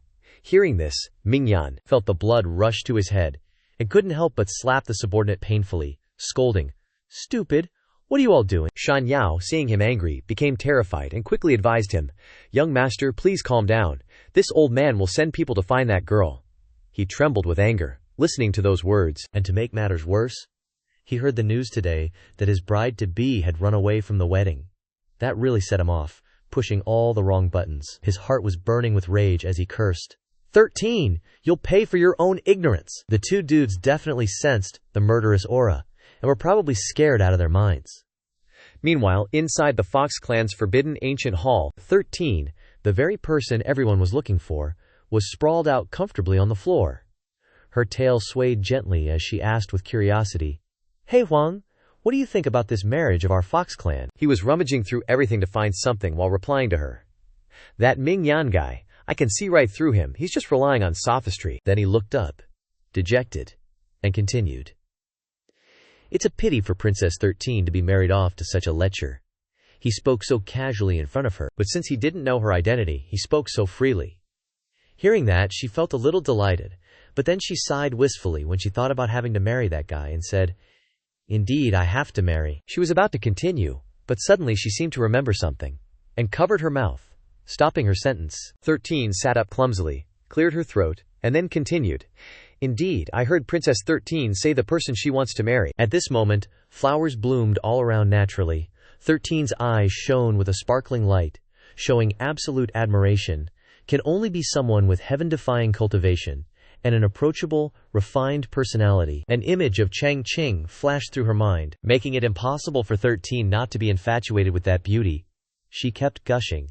An unparalleled powerhouse, whose every gesture makes countless people submit. 13's heart was blossoming as she thought, so happy. But then she snapped herself out of her reverie and cried pitifully, "But how can someone like that exist?" He Huang's ears twitched as he listened to her lament. Hearing that, he felt a little annoyed and turned his head to retort, "Who says they don't exist? My master is exactly like that." The image of Chang Qing in his mind appeared extremely dazzling, wise and bright like a living Buddha. His master's cultivation is not only unfathomably deep. He started his fanboy mode, his eyes sparkling with admiration and belief as he continued, but he generously bestows opportunities to others without any regrets. He looked down proudly. "Do you even know how long it took me to cultivate to this point?" 13 glanced over, amused and also guessing his current cultivation. Seeing that he has now reached the realm of a demon emperor, she looked up confidently and replied, "Even with outstanding talent, you'd still need 500 years of cultivation." He suddenly raised 5 fingers in front of her, making her curious. His eyes lit up as he looked at her, as if answering her question. 5 years. As if unable to believe it, she panicked and shouted, "Impossible." He ignored her with her thousands of questions and continued searching, while she was still stuck with 101 whys in her head. 5 years to help an ordinary demon beast become a demon emperor, she thought to herself. If such a powerhouse really exists, even if I, 13, have to follow and serve him for life, I wouldn't regret it at all. He turned his head at this time, seriously asking her opinion. "After I complete the task, I'll bring you to meet my master. How about it?" 13 clenched her fist and raised it high, her face full of glee as she exclaimed, "Great, it's a deal." He Huang's face froze in confusion at her words. That box was absorbing a lot of energy into itself, and the outside was covered with sparkling diamonds. They glittered on the ground, accompanied by 13's uncertain tone. "That glittering thing is Chaos Origin Stone." As soon as the words left her mouth, He Huang ran over excitedly, not forgetting to thank her. "Heaven is helping me." Before he could reach it, he was pulled back by her hand. Then, her serious voice rang out. "Hey, wait a minute," 13 slowly informed him. "I advise you not to go over there. That thing is very dangerous." As soon as the words left her mouth, He Huang was a little confused by these meaningful words from her. "Then," he smirked, paying no mind to her words as he sauntered over to the primal chaos stone, not forgetting to quip, "What's to fear? Hasn't that old fox, Si Lao Hu Li, from over there gone off to attend a wedding already?" 13 replied in a deep voice. "But the wedding hasn't started yet." He Huang didn't care much. What he cared about now were the glittering Chaos Origin Stones. He had already prepared a bag in his hand, ready to scoop up all of them. "How did she know?" she said slowly. Because 13 is a little embarrassed to share her words. "The bride is me, duh." If I don't show up, how's the wedding gonna start? Immediately, He Huang stopped dead in his tracks, his face a mask of shock as he blurted out, "You're the 13th princess." A surge of power erupted from inside the box, right at him, catching He Huang totally off guard and still trying to process what was happening. It's letting out some serious juice that's shaking the whole room. A raspy, almost seductive voice drawled, "You audacious little runt. Put down the Chaos Origin Stone." He Huang pretended not to hear a thing, deliberately shoving the pouch into his pants pocket. That power source got seriously pissed and shattered the glass to get He Huang's attention. It unleashed its power to attack him. But lucky for him, he sensed it coming and jumped high up. He Huang smirked. "You say drop it, I drop it. I'd be way too embarrassed." As soon as he finished talking, he sprinted towards the gate, not forgetting to wave goodbye. "Bye-bye, old-timer." Suddenly, the 13th princess was right there, even faster than him, catching him completely off guard. She didn't say anything, just winked and flashed a friendly smile. He Huang panicked and reached out to stop her. "Hey, what do you think you're doing?" The 13th princess landed gracefully on the ground. She slowly stood up and muttered to herself, "He Huang, let's see what you're made of. If you can even make it out alive." The 13th princess pulled down on the doorknob, and the door slowly began to close. She thought to herself, "I'll go with you to meet that peerless expert." He panicked with a mix of fury as the door slowly closed. "You stinky fox spirit." Then the door was slammed shut, leaving him powerless. Before he could even process anything, the demonic energy rushed towards him, making He Huang grit his teeth. Then it used chains to bind him. Next thing he knew, he was thrown mercilessly to the ground by that demonic energy. A scathing voice spoke as He Huang was bound. "Black mutt." Before such bitterness, a fox face appeared, pointing directly at He Huang's face and condemning his behavior of touching its territory badly. "Black mutt, you first spoke offensively in the clan's forbidden area, and now you want to take this Chaos Origin Stone." Then the fox face shattered into pieces, and a woman with white hair appeared. The old woman yelled angrily, "Do you think this old one is dead?" The old woman raised her long, sharp claws, as if wanting to pierce through someone's internal organs. Immediately, the old woman released the chains that bound He Huang, as if giving him a chance. Not letting the rare opportunity the old woman had granted pass, He Huang immediately explained, "Sorry for offending you, but my master needs to use the Chaos Origin Stone to cultivate. Please be lenient, senior." The Spirit Fox clan's old ancestor, Tuzi, ignored him and dismissed his explanation as nonsense. "Lies, all lies. The Chaos Origin Stone is a heaven-defying treasure. Even someone as powerful as this old one can't refine it. What is your master?" The old woman publicly looked down on him with contempt. "Worthy of using this heaven and earth treasure." To someone like He Huang, who sees his master as everything, Tuzin's actions were no different from touching his nerve. Just seconds later, He Huang tensed up. He Huang waved his hand dismissively, then yelled like a total maniac, "With my master's cultivation, he could crush you with a flick of his wrist." His disrespectful outburst pissed off the old lady. Tuzi sneered and snapped, "HMPH, this old one has cultivated for decades, and this is the first time I've seen someone so arrogant." The old lady raised her hand high.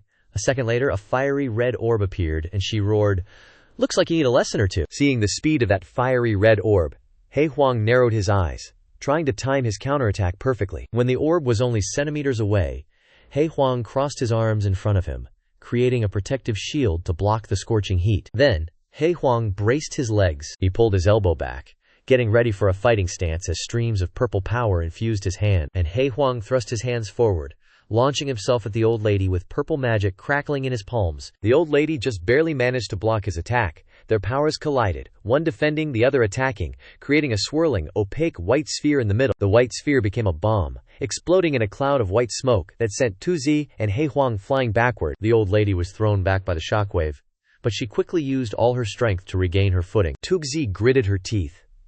Someone dared to trespass on her territory and even steal the ancient artifact she was studying. Who could understand her frustration? She clicked her tongue and cursed He Huang, "Go die," thinking he was strong but turned out to be weak, as the old lady made He Huang scoff. "HMPH. You think you can kill me? Dream on." Then, He Huang pulled out a scroll. "Check this out, old fox. What do you think it is?" The scroll unfurled, releasing a blinding golden light. Inside was an image of a powerful dragon. Not only that, but another figure appeared, a tall, muscular man. His hands were covered in sharp claws, he had long black hair, and wolf ears. It was He Huang, on the other side of the room. Tuzi frowned in disbelief, exclaiming, Could it be the Demon Emperor's scroll? No one answered. The dragon in the painting simply unleashed a massive wave of energy, rushing towards the old lady. Naturally, Tuzi couldn't resist. She was almost immediately overwhelmed by the pressure, sent flying backward. With terrifying speed, everything around her exploded like a nuclear bomb had been detonated. The impact severely damaged Tuzi's internal organs, causing her to cough up a mouthful of blood. Kneeling on the floor, badly injured, Tuzi ground her teeth, furious that the situation had become so dire. To think the Demon Emperor's scroll would reappear in this world. Behind her, the walls were cracking from the impact. At this moment, He Huang reached out, summoning his power. Lightning began to crackle. Instantly, the walls in front of him collapsed almost completely. Clutching the scroll in his hand, He Huang had no desire to argue with her and said, "I have no quarrel with your Fox clan. Today, I'm just here for some Chaos Origin Stones." Tu Ziai, unable to move, could only glare at him with resentment. Turning his head to look at the old lady, He Huang ordered mockingly, "Tuck your tail in, old hag." What an ironic comment. Just then, on the steep cliff face, a young woman landed on the ground. Who else but Xin-san? Before she could even rest after her journey, she detected a loud noise coming from the opposite direction. A group of people was rushing towards her without even bothering to greet her. Standing amidst the beautiful mountains and flowers, Shi-san clasped her hands behind her back and looked at the white-haired man in purple robes. "Shan Yao," she asked. "Father, were you looking for me?" Without even waiting for an answer, he scolded Shi-san harshly. "You little rascal, you dare to openly break off your engagement. Do you want the entire fragrant Black Fox clan to die as atonement?" Even Shan Yao's subordinates tried to persuade her. "Your Highness Shin-san, this marriage with the Black Tiger clan is of great importance. You absolutely cannot act rashly again. That's right, even if you don't think of the clan leader, at least think of the ancestor." He walked closer to her and explained the situation. "That's right, the ancestor's breakthrough failed this time, and she suffered a backlash from the Great Tao. Only the Black Tiger banner in Mingyan's possession can repair her internal injuries. As a princess, you should think of the Spirit Fox clan's grand plan for 10,000 years. If the ancestor falls, our entire clan will be finished." While Shan Yao kept rambling about her responsibilities, Shi-san's eyes were glued to He Huang, moving surprisingly behind. Seeing him show up, all she could think was, this black mud actually got out. Anyway, with her smarts, Xing-san quickly figured out a way to ditch this marriage. Flashing a confident grin, she decided to probe, "Father, what if I could find an even stronger backer for the Linghu clan?" Shan Yao must have misheard her. He immediately snapped. "What do you mean? Who in the demon race now could be more powerful than the He Hu clan?" Standing right at the edge of the cliff, Shi-san stretched out her arms as if the mist was embracing her, her eyes arrogant as if challenging him. "Then you just wait and see, father." With a wicked smirk, what is she planning now? Xin-san really has a talent for making Shan Yao mad enough to die. She fell backward, letting herself drop off the cliff, leaving her father with no time to react, only gaping in shock. Shan Yao reached out, wanting to grab Shi-san, not forgetting to call her name, Shi-san. His subordinates also exclaimed in panic, "Your Highness, Your Highness!" But it was too late. Shi-san disappeared behind the treacherous cliff face. Could Shi-san really be dead? Shan Yao and his subordinates stood on the cliff, shouting someone's name in panic, "Xin-san." At the same time, He Huang, in the form of a puppy, was running full speed towards them. He quickly ran over and knocked down two subordinates. Even so, he didn't stop, and continued to rush forward. Out of the way, Shan Yao was already in a panic, not knowing what to do, when he suddenly heard movement and looked up. He saw He Huang's figure jumping past him high above, and shouted in horror, "He Huang, how is he here?" But he ignored everything he said, only rushing forward. Xie-san had now transformed into a purple bundle of power, falling into the abyss below. Shan Yao obviously couldn't take this shock. He paused. What? He saw He Huang carrying Xie-san on his back. But the strange thing was that she didn't have a trace of reaction or alertness, but seemed to see the savior of her life. "What sin have you committed?" She covered her face and cried loudly on his back, her voice choked with emotion. "Just thinking about being forced to marry Ming Yan, unable to see that peerless expert in your mouth. Xian-san would rather die." He Huang quickly carried her and jumped onto the cliff. Seeing this, Shan Yao frowned and shouted, "He Huang, let go of my daughter. The affairs of the Fox clan are none of your business." But his nature was inherently arrogant, never submitting to anyone, except Chang Qing. "Old fox, you understand shit?" Then he jumped to a clearing nearby to make him turn his head in anger. He turned to Shi-san and said, "Princess Shi-san, if you are lucky enough to serve by the master's side, that's the greatest fortune of your clan."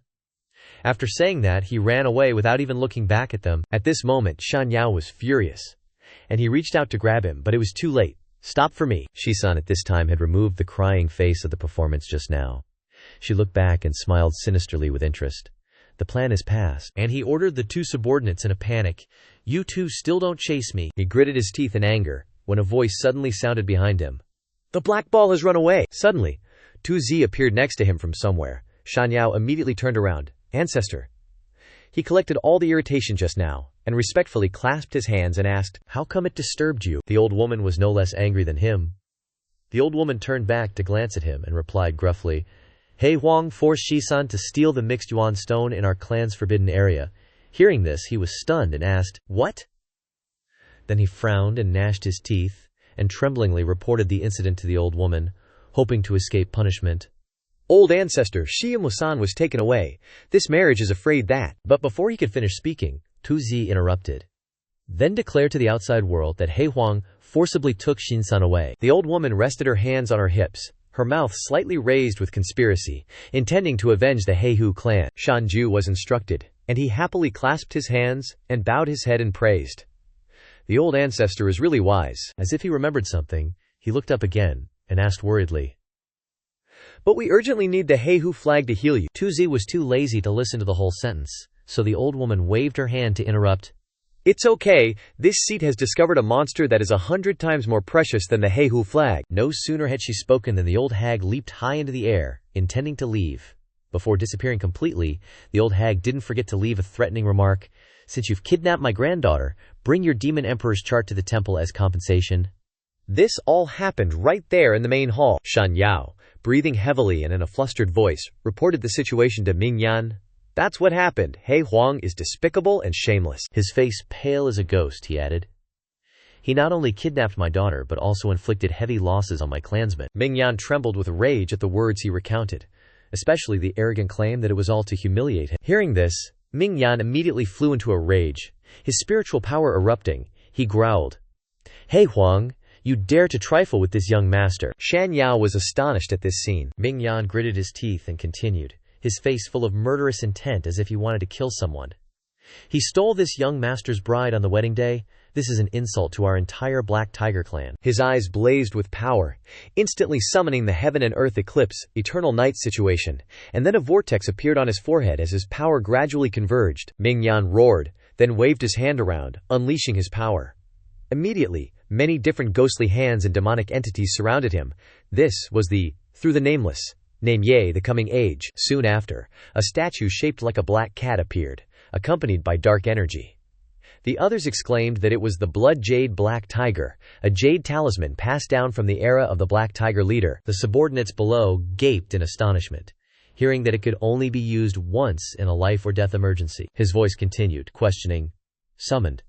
Is that the old ancestor of the Black Tiger clan? Along with that, a massive figure emerged from the dark whirlwind, destroying everything in its path. The figure appeared in the sky, surrounded by dark energy and constant lightning strikes. Seeing the white-haired man appear, with his hands clasped behind his back high above, Ming Yan immediately bowed in salute.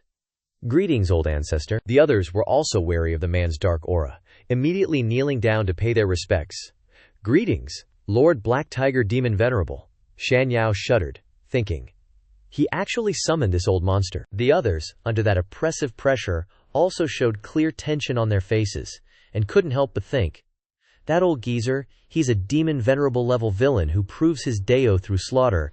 Ah, this black tiger brat is totally screwed. Zhu Sheng glared, his hoarse, demonic voice demanding, Ming Yan, why did you use the Blood Jade Black Tiger to summon me? Ming Yan quickly explained to him, Ancestor, a year ago, this grandson killed a demon king level powerhouse named He Huang, but let him escape. He stood up and continued to explain.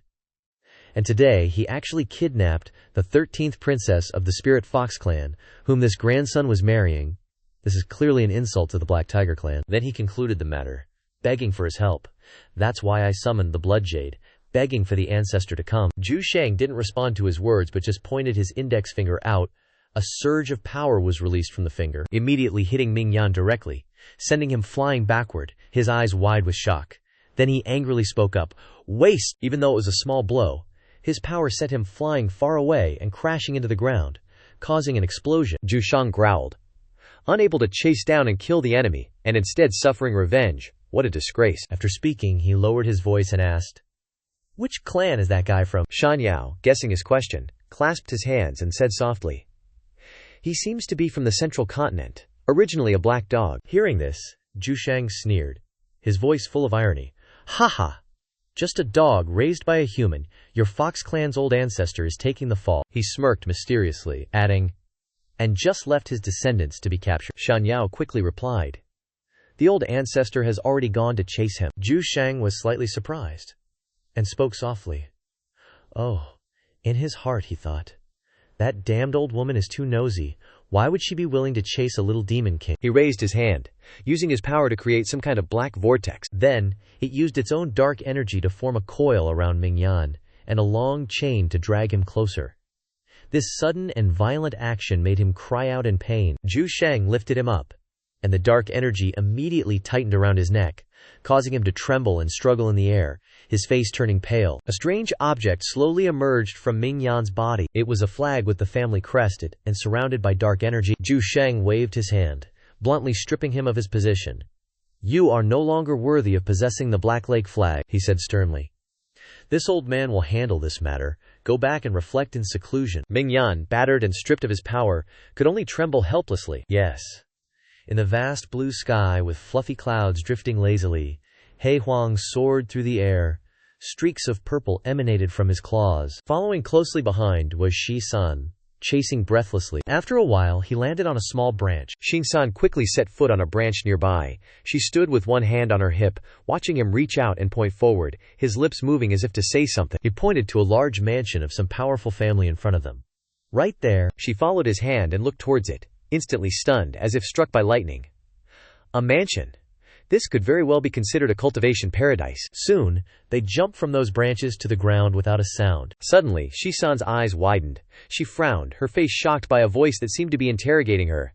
Where did this fox demon come from? At that moment, not far away, a vine lashed out like lightning, covered in a layer of purple light, heading towards them. However, she was as if controlled, and couldn't move her body even a little bit.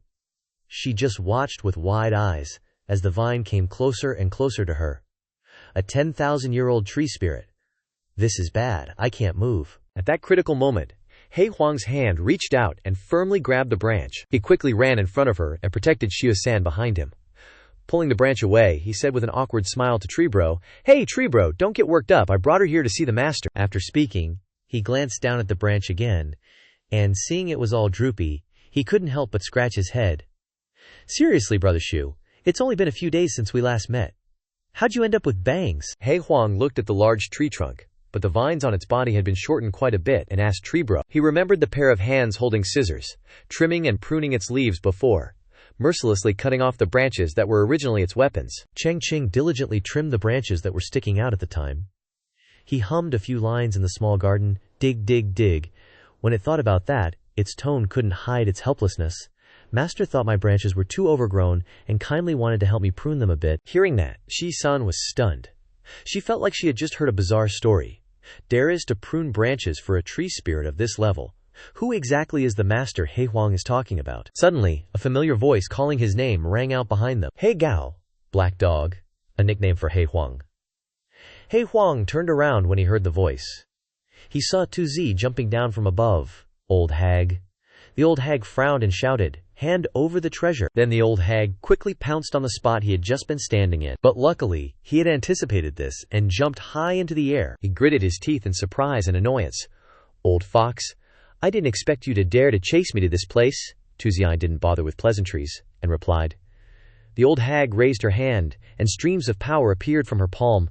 Enough nonsense. Hand over the demon emperor diagram, and I will spare your life. But he stubbornly refused to do what the old hag wanted, and just smirked.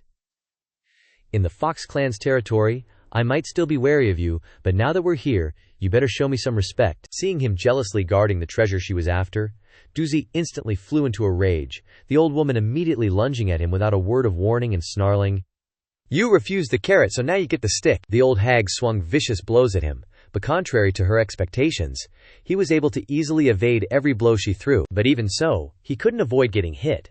His arm was scratched by the old hag until it bled, and drops of his blood splattered in the air, while he winced in pain. He Huang also knew that just dodging wasn't the best option at the moment. Therefore, he turned his head to seek help from Treebro. Treebro, drain the evil. But it calmly replied, despite him being in a perilous situation, Not yet. At the same time, Tuzi conjured a purple magical orb from his palm. The old hag hurled it towards him, yelling, "You stupid mutt, you're done for!" Shinge-san waved her hand, her face flashing with fear, hastily stopping her. "Ancestor, please have mercy." Meanwhile, at Chang Qing's place, he just happened to be standing next to the beast bro, and in front of him was a small wooden table. As he hummed a few lines, "I dig, oh I dig, oh I dig, all the little planted ideals can bloom." In his hand he held a pair of sharp scissors, cutting the green tea leaves to prepare tea for himself. After cutting all the leaves into the basket on the table, he immediately tossed the dry branch behind him. This is really getting in the way. That small branch emanated a strange power. It was surrounded by powerful orange streams of spiritual energy, and it flew out of the place where he was standing. At this moment, Tuzi was reaching out. The old hag created a magic circle and raised it in front of He Huang. He was sliding on the ground in panic. Suddenly, the old hag saw the branch he had just thrown, saw herself seemingly enveloped in some kind of space, causing Tuzi to cry out in confusion. That branch immediately unleashed a terrifyingly intense power. Those rays of light were like Taoist principles, shining straight down from above, onto where Tuzi was standing, causing the old hag to be blasted backward, screaming in pain. He Huang on this side, having just been freed from the old hag, was so happy he burst into tears. He looked down at his hands with purple lightning around them. "Tree bro, you finally decided to act." On this side, Tree bro remained as calm as usual. It denied the credit. "It wasn't me, it was the master who acted." Hearing this, Tuzi looked up at it, and at this moment also recognized the appearance of the 10,000-year-old tree demon beast bro. Immediately the old hag frowned, angrily shouting, "You do have some ability, but this old one isn't someone to be trifled with." Those words were like wind blowing past Tree bro's ears. It extended a branch forward. From the tip of the branch emanated a dazzling light. That light suppressed the old hag above. Its voice, filled with good intentions, rang in Tuzi's ears. "Tuzi, while you haven't disturbed the master yet, I advise you to leave quickly." The old hag, pressed down by a force from above, painfully hunched over and cried out. But even so, it still couldn't extinguish the old hag's determination to achieve what she wanted. Tuzi scornfully roared, "What do you think you are, daring to order this old one around?" Seeing the old hag being so stubborn, it didn't bother saying much more. The power emitted from its tree body was intense. A bagua formation gradually appeared, making noise and attacking the master's pets right outside his house. Not knowing the immensity of heaven and earth, Tuzi, who was no match for it, was struck and fell heavily to the ground by that power. The old hag was driven mad with anger, inwardly lamenting that there were very few people in the world whose cultivation could surpass this venerable one, and today falling into the hands of this old tree was just her bad luck. Suddenly, the old hag noticed a point in its words that she had overlooked from the very beginning. The old hag raised her head, thinking in confusion, "But he actually has a master. What kind of great power is it?" Meanwhile, under the cool breeze of the late afternoon, under the canopy of Tree bro, Chang Qing's hands finally placed the scissors in his hand down on the table. He noticed the huge commotion coming from behind the house. He showed a confused expression at this. "What's that noise outside? Why is it so noisy?" The sounds outside came to Chang Qing one after another. It would be strange if he wasn't curious. He decided to go outside to investigate, wondering curiously, what's going on? Just when they were fighting intensely, Chang Qing came out, and they were in human beast form, which was even more alarming, causing Shi-san and He Huang to panic, exclaiming, "Not good, it's the master!" But it was too late. Chang Qing had already stepped out of the porch. His rare streams of spiritual energy gradually emerged from the doorway. Those streams of power took turns enveloping him, creating a suffocating feeling, and the storms outside gradually arose with the spiritual energy he exuded, letting others see that he was not an easy person to deal with. The power from that spiritual energy caused even a 1,000-year cultivator like Tuzi to feel overwhelmed. The old hag, half conscious, endured the suppression from Chang Qing's spiritual energy. This oppressive feeling covered the sky and the earth. As Chang Qing got closer, the power of the light technique increased and became a wall that was crushing Shi-san, He Huang, and the old hag, gradually transforming them back into their beast forms in a daze. At that moment, Chang Qing looked down and exclaimed curiously. Seeing Tuzi and He Huang in their beast forms tearing at each other, he let out an "ah," as if he understood. So it's just animals fighting. Seeing He Huang still busy barking at the fox, Chang Qing called out, "He Huang, get over here." With his master nearby, he was so proud, and he even stuck out his tongue to show off his master's badass power. "See that? This is how awesome my master is? Tu Zian, hearing this, just got even more pissed, and roared. A dog relies on its proximity to home, truly a disgrace to the demon race. Seeing that He Huang didn't stop arguing with the fox, Chang Qing's patience ran out and he reminded it. Are you deaf? I called you. He squatted down, trying to shoo away the verbal fight between the two beasts. Break it up, you're being too loud here, disturbing the neighbors. Just as Chang Qing squatted down, Tu Zi seized the opportunity to see just how strong he was. Now's the time for this old lady to test you. The old lady jumped up. Tunzi put all her power into her mouth, ready to take a bite out of him. But at that moment, the spiritual power within Chang Qing suddenly surged, and he reached out his hand. Immediately, the old lady realized the danger approaching. Oh no! Tunzi closed her eyes tightly, trying to forget the pain somewhat, fearing that she would suffer. Before the old lady could even fly over to bite him, he grabbed her by the scruff of the neck and hung her in the air. Chang Qing angrily scolded. Little tricks, and you think you can scratch me? Then he tossed the old lady away, as easily as throwing away an object. Get lost, or I'll turn you into tree bark! Tuzi's screams echoed far behind. After dusting off his hands from throwing Tuzing away, he suddenly heard a soft and weak whimper, and he turned around, surprised. The snowy white fox form of Shi-san trembled and retreated, and the wound on her face made her look even weaker. Her pitiful appearance successfully shot an arrow through Chang Qing's heart, his eyes shining. He immediately hugged Shi-san into his arms and called her by the nickname he had just come up with. You're such an adorable little white fox. While hugging and nuzzling her, his hand accidentally touched the open wound, and he was shocked. He pushed Shi-san away and looked, and then he shouted, You're still injured. He smiled and gently said to Shi-san, Come home with me, can I bandage you up? And she let out a little cry. On the other hand, Tuzi still hated Chang Qing very much. Especially after his throw, Tuzi growled, Shameless human. Chang Qing didn't know any of this, and he was busy scolding He Huang for doing wrong. Don't fight outside next time, understand? He Huang just whined. Yes, He Huang knows he was wrong. Tuzi saw him hug Shi-san and step back into the house, and she stood up, about to scold. Human, put Shi-san down. However, Shi-san, in her human beast form, signaled in the eyes of the old lady, Grand Ancestor, please rest assured, Shi-san had plans, and her thoughts made the old lady stunned for a moment.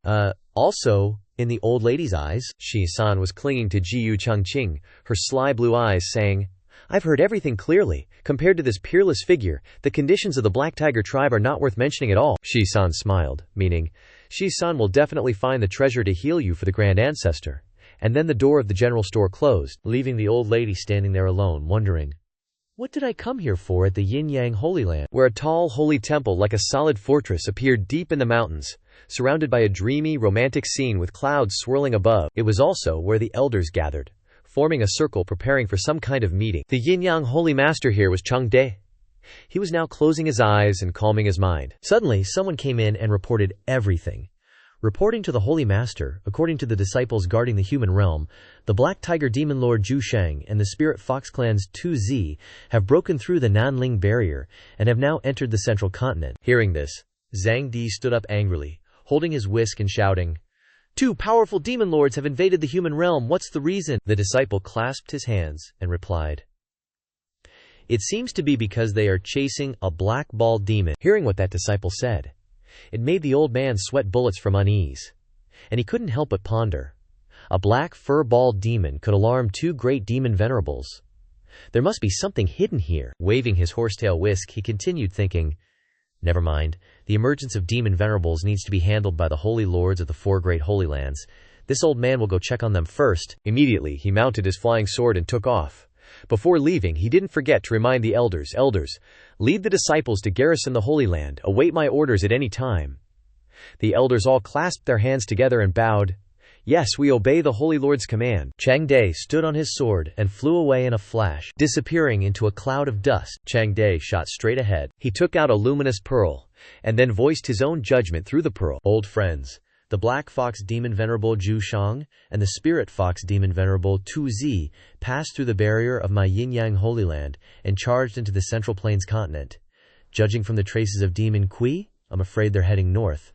What do you all think? As soon as he finished speaking, he sent the luminous pearl flying away. The luminous pearl then entered a window of some place. It quickly flew to the person sitting inside. It flew close to that person's ear. That person was none other than the Da Luo Holy Land's Holy Lord, Wan Feng, who received Changde's luminous pearl. The old woman calmly analyzed. Regardless of their purpose, if the demon venerables dare to force their way in, I cannot simply turn a blind eye. Wan Feng slowly walked, holding the luminous pearl while replying. Brother Duan, rest assured, I will set off immediately and coordinate with you. With that said, the old woman raised the luminous pearl into the air to relay her words. Cut to another location at the Taishuan Holy Land. Ji Tian and Chang Xuan were playing Go together. At this time, Ji Tian spoke out the doubts in his heart. The Southern Ridge demon race has been stable for so many years. Why would the two great demon venerables risk forcing their way into the central continent this time? What is the reason? Picking up a black go stone from the container, Chang Xuan placed the black stone on the go board and gave his speculation. Most likely, it's because of some secret treasure. Hearing what he said, it made Ji Tian feel uneasy. Brother He, I see that you don't seem worried at all. The Southern Ridge is heading towards, but it is the Taishuan Holy Land after all. The old man placed another black stone on the board, making it click. Then he slowly stroked his beard and said, if they want to get to Taishuan Mountain, they must first pass through Zhaoqi Town. With Ancestor Yi sitting there, what waves can those two demon venerables make, unless they feel like their lives are too long? Saying that, the old man took another black stone and slammed it hard on the board, as if further confirming what he was saying. With a completely confident look on his face, just come. Cut to some towering mountains. At this time, Tuzi seemed to be running away from something.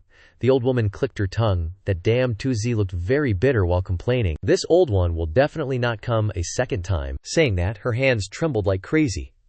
The old woman thought that the tree demon, she didn't know what level of demon it was.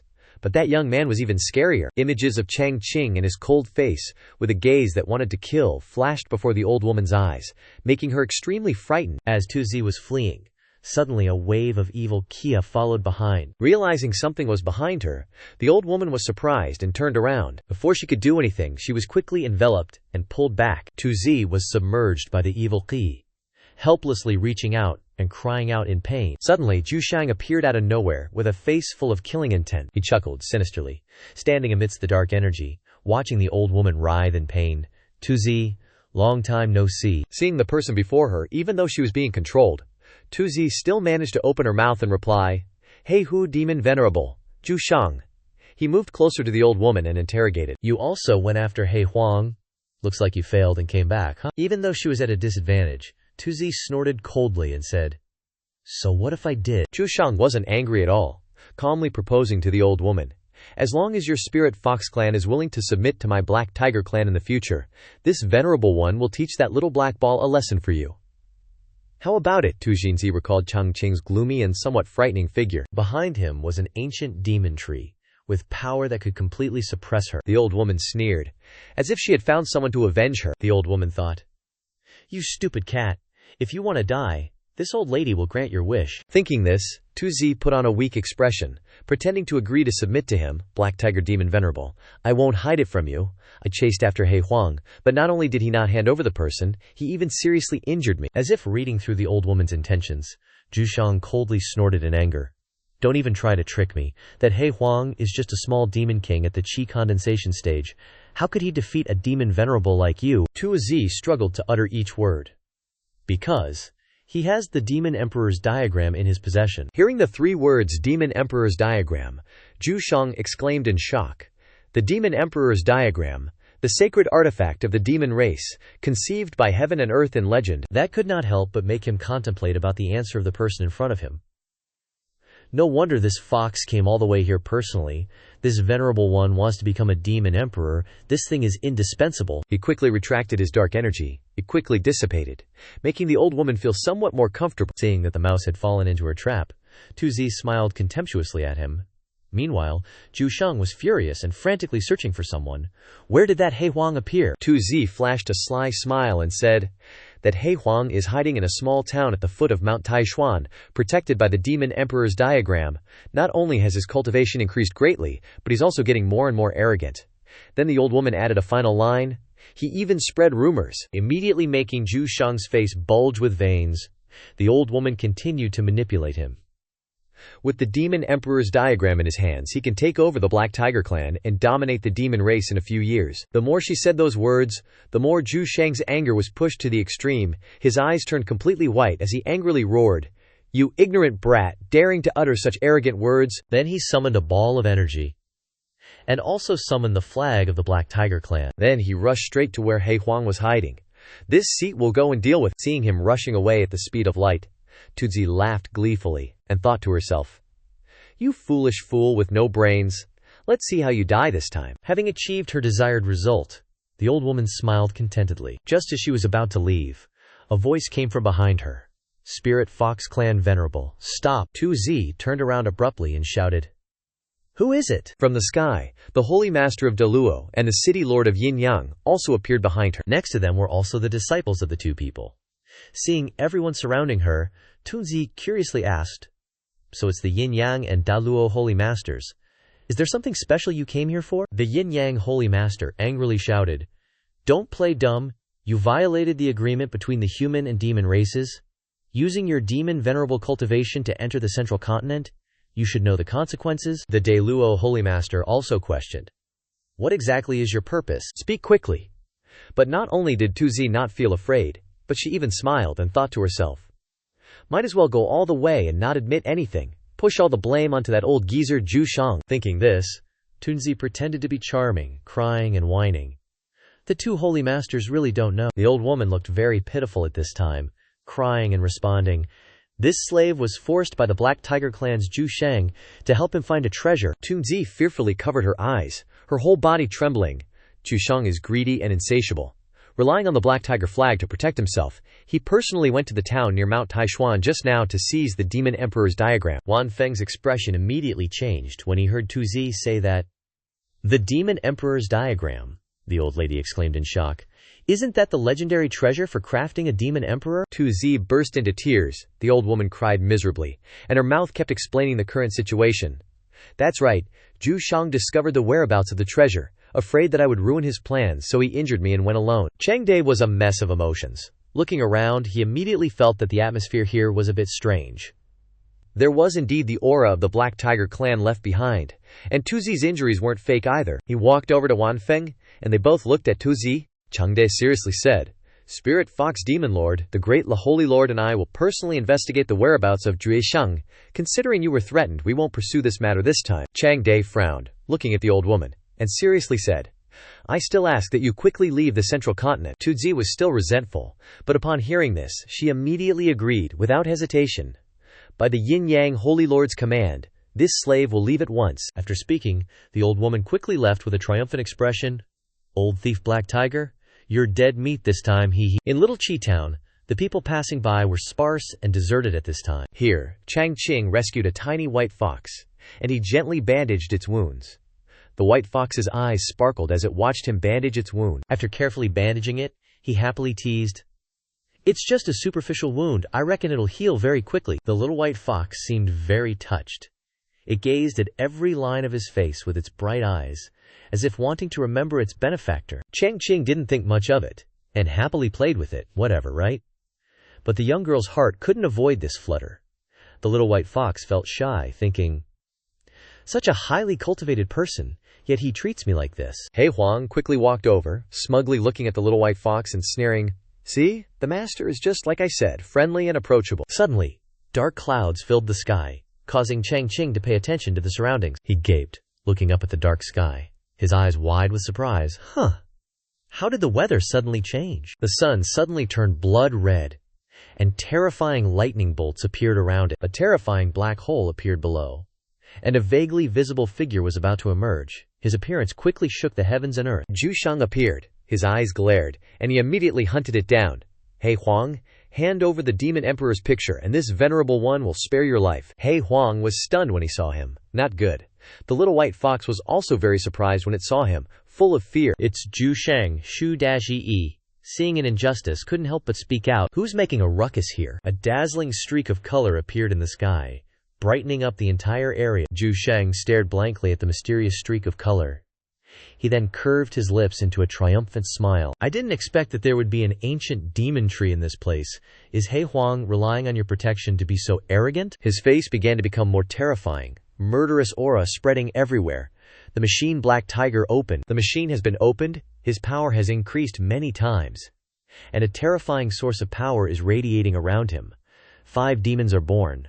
All phenomena appear. This terrifying power quickly invaded Shujie's entire body, causing it to weaken gradually. Damn it, I've been suppressed. He Huang, seeing his brother like this, his eyes became ferocious, grinding his teeth and growling, "Shujie, what's wrong with you?" The ancient tree began to turn black. That guy has an amplifying magic treasure in his hand. I'm temporarily trapped. The little white fox couldn't help but exclaim, "La Ji Black Tiger." With its help, Zhu Shang's combat power has increased by at least 5 parts. He Huang hurriedly ran towards Zhu Shang, his blood boiling, and immediately left. Daring to be arrogant outside the master's residence, watch me go and deal with him, Chang Qing blankly called after him. He Huang. He looked worriedly in that direction, and immediately scolded loudly. How did this guy get out here?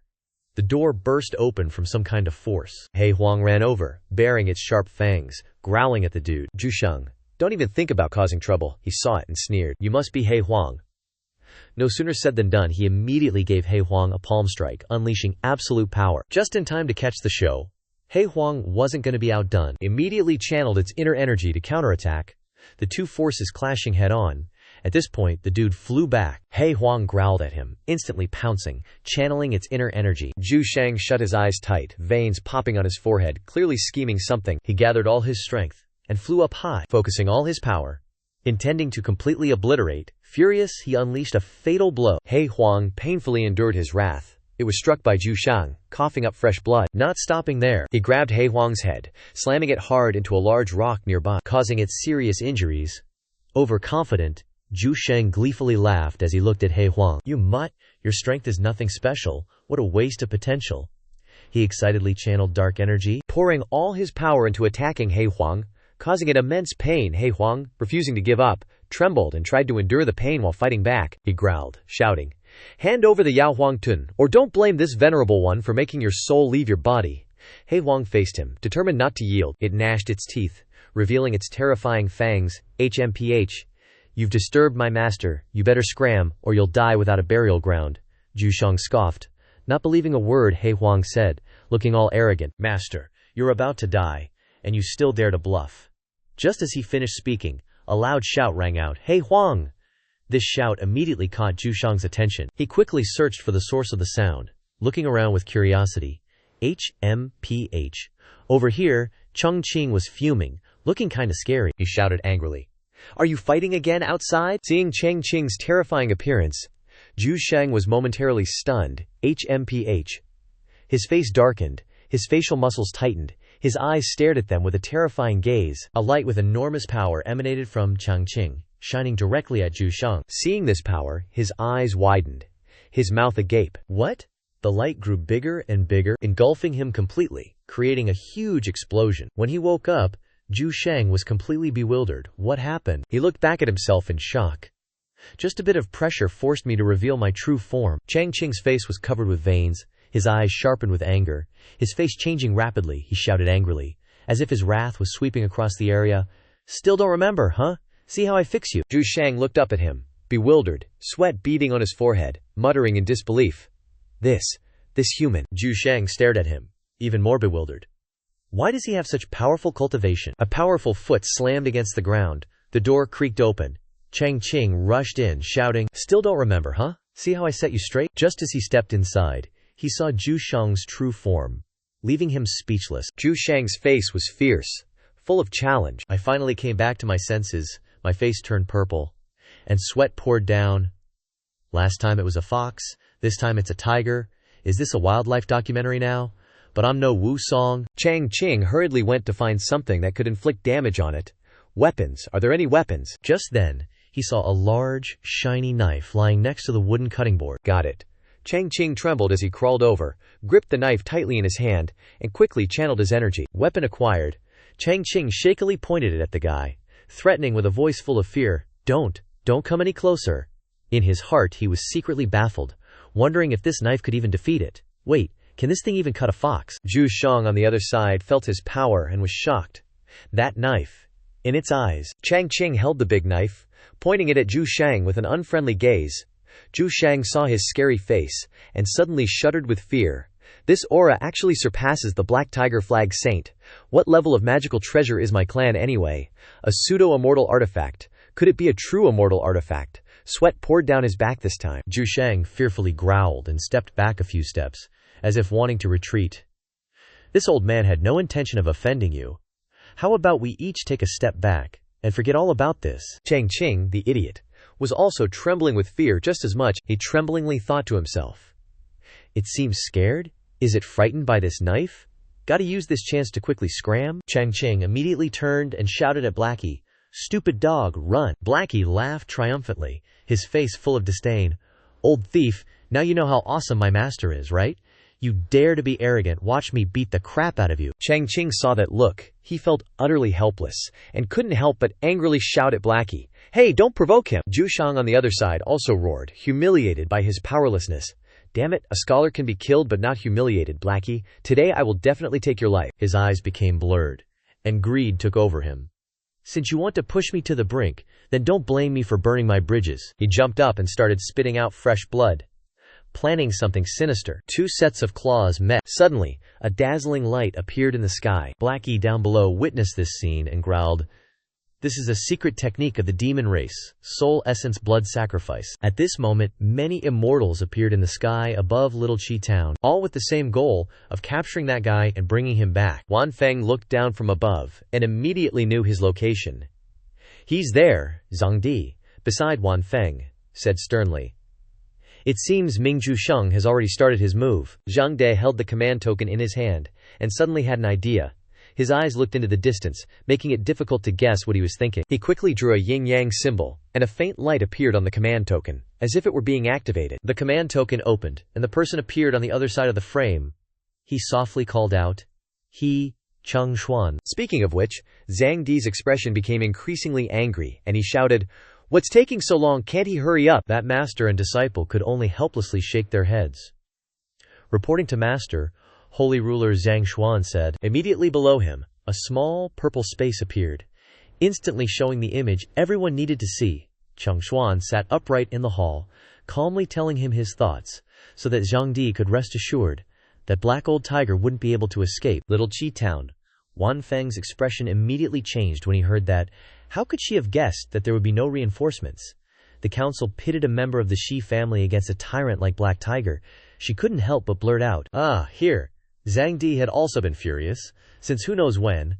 How can they talk so casually like it's not their problem? Before they could complain any further, the aura from the town suddenly erupted violently, turning the entire area red. She covered her face with her hands and exclaimed in surprise, "The demonic energy is too terrifying." She immediately sensed an ominous sign.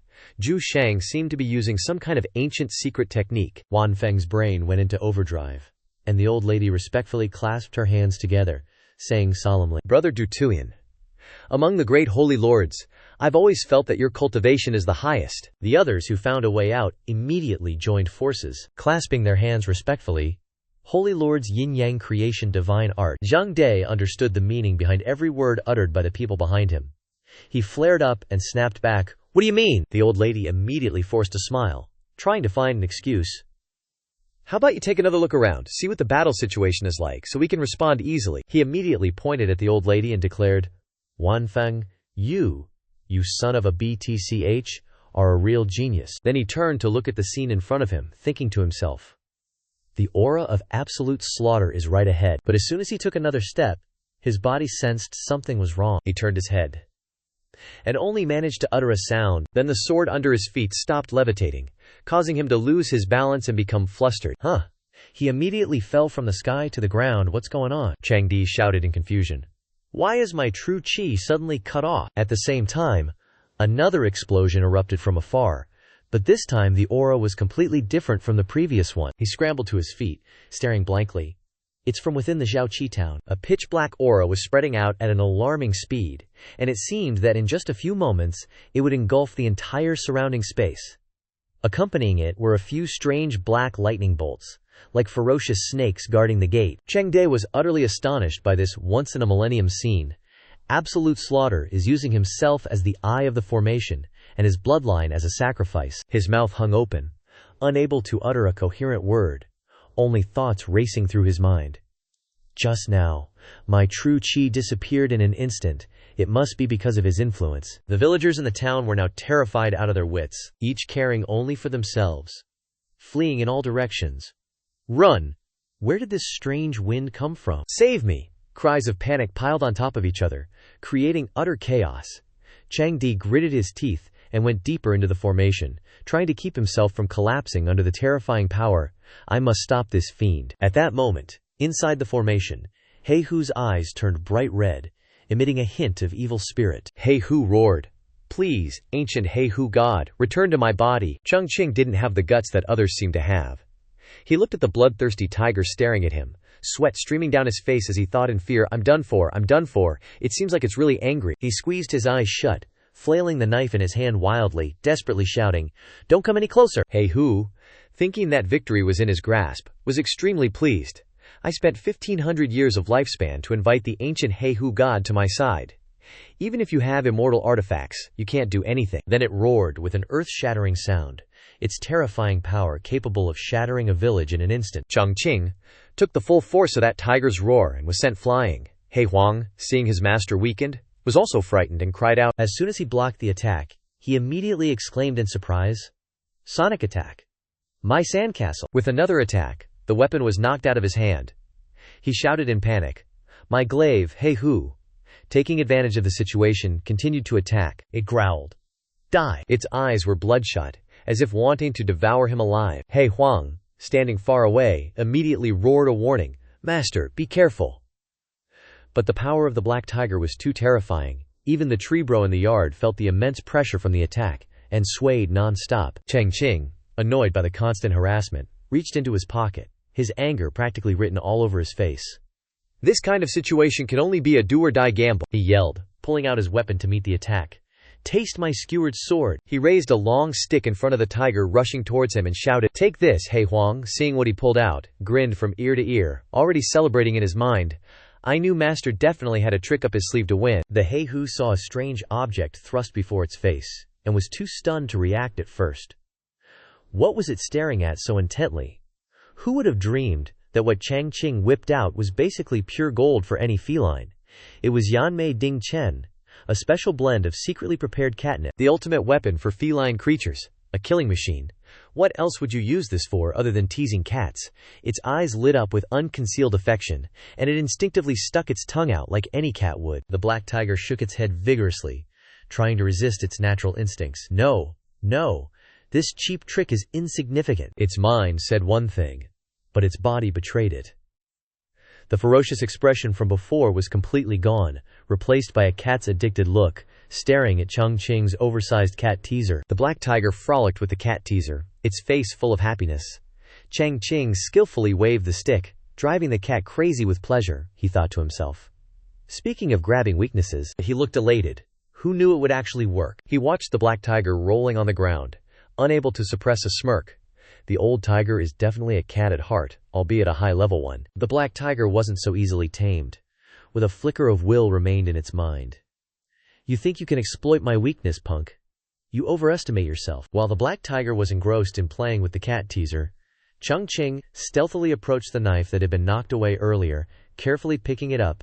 As soon as the knife was in his hand, he immediately brought it down on its head, without any hesitation. Fresh blood splattered everywhere, and all that could be heard was the black tiger's miserable shriek. After it was all said and done, he put his hands on his hips and sighed. Cheap trick, huh? You really thought you were all that? The black tiger's soul still lingered, bitter and unwilling. Damn it, I actually lost. Nearby, He Huang sat with bright eyes, as expected of Master, full of wit and strategies, and so devastatingly handsome. If Chang Qing could hear the flattering words He Huang just said, he'd probably be so smug he'd ascend to heaven on the spot.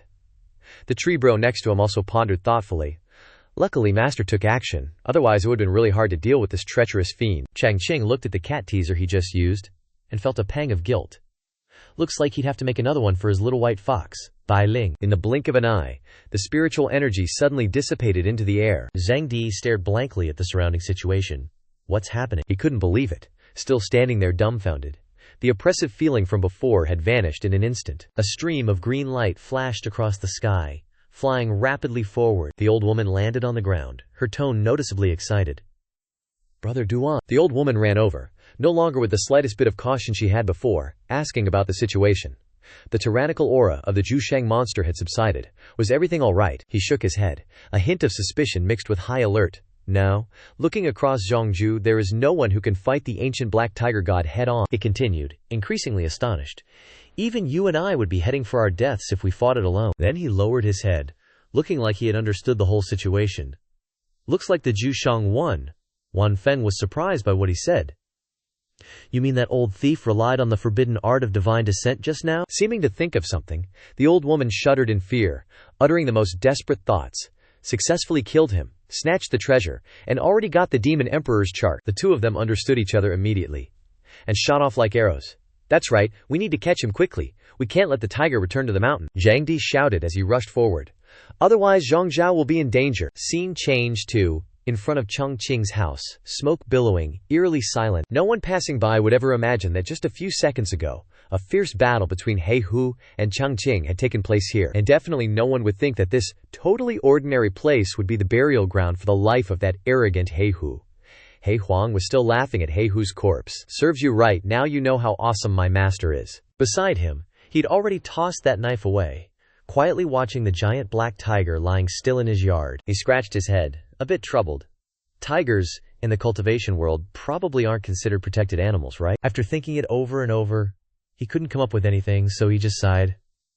Guess I'll hide it for now. He gritted his teeth, dragging the heavy lump of meat to somewhere hidden to avoid being discovered. The corpse of He Hu was quickly dragged into the backyard, the surroundings so quiet you could only hear the sound of it scraping against the ground. Shin-san watched from afar, and as soon as he recognized the identity, his jaw dropped in shock. This is insane. He stared in horror at He Hu, almost screaming, "He's dead!" He Huang cocked his head, smugly saying, "That's right.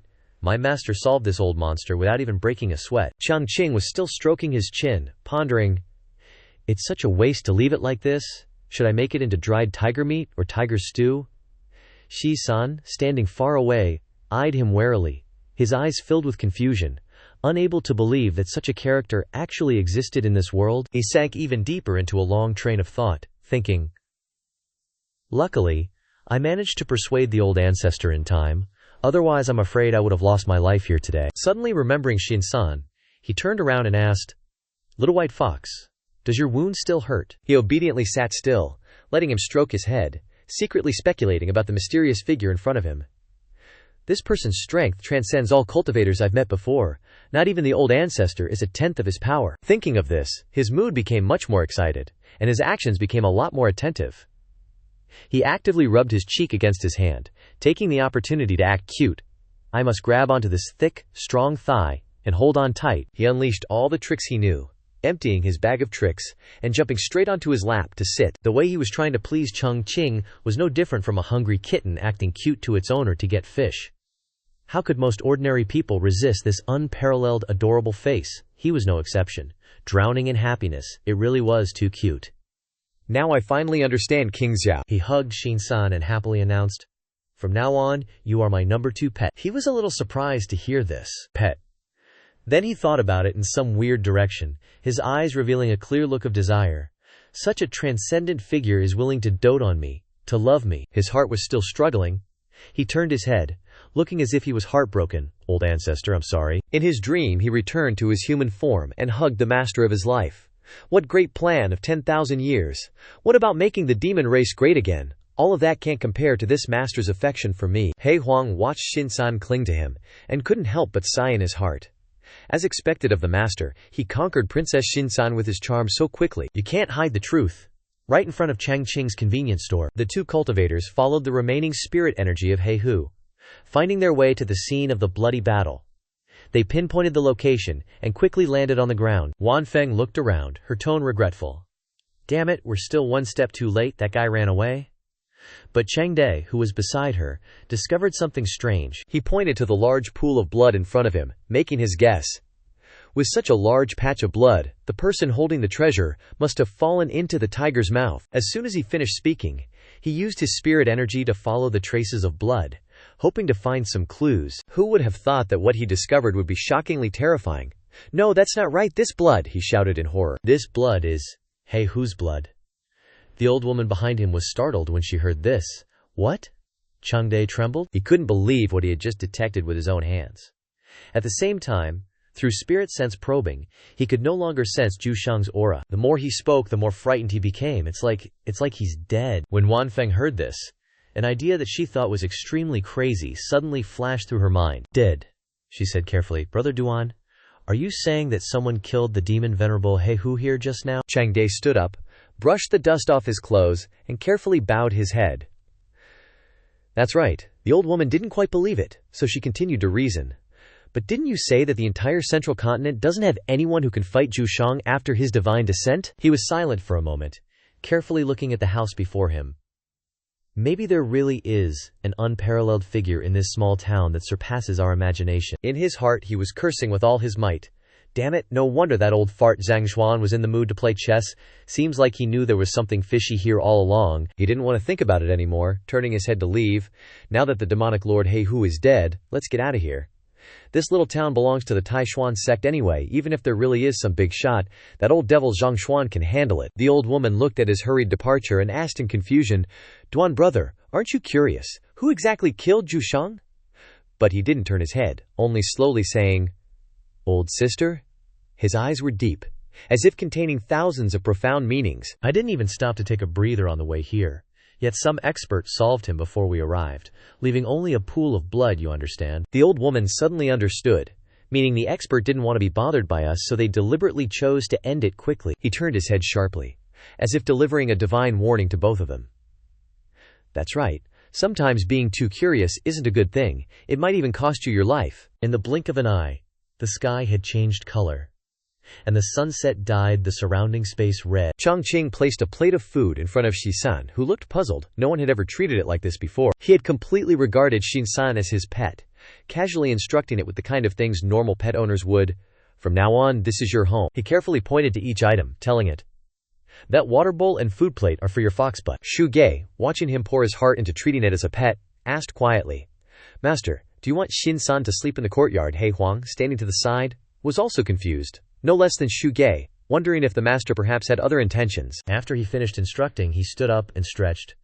All right, everyone is tired today, rest early. Suddenly, Shi-san ran to his feet, crying and acting cute. Master, I don't want to sleep here, I want to go into the room with you. He immediately picked it up.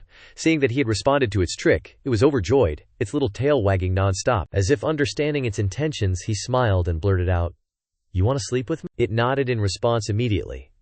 This was exactly what it wanted. How could it miss this golden opportunity? So he agreed right away. He hugged Shi-san and happily walked into the house. Okay, let's go then. You think one way, the fox thinks another, no one understands anyone. But in the end, they still arrive at the same result, so what? As long as it's mutual, that's all that matters. Shu Ge, watching the two leave, exclaimed, I understand now. Master is using a gentle approach to test whether Shi-san is truly and sincerely submitting. He Huang's eyes lit up like car headlights upon hearing this, raising a finger to admire what Shu Ge had just said. Genius, truly a genius. Shu Ge sighed, chatting a few words with He Huang beside him. Today, fighting the demonic lord He Hu consumed too much of my primordial energy. I need to sleep deeply for a while. He Huang tilted its head and asked, Shu Ge, how long do you want to sleep for? Shu Ge replied, at least a few years, at most a few decades. It continued, reminiscing a little about the past. This is what the master used to water me with when planting me in Ningquan back then, containing the power of heaven and earth. It held out a leaf that didn't look particularly remarkable. The moment it saw it, He Huang's eyes lit up. The spiritual energy emanating from it was enough to declare that this thing was no ordinary item, Shu Ge explained. I hid it in this leaf, always reluctant to consume it. It solemnly entrusted its long-standing responsibility. Today I'm giving it to you to help you enter the demonic emperor realm, but you must promise me to take good care of the master. After entrusting it, it changed its tone, threatening. Otherwise, when this tree wakes up, I'll directly abolish your cultivation. He Huang, hearing this, broke out in a cold sweat, enduring the uncomfortable, oppressive aura. He Huang immediately raised its hand and swore, Relax, big brother, I understand. Shu Ge, you can rest assured. Shu Ge reluctantly added a few final words before losing consciousness. I have to sleep now. That night, the space was shrouded in a purple mist. The spiritual energy of heaven and earth enveloped Shu Ge, secretly seeping through every gap, emanating from the side. He Huang lay next to Shu Ge, sleeping soundly without worry. Chang Qing, inside the house, also fell into a dream. Unaware, inhaling the spiritual energy into his lungs without a care in the world. The night was quiet, but also chaotic beyond measure. The next day, The sun was high in the sky, clear and cloudless as if nothing had ever happened here. Chang Qing slept until his eyes were fully satisfied before slowly waking up, sluggishly welcoming the sunlight shining in from outside the window. He sat up, rubbing his weary eyes, feeling like the bed had shrunk. What's with the sudden lack of space? Sensing danger approaching, he cautiously glanced to the side. Right before his eyes unfolded a beautiful sight. A bewitching young woman was still sound asleep, her sleeping posture unconsciously showing off her flawless figure, making anyone who saw her feel hot under the collar. She's only missing the name to be a Daji. Chang Qing was so startled he couldn't even stammer out a coherent sentence. What the heck is going on now? Last time with Yan Bingxin, at least she was human. This time, how did a beast girl even appear on my bed? The young woman also woke up, innocently letting out a long yawn. She turned to look at Chang Qing, who was secretly packing his things to run away. He met her gaze and immediately looked guilty as sin, but she didn't seem flustered at all. It was as if the misleading scene in his eyes was just a perfectly normal morning for her. She excitedly jumped up and hugged the person in front of her tightly. "Master, you're awake." Chang Qing was startled.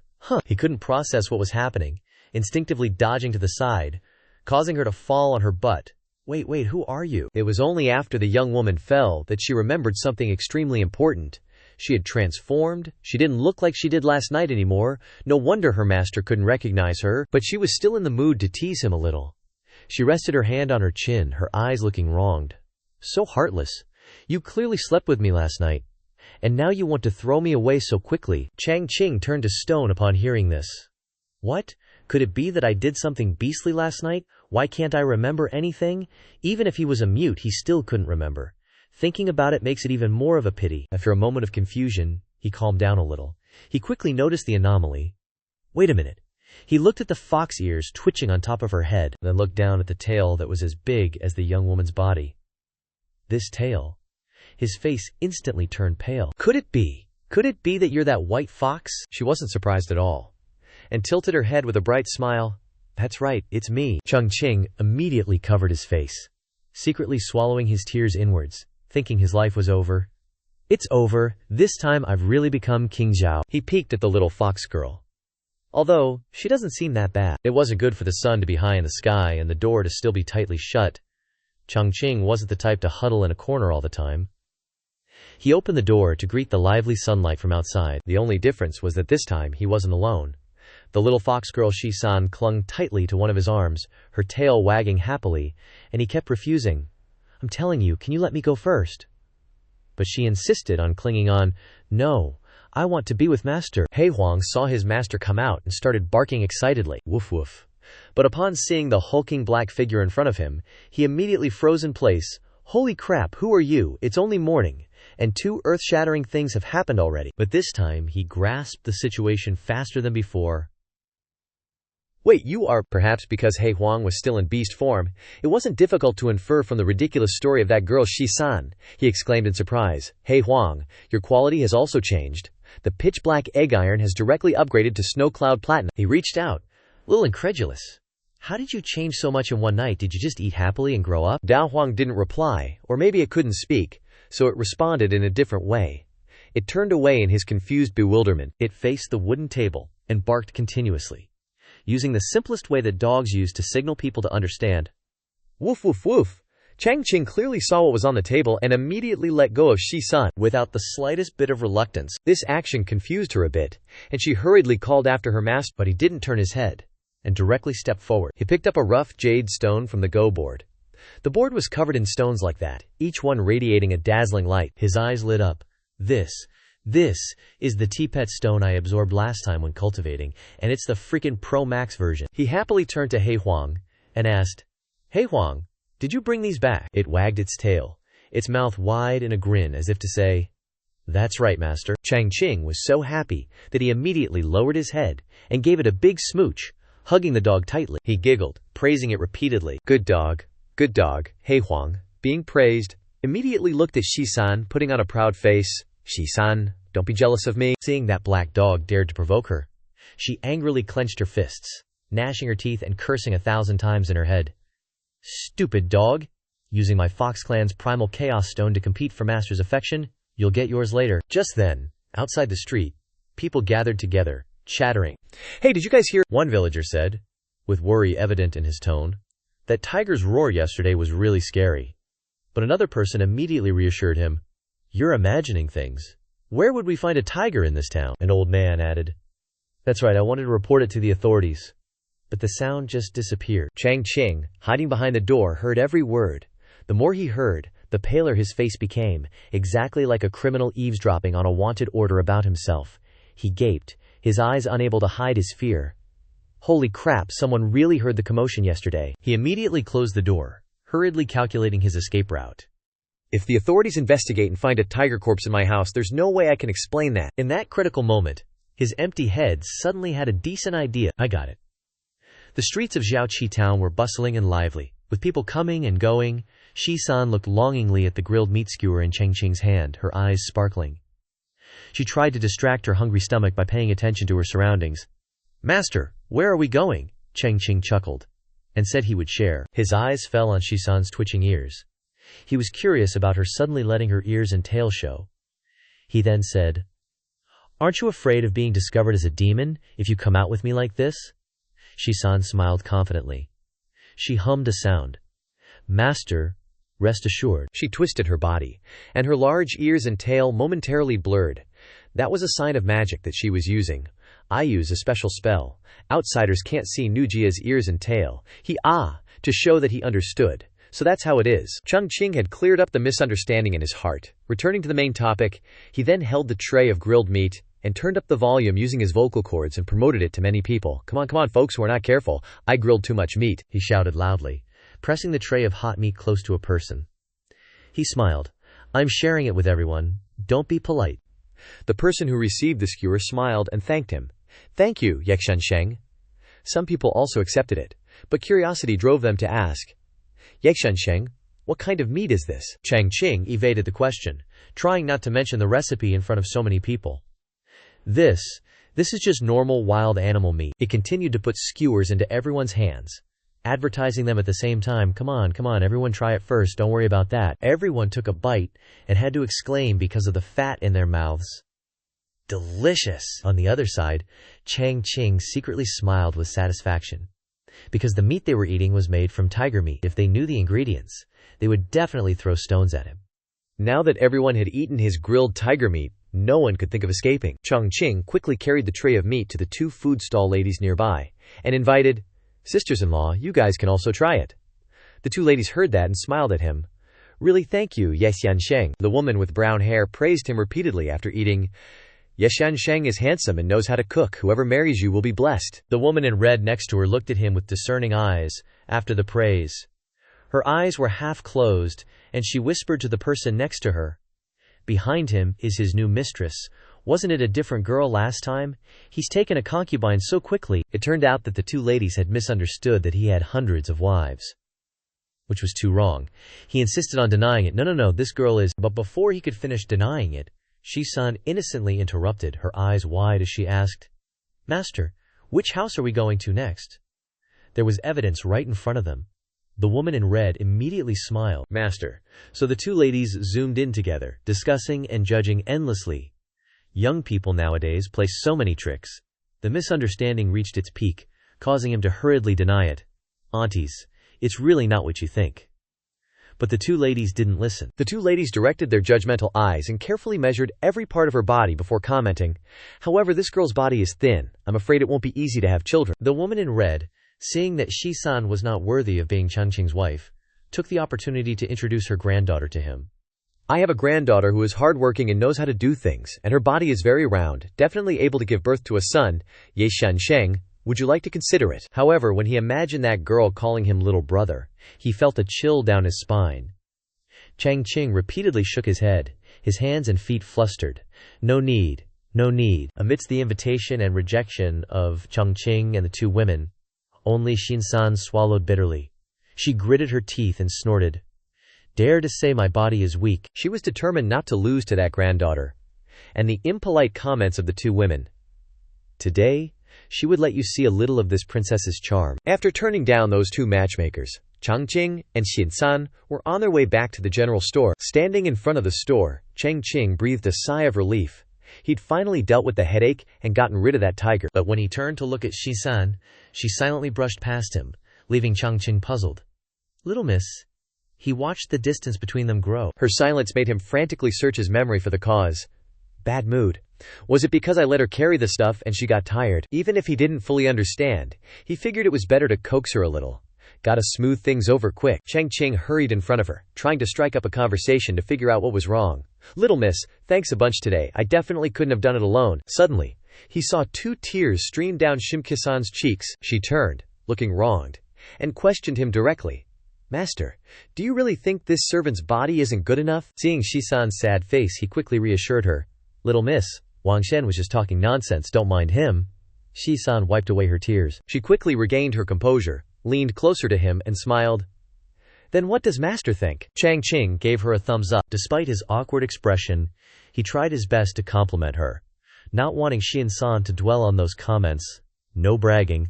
Little Miss's figure is definitely 1 in 10,000. Hearing that, Shi-san leaned in, winking suggestively at Chang Qing.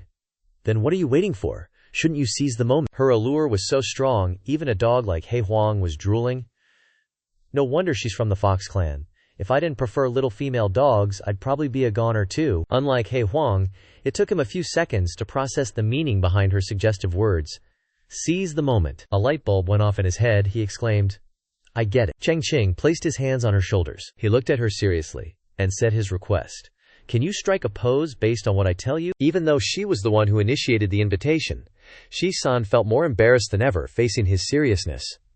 Of course, this servant is yours to command. An incense stick later, the quiet room was now filled with Shi-san's heavy breathing. Chang Qing, drenched in sweat, still wore a satisfied smile. Beautiful, so beautiful. Shi-san trembled. She'd been holding this pose for an entire hour and couldn't take it anymore, so she asked, Master, how much longer? He quickly replied, just a little longer, almost done. Hey Huang, on the side, facepalmed at the scene. This old dog is getting blue balls, and you guys are just showing me this ancient demoness. Xing-san didn't understand why Chang Qing wanted her to hold this pose, and sent a mental message to, Hey Huang, does master have some special preference? But it waved its paw, signaling, don't be so narrow-minded. Master is about to give you a huge opportunity. Watching Chang Qing engrossed in wielding his brush, it thought to itself, as expected, this painting will help you increase your cultivation as fast as me. Who knows what Shi-san was imagining in her head, but her eyes revealed a look of infatuation. So that's it. Master was afraid I couldn't handle it, so he's helping me increase my cultivation first. Her clueless expression left He Huang speechless. I think you're overthinking it. It's probably just that your charm technique isn't working on master. After a while of swirling with the brush, Chang Qing excitedly looked at the results he had created. Finished. The painting immediately emitted infinite light after the last stroke was added. A stream of clear aura immediately surrounded Shi-san. She was nervous about this sudden transformation. What's going on? Whoosh! In a flash, his own power blasted the painting, sending it flapping about. Chang Qing mumbled, All right, let's call this one. Waiting. Was it Shi-san's stunned face? Her eyes twinkling like they held a gazillion stars? Nah, she wasn't spacing out because she was scared, but because his painting was drop-dead gorgeous. After a bit of thought, Chang Qing decided to call it Even a Tiger in Qingqiu Can Become an Immortal. Cut 2, a breeze suddenly rustles through this peach forest, like it's trying to whisper a prophecy or something. Then, bam! Mystical light beams down from the heavens, hitting a spot and making Gongdao Shan kind of pop into view. And then, Kabum! A lightning bolt zaps down from the sky, shaking the whole Gongdao Shan like a leaf. One quick-witted little spirit fox pricked up its ears, all alert. Whoa, a good omen just dropped on us. Another, more anxious, fox cub piped up. But good vibes from the east are supposed to be, well, good. Why the lightning show? Then, out of nowhere, that first fox yelped, totally freaked. Guys, look! The peach trees, seeing a bunch of peach blossoms suddenly shrivel up, they started panicking to each other. What in the world is going on? It wasn't just the flowers. Even the grass was all messed up. The little spirit foxes were losing it. Even the grass is turning yellow. But our sharp little fox friend kept its cool. As it scampered off, it yelled to its buddies. Where are the old ancestor and the clan leader? Hurry, go drag them over here to see this mess. Yeah, with an omen this huge, it's not like the old ancestor and clan leader needed a memo from the fox cubs. They already knew, duh. Shan Yao asked, all worried. Old ancestor, what in the blaze is going on? Du Sai frowned. Someone's trying to forcibly snatch the luck of our peach mountain. He was baffled. Who the heck would want to wipe our spirit fox clan off the map? The old lady went quiet, her mind instantly jumping to someone. Could it be that person? She wondered. Thinking this, Ducey quickly formed some hand seals. unleashing her spiritual power. A fiery fox spirit blazed into existence. Swirling around Du Si, the old lady told Shan Yao, "You hold down the fort here at Gongdaoshan, got it?" And 'cause she didn't want the young'uns back home to freak out, the old lady made her plan clear. "I'm off to Nanling to have a chat with Lord Horned Dragon." Zoom. The scene changes to this valley just bursting with worldly spiritual energy. Folks call it Shifang Dashan, and Wulong Jiyu, that's the spot Du Si was talking about. And yeah, the exact place the old lady had to skedaddle off to pronto when that weird omen showed up. The moment the old lady popped up, she spotted someone already hanging out there. "Getting a good look," Du Si gasped. "Elders from the Black Fox clan, what are they doing here?" The old lady zipped down to the ground and went up to chat with those two. "So what brings you two here?" The two elders, seeing the old lady, quickly cupped their fists all respectfully. "Greetings, Spirit Fox Yaozun. The two of us came to ask Lord Horned Dragon for a favor." Our old ancestor did a divination, you see. Hearing the whole story, the old lady's eyes couldn't hide her absolute shock and despair. He still hasn't come back. Those two elders were super worried too. They just stared at the ground, not daring to look the old lady in the eye. Not only is he not back, but a few days ago our old ancestor's soul-guiding lamp, it went out. The old lady bowed her head, lost in thought at the grim news. The soul-guiding lamp, it's tied to a person's spirit. Soul scatters. Lamp goes out. Then it hit her, and the old lady flinched. "You mean Zhusheng is dead?" The Black Fox clan elder shot back. "Ridiculous. Our old ancestor's cultivation is off the charts. How could he possibly die?" But Du Si wasn't having any of it.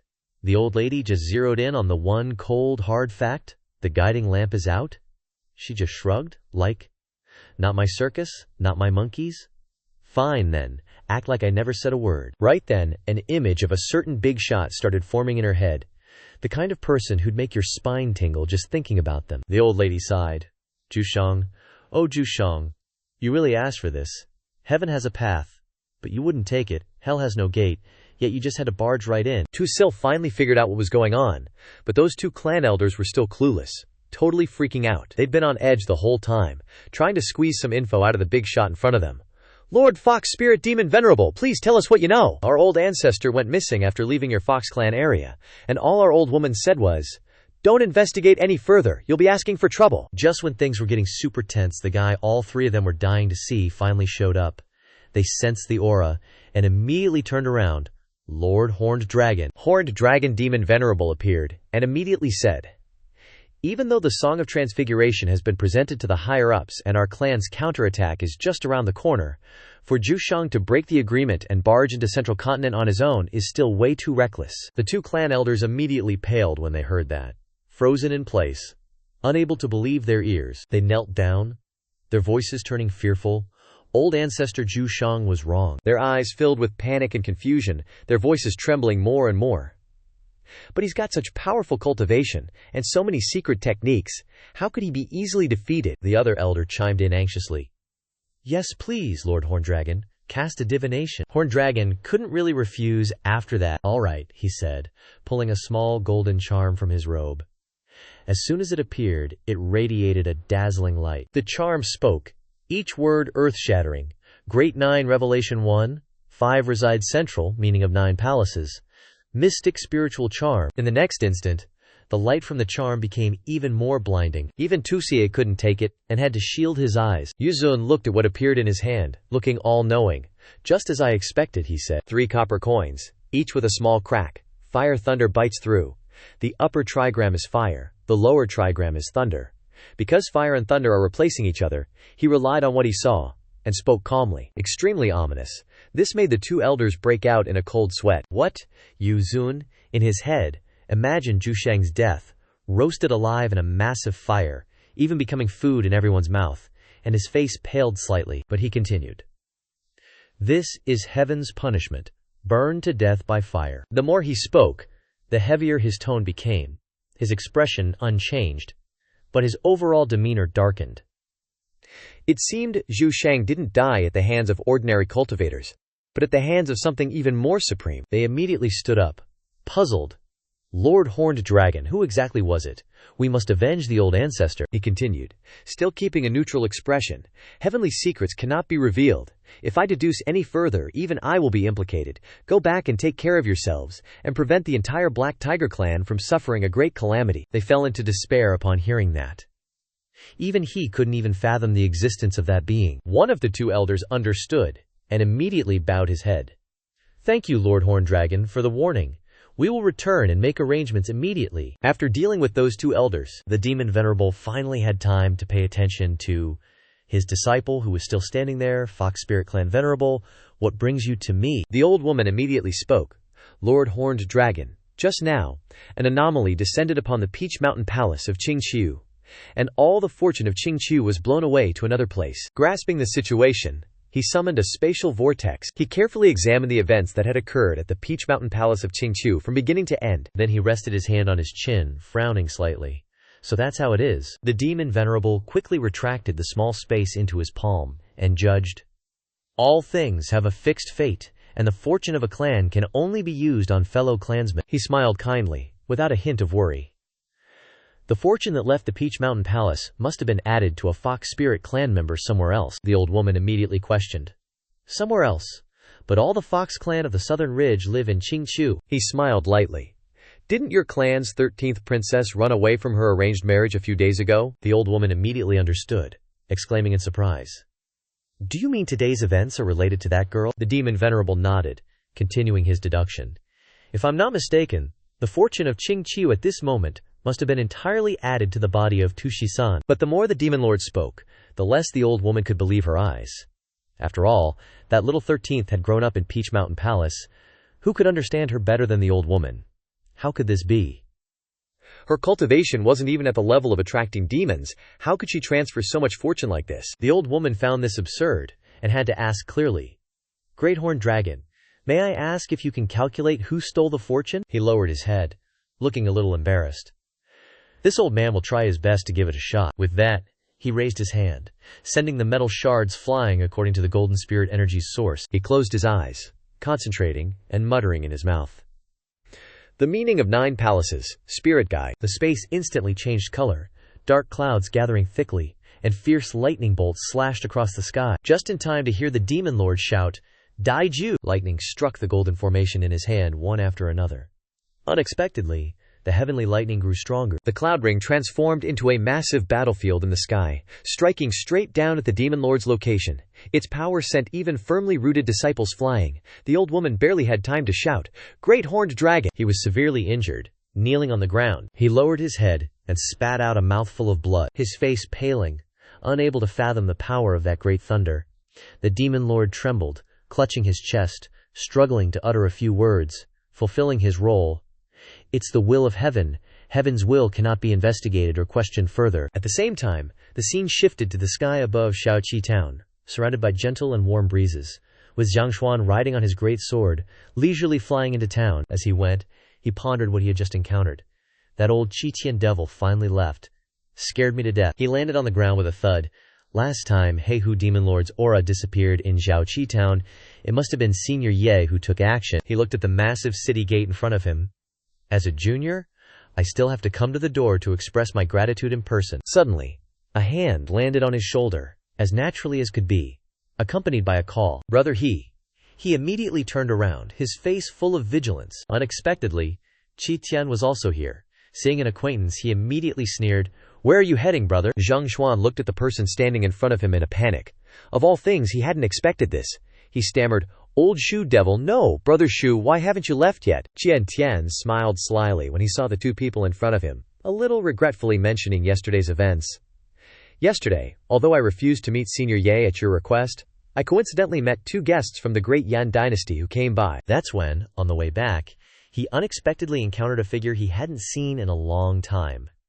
That person just stood in front of Qitian, making him exclaim in surprise, Oh! Seeing Tianshan and Bingxin in front of him, he greeted the solemn elder with cupped hands, as if they were old acquaintances he hadn't seen in a long time.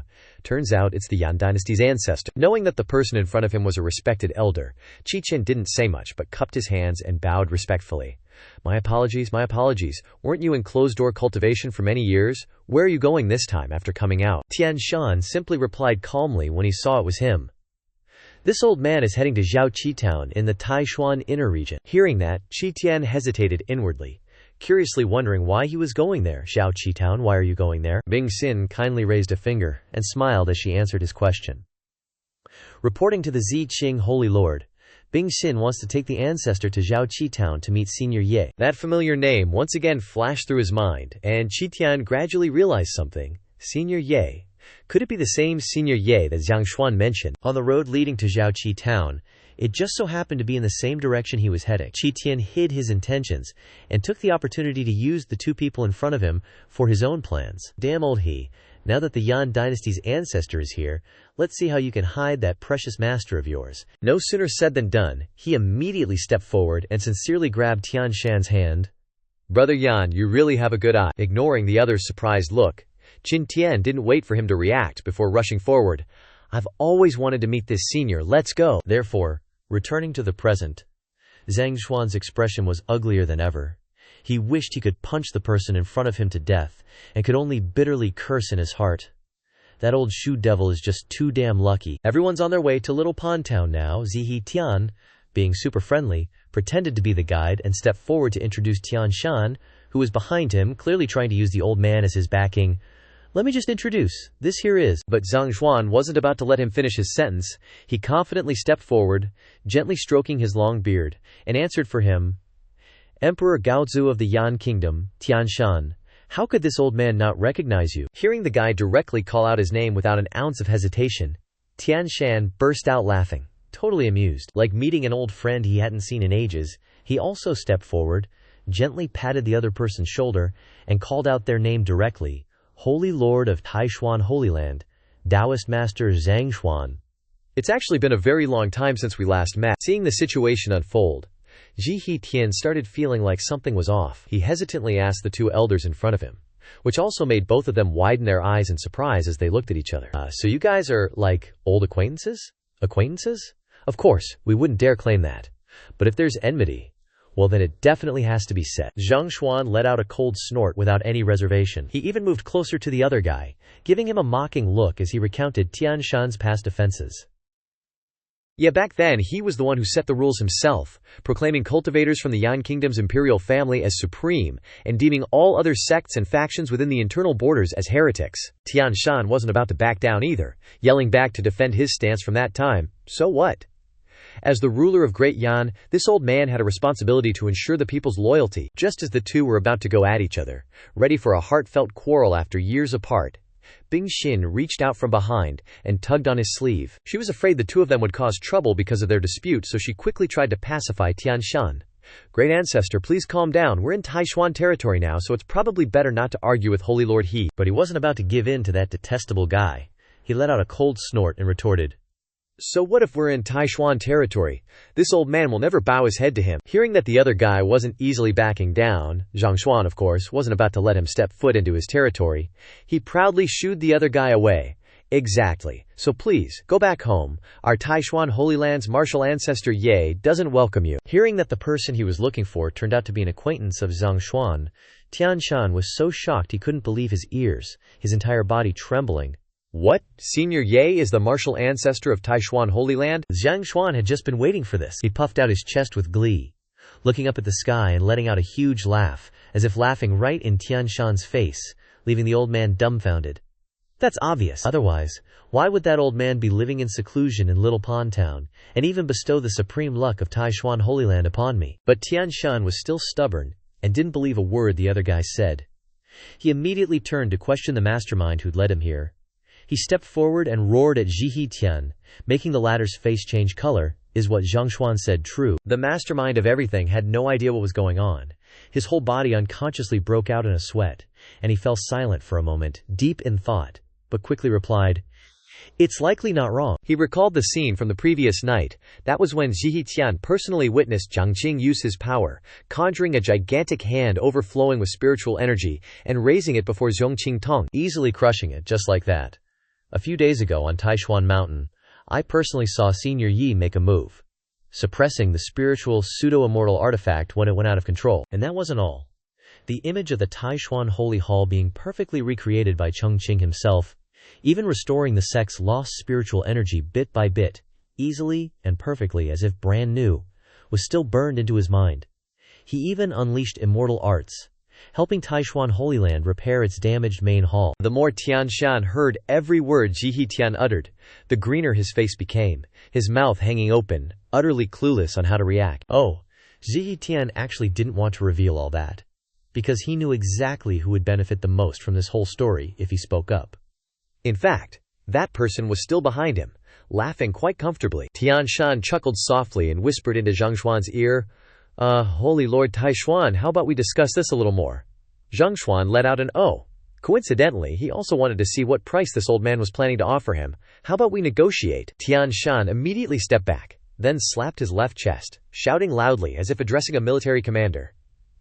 The imperial family of Great Yan is willing to establish Taishuan Holy Land as the national sect of the Great Yan Kingdom. The gravity of such a significant matter between two major powers left Zhang Xuan stunned for a moment. So much so that Ji Tian had to chime in, his eyes wide as he confirmed. You're serious? Tian Shan leaned forward, full of determination, and declared with certainty. That's right. As long as I, along with Bing Xin, can meet Senior Ye. Seeing the old man's determination, Zhang Xuan let out a tired sigh, his voice gruff. HMPH, fine. Since you're so sincere, follow me. In a moment no one noticed. Zhang Xuan quickly turned his face away, hiding his thoughts. Immediately after Tian Shan's plea, his face turned ashen, in a spot no one could see.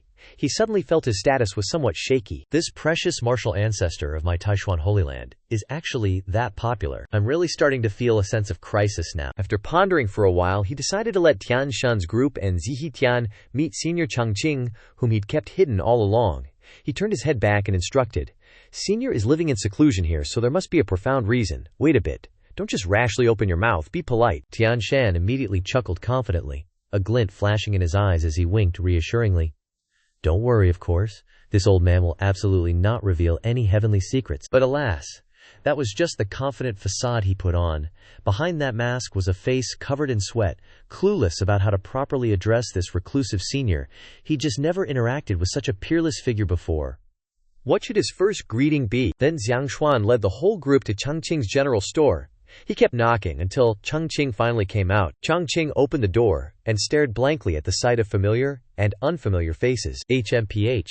Among them, only Bing Xin, seeing him after such a long time, instantly lit up with joy. Mister? Yay! She dashed towards Chang Qing, throwing her arms around him with a bright smile. I'm here to visit you again. Everyone was stunned by her sudden action, while Tian Shan's jaw dropped. He couldn't believe that his granddaughter knew this anonymous senior and hadn't told him. Seriously. Chang Qing instantly blushed. And though he liked it, he pushed her away, stammering, Yan, Miss Yan, you've arrived. He pushed Bing Xin away, trying to keep his distance, because he was embarrassed by everyone's eyes, especially the elders. He pleaded, So many people are watching. Please let go of me first. Then he turned back, trying to regain his friendly demeanor with a forced smile. He invited, Everyone, please come in and sit down first. The elders remained silent, awkward. Chang Qing was so embarrassed, he quickly whispered into Bing Xin's ear, gently reminding her, Miss Yan, your hands. Don't touch randomly. While those two were frozen in place, Ji Tian's eyes inadvertently landed on something in Chang Qing's house. His eyes met a pair of furry black ears twitching inside the house. It was He Huang, so unlike his master, He Huang bared his sharp teeth, his red eyes glaring and warning the strangers who had entered his home, Don't mess with me. His power terrified Ji Tian, and he cried out, Demon Emperor! Tian Shan followed his cry and looked at what had made someone as calm and scheming as Ji Tian panic. Meeting He Huang's gaze, he was equally shocked. There's actually a demon emperor in the central continent, holy crap. Ignoring his two friends' horror, Zhang Xuan, already used to the fact that Chang Qing's house was full of who knows what demonic stuff, chuckled. Of course, with Ye Qianbei's cultivation, he wouldn't keep a dog for nothing, the strict elder warned, sparks flickering in his glaring eyes. Don't blame this old man for not reminding you. The demon emperor is just the tip of the iceberg. He stood before this landscape of layered mountains and immortal scenery, calmly commenting, This place is truly a land of creation. In his heart he craved the trembling gazes his two friends gave to the senior's power that made Hengzong tremble. "You old trash at transformation realm." While the seniors were still looking around Chang Qing's house in amazement, Bing Xin clung to him again. She acted coquettishly. "Mr. Ye, Bing Xin is here because of you. Do you remember me?" Bing Xin leaned her head on his shoulder, and he smiled awkwardly, trying to answer perfunctorily. "Still doing okay, I guess." But inside he was screaming, "Let go of my hand first. If Little White Fox sees this, I'm screwed tonight." Next, Bing Xin leaned close to his ear, raising her hand to her mouth to conceal their whisper. "Mr. Ye, I've already told my ancestor and father about us." As she finished the sentence, a flash of light instantly glared at Chang Qing. He was confused and nervous, while also looking back to keep watch, and struggling to deny it. Hey, you can eat whatever you want, but you can't say whatever you want." Worried that Shi-san would tear him in two, Chang Qing shouted, "We have a purely male-female relationship." Zhang Xuan laughed. "Ye Qianbei and Miss Yan are a perfect match." Hearing this, Chang Qing waved his hands repeatedly, denying, No. In his head he couldn't help but cry out with injustice. "What stocks? Don't just pair people up randomly, it'll only harm them." He wouldn't let these old guys babble about stocks and stuff. He quickly changed the subject. "Let's quickly invite everyone to sit down over here." Suddenly, a demon fox appeared. It was Shi-san. Its presence quickly attracted everyone's attention, the dense demon power making people feel suffocated. From left to right, Zhihi Tian, Zhang Xuan, and Tian Shan all gaped. There's another one. The dense demon kid emanating from it made them exclaim.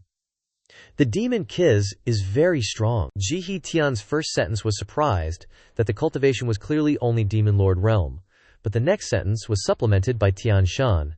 The demon key has reached the level of demon emperor. Demon fox Xing-san didn't bother with the old guys, and glanced at Bing Xin. She quickly noticed that Shi-san wasn't looking at her, but at her soul. Shi-san sent Bing Xin a telepathic message, smiling smugly. Its true form momentarily revealed itself in Bing Xin's mind, and she saw Xing-san giggling, twirling a strand of hair, teasing, "Master doesn't like small." Her scrutinizing gaze immediately startled Bing Xin, causing her to scream in embarrassment and cover her bosom. Being blatantly looked down upon, she couldn't help but grind her teeth, and immediately retorted to Xin-san, "Don't think that just because you have some looks you can do whatever you want, mister. Ye isn't such a shallow person." Over on this side, the old fogies had already been treated with tea by Chang Qing. The tea's aroma was rich yet slightly refreshing, and it also contained a hidden power.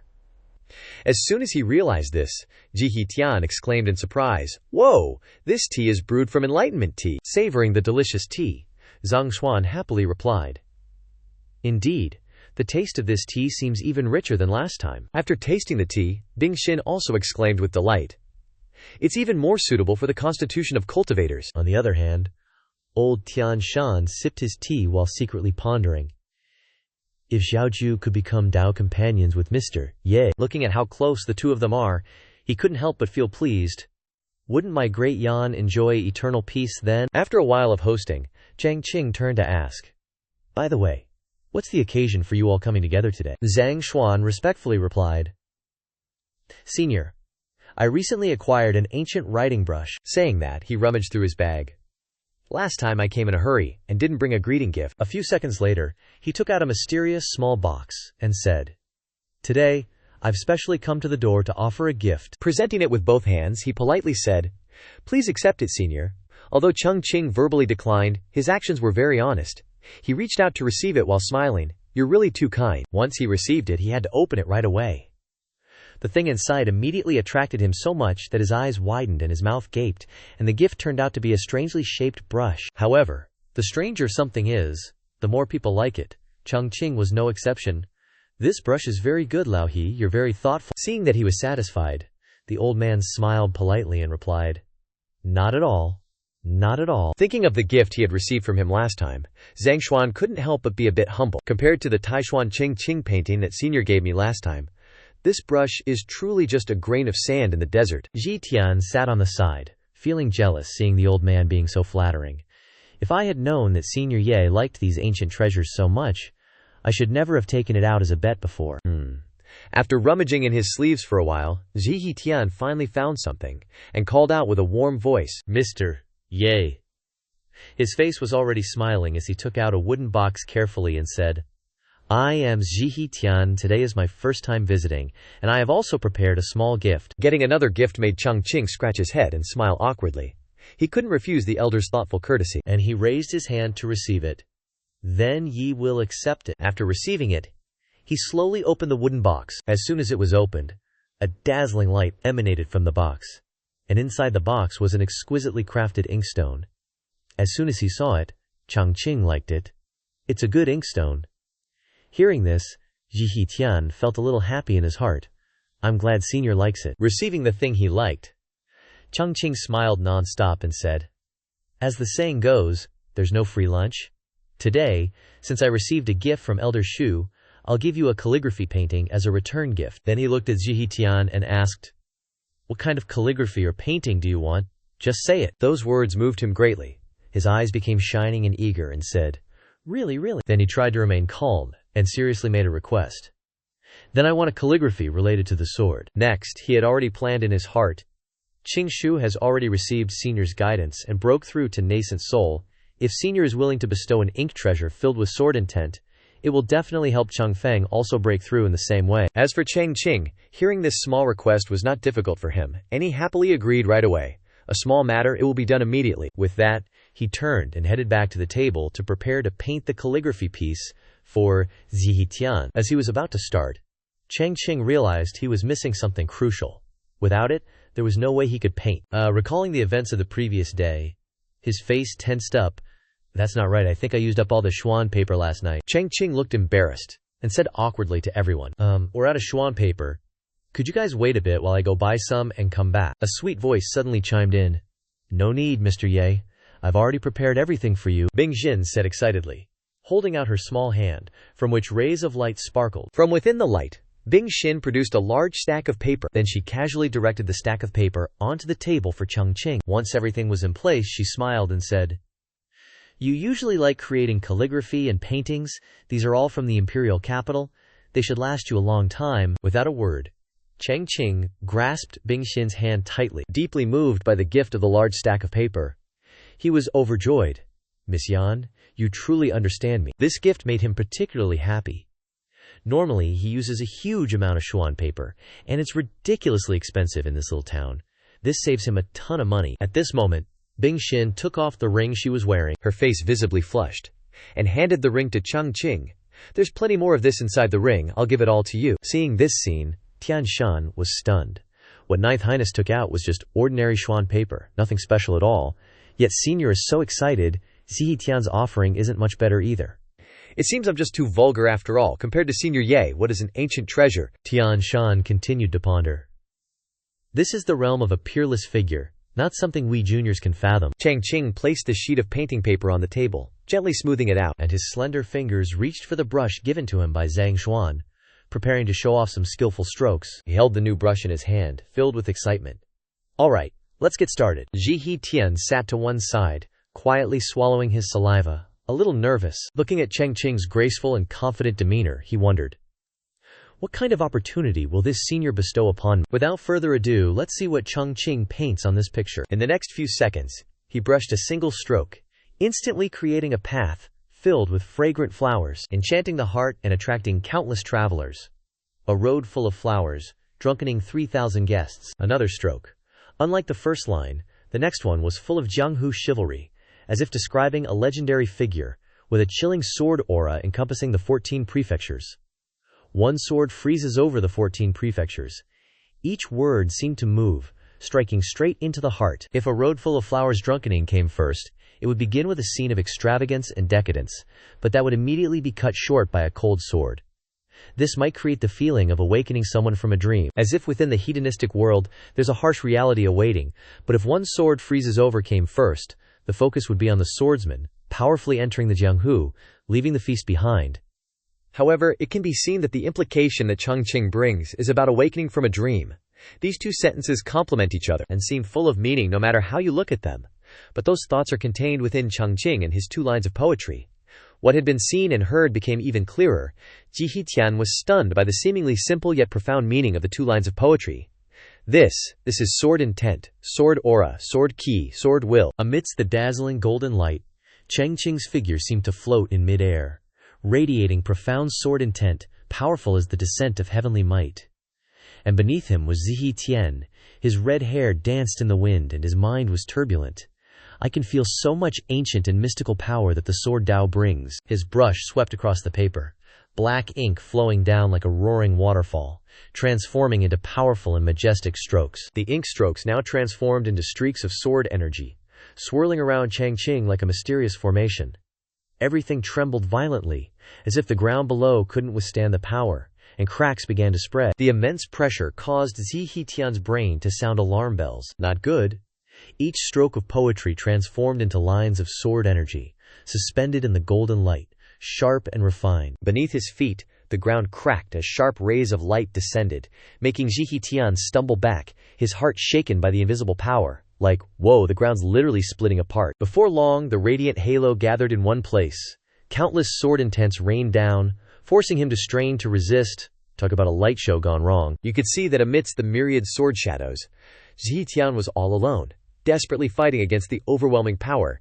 He's basically getting ganged up on by swords. Unable to hold on any longer, he collapsed to his knees. Ouch, that's gotta hurt. Utter terror made Zhihitian realize the unbridgeable gap between himself and Chang Qing. All those years I spent cultivating, and for what? Chang Qing's overwhelming power made him, Zhitian, feel like a child in awe, recognizing his own insignificance. Before Ye Tianbei, he was just a regular kid. He's having a major I'm so small moment. It seemed the shock was too much for Zhihitian's mind to handle. His eyes went completely white, his mouth babbling like a soulless puppet. Dude's totally losing it. Zhang Xuan quickly noticed his abnormality. That old devil isn't going to withstand Ye Tianbei's power. He's about to suffer a Kyub deviation. Uh-oh. Sounds serious. He quickly chanted an incantation, instantly appearing behind Zhihitian. Time for some ninja moves. Light enveloped the two of them, and he quickly placed his hand on Zhihitian's back, transferring inner energy, like a spiritual back massage. More incantations mumbled in his mouth. Secret chants. Gotta love him. Very soon after that, the incantation was transformed into power, which Zhang Xuan swiftly pressed into Zhihitian's back, pow, right in the spine. Qing Jin mantra. Amidst the reverie by Chang Qing's calligraphy, a thunderous sound rang out, waking Zhihitian from his daze. You old devil, wake up, Zap! Back to reality. Zhihitian immediately opened his eyes wide, sweat still running down his face as he emerged from the daze. Sweaty and confused. Not a good look. He gasped for breath. A golden light flashing in the dark purple sky as reality seemed to tear apart his illusory painting. Whoa, meta. Zhihitian's face was pale. He opened his mouth to pant. After those vast and hazy scenes, it was a struggle for him to wake up.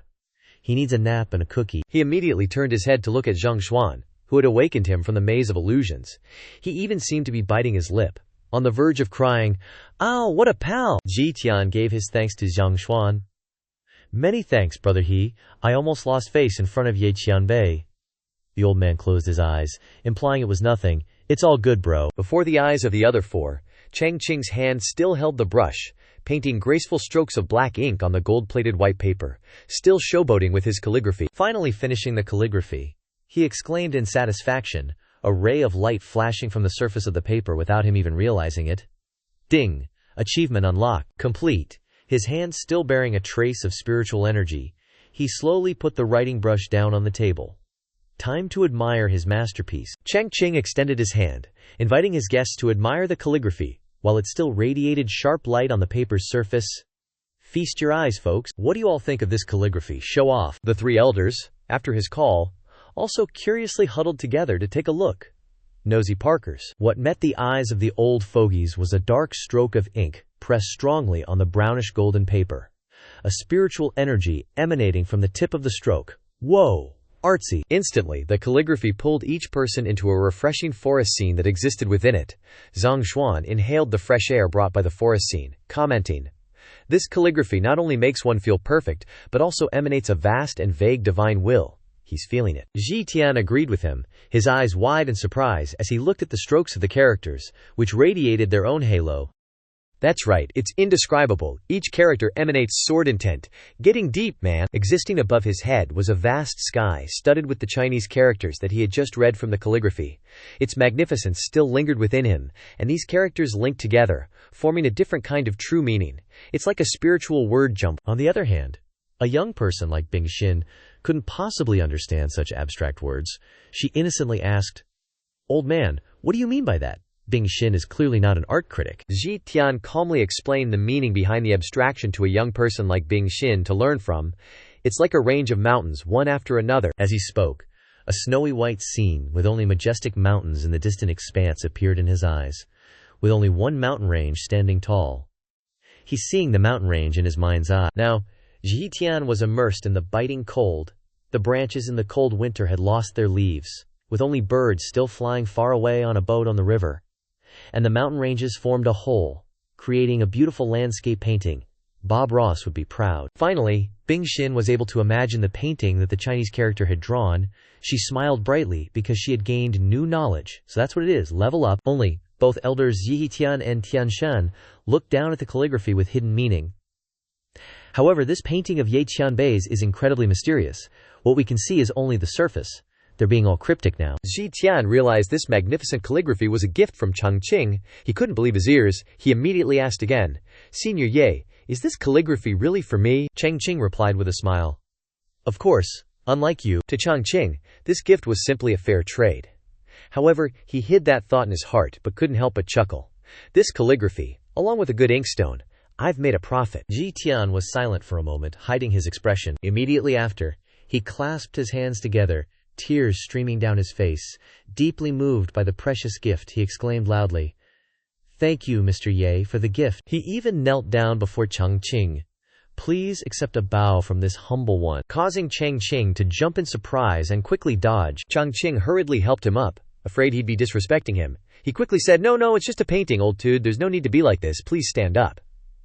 His simplicity and humility once again moved Ji Tian. Senior is playing it smart. Tian Shan, observing from the sidelines, subtly assessed and analyzed his every move. Senior is showing respect for Tu Huang.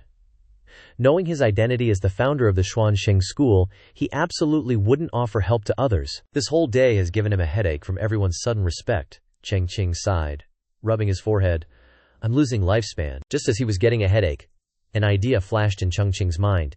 He immediately invited everyone to stay for a meal. "That's right, it's rare for us to gather together like this today, and it's almost time for a meal. I'll treat everyone to Black Tiger Hot Pot. What do you all think?" Instantly, Bing Xin's eyes lit up at the mention of hot pot. She exclaimed happily, "Hot pot." The three elders, on the other hand, were horrified at the ingredients used to make this hot pot. Black Tiger Hot Pot. The sky is blue, the wind is blowing gently.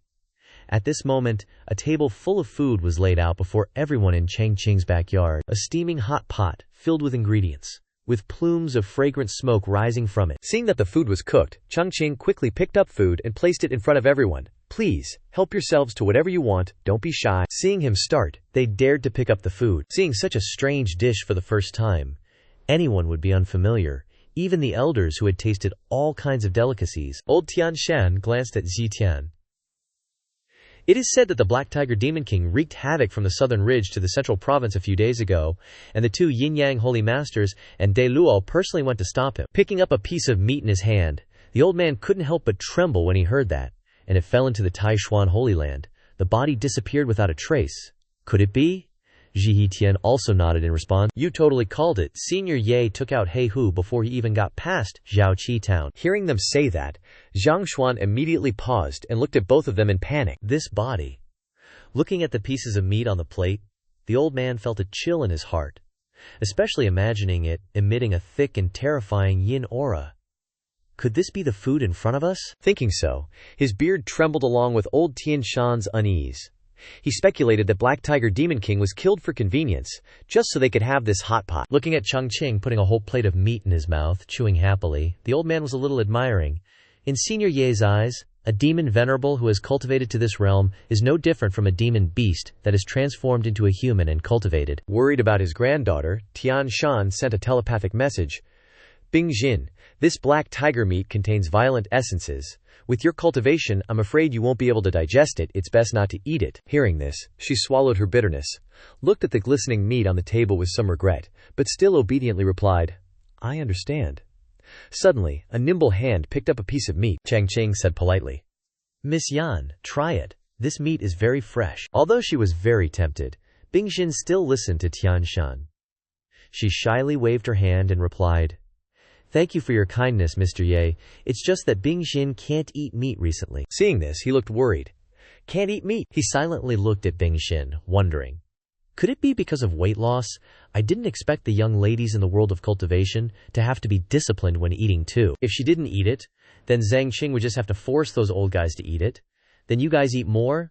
There's a lot of tiger meat, I can't finish it all by myself. Since Senior said so, how could they refuse? Chang Xuan picked up a chopstick and hesitated, before putting it in his mouth. Ji Tian was scared of a stomachache, so he only dared to nibble at a corner. Lao Tianshan also put it in his mouth at this time, closing his eyes, taking a breath, and trying to chew the meat. After a while of guessing, Chang Xuan ate the delicacy and felt a little happy in his heart.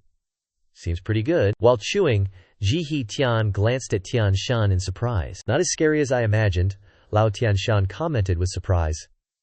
That's right, he even felt his body heat up, very comfortable. Suddenly, he felt like something was attacking his body. The raging heat from his mouth didn't stop Tianshan from chewing. He seemed to sense something was wrong. Not only him, but even Zihi Tian felt the same way. His heart skipped a beat, and he blurted out, "It's burning."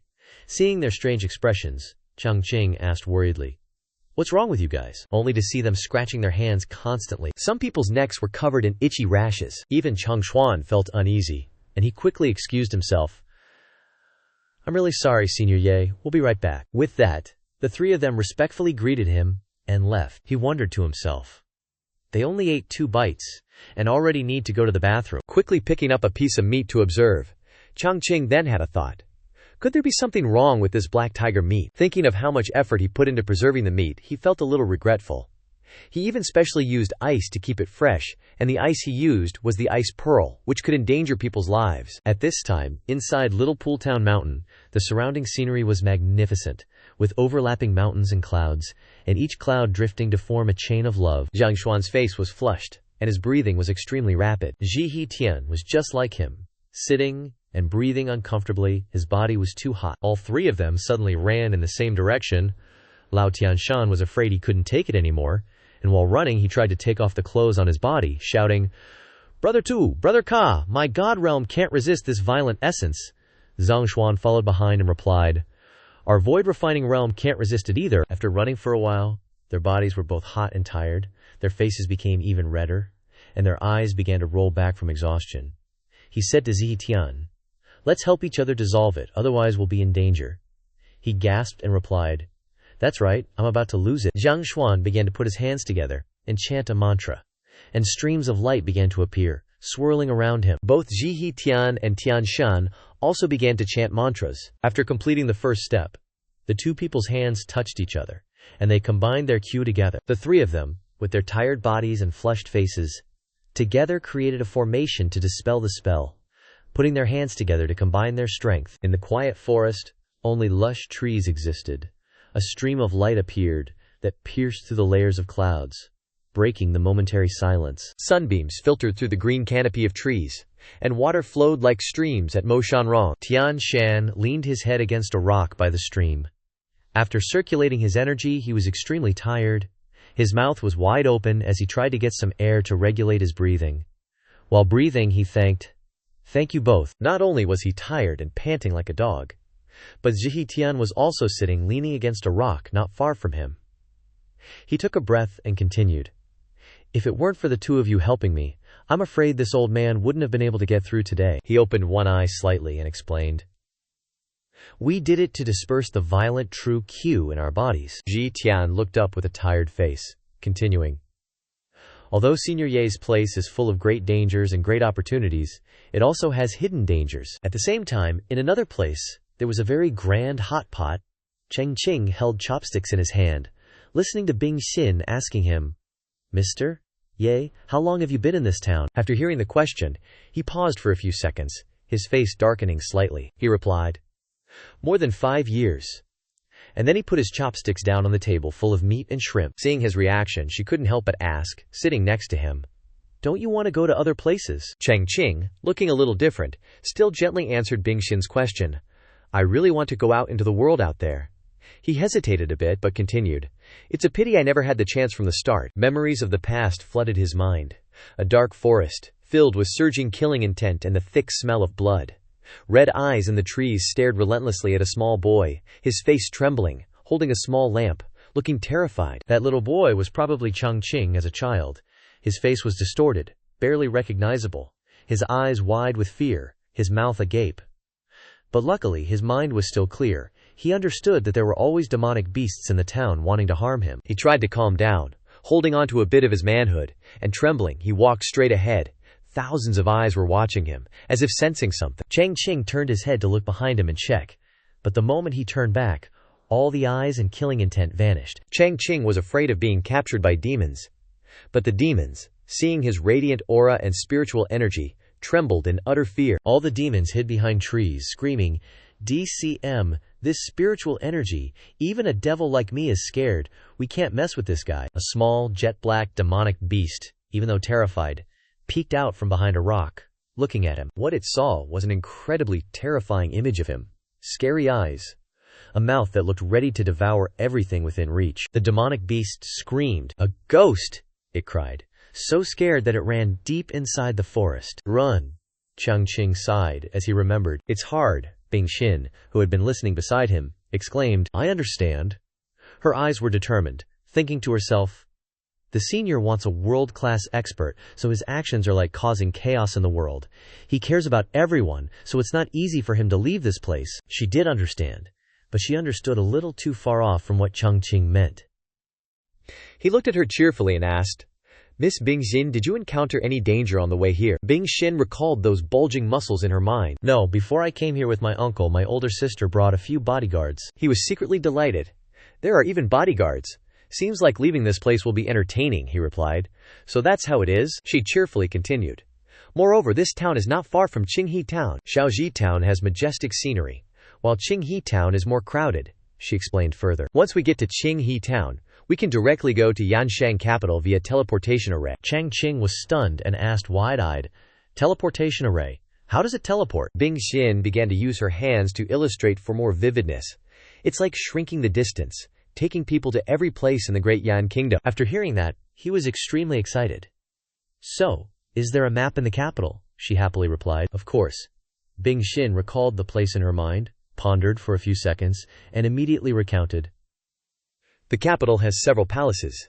Inside, of course, there are many manga artists. Those palaces are built in a distinctly Japanese style, with red roof tiles and wooden decorative patterns all around." Images of various manga artists constantly flashed in her mind. Most of them were female. "They all have vast knowledge, and they also have a hobby of collecting paintings and calligraphy." Hearing this, he was a little surprised and wary. "Looks like I shouldn't underestimate Miss Bing Xin's knowledge and strength. The environment of the Great Yan Imperial Capital isn't bad." Chang Qing rubbed his chin and thought, "If she likes calligraphy, I must have a place to fit in." Bing Xin tilted her head, looking at him lost in thought, and quietly asked, "Senior, have you never been to the capital before?" She looked at him happily, implying, "How about going with us this time?" Hearing Bing Xin say that, he was overjoyed, his eyes lit up, and his face was extremely excited. "I haven't even asked, and she's already said it. It's like being given a pillow when you're sleepy." Happy as he was, Chang Qing also paid attention to his image, coughing a few times. "If Miss Bing Xin is so sincere in inviting me, then I will respectfully accept." Hearing this, she was extremely delighted. Her face blossomed into a smile, clasping her hands as she looked at him. "Really, that's great. So, when do we leave?" He immediately replied with a smile full of understanding, as if he had been waiting for that question. "I think tomorrow would be better." His face was brighter than any star in the sky right now. In front of the house, the sunlight filtered through the leaves, and a loud voice called out, "Senior, I'm back." He came out and looked at them, tilting his head, and asked, "Why is it just you? Where are Hatalao and Tulao?" He stood on the porch with Bing Xin, and Tian Shan hesitated a bit before answering his question. "Well, they said they had gifts being delivered, so they didn't want to bother you today, Senior." The old man looked at the two of them without saying anything.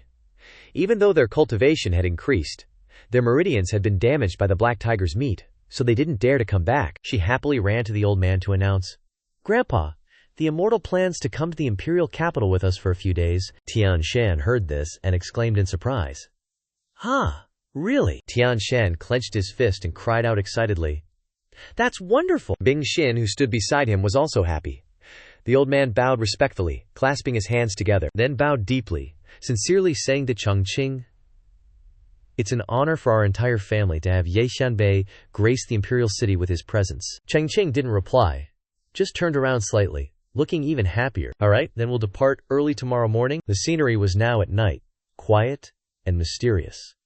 The green plum branches emitted a fragrant aroma, and petals gently fell onto the roof tiles of a house. Inside, the lights were lit, and light filled a room. The old man gently placed his tired old body on the dark wooden chair. He fumbled around in his clothes for something, sighing softly. Tian Shan took out a command token which glowed brightly.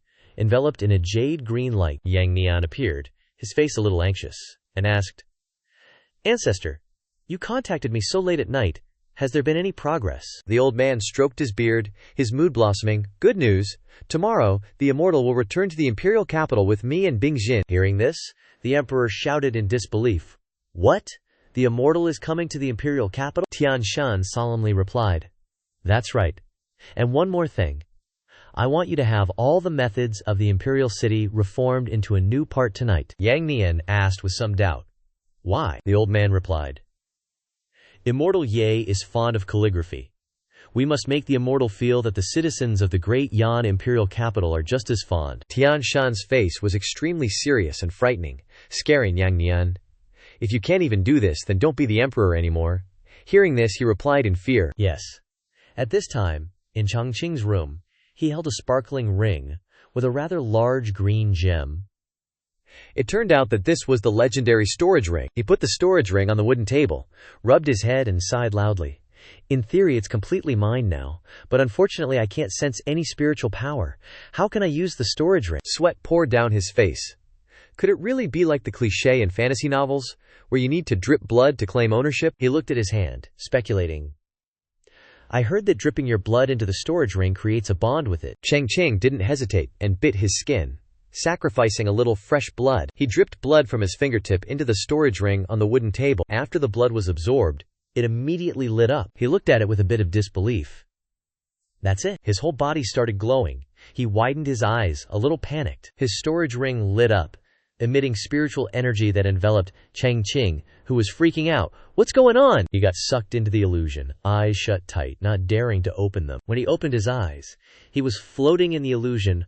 Holy crap, this is the space inside a 2-star storage ring. Chang Qing stood in the middle of the Tao formation, an incredibly majestic and fierce jade-green dragon appearing on his body. Ancient characters and symbols of the Earth formation began to move everywhere, suddenly transforming into a domineering CEO waking up in his 1,800 square meters gold-plated mansion. Chang Qing was super hyped at this point, yelling loudly, feeling so stimulated. The next morning, Tian Shan and Bing Xin were waiting for him in the front courtyard. Tian Shan was in an extremely good mood, happily stroking his long, snow-white beard. "Everything has been arranged.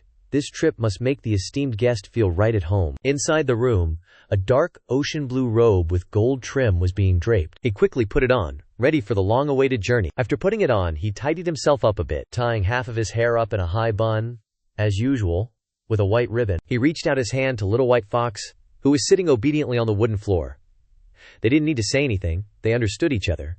He gently pushed the door open. The old man was chatting with her, hearing Chang Qing's footsteps, and knowing he was behind him. He stepped out of the small room, Little White Fox in his arms, being super well behaved. He stood before the two of them, looking absolutely gorgeous and radiant. Bing Xin looked at him with great interest, her ruby-red eyes lighting up, unable to resist, exclaiming, "So handsome." Even Tian Shan, standing to the side, scrutinized him from head to toe, stroking his chin thoughtfully. Chang Qing, seeing their reaction, chuckled and scratched his hair. Just changed into different clothes, wanted to feel a bit more formal. Tian Shan, hearing that, replied, "Esteemed guest was already refined, but changing into a dark robe makes you even more peerless and unmatched." She was totally digging his appearance right now, bent over, turning her back, and secretly smiled. Must make sure the esteemed guest stays in the imperial capital to accompany him. Everyone set off together, led by the old man, followed by her, and him holding Little White Fox in his arms. From inside the room, Black Emperor looked out at 13 as if sensing something, then turned his head and asked, "You dumb dog, you want to go with Master too?" It raised its dazzling golden eyes and replied, "The great Yan imperial capital has too many strangers. I'm afraid it will cause Master a lot of trouble. I will protect everyone in the shadows. Take care of Master on this journey." He carefully instructed 13 like that. Hearing that, it immediately replied with certainty, "Rest assured." The three of them began to ride their horses. Not a single person could be seen on the street at this time. Only the three of them were there. Chang Qing looked around, his face a bit surprised. Strange, it's clearly daytime. Why isn't there anyone in the village? He had no idea that behind the houses, behind the eerily silent streets, were people tied hand and foot, swords pressed against their necks. The bound people trembled uncontrollably, their faces turning pale, and a warning sounded, "Don't make a sound." The soldier, holding a sword in his hand, threatened in a terrifying voice, "Anyone who startles the esteemed guest will face dire consequences." Seeing Chang Qing looking around so much, Tian Shan turned around and asked, "What is esteemed guest looking for?" He chuckled. "Nothing, just feel like going with you two today. Normally the village is very noisy, but today it's very quiet." Hearing that, the old man's face became a bit scary, his eyes turning red. Of course, this old man isn't a demon, after all. After walking for a while, they finally exited the town gate. Chang Qing subtly leaned back for a look. The town gate was made of wood, and even after all this time, it still retained its beautiful, somewhat nostalgic charm. Wow, it's been 5 years, and this is my first time leaving town. Mountains stretched endlessly, shrouded in mist, with a waterfall cascading from high above. A few sunbeams pierced through, making the scenery sparkle, looking utterly majestic and grand. This was also Chang Qing's first time traveling so far. He'd heard rumors of hidden dangers nearby, so he anxiously scanned his surroundings. "I heard there are quite a few monsters in the forest near the village. Both of you, please be careful," Elder Tian Shan said. "How could I possibly let our esteemed guests face any danger? We've already made preparations, Elder Ye. Please rest assured. I've already arranged for people to clear the path. There's absolutely no way I'd let those filthy creatures offend your sight." Right near them, a figure was lurking behind the tree foliage, and behind him was another person. Both of them were holding their breath, waiting for Chang Qing's group to leave. The younger-looking man anxiously glanced at his master, Lord Liu of the manor. Looking at the scattered demonic beasts behind them, he anxiously asked, "You killed quite a few demonic beasts in such a short time. Can you really handle it?" Zhang Hang, on the other hand, replied without any hesitation, "Being able to provide protection for Elder Ye is an incredibly honorable mission for our entire Night Manor." He tried his best to lift his somewhat weary body, saying, "We will definitely complete it." His calloused hands, now even more scarred from slaying demonic beasts, gently put his sword back into its sheath. "It's not the danger we're scared of, nor the thorns, it's only regret." Zhang Hang, leading his subordinates, charged forward like an arrow, continuing the hunt. Meanwhile, elsewhere, a place brimming with anticipation, the great Yan Imperial Palace. With its towering red domes, it exuded an aura of majesty, both drawing people in and making them feel a little apprehensive. Inside, a tense confrontation was brewing between a father and son from the imperial family. The crown prince of Great Yan, Jinghong, was completely losing his cool. He glared at his father, the emperor, and questioned him. "Imperial father, you're the emperor of Great Yan. Why are you acting so humble?" Emperor Yang Nian, however, remained calm in the face of his son's attitude. He replied, "Jinghong, you should remember, being able to meet Elder Ye, being able to travel alongside Elder Ye, that's already the greatest fortune you could ever hope for in this life." But for someone like him, who had never even met Chang Qing, he naturally wasn't convinced. His face scrunched up into a frown, and he let out a soft snort. Yang Nian had lived a long time and seen all sorts of strange things, so he held Chang Qing in immense respect. He reminded Jinghong in a deep voice, "Don't you dare look down on him, Bingxin. That girl only stayed in the village with Elder Ye for a short time, and Elder Ye casually bestowed 2 spiritual roots upon her." As he said this, he added, "Now she's even respected by the old ancestor. Her future will definitely be incredibly bright." Seeing his imperial father mention Bingxin, he indignantly asked, "So this is why you made me arrange people along the road, imperial father?" Bingxin was someone who had never shown any innate talent, yet now she had 2 spiritual roots. This was utterly illogical in this world, so Jinghong immediately retorted, "Spiritual roots are natural born, not everyone can just get them." Seeing his son continuously act so impudently and retort, not to mention showing such disrespect towards Chang Qing, Yang Nian roared in anger. "Shut your mouth." He didn't hold back, pointing straight at Jinghong's face. "You're just a mediocre wood spiritual root, and you still haven't even entered the Tao. I told you to diligently study every single day. I even disregarded the opposition of my court officials and appointed you as crown prince." The more he spoke, the angrier Yang Nian became at his useless son. "Now you're out there building your own Donglan Academy, recruiting students, consolidating your power, and you dare to question Elder Ye." As he said this, he immediately regretted his decision from that year. "If I had known, I would have appointed Bingxin as the imperial crown princess. At least she'd command the people's admiration through her cultivation." Before long, dusk gradually descended, leaving behind a tranquil sky. However, it couldn't hide the bustling crowds gathering outside the great Yan imperial capital. Yang Nian turned his head and roared, "Snap out of it, all of you!" He both reprimanded and reminded his subordinates, "Elder Yi is about to grace us with his presence." The soldiers knew the person they were about to welcome was no ordinary figure. If this person could make Emperor Yang Nian act like that, how would mere subordinates like them dare to defy? The whole group immediately roared. Yeah, their loud cheers only made Jing Hong's mood plummet. In his heart he spat and sneered, humble before the lowly, fawning before the powerful. This guy Ye has got the old ancestor and the imperial father wrapped around his little finger. Thinking about Chang Qing's real, six-pack golden statue, he couldn't help but grit his teeth. They even built a freaking golden statue. Such ostentation instantly made Jing Hong jealous, thinking he must be a con artist. Looking at the teleportation gate that was constantly opening in front of him and the figures vaguely stepping out of it, Jing Hong outwardly agreed, but inwardly he kept sneering at what his father had said to him, telling me to bow my head to a lowly commoner. Dream on. Stepping out of the teleportation gate was Chang Qing, with Shi-san and Bing Xin beside him, and Tian Shan slowly following behind. He marveled, surprised that he had arrived in another place in an instant. Teleportation is truly magical. On Yang Nian's side, as soon as he saw Chang Qing come out, he hurriedly clasped his hands with his soldiers and sons, respectfully shouting, "Junior Yang Nian greets Senior Ye." Suddenly seeing a bunch of unfamiliar people appearing on the other side of the gate, and greeting him so abruptly, Chang Qing didn't know how to react for a moment, and quickly turned to ask Tian Shan beside him, "Who are these people?" Yang Nian gave a sincere smile, stepped up to the dazed Chang Qing, who didn't understand anything, and introduced himself, and Jing Hong beside him. "I am Bing Xin's father, this is Bing Xin's elder brother." He just smiled and said this, completely unaware of the darkening face of his son beside him. But Chang Qing was stunned when he heard that the person in front of him was Bing Xin's father and brother, and then remembered what she had whispered to him the day before. "Mr. Ye, I have told the old ancestor and the imperial father about us." Just thinking about it made him panic. The whole family is here. Are they trying to force a marriage? Or worse? But he calmly reassured himself. He knew that he shouldn't do anything excessive in the current situation, and quickly used his storage ring to take something out of it. He should put this matter aside for now.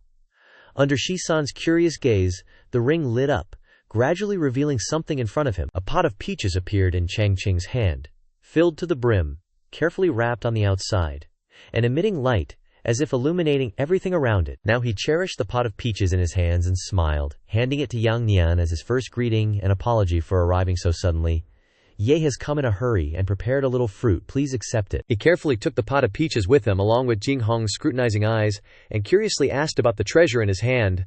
"May I ask what this is, Senior Ye?" Just glanced at it, he immediately showed contempt, completely disregarding everyone's face, and snorted coldly, "Folk food! You dare to bring it here as a gift!" Yang Nian saw that his son had gone a little too far today, and angrily turned to reprimand, "Jing Hong, don't be rude." Chang Qing saw the tense situation in front of him, and hearing the other person say it so bluntly, he was a little embarrassed and scratched his head.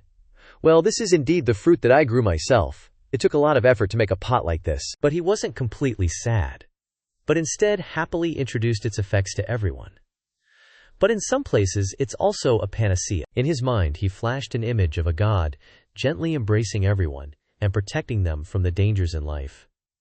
Accordingly, under each peach there will be a blessing for everyone.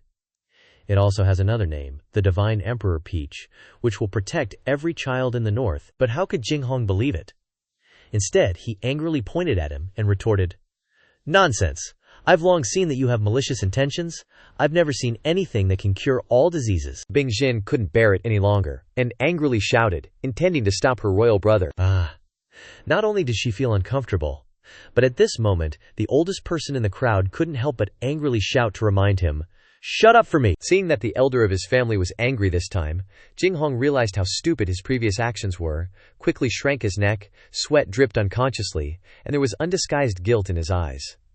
The old ancestor would not let go of his rude behavior just now, then angrily pointed at Jing Hong and scolded, "Being so rude in front of Senior Ye, I think the position of crown prince should be changed." Hearing the old ancestor say that, it made Chang Qing feel that this was an interesting thing, and also understood why the old ancestor's attitude was so extreme. So this guy is the crown prince, no wonder he's so arrogant. But then, as soon as he thought about it, he felt that something was wrong, to the point that his face changed rapidly, and sweat started dripping all over his face. "That's not right, the crown prince." At this moment he clearly saw the reality. Right where he was standing, he was surrounded by guards, and he could clearly see the place he had just been teleported to, with a huge palace right behind him, which helped him realize where he was standing and the identity of the people in front of him.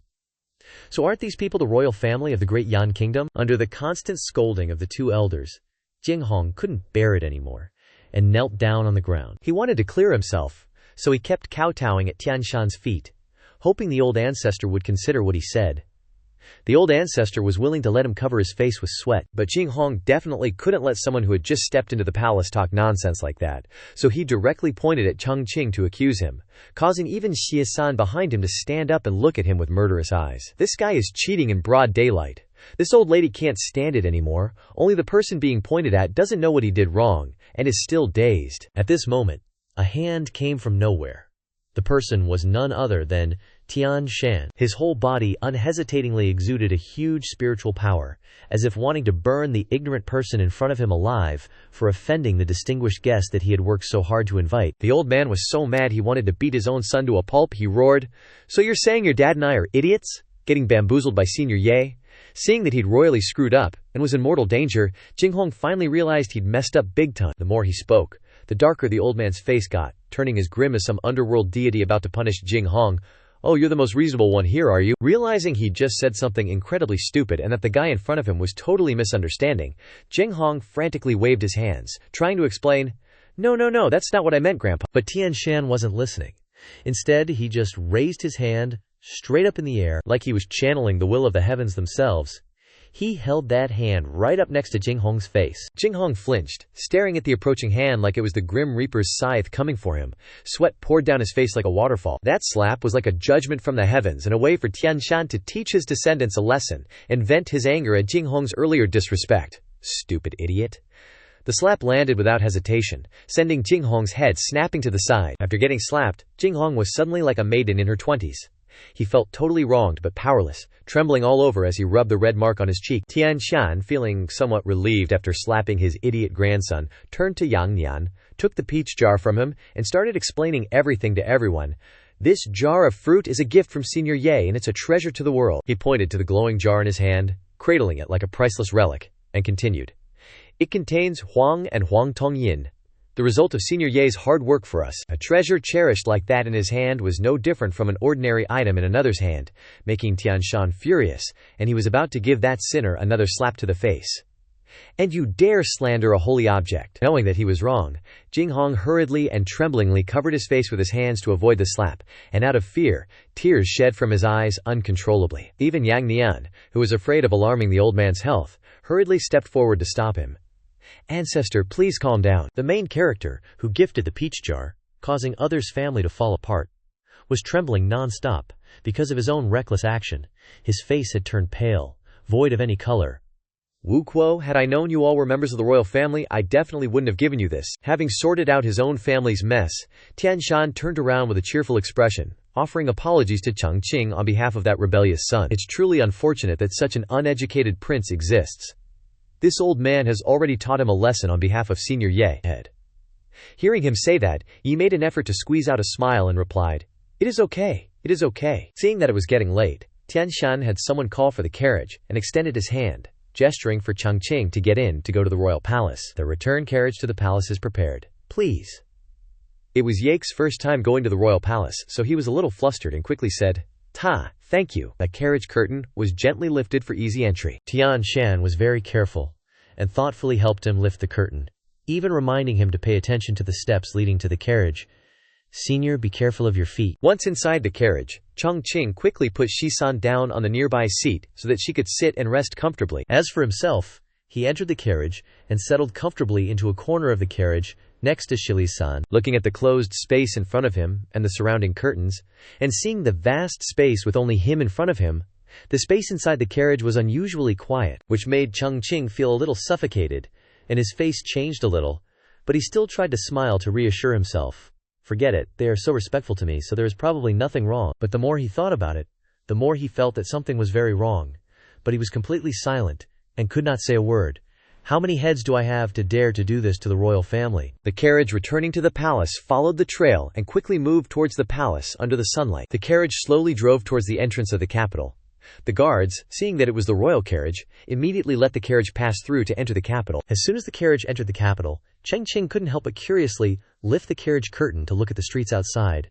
Finally arrived, what caught his eye was a magnificent scene, with a wide capital gate in front of him, and lanterns lit everywhere, which made the capital even more bustling and brightly lit in the sky. That is where everyone has always wanted to set foot and immerse themselves in the wealth and luxury it brings. The great Yan imperial capital, along with the tall buildings built side by side, faces the crowded avenue. Even though the sun has already set, it does not lose its original bustle, and even makes the life of the people here clearer. Like a poetic and mysterious fairyland, lights have been turned on everywhere in the capital, showing that the hurried pace of life does not stop, even when a long day is about to end. Then, as the carriage moved past the wide city gate in the distance, where people were crowded, something caught Chang Qing's attention. A dizzying illusion struck his eyes. Seeing the strange yet familiar scene in front of him made him feel a little dizzy and frowned. The headache and dizziness came too quickly for Chang Qing to react. He quickly covered his eyes to avoid looking at the scene in front of him for too long, almost making it difficult for him to breathe. Full of suspicion in his head, why do I always feel like I have seen this scene before, like I've been here before? On the other side, at the same time, at the Dongshan Chang Qing temple, a temple built elaborately makes the temple as beautiful as hypnotizing everyone in the capital. What's more special is that in front of the steps leading to the main hall in the temple, there is a golden statue engraved. The image of Chang Qing, plated with brilliant gold, is placed there. Like the name Dongshan Chang Qing, the statue is carved based on his model. And at this moment, under the setting sun, the statue is even more radiant, as if emitting light that penetrates the sky, and as brilliant as shimmering lenses that illuminate everywhere, making people curious and praising his splendor and beauty. Look, this statue is shining. Could it be that immortal Ye is manifesting in a palace? In the royal palace? In a small corner under the gentle setting sun, the spiritual energy outside the window, and the steady voice echoed in the quiet space of the afternoon. Kong Ri Cheng Ren, Meng Ri Ju Yi. That is, Donglan Academy, where the prince is studying. At the academy, it was time for the other scholars to sit quietly at their desks and listen to the person above explaining today's lesson. Only a warm and steady voice could be heard in the large room. Wei Qi Yi Jin, Suo Yi Ren Ji He. Sitting high in the center of the academy is a figure who is knowledgeable about astronomy and geography, closing his eyes seriously to teach the scholars below. That is, the prince's teacher, Zhang Chen, styled Yuan Yang. As he was quietly reading his book, suddenly a wisp of spirit energy snuck in from somewhere, even circling around the tip of Zhang Chen's nose. Annoyed, he tilted his head angrily to avoid it. Zhang Chen didn't even know what it was, just that it was making him uncomfortable. And he scolded. Where'd this trash come from? To avoid being disturbed, he waved his hand to disperse it, making my Eastern Orchid Academy unclean. Just then, a scream rang out from outside, disturbing the peaceful space within. This made him glance outside. Grand Tutor. To Zhang Chen's surprise, he saw a figure rushing in from outside. He frantically reported, Grand Tutor, it's terrible. So rushed that he tripped on the doorstep. Predictably, he fell flat on his face, a resounding thud. Anyone who just heard the sound knew how painful it must be. Zhang Chen saw his frantic appearance, which disrupted the academy's inherent elegance and serenity, and angrily scolded him. What's the rush? Hurrying and scurrying, where's the dignity of Dongguan? The man quickly stood up. Ignoring his disheveled state, he still clasped his hands together to report the urgent situation outside. Grand Tutor, the golden bodies of the 6 sages' Tao inscriptions in the sacred hall. As he spoke, he described how the golden layer on a stone statue of a sage scholar in the royal palace's sacred hall was inexplicably peeling off, turning into wisps of gas swirling up into the air and flying in a certain direction. All of them are changing color. Not just one statue, but all the statues in the sacred hall, where the statues of other virtuous sages are placed, simultaneously flew up into the sky without a trace or any clear reason. Upon hearing this earth-shattering news, Zhang Chen immediately lost his composure and shot to his feet, knocking over the desk in front of him. Furious and shocked, he stood in front of the person reporting and demanded, What did you say? Knowing there was no time to delay, Zhang Chen immediately rushed to the sacred hall, witnessing firsthand that the statues of the sages were now a dull gray, no different from rocks, and gasped in shock. What's going on here? The next morning, the grand and imposing palace loomed before him, along with the eunuch's announcement, His Highness the Crown Prince has arrived. Stepping through the palace gates, Jinghong walked in with difficulty, his whole body trembling. Each step he took up the palace stairs was a struggle, trying to prevent himself from falling. In his heart he cursed the punishment Tian Shan had given him. The old ancestor made me kneel all night for some peach. The more he thought about it, the more resentful he felt. Tears welling up in his heart, a tangled mess. He felt even more sorry for his body after suffering all night, especially his knees. From inside the sacred hall, Zhang Chen walked out with a serious expression, quickly clasping his hands and bowing to Jinghong. "Greetings, Your Highness the Crown Prince." At this moment, Jinghong tried to regain his dignified composure, waved his hand, and walked to Zhang Chen's side, asking about the situation. "Grand Tutor Zhang, what's the matter that requires my personal presence?" Without further ado, Zhang Chen immediately pointed behind him, using the gray statues of the sages as evidence to explain the situation to the Crown Prince. There were noises in the East Palace just now, and then the golden bodies of the 6 sages' Dao inscriptions in the sacred hall all changed color. After hearing this, Jinghong also gasped in shock, his face changing as he stared at the 6 statues in front of him in disbelief. "What did you say?" The statues, once meticulously carved and adorned with a shimmering golden layer to commemorate and honor the contributions of the sages, now looked utterly ignorant and base with their dull gray stone and lost golden light, as if slapping the royal family's face. "The golden bodies of the 6 sages' Dago inscriptions have been here for thousands of years. How could this happen?" Zhang Chen quickly moved closer to him, bowing his head to report further.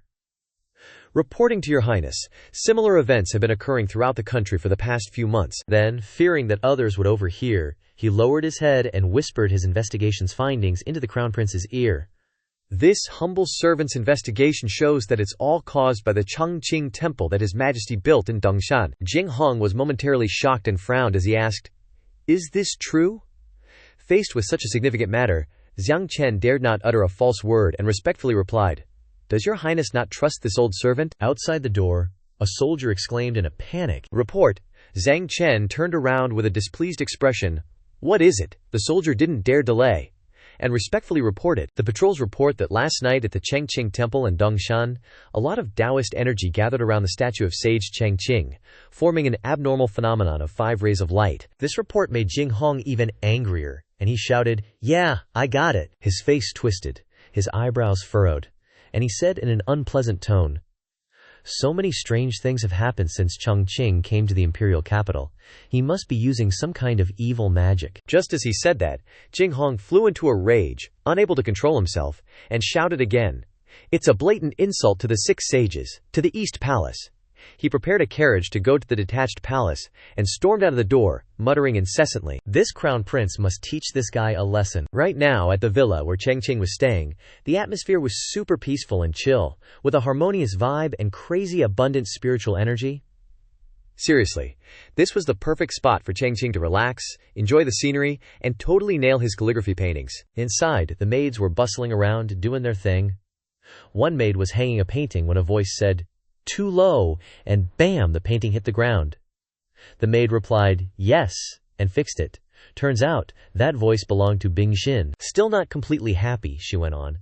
A little higher on the right. After giving her instructions, she cheerfully turned to chat with Chang Qing. "Mr. Ye, are you finding this villa to your liking?" Hearing that, Chang Qing calmly replied, "This place is excellent. Thank you, Your Majesty and Miss Ye, for your hospitality." With that, he happily picked up his teacup and took another sip. Living in a royal villa was seriously the life. You didn't have to lift a finger for anything. Just as he was casually enjoying his tea, someone yelled, "Chang Qing," making him jump. That voice boomed again, "Get out here," which made Chang Qing turn around, focusing on where the sound came from. He turned and walked outside, grumbling, "So aggressive, did I piss someone off?" Looking down below, he saw a familiar face. It was Jinghong, the guy who was just raising hell about dealing with Chang Qing. And just like that, he was already at his place, shouting at the top of his lungs, "Chang Qing, don't think you can hide in there and not answer me. I know you're in there." Then, a pair of black-booted feet stomped out, and it was Bing Xin. She was now furious at Jinghong's rude behavior. She angrily shouted, "What do you think you're doing, elder brother?" Her face was not a pretty picture right now. Jinghong stopped yelling when he saw Chang Qing, but he still looked annoyed as he said, "Ninth sister, this doesn't concern you. I'm looking for that Ye guy." Without hesitation, he drew the sword hanging at his waist, pointed it straight at Chang Qing, and yelled, "You little punk, spill the beans about what you've been up to." Seeing the sword practically at his throat, he looked panicked, and his whole body trembled slightly. "Your Highness, please calm down. I think there's some kind of misunderstanding here." Even as he tried to stay calm, he couldn't help but feel worried. What's going on? It's only my second day. Am I going to lose my head already? Being around the emperor is like being around a tiger. Jing Hong coldly pressed the sword against Chang Qing's thin carotid artery. You might have tricked my imperial father and the old ancestor with your petty tricks, but I'm not falling for it.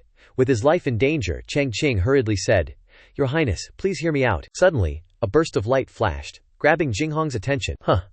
What caught his eye was right behind Chang Qing. He was half skeptical, half curious. The painting on the wall suddenly started glowing. Ignoring Chang Qing, Jing Hong, driven by curiosity, lowered his sword and walked behind him. Let's see what's going on. A few seconds later, he was like a blank canvas, eyes wide in disbelief. The light radiating from the paintings was like the light of 10,000 Buddhas, making Jing Hong realize everything. His mouth stammered. This is. Feeling what is beauty, what is essence? He couldn't help but exclaim in admiration. The brushstrokes in these paintings were truly exquisite and powerful, revealing the artist's uniqueness. His attitude changed faster than flipping a book, which made Chang Qing confused and wondering, why is this prince praising and scolding at the same time? My CPU is about to overheat. Jing Hong had now stepped into a new realm. No, in an instant, he seemed to shrink before the painting, gilded by the mystical light. He vaguely felt that the painting seemed to be transmitting a magical power to him. The landscape painting with majestic mountains suddenly became so large that it could suck Jing Hong's soul into it. At that moment, all the frustrations in Jing Hong's heart came flooding back, because of his non-existent spiritual root. Thinking of this, he felt that loneliness, the loneliness that brought darkness in his heart, always made him tormented. He, as the crown prince of Great Yan, could not enter the Tao and become a laughingstock in the world. However, after looking at the painting, the humiliation seemed to fade away somewhat.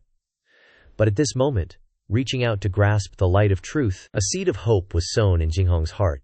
I seem to have grasped a bit of the most important mystery. The closer he got to the painting, the clearer his enlightenment became. He just needed the right words, or the perfect moment. Seeing Jing Hong totally zoned out, Chang Qing, who was standing by, felt a bit confused and called out, Crown Prince, Your Royal Highness. Realizing he'd been a little spaced out, he awkwardly coughed to clear his throat. Ahem. Even after his enlightenment, Jing Hong's tone was still super blunt, like he was putting up a wall. This crown prince demands to know, where did this painting even come from? His attitude didn't tick Chang Qing off in the slightest. He just casually turned around and answered, I drew it. Jing Hong had already written Chang Qing off, so hearing him say that just made him even more skeptical. Nonsense. How could you possibly paint something so high grade? Chang Qing wasn't about to just talk big, of course. He picked up the unfinished painting from the table. You don't believe me? Then just take a look. With that, he held the painting up right in front of Jing Hong and began to speak. This painting isn't quite finished yet.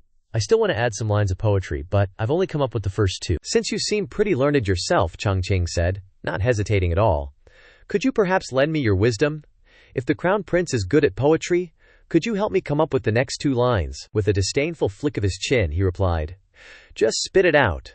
Well, if Jing Hong asked, Chang Qing was definitely going to answer. Gei duan cheng nan shi yu hua, yu qi ju ji ye ren chu. The meaning of these two lines is basically, leave the noisy southern market city far behind, escape to a quiet, secluded country home. They sound pretty simple, right? But this was exactly what Jing Hong had always been searching for. That luxurious peace of the mountains, the quiet charm of country villages, the way the morning mist embraces everything at dawn, and the vast, wide-open skies. This was his fated opportunity, his golden chance, something Jing Hong had always secretly yearned for. Not bad at all. Not bad at all. These are exactly the two lines, and this is truly the perfect fated opportunity. Watching the flock of cranes soar freely amidst the endless layers of mountains, he felt his own soul take flight with their wings. That cool breeze following the crane's graceful movements made Jing Hong feel like he'd finally found a new truth. The meaning behind these two lines? Flawless. Simply flawless. Honestly, no other verse I've ever seen in all the world's poetry can even hold a candle to these two. Jing Hong was totally taken aback. Instantly, a flash of pure insight ignited in his mind, as if he just had a massive breakthrough. Meanwhile, right in front of Jing Hong, Chang Qing just calmly strolled around the room, then coolly offered his counterlines to the first two. Wu tao zao ji li yi shi, ji mian pin fu yan yan he. The moment those two counterlines left his lips, he eagerly turned back to ask Jing Hong's opinion. Your Royal Highness, what do you think of these two lines? Jing Hong slowly recited the two lines Chang Qing had just uttered.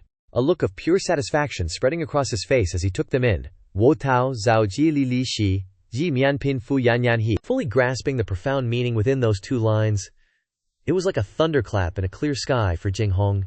He was utterly dumbfounded, praising them endlessly. Absolutely peerless, truly peerless, incredible. Hearing Jing Hong praise the two lines he'd just spoken, Chang Qing, standing to the side, casually rolled up his sleeve, picked up his brush, and got ready to put it to the paper. He didn't forget to turn back and tell Jing Hong his next move.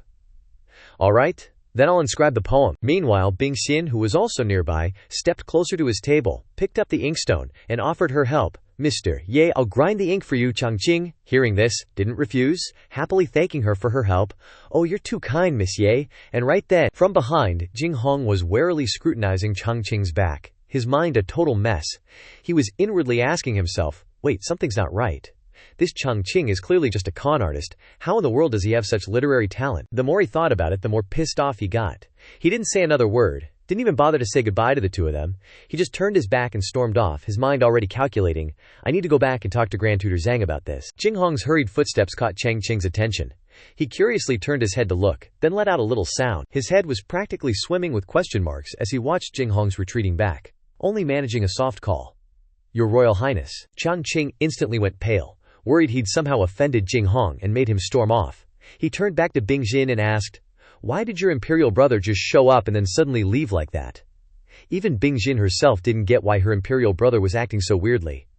She hesitated, then said, I don't know either." Meanwhile, on the other side of town, after ditching Chang Qing's quarters, Jing Hong was already settled in his carriage, heading back to the Crown Prince's manor. The carriage just slowly rumbled along the main road. Inside the carriage, he wore a dead serious expression, eyes closed tight, pondering Chang Qing's two lines of poetry. He was so engrossed he couldn't help but secretly give them props. Even though he totally hated to admit it, he just had to concede that new kid's poetry was genuinely good and incredibly sincere. In fact, the more he mulled it over, the more he realized every word Chang Qing uttered was truly extraordinary. His phrasing, his word choice, you could even say it was a whole step above his own. The subtle use of antithesis in there was so refined, even a prince like him couldn't hold a candle to it. Long Jingzhong was unconsciously so flustered that he hesitated a bit before reaching out to lift the curtain of the carriage and look towards Changqing's palace in the distance. Judging from the power of the paintings in the room and the poem, he felt he really wasn't an ordinary person. The more he thought about it, the more he felt his understanding of him was just way off, even completely different. To the point where he was sweating over his judgment. No way, he looked so incompetent, clearly a quack, how could this be? As if he'd just figured something out, Jingchong immediately straightened his face and said to the coachman in front of him, "Don't go back to the palace, go to Dongshan." The person in front heard this and immediately turned around to reply, "Yes." Immediately after, that person didn't dare delay at all, and whipped the reins hard to urge the horse to run quickly towards Dongshan. Under the impact of the reins hitting them hard, the sensitive horses leaped into the air, then let out a resounding neigh. Soon after, under the setting sun in the distance, and the sky with layers of evening clouds, the carriage quickly accelerated on the main road and sped straight ahead. After traveling a long distance, they finally arrived at their destination.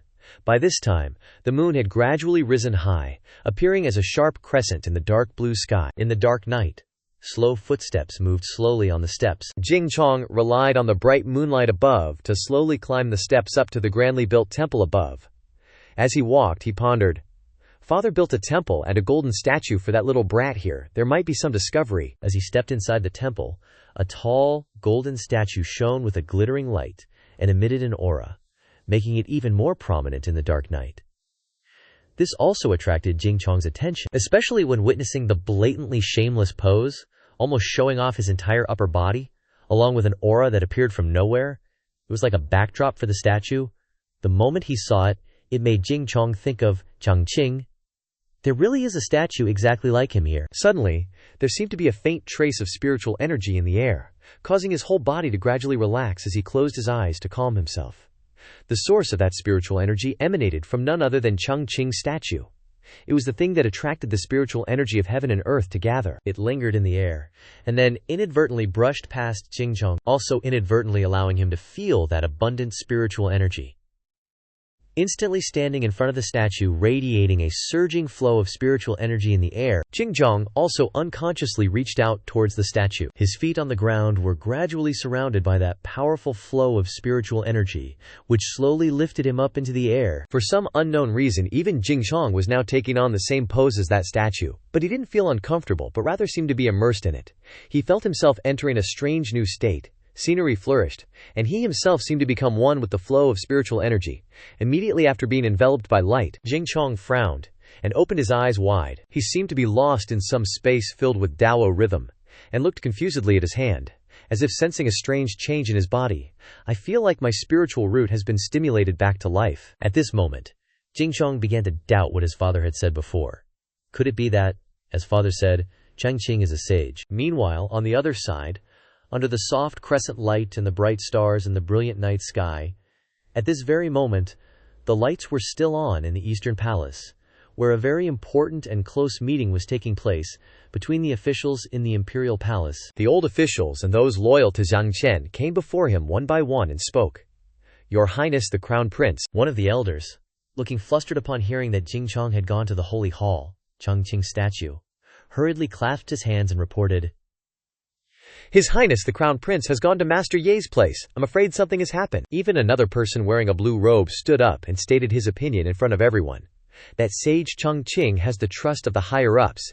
His Highness doing this is feared to lose that trust. Knowing the current situation, and fearing that His Highness the Crown Prince would do something to offend the esteemed guest of the royal family, but as the person closest to Jingzhong, he still firmly adhered to his loyalty to the other. Things have come to this point, no matter what the outcome. Even if it costs his life, he will be absolutely loyal to His Highness. The others heard Zhang Chen's reminder so certainly, and also clasped their hands together, and declared in unison, "Yes, we are forever loyal to your Highness." At this moment, on the other side, a figure slowly walked down the long, pitch-black corridor, with only the faint moonlight above illuminating the way straight to the Eastern Palace. The person outside, upon seeing someone enter, immediately shouted loudly to inform everyone in the room, "His Highness the Crown Prince has arrived." The officials and elders present in the room all stared in astonishment at the man wearing crimson clothing with an aura around him as he walked straight into the room. That person was none other than Jingzhong.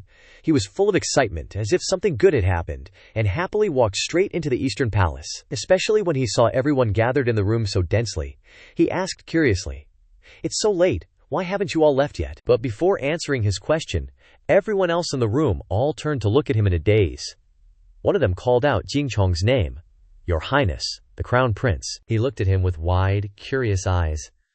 "Why is your body surrounded by the Dao of the literary sage?" At this moment, the head of that Crown Prince was surrounded by an aura, as if he had just been enlightened and attained the Dao. Moreover, a trace of golden light also appeared between Jingzhong's eyebrows. This made Jingzhong even more outstanding than everyone else. Especially Zhang Chen, seeing him radiate such dazzling light, hurried over to ask about his condition. "Could it be? You've attained enlightenment?" Jingzhong didn't hide anything, just clenched his fist. Finally, having successfully entered the state of enlightenment he'd been longing for. "That's right, I've finally taken a step onto the path of the sage." Through this breakthrough, Jingzhong also realized a lesson for himself. Speaking seriously to everyone in the room. "Before, I thought ruling a country required both literary and military talent, and that studying other things was useless and trivial knowledge. But after being exposed to a new level of knowledge, and personally experiencing the spiritual and mystical realm of Buddhism, I feel like I've entered a new horizon." Surrounded by picturesque scenery and verses filled with spiritual energy, Jingzhong realized how lacking he was.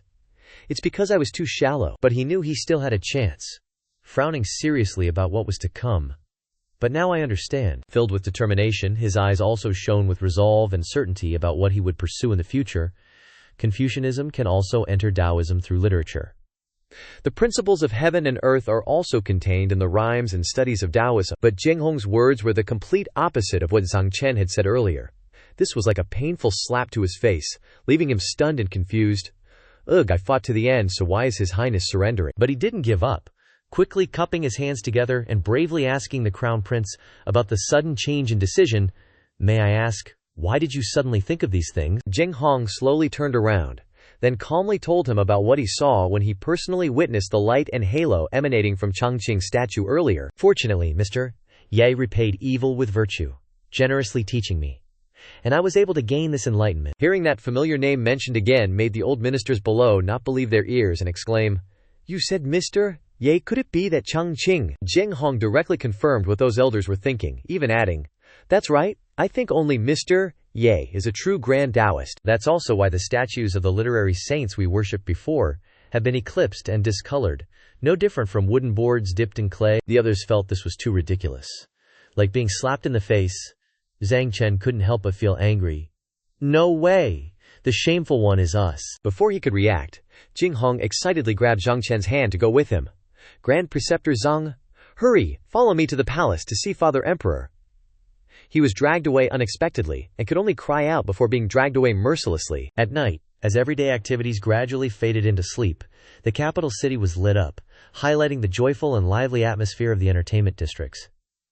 However, here and there, it seemed like some rooms in the imperial palace were still lit up for those working late. At this time, in his study, Yang Nian seriously looked at Jing Hong and Zhang Chen, paying respects to him. "I know my rudeness in suddenly coming to the study at night, disturbing you in the middle of the night. I hope Father Emperor is not angry." With the dazzling halo behind his head after advancing to a new level, Jing Hong, with a confident face, praised Chang Qing. "Your son has finally realized today that Mr. Ye is truly a genius among men, the destiny of our great Yan dynasty."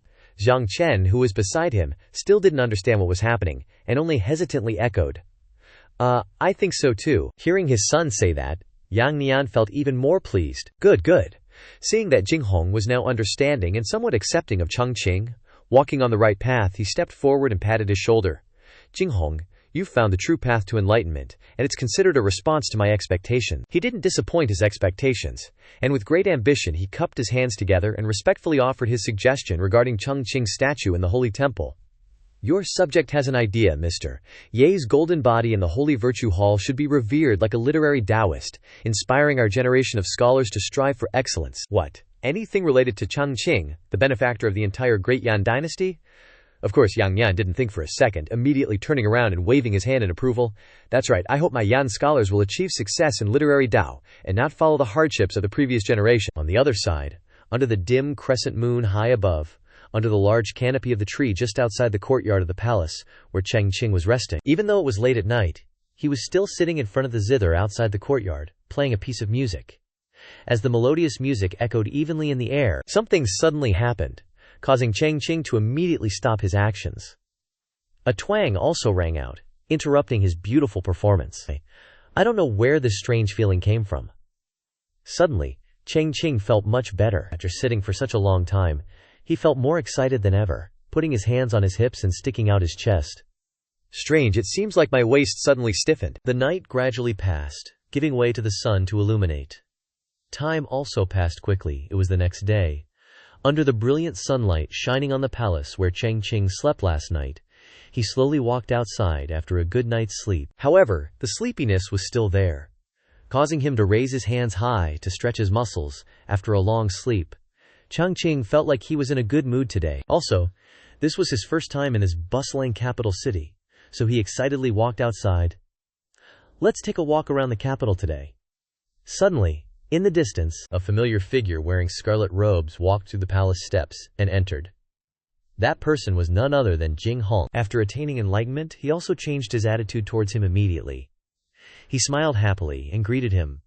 "Good morning, Mr. Ye." Seeing that the other person suddenly came to greet him today, Chang Qing felt a little embarrassed and scratched his head, but still politely replied, "Your Highness, why are you here so early in the morning?" Along with a smiling face filled with excitement after a good night's sleep, Jing Hong's mood was really good, so he didn't really care about Chang Qing's hesitation, and just replied, "Last night, thinking about your teachings and help, I finally understood everything, Chang Qing." Hearing this dude suddenly say he spent all night thinking about his words made Chang Qing's face turn pale.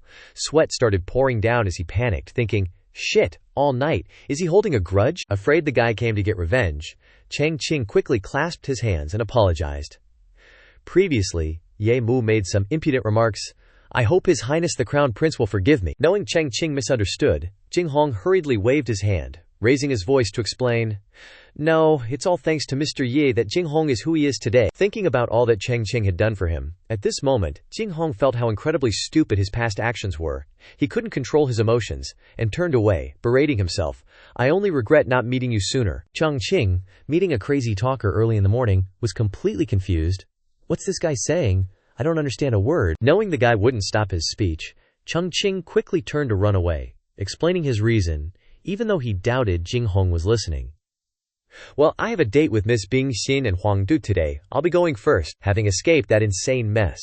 Chang Qing quickly arrived at the busiest part of the capital city. The market and shops were bustling with people, and the crowds playing in the streets created a scene of prosperity and happiness for every family in the capital. To avoid attracting attention, and for convenience, Chang Qing and Bing Xin decided to travel by carriage. Chang Qing curiously lifted the curtain to look at the streets, and couldn't help but praise the beauty and vibrancy of the capital, worthy of being the imperial city. As he spoke, he couldn't help but remember his small town deep in the mountains.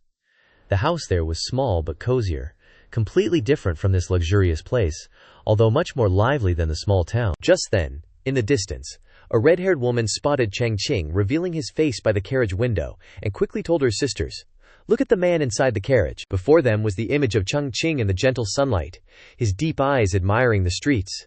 He even couldn't help but smile faintly, making his beauty even more captivating, causing the women to discuss endlessly, so cool and handsome, just like the golden statue in the Chang Qing temple of Dongshan. On the main road, 3 female figures rushed straight towards Chang Qing and Bing Xin's carriage without a word. Seeing someone blocking their path, the coachman, fearing an accident, shouted loudly and tried to pull the reins back to stop the carriage. Seeing the carriage suddenly stop, along with the piercing shout, Chang Qing curiously poked his head out to look. What greeted him were the 3 female figures who had blocked his carriage earlier. The women unhesitatingly displayed their charm and captivating beauty before him. A red-haired woman gently brushed her hair back and shyly asked Chang Qing, "Does this young master have a partner yet?" Another woman in a pink dress expressed her desire. "Whether you do or not doesn't matter. I can be a concubine." Even the woman in the orange dress directly said, "My family's mansion can accept concubines." Faced with such a barrage of questions, Chang Qing was momentarily flustered and blushed slightly, but he remained calm and reminded them, "Ladies, I don't know how attractive I really am, but matters between men and women should consider the feelings of both sides." Sitting in the carriage, he cautiously and politely rejected their goodwill. "If you ladies are truly interested in Ye Mao, you can start by being friends." As he spoke, he secretly praised himself for the warm welcome he received from the women of the capital. "Are the sisters in the capital so enthusiastic? Looks like I'm in luck." Little did Chang Qing know, behind him, Bing Xin's face was gloomy, and her eyes were burning with a desire to devour those shameless women. Without a word, she directly took action herself, stepping in front of him with a dark expression, leaving Chang Qing clueless about what was happening. Standing before the carriage window, Bing Xin completely shed her image as a dignified and virtuous princess, her eyes filled with murderous intent as she glared at the women before her. "What did you say just now?" Recognizing who was speaking to them, everyone realized what a stupid mistake they had made. The color drained from their faces. "You're the 9th princess." Bing Xin didn't stop there but smiled at the women before her, but with a dark expression and anger that even ordinary people could see, she warned, "Knowing who I am, why haven't you scattered? Otherwise I'll have my father execute your entire family." The women trembled and immediately ran away to save their lives, leaving her behind with a sullen face. "Yes, this humble one will leave immediately." Seeing the women who had been so eager to greet him just moments ago suddenly running away, made Chang Qing feel a little regretful and sigh. Why did they run so fast? They should have left their contact information. Having driven away the pests, Bing Xin's mood didn't improve right away. She snorted coldly and glanced at the women who had just run away. Those vulgar things, daring to disturb Mr. Ye. Chang Qing then remembered the reason for this trip, and curiously turned to ask her, "That's right, Miss Bing Xin, where are you taking me sightseeing?" Hearing him ask, Bing Xin leaned through the carriage window and pointed forward, telling Chang Qing, "It's over there." A tall, scarlet tower stood in the bright sunlight, its ancient architecture exuding dignity and splendor, located right in the center of the imperial city. It was one of the most famous places in the capital, called Qingfeng Luo Yue Ge by the people of the city, with a total of 4 floors dedicated to books, paintings, chess, and music, and also a place where practitioners could gather and socialize. Under the gentle breeze and bright sunlight, the tower appeared even more captivating. Immersed in the scenery, the blooming peach trees swayed in the wind, and the sturdy architecture further showcased the iconic image of the imperial city. It was also a popular place for people to visit, so it was very crowded. Under the sway of a gentle breeze, peach blossoms danced in the wind. Bing Xin walked ahead, pointing towards the tower and turning to say to the person behind her, The masters of each floor are all top talents in their respective fields. Chang Qing followed behind, admiring the mesmerizing beauty of the green breeze falling moon pavilion before him. He chuckled softly, replying, "So that's how it is." Though outwardly still maintaining a dignified demeanor, inwardly he was overjoyed, anticipating what would unfold in that magnificent tower. Looks like we're in for a pleasant discussion. The closer they got, especially when viewed from below, the green breeze falling moon pavilion with its sturdy wooden pillars and open balconies, particularly the thick, tall and solid doors dominated by crimson red, created a unique atmosphere. Seeing the bustling crowd going in and out, Bing Xin couldn't help but exclaim, "There are so many people here today." Just then, from inside the tower, a woman with pink hair and a captivating beauty that could topple empires emerged. She held a small peach blossom branch in her hand, further accentuating her exquisite charm. It was none other than Ru Yi, the owner of Green Breeze Falling Moon Pavilion. Seeing her esteemed guests arrive, she hurried out to greet them. "So it's ninth princess who has graced us with her presence. Please forgive us for the inadequate welcome." Like sisters who hadn't seen each other in ages, Bing Xin happily stepped forward and took the other woman's hand. "Sister Liu, Green Breeze Falling Moon Pavilion doesn't care about status, only skill. Don't be so formal." Hearing this, she seemed to understand, replying, "Ninth princess is right." Then, as if noticing the man beside Bing Xin for the first time, she wondered who this distinguished guest accompanying her was. "I wonder, who is this person next to you?" Bing Xin was about to raise her hand to introduce him to Ru Yi when, "This is." But before she could finish, Chang Qing directly clasped his hands together and raised them high, politely greeting her. "This humble one's surname is Ye, and I often take interest in elegant things." Under Bing Xin's astonished gaze, he showed no sign of worry or embarrassment as he chatted with Ru Yi. "I've heard of your reputation for a long time, so I came to visit." The more she heard him speak, the more surprised she became by the man before her. Mr. Yi has reached the pinnacle of the four arts, yet he remains so humble. Then, as if realizing something, she suddenly woke up, muttering to herself, "I understand now. It must be because I just said status within the court wasn't important, so Mr. Ye is intentionally hiding his identity, wanting to rely on his skills to interact." Ru Yi smiled and led the way, readily agreeing with their words. "You two have come at just the right time. Mr. Wang is also here. Please, come in." Hearing this from behind, Bing Xin excitedly clasped her hands together in front of her chest, her face lighting up. Seeing her expression, Chang Qing suddenly became curious, but he didn't dare ask directly in front of Ru Yi, so he whispered to her, "Who is this Mr. Wang? Is he really that amazing?" She replied brightly, using only a few short sentences to introduce the other person. "That's right, she's currently the youngest calligraphy master, but she has an eccentric personality.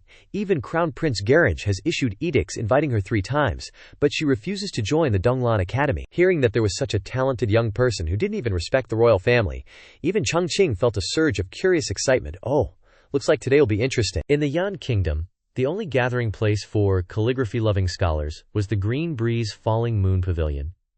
Inside, it was already packed, with everyone's eyes focused on the high platform, where a girl stood before a screen, with a sturdy wooden table placed in front of her. The calligraphy brush in her hand gracefully wrote poetry on the paper, and 2 lines of characters quickly appeared. The writer was none other than the Mr. Wang everyone was talking about. She was a very young girl, her jet black hair neatly tied up, more like a wandering female knight than a calligraphy master. After writing 2 lines of poetry, Wang Mo paused her brush and asked the person next to her, Shu Cheng, "Please help me hold it up." Then she carefully passed the paper to the person. That person held the expensive Xuan paper in his hand and raised it for everyone to admire the strokes on it, Mr. Wang's work, untitled. The people under the stage stared intently, and seeing what was written on it, they couldn't help but sigh in admiration. "This couplet is truly elegant, like an invincible great wall." Then they all declared in unison, "Good poem, good poem." Among them, one scholar couldn't help but raise his hand and bid, "I offer 500 taels." The others couldn't help but look down on him, their tone completely unreserved. Another person even acted aggressively, bumping his shoulder hard into the scholar. "Are you insulting someone? You want to buy Mr. Wang's precious calligraphy for 500 taels?" The crowd instantly became as noisy as a broken market.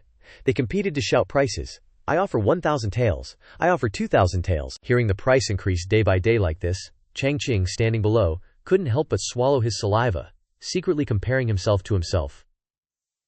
"So writing calligraphy is so profitable in the capital. I wonder how much my handwriting can sell for." The crowd in front was still getting more and more excited, without showing any signs of cooling down. he softly said something that surprised him. "It's just that I didn't expect this Mr. Wang to be a girl." Hearing this, Bing Xin admired her even more, and she did not skimp on praise. "That's right, she is young and talented, knowledgeable and profound, of course. She is worthy of the title Mr." In the bustling crowd, there was only one person who did not bother to acknowledge her ability. This kind of level dares to call himself Mr. The person who spoke disparagingly was Chang An, a young master from Xia Kingdom. He sat with his legs crossed, still holding a hot cup of tea in his hand, and said with a disdainful tone, "The literature of Yang Kingdom is only like this since she became famous." No one had ever dared to stand in front of Wang Mo and say those words. She frowned loudly. What? The crowd below were all her ardent fans, and they all flared up and cursed. Dare to despise Mr. Wang? Where did this guy come from? Is he deliberately looking for trouble? What qualifications do you have to judge Mr. Wang's writing? Standing in front of the words cursing him, Chang An was still not angry, but stood up calmly, with no intention of being angry at all, but his tone was extremely contemptuous. "I heard that the Green Breeze Falling Moon Pavilion of Yan Kingdom are all elites, so I specially came from Xia Kingdom to see. The elites I see are just mediocre." Then he laughed loudly. Not caring that he was standing in another country and belittling him, "I didn't expect it was just a name. Without talent." The bald men following him also laughed exaggeratedly, as if mocking Wang Mo and the others as inferior, and praising their own skills. Wang Mo couldn't stand the humiliation any longer, and she shouted angrily, "You! Who are you saying has no talent?" Whoever gets angry first loses psychologically. That thought must have soothed her anger a bit. A crisp voice rang out. "So it's the famed young master Chang An. The name precedes the man." Ru Yi stepped forward to greet him. Though her tone was still polite, the faint smile on her lips betrayed her true feelings. "My respects. My respects." Meanwhile, the scholars inside were all stunned, staring at him in shock and exclaiming, "Chang An, it's him!" Since coming to this world a few years ago, this was the furthest Chang Qing had traveled. Naturally, his knowledge of famous people here was limited. Seeing everyone in the hall shocked by Chang An's arrival, he instinctively turned to ask, "Miss Yan, who is that guy? Is he a big deal?" Bing Xin nodded, briefly explaining his background. "Yes, Chang An is the sage of letters of Xia State. He achieved fame at a young age. Who knew he'd come to Yan country? Chang An is talented indeed. It's just that he's so arrogant. Seeing that everyone here knows his name only makes him more cocky. Knowing who I am is good. Let you all see what true calligraphy is." He waved his hand to signal his subordinates. "Bring it out." The bald guys behind him were just waiting for orders, and immediately responded, "Yes." Then the two baldies produced a scroll from who knows where. One person held one end tightly. The other person unrolled the scroll. Immediately, a line of unrestrained and powerful calligraphy struck everyone's eyes. Wang Mo, who was originally full of anger, was also speechless by his talent. Amazing, this level is indeed. Chang An knew he was good, so he became even more arrogant. Standing in front of his work, he still called Wang Mo teacher out of courtesy, but his tone was extremely sarcastic. "If everyone in Yan country is like Teacher Wang with this level, I advise Qingfeng Luoyue Pavilion to close down early to avoid further embarrassment." The other scholars were instantly enraged, their blood rushing to their heads, turning their faces red. "This guy is so arrogant, I really want to beat him to death, but he actually has some skill. Calm down." Bing Xin was also angry, but she couldn't do anything except scold him with no bite. "Annoying. Daring to look down on my great Yan country, I'm so mad." He took the inch and wanted a mile, gleefully looking at them, and harumphing with laughter. "Yes, that's the expression. I love the feeling you guys are showing. Unable to do anything to me." Unable to stand his smug look any longer, Chang Qing suddenly stepped forward from the crowd. "This young Master Chen, I don't think your calligraphy is anything special." Chang An's expression immediately darkened. "Who's talking?" He cupped his hands politely, his appearance aloof and carefree, and said, "It is I." The people around looked at the unfamiliar face for a while, then sternly questioned, "Kid, who are you? Don't recognize him? Is he new here?" It's understandable that others don't trust him. But even Bing Xin, who had been following him for a long time, timidly tugged at his sleeve.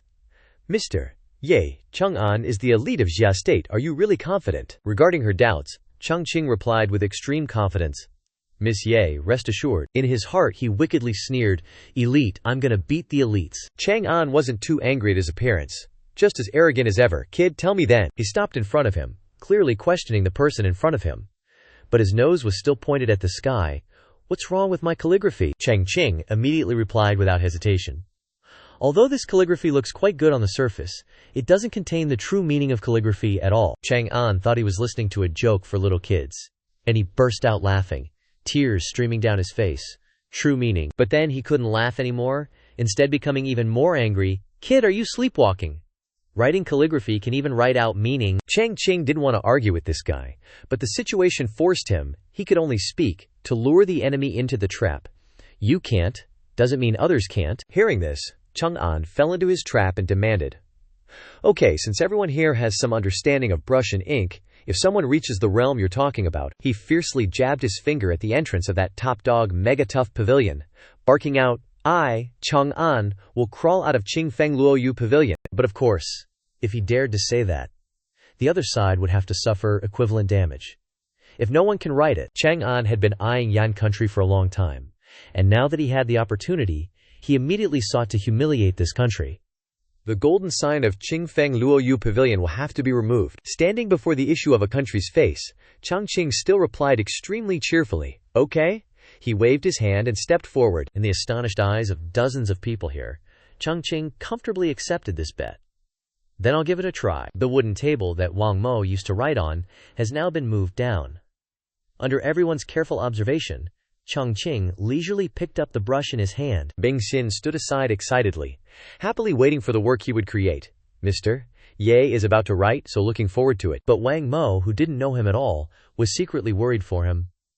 I've studied calligraphy since I was a child, but I've never reached the level of writing poetry with a brush. The look in her eyes grew increasingly full of concern and unease, afraid that he would not be able to win against that person. This young master is helping me out of a predicament. If he fails, he will definitely be humiliated by Chang An afterwards. Contrary to her worried mood, Chang An on this side sat smugly, shaking his legs.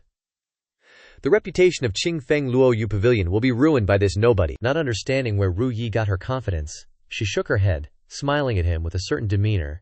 Not necessarily. I believe in this, Mr. Ye. Chang Qing was now lost in his chaotic thoughts. He tilted his head and propped his chin. Although he was very confident in the competition, he still hadn't thought of what to write. What should I write? Then suddenly an interesting idea flashed in Chang Qing's mind. He opened his eyes wide and exclaimed, I got it. I have an idea. He didn't hesitate any longer, and immediately rolled up his sleeves, picked up the brush, and said in a cheerful and confident tone, Next, watch me perform. With that, he dipped the calligraphy brush into the inkstone that had been prepared beforehand and began to write. The person wielded the brush like an immortal. The inkstrokes were not bound by mortal conventions. One word fell, and the heavens and earth seemed to resonate. One stroke was like the cycle of the sun and moon. His robes fluttered slightly. When he stopped writing, everything suddenly became fragrant.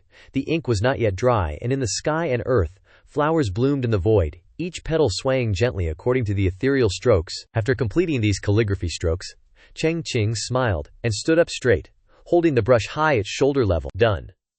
Then he gently placed the brush back on the table. Just waiting for that, Bing Xin leaned forward from behind to take a look.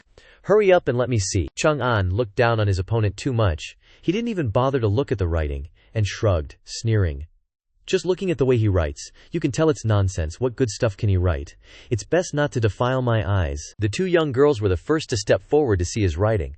In just a short moment of seeing it, they were stunned and startled back. From inside the scroll emitted a dazzling light that made both of them exclaim, This is...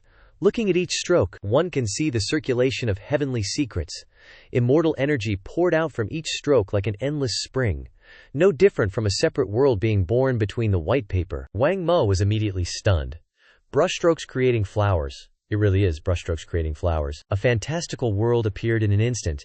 In Bing Xin's mind was the carefree image of Chang Qing smiling. Her eyes sparkled. Her face flushed shyly.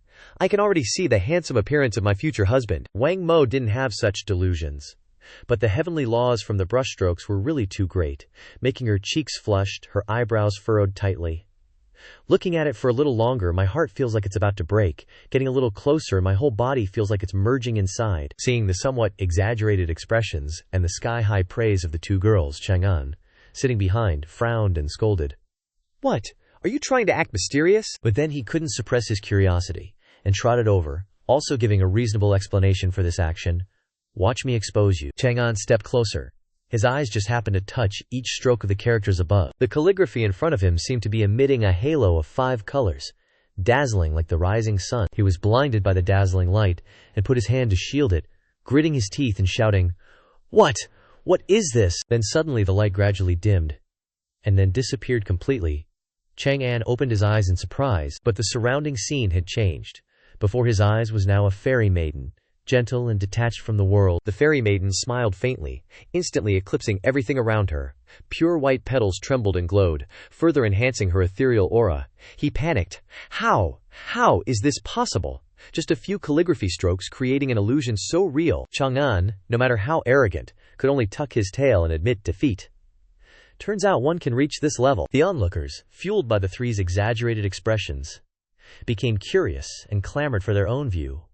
Hey, we want to see too. Hurry, hurry. Ru Yi also wanted more people to see the difference in calligraphy between the two sides, and immediately turned her head to instruct, go. The two maids had been waiting for this, and immediately nodded. Yes? The two maids stepped forward gently, carefully holding each end of the calligraphy scrolls with both hands, then stood up straight to display them for everyone to see. Chang Qing's superb calligraphy skills instantly floored everyone. Their eyes widened, mouths agape, with admiration and praise. Some couldn't resist moving closer to get a better look. The closer they got, the more they felt the soft and graceful strokes on the paper. Amazing writing. Yes, yes. Seeing the admiring expressions on their faces, Chang Qing, standing in the distance, couldn't help but bloom with joy inside. He smugly and happily thought, judging by their reactions, this painting of mine will definitely sell for a lot of money. But the main issue right now was the bet between the two sides. Ru Yi covered her mouth and smiled faintly, staring challengingly at Chang'an. Young Master Chen, are you convinced? His face darkened, gnashing his teeth in anger. Though angry, the victory or defeat this time was undeniable. Chang'an waved his hand angrily in the air, grumbling as he wanted to leave. Consider that you guys won today, let's go. Wanna leave? It's not that easy. Ru Yi frowned, crossed her arms, and sternly called out, wait. He was already embarrassed because his talent was inferior, and now being stopped, he immediately flared up. Tao Jiyu smiled faintly, stating the original agreement. Young Master Chen said earlier that if someone could achieve the level of writing poetry with a brushstroke, he would crawl out of the door. Remember, those around, who already had prejudices against him, immediately shouted in unison, that's right, a promise is a promise. How does it feel to get your face slapped? Being attacked by a crowd, Chang'an's mentality, no matter how firm, had to feel wronged.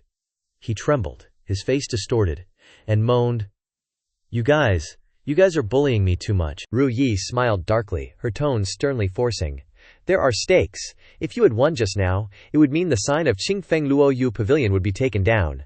Now that you've lost the bet, you can only leave. Then she opened her eyes again, her face frightening like a shura from hell. Lest you misunderstand that Qingfeng Luoyu Pavilion is not worth anything. Chang'an now realized that they were really seriously demanding that he crawl out. He trembled, pointing at himself, his tone aggrieved, as if he was about to cry, You really want me to crawl out of the door? I'm from the Danjia Kingdom. Even if anyone came today, Ru Yi would make that person crawl out. She shrugged her shoulders, responding reasonably, Qingfeng Luoyue Pavilion doesn't value background, only talent. If you've come, you'll naturally understand this rule. The surrounding people all laughed mockingly in unison. She also gestured with her hand. Please. Chang'an was completely speechless. Those words were spoken by him, and now he couldn't take them back. Damn it, the guard beside him was also troubled. Young master, what do we do? He gritted his teeth, and endured the humiliation of kneeling and crawling on the ground, shouting threateningly as he moved out. You guys wait for me! Bing Xin finally got to vent her anger. She playfully winked and cheered. Sister Liu, well done. Chang Qing also secretly praised in his heart. Worthy of being a manager here, truly decisive. Having resolved today's trouble, Ru Yi bowed to thank him. Thank you, Immortal Ye, for displaying your talent to help us. He smiled comfortably. It's nothing. Calligraphy is used to cultivate the mind. Then, Chang Qing's gaze turned to Wang Mo, causing her face to blush, and she explained a bit to everyone awkwardly. I just didn't like that the Chen guy was using tricks to suppress Immortal Wang. Being so highly praised, she blushed and waved her hands in confusion. How dare I call myself an immortal in front of you?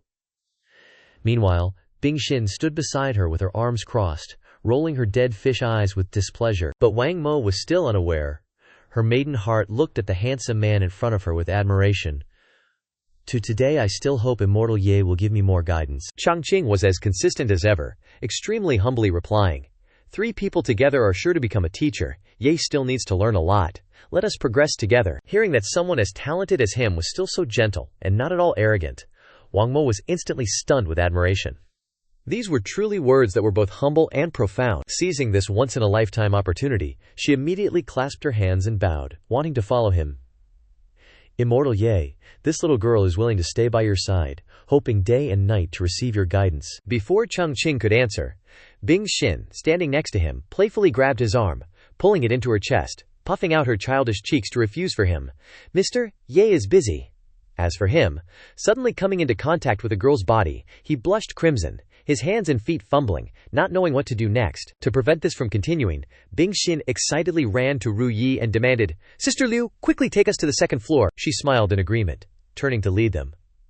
All right, you two, please follow me. Ru Yi led them upstairs, and as soon as she stepped onto the top step, she turned her head to introduce, You two, this is the Dan Qing Pavilion. Chang Qing looked up and into the room, and he hummed in surprise. Before his eyes was a neat and tidy classroom, the desks and chairs arranged perfectly without a single deviation. He praised in admiration for the straight lines and uniformity. Indeed, everything was meticulously aligned. Apart from the students here, there was only a graceful girl in a peach-pink dress walking around. Chang Qing curiously pointed at her and asked the person next to him, Miss Liu, who is that? Ru Yi smiled and introduced, That is the manager of the Dan Qing Pavilion, Shi Yu. At this moment, Shi Yu was wearing a gentle smile, pointing at the students' paintings and explaining. He glanced at her demeanor, and a good impression arose in his heart. A gentle temperament, and a soft appearance. Not bad. Not bad. But suddenly, the person with a gentle temperament in his words abruptly slammed the table, her tone low and terrifying. Stop! That sudden change startled Chang Qing, and the male student's heart skipped a beat. His heart pounded as if it wanted to leap out of his throat, and he stammered as he looked up at her. Teacher, what is it? Xin Yue squinted her eyes with a scary smile, leaned down, pointed at the painting on the table, and asked, Why is your easel set up like this? As if to prove that only that student was different, she began to use others as examples. Everyone else has them on the right. The student's body trembled, and his eyes welled up with tears, about to cry.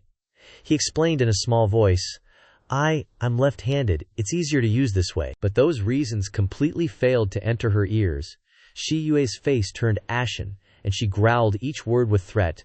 Move the easel! Arrange it according to my requirements. The student was frightened and hurriedly nodded in agreement. Yes, yes. Seeing the astonished expressions of Chang Qing and Bing Xin, Ru Yi also felt embarrassed. She put her hands together, shyly explaining, Please don't be offended, you two. Shi Yu is indeed particular about some strange things, but the skills of her disciples are exquisite and very popular. Just as this matter ended, Shi Yu, who was strolling around looking at the student's work, suddenly turned her head to look at someone. Without saying a word, she bent down and snatched the painting from a female student. She harshly questioned, The topic I assigned today was Celestial Maiden painting. Why didn't you draw a celestial maiden? The little girl knew her teacher's temperament, and she shrank back to defend herself. I did draw her. I drew a celestial maiden descending to earth to rejoice with the people. But that answer only made the chill on Xin Yu's body even colder. She took a step closer, angrily questioning. I said, Celestial maidens can only be in the sky. Why didn't you listen to me? The little girl was scolded to the point where she couldn't hold back her tears and could only sob as she explained.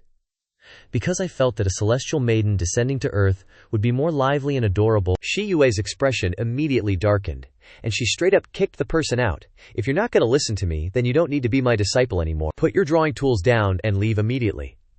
The female student heard this and cried out in worry. She immediately jumped out of her chair and knelt straight down on the floor, hitting her head on the floor while crying and begging for forgiveness, looking very pitiful.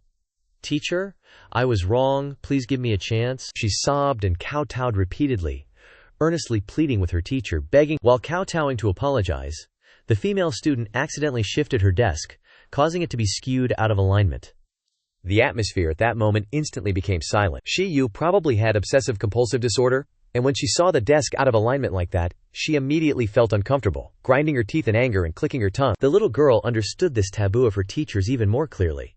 In her head, it was as if hundreds of lightning bolts struck down, and her expression stiffened as she screamed silently. I'm done for, Chang Qing, standing outside, covered his mouth and laughed, completely with the intention of watching a good show.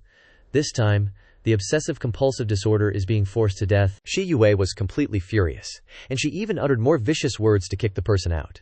Someone who doesn't follow the rules, like, you simply can't draw beautiful paintings. It's still best to find another way. Chang Qing was originally watching the drama from the sidelines, but when he heard those harsh words from her, he couldn't help but jump in.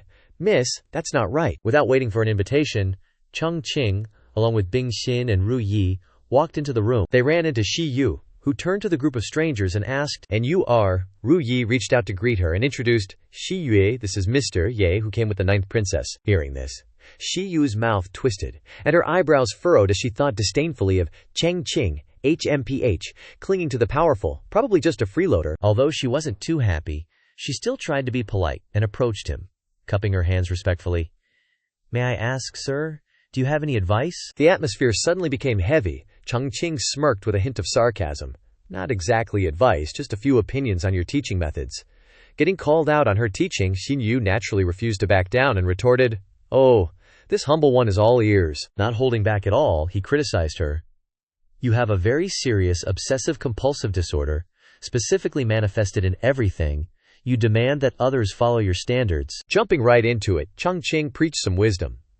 But nothing in life is absolute, let alone the fact that everyone paints differently. 100 flowers bloom. Teaching according to ability is the true way. But she just crossed her arms arrogantly. Xin Yue smiled sarcastically. "Teach according to ability, mister.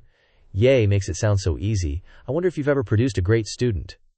What she meant was that he was all talk. Getting slapped in the face like that, Chang Qing froze solid. What could he say? Indeed, he had only guided Chunfeng, Zhongxian, Sangi, and Zhongyan, a bunch of kids. In teaching, Chang Qing scratched his head in embarrassment. I guess I really haven't." He regretted not being able to mention those kids and thought, those useless kids who couldn't make it in private school all went to cultivate immortality. Then she raised her hand, trying to look dignified.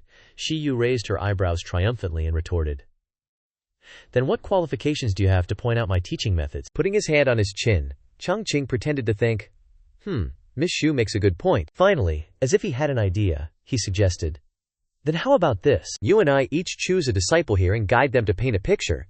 Chang Qing challenged her by standing in front of a young lady good at painting. However, this decision of his was considered an indirect challenge to Shi Yu. He gleefully turned his gaze towards her, just to provoke Xin Yue, and let the others here judge who was better. "What do you think?" Just hearing this ridiculous, childish suggestion, a burst of arrogant laughter echoed through the space. She laughed so hard her eyes narrowed until they disappeared. Pointing directly at Chang Qing, Shi Yu felt like she was hearing a joke. "Are you kidding me?" Tilting her head in a graceful manner, she boasted loudly, "These disciples were all taught by me. You want to use my disciples to compete with me? Isn't that a bit far-fetched?" Chang Qing calmly wagged his index finger to reject her idea. No, I won't choose your disciples." Hearing the other person suddenly change direction made her narrow her eyes suspiciously. Tianyu wondered, "Then who will you choose?" Without bothering to answer her, he suddenly put his arm around Bing Xin's shoulders. "I choose Ms. Yan."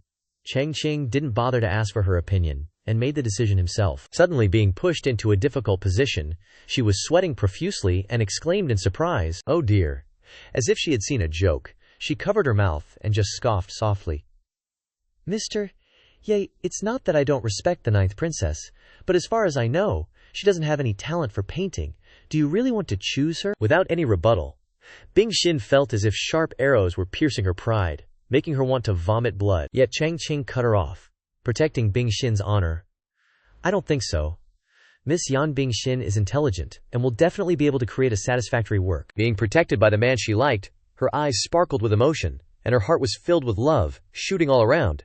"I didn't expect Mr. Yi to think so highly of me." Then Bing Xin grabbed the arrow on her head as if brushing her inferiority and shortcomings aside. She clenched her fist, and declared with determination, "Then I absolutely cannot let him down." It would be strange if Shi Yue wasn't angry that an amateur was lecturing her in her field, to the point of snorting coldly and thinking to herself, "He really doesn't know the immensity of heaven and earth. I can't let him humiliate me." She turned to her disciple and called out, "Luan Hua." A guy with orange hair, hearing his name, jumped in surprise, and reflexively stood up. "Disciple is here." Shi Yue raised her index finger, pointed at the time, then gave the order. "1 incense sticks time," she continued, stating the competition rules to Chang Qing. 1 incense sticks time to determine the final result. All right. With his confidence, he obviously didn't hesitate to agree. Tables and chairs were arranged, and paper was prepared. Before long, the room was packed with people coming to watch the competition, all chattering excitedly, making it noisy. Bing Xin was a little worried, so she turned her head to Chang Qing and suggested, "Master Ye, I've never painted before, can you teach me some techniques?" Without shaking his head or refusing, he reached towards her face, picked up the brush. With just a few simple strokes, Chang Qing thoroughly guided his temporary disciple. The techniques only need to remember these 5 types: Ping Yuan, Liu Zhong, Bian, the path of painting. What's important is your inner self. He paused. He smiled slightly and lectured with a profound air, while Bing Xin, whether she understood or not, always looked up at Chang Qing with eyes of admiration. Looking at her, he continued to preach. Draw what you consider most important in your heart. Don't need too many methods. Emotions will naturally flow into it. Bing Xin was trying to absorb the skills he told her, muttering continuously, while her pupils stared at the pendant. The most important thing. Feeling like she was enlightened by the Buddha, Bing Xin blushed with excitement. "Master, I understand." Her hands trembled as she held the brush, constantly comforting herself in her mind. "Listen to what Master Yi said. The brush will move naturally, as if it has a life of its own." Bing Xin was experiencing a surge of emotions, the vividness in each stroke, feeling like she was immersed in a celestial scene. Luminous fish wriggled as if alive under her brushstrokes. Xing Yu felt it was ridiculous. She growled in annoyance and sarcastically said, sitting there talking big, giving armchair strategies. Xin Yue herself looked down on her opponent, and she nonchalantly continued, "Let's see what you guys can paint." Manhua obediently looked at his master and asked, "Master, what should I paint?" Not caring much about this stupid competition, Shi Yue turned her back, waving her hand to instruct. "The opponent is just an amateur. You can casually draw something and still beat her. Go and rest for a bit, teacher." As if remembering something, she stopped.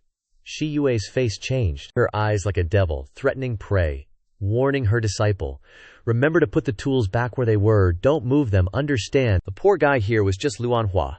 He glumly nodded in agreement. "Got it." One incense stick's time later, the contest finally came to an end. Standing between the two, the Ru Yi team stepped forward to moderate. "Both of you have finished your paintings, so let everyone here evaluate them." "I wonder whose painting to see first," Ru Yi asked with a friendly smile. Meanwhile, Chang Qing and Shi Yu faced each other, sparks flying in their eyes. In a gallant tone, he yielded to her. "Let's give priority to the ladies and see Miss Xu's high-level disciple first." But in fact, Chang Qing's thoughts were not like normal people, all flying high and far about his own plan. "Based on my many years of movie-watching experience, you'll definitely lose if you go first, so I must watch later." "Okay, then I'll make you lose." Convincingly, Luanhua, Shi Yue, arrogantly announced the order to her disciple. She pointed directly and said, "Let them see what you've painted," Luanhua nervously replied. Okay.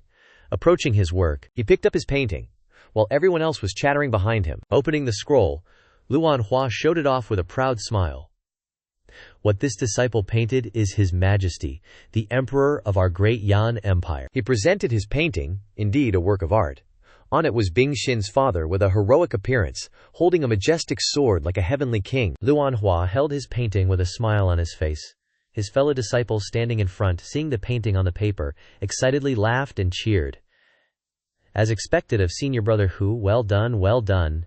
His Majesty's aura of a celestial emperor burst from the paper. At the same time, in another corner of the room, Shi Yu crossed her arms in front of her chest. She aggressively spoke.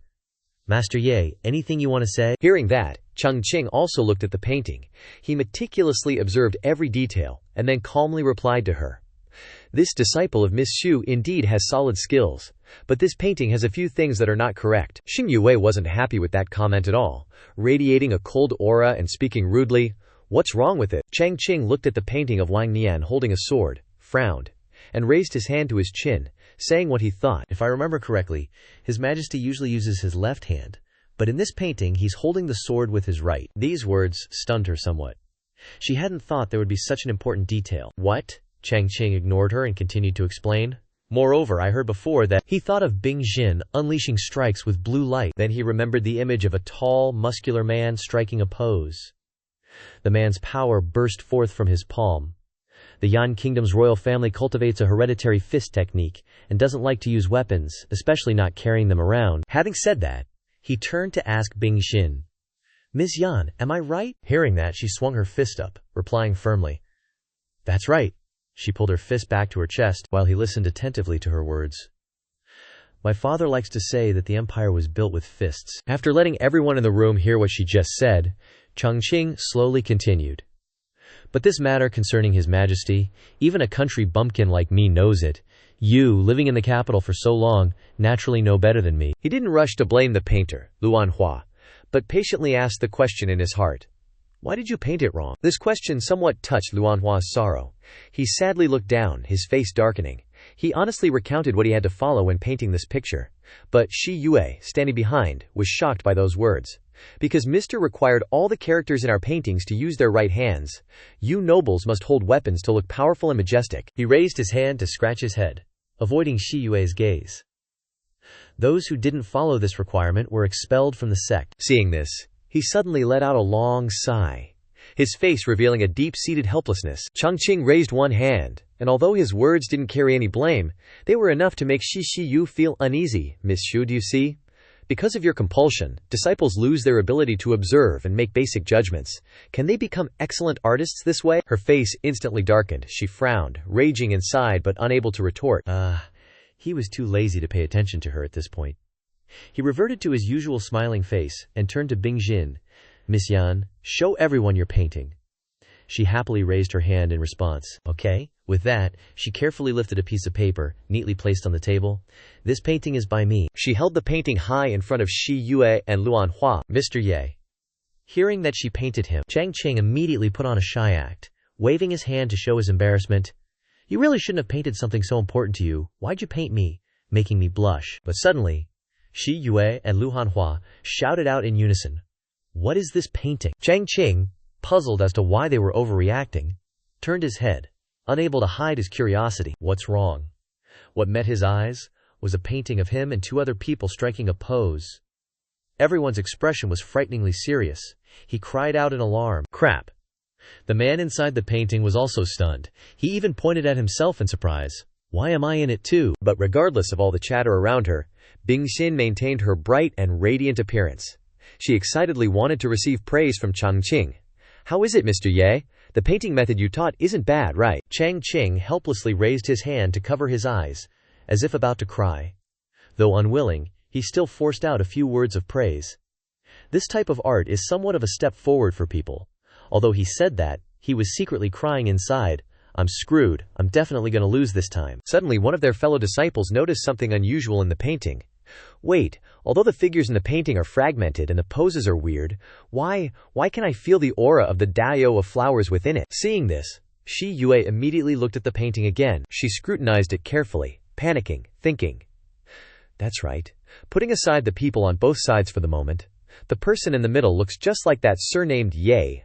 Although the distorted body makes others nauseous, why is he constantly radiating qi?" Chang Qing seemed to read her thoughts and jumped out to ask, "Hey, who are you calling distorted?" Xing Yue turned to look at Bing Xin's beaming face, still unable to believe the truth. Could it be that Ninth Highness is actually a painting master? Her face darkened as she propped her forehead with her hand. Xin Yu bit her lip, refusing to believe what she saw. No way, this painting, whether it's the lines or the coloring, is utterly trash level. Plus, it doesn't feel like some pretending to be weak to fool you master could fake this. Suddenly, a speculation flashed in her mind. Then there's only one possibility. This Ye Shansheng's level is truly far beyond mine. She thought of Chang Qing and Bing Xin holding the brush together, both skilled in calligraphy and painting beyond compare. In just a short hour, he could make Ninth Highness, who has no talent for painting, to reach a level where the painting has a cue about it. Then she turned to look at Luanhua, who was silently not daring to look at the painting again. Only then did she believe what he said just now. Could it be that I really wasted my disciples, ruined their futures? Chang Qing stood silently, watching Shi Yue ponder for a long time. Finally he couldn't help but speak up. "Shu Gunyang, my intention wasn't to compete." He waved his hand, explaining his actions one by one, just wanting her to understand the principle of 10,000 horses are all muted. How could you save the one who is not caught by any means to seek human talents? He simply wanted to tell her that the bureaucracy of society without vitality is a sad thing. She shouldn't follow a rigid standard, but should select more talents. Chang Qing kept on with his stream of profound truths. When it comes to talent, you gotta toss the old rulebook out the window. Hearing this, Shi Yue's cheeks instantly flushed a pretty pink, her eyes absolutely beaming with admiration. Suddenly a tear fell on her delicate face. Shi Yue trembled and sobbed. She raised her hand to wipe away the tears. Seeing that he had made a young woman cry, Chang Qing felt flustered beyond belief. He worriedly reached out, cluelessly asking, Xu Gunyang, what's wrong with you? She raised her head, her face smeared with tears. Ye Jiansheng, you're right, I understand. Seeing that she was okay, Chang Qing was somewhat relieved, though his face was still somewhat pale. That's good, he secretly wondered, not knowing what he had done wrong. I haven't even said anything. Why is she crying already? But after waiting for a while, Xi Yue still kept crying non-stop. At this moment, Chang Qing began to feel extremely worried, as if a bolt of lightning struck his head. He panicked and stammered, that. Immediately, he grabbed Bingxin's hand and ran away. If Xu Gunyang has nothing else, I'll take my leave first. Leaving Xi Yue, who didn't understand what was going on, behind. Not long after, he came to Ru Yi and said, Liu Juxi, let's go to the next floor quickly. Bingxin was now immersed in the love she had created herself. She happily thought, I'm holding hands with Ye Xiansheng. Ru Yi heard this and softly replied, En Yi, all right. Then Ru Yi turned her head towards the nearby staircase. She pointed towards it and said, The two of you, please follow me. They quickly stepped up the stairs. As she walked, she looked back at Chang Qing and gently asked, Ye Xiansheng is so talented. I wonder which master are you? He humbly replied, Liu Gunyang is too kind. I'm just an ordinary person who loves calligraphy and painting. Hearing this, she was immediately shocked and looked at him. Ordinary. Her face darkened as she thought in fear. To be able to make the two floor masters of our Qingfeng Luoyu pavilion admire him wholeheartedly while talking and laughing. Ru Yi clenched her fist tightly. She bit her lip. You call this ordinary? As if reading her thoughts, Chang Qing replied calmly, That's right. I was just speaking from a personal aesthetic perspective. It was a great pleasure to interact closely with the two floor masters. She could only give a few forced smiles. Her slender hand gently lifted the bright curtain to one side. Ru Yi stepped forward, lifted the curtain, and looked towards that side, extending an invitation. Inside there were many students practicing Gu, all dressed in the same color clothes and with a serious expression. This is the third floor, the floor of chess arts. On this side, Mo Qi was seriously studying the way to play chess, followed by a voice introducing her identity. And the floor master Mo Qi of this floor, known as Qi Qi, is the #1 chess player of Daiyan. At this moment, Ru Yi gently turned to look at Chang Qing. Ye Xiansheng has probably heard of her. He smiled slightly. Liu Gunyang, please forgive me, I only arrived in the imperial city a few days ago. I haven't heard of Floor Master Mo's great name. Hearing this, Ru Yi immediately popularized it for him. She has spent her whole life studying Go and is the only disciple ever enlightened by chess sage Xuan Ji of the Daiyan kingdom. After hearing these words, his eyes lit up, and he couldn't help but exclaim with admiration. Chang Qing suddenly remembered that person and turned to Ru Yi, saying, I once played chess with an old man who claimed to have spent his entire life studying the Tao of chess. As he said that, he quickly thought of the old geezer. It's just that he was too smart, so no one could compete with him, which made Chang Qing think helplessly. But the old man's chess skills weren't that great either. He ran off after just a few games. Ru Yi guided the two of them inside. This was the Go floor. Chang Qing entered, and, looking around, his eyes landed on the mystical ceiling. He exclaimed with great interest, The ceiling is like a starry night illusion. Bingxin, seeing this fascinating scene, her eyes lit up and she cried out excitedly, No wonder it's called the chess maniac's place. Even the decorations are this unique. She curiously looked around and stopped at the far end.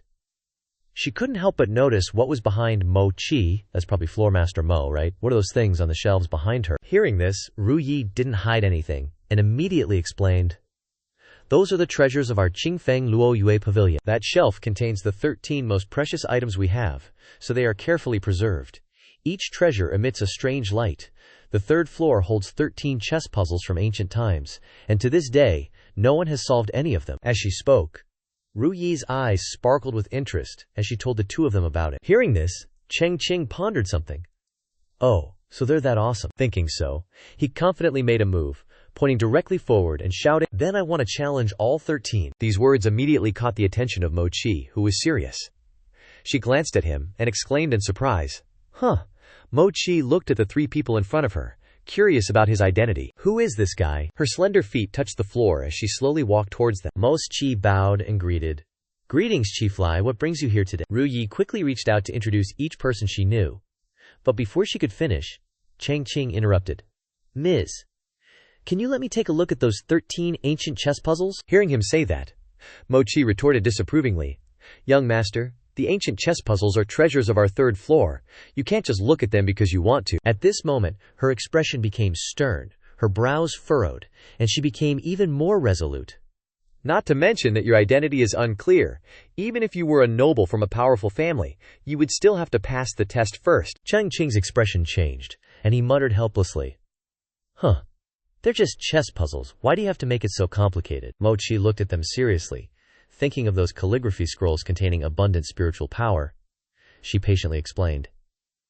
Each of the 13 ancient chess puzzles contains extremely dangerous luck. Ordinary chess players cannot withstand it. She stepped closer to him.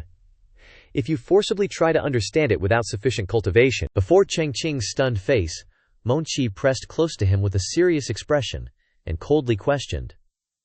The damage can range from injured meridians to loss of Tao and life. Speaking of this, she remembered what her master Xuanji had taught. My late master Xuanji left behind a trial. Only those who pass it are qualified to see the puzzle diagrams. Mochi angrily pointed her slender finger at him as if scolding Chang Qing's face. This is also to protect those who don't know the immensity of heaven and earth, like you. Seeing this situation, Ru Yi reprimanded her. Chier, be respectful. Standing in front of Chang Qing, she frowned, waved her hand towards him, and strictly instructed. This Mr. Ye is excellent in both calligraphy and painting. He just proved his strength on the first floor. However, Mochi not only didn't acknowledge it, but also huffed coldly with disdain. So what? Knowing how to wield a brush doesn't mean you know how to play chess. Chang Qing, who had been ridiculed for a while, finally laughed coldly and said, Then remember what you said. His face darkened, and his eyes sent chills down people's spines. He smirked and asked Mochi to step aside. Mochi pointed to someone in the distance. Look, she looked triumphantly at the capital's expert and announced the identity of the person in front of everyone. This old Yun is a master of chess from the capital.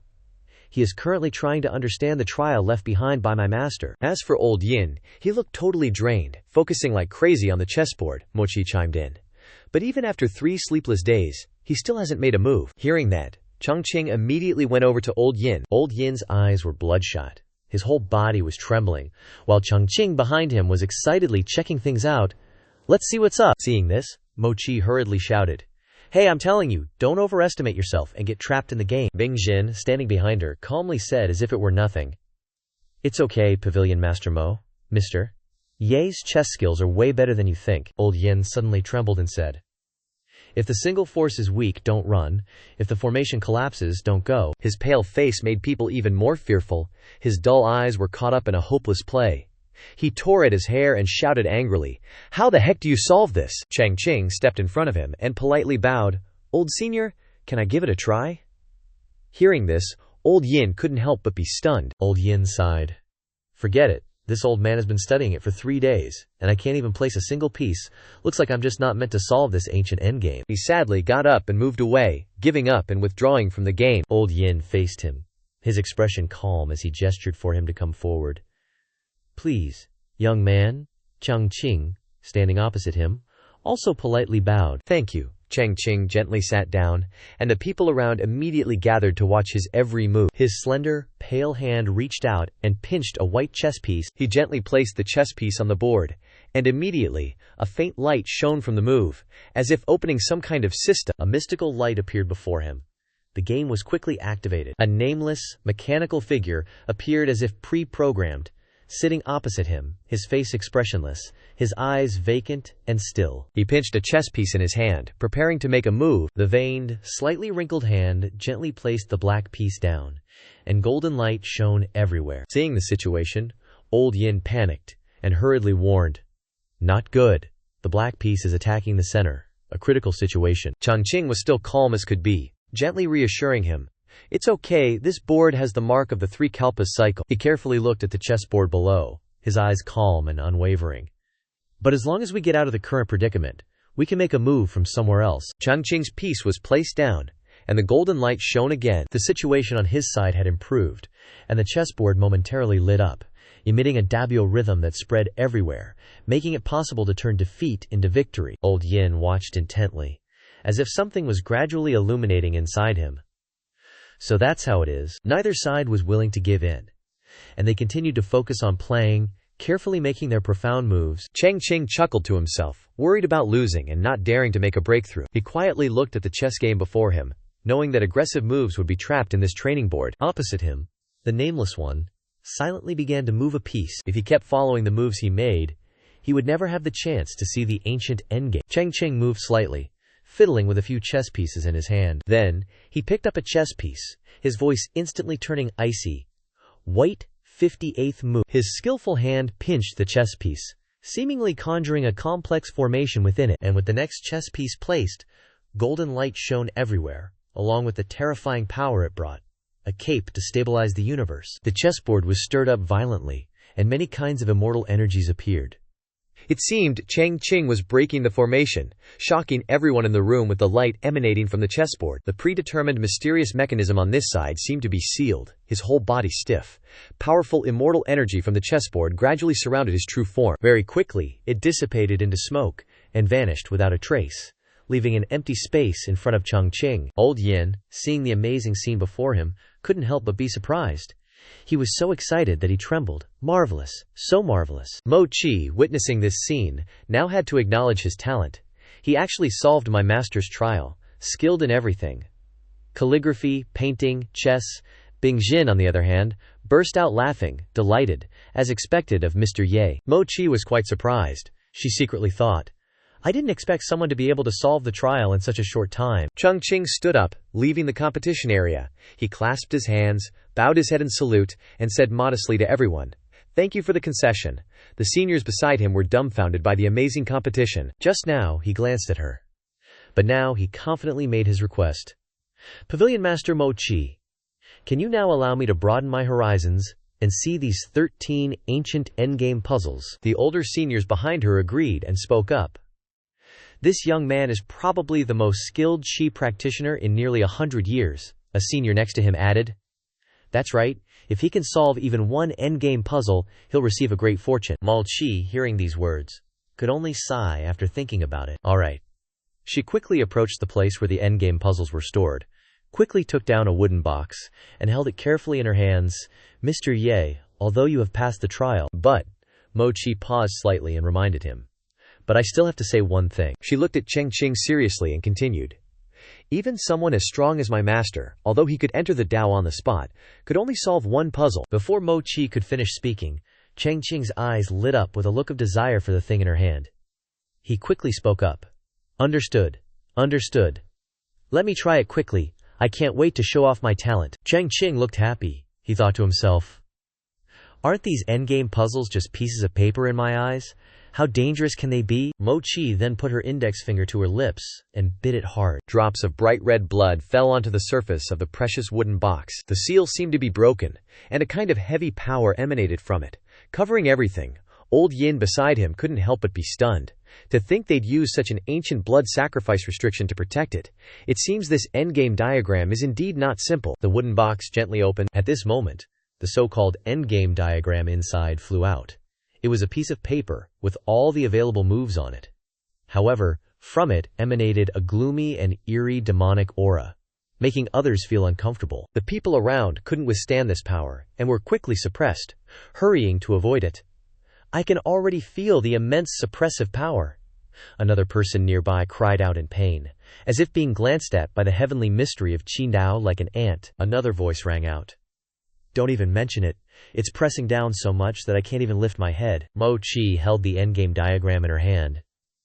It seems everyone feels that this endgame is extremely dangerous and strange. She was still criticizing his strength, hoping that a Qi practitioner whose realm hasn't reached the path-gazing realm wouldn't try to find a way to solve the chess puzzle on their own. In front of everyone, including Chang Qing, she declared with authority, if something unexpected happens because of this, I will not be responsible. Mo Qi handed the endgame diagram to him. Mr. Ye, please. Bing Xin, who was always unconditionally cheering him on from behind, encouraged him. Mr. Ye, try your best and take your seat. Holding the endgame diagram in his hand, he used his other hand to place a chess piece to arrange the board, replacing the black pieces, and white 6 jumped out. Chang Qing was extremely focused on the chessboard. Another chess piece was placed. Black 7 chased after, and white 8 gained the upper hand. Playing to this point, Chang Qing suddenly remembered a memory from the past, quite similar to the match I played when participating in the amateur first-grade competition before transmigrating. So it's like this. The eyes of everyone around were always watching him. Mo Qi, seeing this expression, judged. He actually started directly, without preparing any defenses. Bing Xin, beside her, smugly leaned close to Mochi. Get used to it. Usually ruthless people don't talk much. A moment later, Chang Qing's side of the board was looking a little bare. He frowned. Something's a bit off with this solution. What to do? The crowd was buzzing around him. Looks like our young friend's in a tough spot. An onlooker commented. He's got some skill, I guess, but not much. The senior next to him chuckled. Seems this ancient endgame isn't as easy to crack as you'd think. Mochi shook her head, looking bummed. After all these years, I thought we'd finally get a master. Back in the day, that previous pavilion master gave her some very specific instructions in her will. And right now, Mochi was remembering every word. The pavilion master told me to find a prodigy. Looks like this Yi guy ain't it. Chang Qing was seriously thinking, having figured out like 11 solutions, but they all took 5 moves to win, which felt kinda lame. Chang Qing pouted, totally bored. Then he just reached out and straight up yeeted a piece off the board. Guess I'll go with option number 3 then. His eyes got all serious as he gently placed the piece down. Suddenly, some young dude gasped and looked up at the ceiling. Whoa, check it out. The others looked up too, all with the same WTF face. What is that?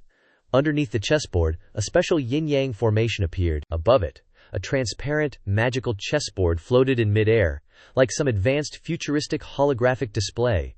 Seriously trippy. Ru Yi, who'd been quiet till now, blurted out, "That's the chessboard manifestation." Mochi was floored.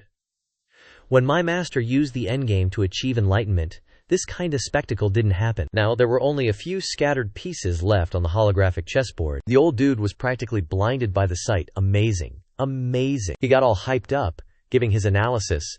This chessboard is focused on the eye of life position, forcing you into a relentless struggle, wearing you down to death. Then he looked back at the magic chessboard. But this young man's calculating the whole game, the whole board. Ru Yi glanced at Mochi. Cheer, do you think Mr. Ye can solve it? Mochi didn't even blink. Her gaze was intense. It's not a question of, can he? Chang Qing bowed his head, eyes closed, totally focused. Just then, his eyes snapped open, his restless fingers twitched, drawing some kind of special symbol in the air. Finally, Chang Qing placed his last piece down. Chang Qing had quietly ended the game. Mochi was completely shocked. He'd solved it. The endgame diagram fluttered in the wind and gently landed, and a mystical voice echoed out, "Descendant, congratulations! You have successfully solved the endgame I left behind." Suddenly, the diagram flew back up high. "This also means you are worthy of inheriting my legacy." Chang Qing below was blushing, totally stoked. Here it comes. This is the reward for solving the ancient endgame, right? Thinking that, he reached out, ready to grab his awesome prize. He was smug, chill, eyes closed, arms open wide, ready to receive. "Come on, I'm ready. Gift me, O chess god." The endgame diagram floated gently in the air, a strange, new kind of power forming above it. That power instantly shot into his body. The endgame diagram, having transferred its power, fell to the ground, becoming just another lifeless piece of paper. Chang Qing had no clue what was going on, still striking that weird pose, leaving the surrounding onlookers baffled and helpless. Mochi glanced at Bing Xin, her voice a bit hesitant. "Mr. Ye, what's happening here?" Bing Xin was confused, her cheeks flushed with embarrassment as she explained. I don't know. Maybe he's trying to show respect for the ancient chess game's remnant." After waiting for ages, but not getting what he wanted, Chang Qing quietly opened his eyes. He was pissed, his face full of disappointment. What the heck, where's the inheritance? Chang Qing angrily swatted away the piece of paper, showing his displeasure. "Are you kidding me?" Bing Xin shyly stepped closer to him. "Mr. Ye, are you alright?" Chang Qing realized he was overreacting a bit, so he gave a sheepish smile. I'm fine. He pondered silently, thinking about jigsaw puzzles.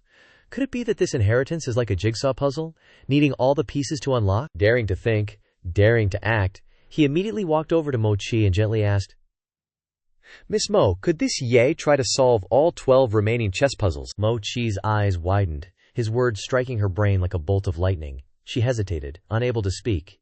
You want to continue solving them," he replied with full confidence. "That's right." Behind him, there was a lively discussion. Does this young man want to continuously solve the chess puzzles? The person next to him replied quietly, "Young? He's a grandmaster of chess." An elder beside him frowned and praised. "It's the first time someone has said they want to solve all the puzzles. Brave." Back then, Xuanji exhausted a lot of energy trying to solve the puzzle. Mochi looked at his contrasting appearance and thought of his master. Before, My master just tried to solve one piece, and he exhausted all his energy, so tired that he couldn't get up. Chang Qing saw the strange expression on her face and asked, Miss Mo, is something wrong? Mo Chi heard this, and gave a forced smile, hurriedly turning away. No, wait a moment, I will get it for you immediately. After speaking, she quickly left. And Ru Yi behind her saw this, and turned, and left in another direction. As soon as she turned around, her attitude changed immediately. She smiled slyly. Mr. Yi is indeed a genius. I must report to the sect leader immediately. Ru Yi reached out her hand, revealing the piece of jade pendant in her hand, shining with mystery. Outside this massive tower, there appeared a beautiful blue halo. But it was also full of illusion. The halo twisted and flew to the highest floor, at Feng Gezhu, at this time, right on the top floor. Li Zhao held a cigarette in her hand, and the other hand held a jade pendant exactly the same as Ru Yi's, like a communication tool. The thing in her hand rang with a familiar voice. Sect leader, sorry to bother you while you were resting. She put the cigarette to her lips, and took a refreshing puff. The smoke was quickly exhaled, creating a beautiful curve. Ru Yi, what's the matter with the sound transmission at this time? Ru Yi received the order and reported respectfully. Reporting to sect leader, just now a young gentleman solved an ancient chess game remnant guarded by Mo Chi in less than an hour. Ru Yi stood outside, in a place where no one noticed, because everyone was focused on his chessboard. She secretly reported the news to the other person. Now I want to try to solve the remaining 12 pieces. Li Zhao's eyes were extremely sharp, and somewhat shaken. Oh, you said he wants to continuously solve all the ancient chess puzzles. On the other side, Ru Yi replied, That's right. Li Juju calculated something, then curled her lips and said to Ru Yi, You can let him try, I want to see if he has this ability. Ru Yi heard this and replied respectfully, This subordinate understands. Li Zhao was calm, holding a cigarette in her hand, quietly admiring the beautiful scenery outside the window. She secretly calculated in her heart, The person people have been looking for has finally appeared today. Over here, Mo Chi brought all the ancient chess pieces and piled them up in front of it. She looked at him seriously, pointing to it. Mr. Ye, Kipu. The remaining 12 ancient chess puzzles are all here. Chang Qing smiled and nodded slightly. Thanks a bunch. Saying that, he quickly opened the first box. The precious wooden box popped open, revealing sparkling, radiant immortal energy inside. Chang Qing glanced over from above, full of curiosity about what was inside. An ancient endgame puzzle was taken out, and naturally, the difficulty of this thing was increased quite a bit. Chang Qing stilled his mind and tightly closed his eyes. A materialized chessboard appeared behind him. 3 key passed, time ticked by. Chang Qing was serious and quiet. He pinched a chess piece in his hand and immediately put it down. Immortal energy manifested around the chessboard, surrounding his fingers, light engulfing the entire room. He had conquered this ancient endgame puzzle too. Mo Chi stared in disbelief. He actually solved the second board, and even faster than the first one. The onlookers couldn't help but marvel at his talent. This guy is seriously OP. Chang Qing glanced at the chessboard below and mused. This one seemed a bit easier than the last one. The ancient endgame puzzle floated up. Descendant, congratulations on successfully solving the puzzle left behind by this old one. This also means you're qualified to receive my inheritance. Chang Qing was full of anticipation. This time, it's gotta be some good stuff, right? Just like last time, the ancient endgame puzzle floated up, creating a massive surge of power, and merged into his body. Chang Qing looked at the ancient endgame puzzle below, scratching his head in confusion. Why is it still the same as before? Bing Xin had been supporting and encouraging him from behind all this time. During the match, Chang Qing was feeling quite down because he didn't get the rewards he wanted, so he came up with a plan. How about we try someone else? The wooden box containing the next ancient endgame puzzle was quickly opened by Chang Qing. It was another chessboard, which looked pretty easy to Chang Qing. He quietly and smoothly arranged the chessboard with his hand. Suddenly, Chang Qing looked towards Bing Xin, an idea popping into his head, and he gently called out, Miss Yan? Bing Xin heard this, and slowly approached at his beckon. Young Master Ye, what are your instructions? Chang Qing had already stood up and left the competition area. Abruptly, Chang Qing pointed towards the chessboard. Bing Xin looked over in confusion. Chang Qing pointed to the empty spots on the board, not letting her wait, and quickly said, See this position? After saying that, he looked at Bing Xin and began to instruct. Put a white piece in that spot. Bing Xin was stunned, pointing to herself, trying to confirm the truth. Ah, Chang Qing smiled gently and nodded.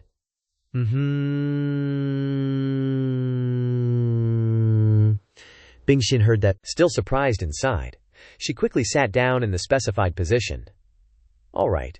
Her small, slender hand slowly picked up the chess piece. Bing Xin was scared, stiff, her eyes half closed, trying to suppress her fear, placing the chess piece in the empty spot he pointed to. The aura of spiritual intent emanating from the chessboard was so immense that she didn't dare to touch it. The hand gripping the chess piece trembled non-stop, showing how scared she was at this moment. Mo Qi witnessed this and couldn't help but worry anxiously for Bing Xin, shouting, "Ninth princess, be careful." The chess piece in her hand was quickly placed down. At this moment, many rays of light burst out from the surroundings. At this moment, a power formed and surrounded the chessboard. The ancient endgame puzzle appeared above, parallel to the chessboard. "Descendant, congratulations." The ancient endgame puzzle approached, appearing in front of her to announce the reward. "You have successfully solved the puzzle left behind by this old one. This also means you are qualified to receive my inheritance. I left a strand of my primordial spirit in each endgame puzzle, and today I pass on the limitless star art to you." A type of magical light appeared around the ancient endgame puzzle. That power immediately surrounded Bing Xin, causing her, whose cultivation was not high, to be extremely astonished. This is. Bing Xin couldn't help but be moved by Chang Qing, and she secretly thought happily, "Mr. Ye asked me to place the chess piece. Turns out he intended to bestow such a rare opportunity upon me." Bing Xin seriously accepts this reward. This cultivation technique, when mastered, can move mountains and seas, and make the wind bend the grass, but it requires nascent soul cultivation to practice. I'll pass the mental cultivation method to you first. Remember to engrave it in your heart. The ancient chess game slightly stirred, then began to emit a familiar energy. Bing Xin stared blankly at that thing. The ancient chess game disappeared from everyone's sight. Chang Qing beside her was dumbfounded because everything happened so suddenly. Bing Xin suddenly knelt down on the ground at this moment. Clasping her hands in a salute, she bowed her head before Chang Qing and said loudly and clearly, "Bing Xin thanks Mr. Yi for bestowing such a great opportunity." Chang Qing was surprised to hear these words, his eyes widening. Witnessing everything before his eyes, Mo Qi was stunned.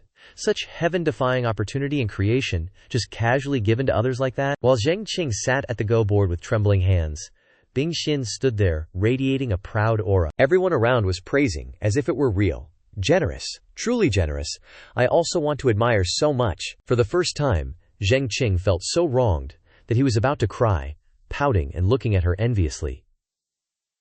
Others can obtain inheritance, but I can't. Is it because I don't have spiritual roots? Unable to accept this fact, he was so angry that his eye sockets turned white, his lips tightly bitten until they were about to bleed. He clenched his hands, as if restraining himself. Chang Qing was trying to restrain himself from flipping the go board because he was so salty.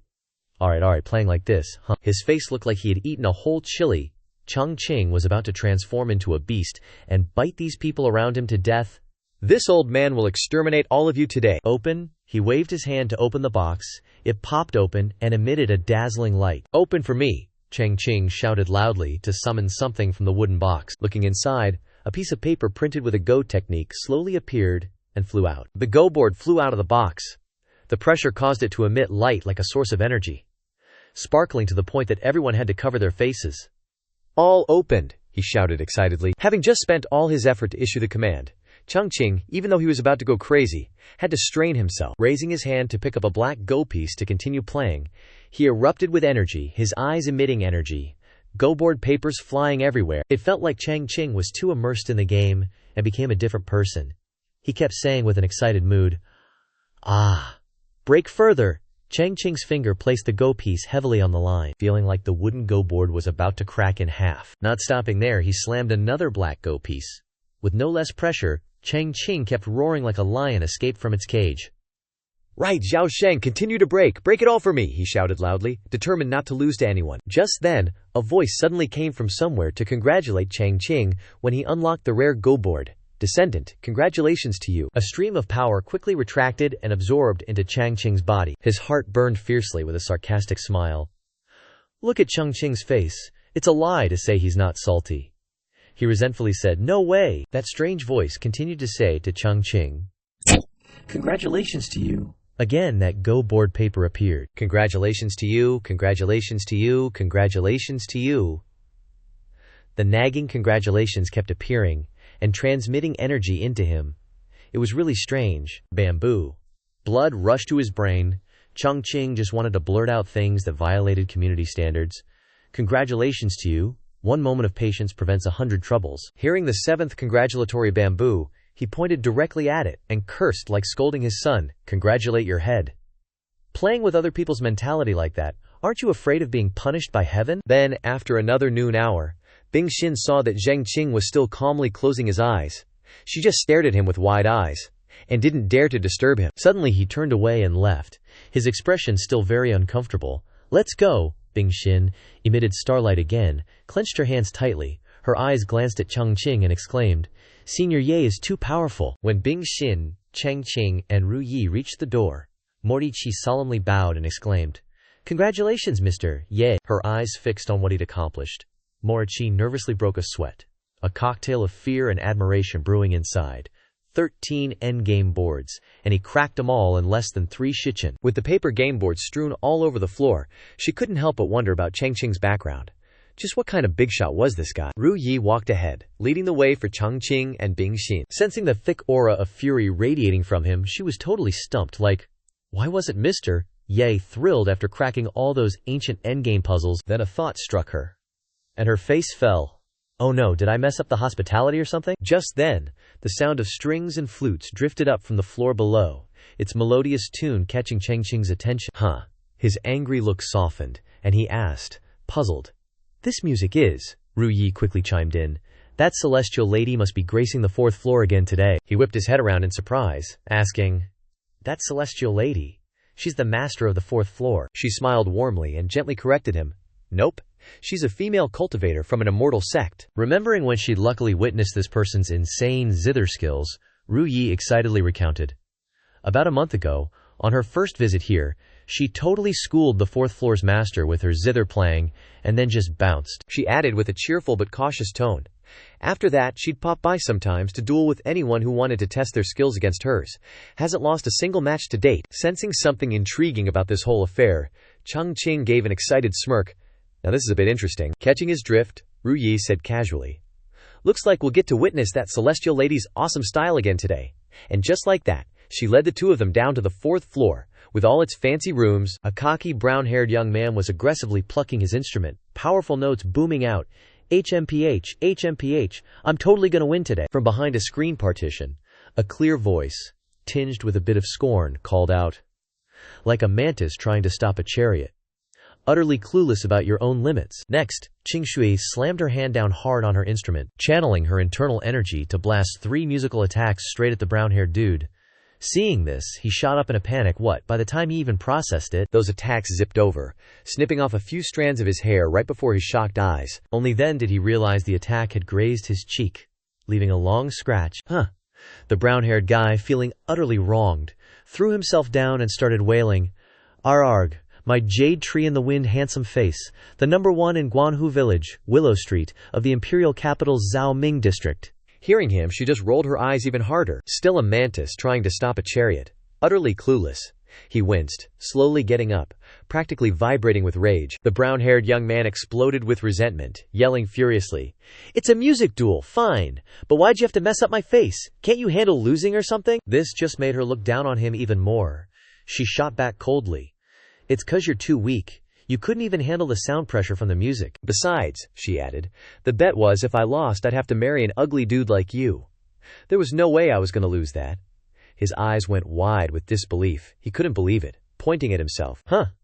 Just then, Chang Qing casually strolled over, cutting into their squabble. "Whoa there, even if you win, no need for personal attacks on looks, right?" The brown-haired guy whipped his head around, annoyed, sizing up Chang Qing, who just offered an awkward chuckle. Chang Qing continued, "I think this brother here looks, well, just barely presentable." The brown-haired guy exploded. "HMPH, you little punk. Stop with the snide comments. If you're so great, why don't you try?" Chang Qing walked over, clapped him on the shoulder, and said breezily, "Hey now, don't jinx it, but I actually am pretty good." Then, he respectfully cupped his fists and carefully proposed, "Milady, might this humble one have the honor of a match with you?" Without missing a beat, she replied instantly, "No need, I concede." The moment she said that, everyone was floored. Chang Qing asked, surprised. Why, the brown-haired dude was just plain gobsmacked. He jabbed an angry finger at Chang Qing's face, then roared at the screen partition, "On what grounds, seriously, what grounds? He just waltzes in, and you throw in the towel." As the folding screen slowly opened, she calmly said in a relaxed tone, Because Grandmaster Ye is the greatest in the world in my heart. Qing Shui gracefully walked forward, appearing before everyone with a pure and refined appearance like a lily. Outside, peach blossoms bloomed vibrantly on the branches, while inside, cups were filled with fragrant tea. The four of them sat comfortably around the round table. In the quiet atmosphere, Chang Qing cheerfully exclaimed, "I found the music familiar when I first heard it. Turns out it's really Miss Qing Shui." She smiled sweetly and said, "Thank you, Mr. Ye, for remembering. Qing Shu recognized you as soon as you spoke." Seeing her cheerfully chatting with him, Ru Yi felt a hint of doubt in her heart. This fairy, incredibly skilled in music, usually had a proud personality but was so humble now. Ru Yi stared at Chang Qing, lost in thought. Just what is the identity of this Mr. Ye? At this moment, he raised the question that had been bothering him. Why has Miss Qing Shu come to the imperial capital after all these days? She blushed slightly and nodded, recounting, "The reason I came." Then the scene shifted back to the past, where Ji Tian seriously mentioned some information. According to reliable sources, Senior Ye is preparing to depart for the royal capital. Old man Kuai Zihe chuckled. "Finally, it's our turn to increase our impression points in front of Senior Ye." Ji Tian excitedly assigned her a task. "Qing Shui, go to the Qingfeng Luo Yue Pavilion in the imperial capital's Great Yan first, and wait for him to arrive. You absolutely must give Senior Ye a great experience." She nodded in agreement, and he leaned in to offer her a brilliant plan. "But we have to do it naturally, so the senior doesn't feel bothered," she replied with a sly smile. "Understood."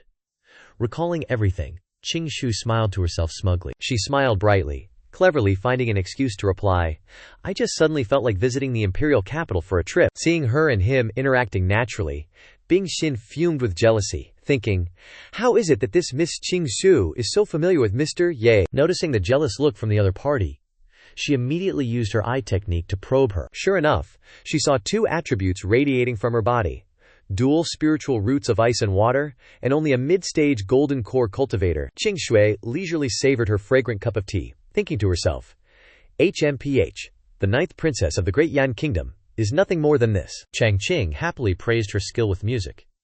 "Judging from your playing just now, it seems your Dao of musical rhythms has improved." Praised, she blushed bashfully like a flower just beginning to bloom. "Grandmaster Ye overpraises me. If possible, I still hope you can give Qing Shui some pointers. To hear your guidance would be Qing Shui's greatest honor." Bing Xin chimed in sarcastically. "Indeed, this elder sister's music is all right, but it's still not even 1/10,000th of Mr. Ye's." Being called elder sister, she got angry, her eyebrow twitching slightly. Elder sister Qing Shu's fury flared up, her hands clenched into fists, glaring and gritting her teeth, secretly cursing in her heart. "You little brat, you called me elder sister." Chang Qing coldly interrupted Bing Xin. "What Miss Yan said is wrong," he calmly explained to her. "Although my level is a little higher than Miss Qing Shu's, in academics there's no number one, and in martial arts there's no number two. As long as you have the intention, that's enough." Immediately afterward, Qing Shu grabbed his hand, putting on her most beautiful appearance, and flattering him gently. "That's right, so Qing Shui is willing to have a spiritual connection with Mr. Ye." Hearing this, Chang Qing smiled as bright as a flower, scratching his head shyly. "All right, if Miss Qing Shu has said so, then I'll show you a little bit. Hee hee." Time passed quietly, and a cool breeze gently swayed the peach blossoms. He slowly walked down the steps, heading toward the zither. Then he sat down on the soft cushion. Bing Xin and Qing Shui stood behind him with gloomy faces. These two really couldn't stand each other. Their eyes met and shot sparks immediately. They were secretly competing, one sneering with disdain at the other. "You're definitely gonna lose, little junior sister." Bing Xin gritted her teeth, thinking angrily, "HMPH, senior sister, don't jump to conclusions too soon." Chang Qing gracefully raised his hand, preparing to begin, his face calm. Chang Qing's fingers moved elegantly over the strings of the zheng, and the fragrance swirled around, creating a scene like a heavenly paradise. The space of the room was enveloped by the gentle sound of the music. He continued to sit there, his body radiating beautiful energy, while both Bing Xin and Qing Shui stood on either side, immersed in the melody Chang Qing created. But it wasn't just inside the hall. Those melodies spread far and wide. They ran throughout the streets, especially the sound reached the imperial city's fair, the most crowded area of the city. With such wonderful music, the people didn't hold back their praises. A brown-haired man in red clothes commented, "This music is so peaceful. Hearing it makes my heart feel calmer." A man in brown clothing agreed wholeheartedly. My cultivation seems to have improved a bit too." Recognizing that the beautiful carriage came from that tall building, more and more people came to listen. "The music seems to be coming from here," carefully observing each sound emitting golden light. Sparkling, even strangers passing by had to admire. Truly divine music. Inside, Ru Yi couldn't help but compare in her heart, originally thinking that Qing Shui's zither skills were 1 in a million. But, unexpectedly, in front of Yeshan Sheng, she was just a tiny spark compared to the bright moon.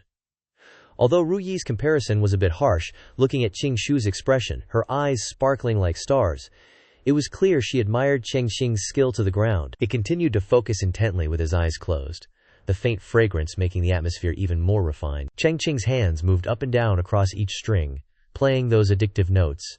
In that peaceful space, Qing Shui and Bing Xin clasped their fingers together, focusing on refining their spiritual power. Seeming to have achieved success, she looked cheerful and excited.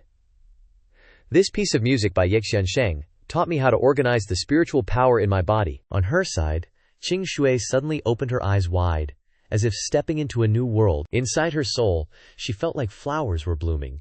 Taking a leap to the 9th heaven, Qing Shui floated in thought. "After hearing this piece, not only has my realm increased, but my state of mind seems to have become clearer. But everything has its limits."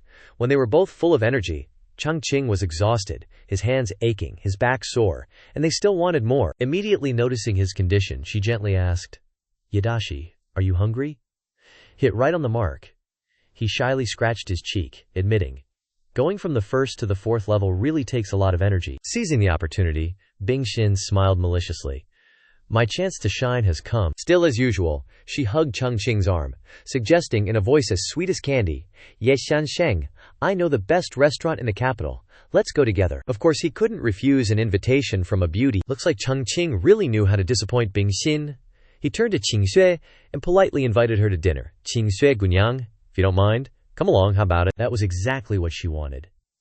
Qing Shu was so happy she was practically glowing, flowers scattering everywhere as she agreed. "Since Yadashi has invited me, there's no reason for Qing Shu not to go." Right next to her, Bing Xin could only sulk and hide her jealousy. Unable to chase her away in front of him, she had to use her eyes to hint her away. "I just want to have a meal alone with Yeshan Sheng. What are you doing here?" She wasn't going to back down, folding her arms and smugly retorting, "Then you go tell Yadashi and see if he says you're being petty." Tit for tat, sparks flew between their eyes. Chang Qing had already slipped away from that spot, calling out to Bing Xin and Qing Shu from afar, "What are you two doing? Let's go! The weather outside is so beautiful." Blue skies with many clouds, cherry blossoms falling from above, the sound of birds singing, and the image of the towering building. Truly a breathtaking scene. Down below, Wang Mo, Ru Yi, Xi Yu, and Mo Qi all respectfully bowed to see him and Bing Xin off. "Yeshan Sheng, please take care." Watching the carriage carrying Chang Qing and Bing Xin leave, Ru Yi asked her sisters for their opinions. "Did everyone hear the music just now?" Shi Yue was the first to smile and praise. Not only his zither skills, but Yeshan Sheng's comprehension and artistic realm are also extraordinary. Mo Qi also crossed her arms and nodded. His level in the Tao of strategy is also beyond the reach of ordinary people. Wang Mo playfully clasped her hands in admiration. His calligraphy skills are also unparalleled. After listening to all the flowery words from the girls about Chang Qing, Ru Yi nodded with satisfaction. "Looks like we're all on the same page." Ru Yi turned to Shi Yue, who nodded in agreement. Of course, Mo Qi and Wang Mo were on board too. Without even a signal, all four pulled out their talismans. They formed a symbol that glowed. No one knows what they're summoning. As they simultaneously respectfully invited their masters to descend, a wave of energy enveloped all four, shining blindingly. As soon as they finished speaking, it exploded, and the surrounding trees and the ground shook violently. No idea what power this is, but Mo Qi immediately knelt down respectfully. Ru Yi, Wang Mo, Shi Yue, and Mo Qi all bowed before a woman with emerald hair and green clothes appeared. After that surge of energy, they spoke again. "Subordinates greet the masters." The woman just chuckled, a smug and satisfied one. "Seems like you've already done the preliminary assessment for me." Standing with aloof arrogance, holding a smoking pipe, that's the mistress of the Qingfang Luo Yue Pavilion, Li Zhu, she asked bluntly, "Where is that man who can only belong to me?" Meanwhile, in the royal capital, Qing Shu, Chang Qing, and Bing Xin had arrived at a restaurant. She eagerly introduced, "Master Ye, this is the best restaurant in the royal capital." Looking at the restaurant's sign, he raised his head and praised, "Sui Jian Lu. Not a bad name. Seems like the owner here is quite knowledgeable." The three entered inside. The restaurant space was indeed very spacious, and it was also beautiful and luxurious. From the other side, a man wearing brown clothes and a beret, with a beard and a friendly smile, greeted them. "Welcome, welcome, he's the manager of the Drunken Immortal Pavilion, named Chang. Seems like a familiar place," Bing Xin immediately requested. "Manager, we want the best private room." They hit the jackpot. He excitedly gestured towards the stairs. "Of course, please come upstairs." Without further ado, Chang Qing stepped up to the upper floor. The upper floors of the Drunken Immortal Pavilion were indeed not bad. He stepped forward, while Qing Shui and Bing Xin followed behind. Cheng pointed to a room to the side. "This way, please." He turned to the three of them and said with pride, "Ladies and gentlemen, this is the #1 private room in our Drunken Immortal Pavilion." The room had perfect lighting, a quiet atmosphere, decorated with greenery and sunlight from the windows. As he continued to enthusiastically introduce the room, not only was it carefully decorated, but even the furnishings were all top-notch. In the middle of the room was a table. Every decorative detail was extremely pleasing and exquisite. Indeed, a good room, can't fault it. If you compare it to the rooms in the royal palace, it's pretty much neck and neck. Stepping into the room worth every penny, he nodded in satisfaction. Indeed, not bad. Suddenly, Chang Qing turned to Bing Xin and called out her name, Yan Gunyang. He looked at them, clasped his hands behind his back, and politely invited, "Since I came to the royal capital, I've been taken care of by you. Let me treat you to this meal as a show of gratitude." But with Bing Xin's temper, she immediately refused loudly. "Master Yi is a guest of Great Yen, how can we let you spend money?" Actually, Bing Xin with that identity has her own reasons. She worried in her heart. "If my royal father knows that I let Master Yi spend money, he will definitely scold me." In contrast to her, Qing Shu respectfully clasped her hands in agreement. "Then thank you, Great Master Ye." Qing Shu was respectful as if following orders. This action of hers made Bing Xin's jaw drop in shock and anger. But then Chang Qing laughed heartily, full of satisfaction. "That's how it should be." Qing Shui Gunyang is still understanding. Waving his hand slightly to signal the person behind him, he said, "Manager, bring the menu here." Chang immediately replied, "Yes, sir." Only Bing Xin's inner self plummeted to the bottom of society, kneeling down and bursting into tears of self-pity like an abandoned child. Consumed by envy, Master Ye actually praised her. Just standing there watching Chang Qing's excitement, Qing Shu pondered the situation. A man actively paying is to show his strength. At this time it is absolutely impossible to refuse, otherwise it will make the other party lose face. She had to admit that she had thought very carefully. Glancing at the little brat who could only silently endure crying in her heart, Qing Shu sneered smugly, "Little girl, you still have a lot to learn."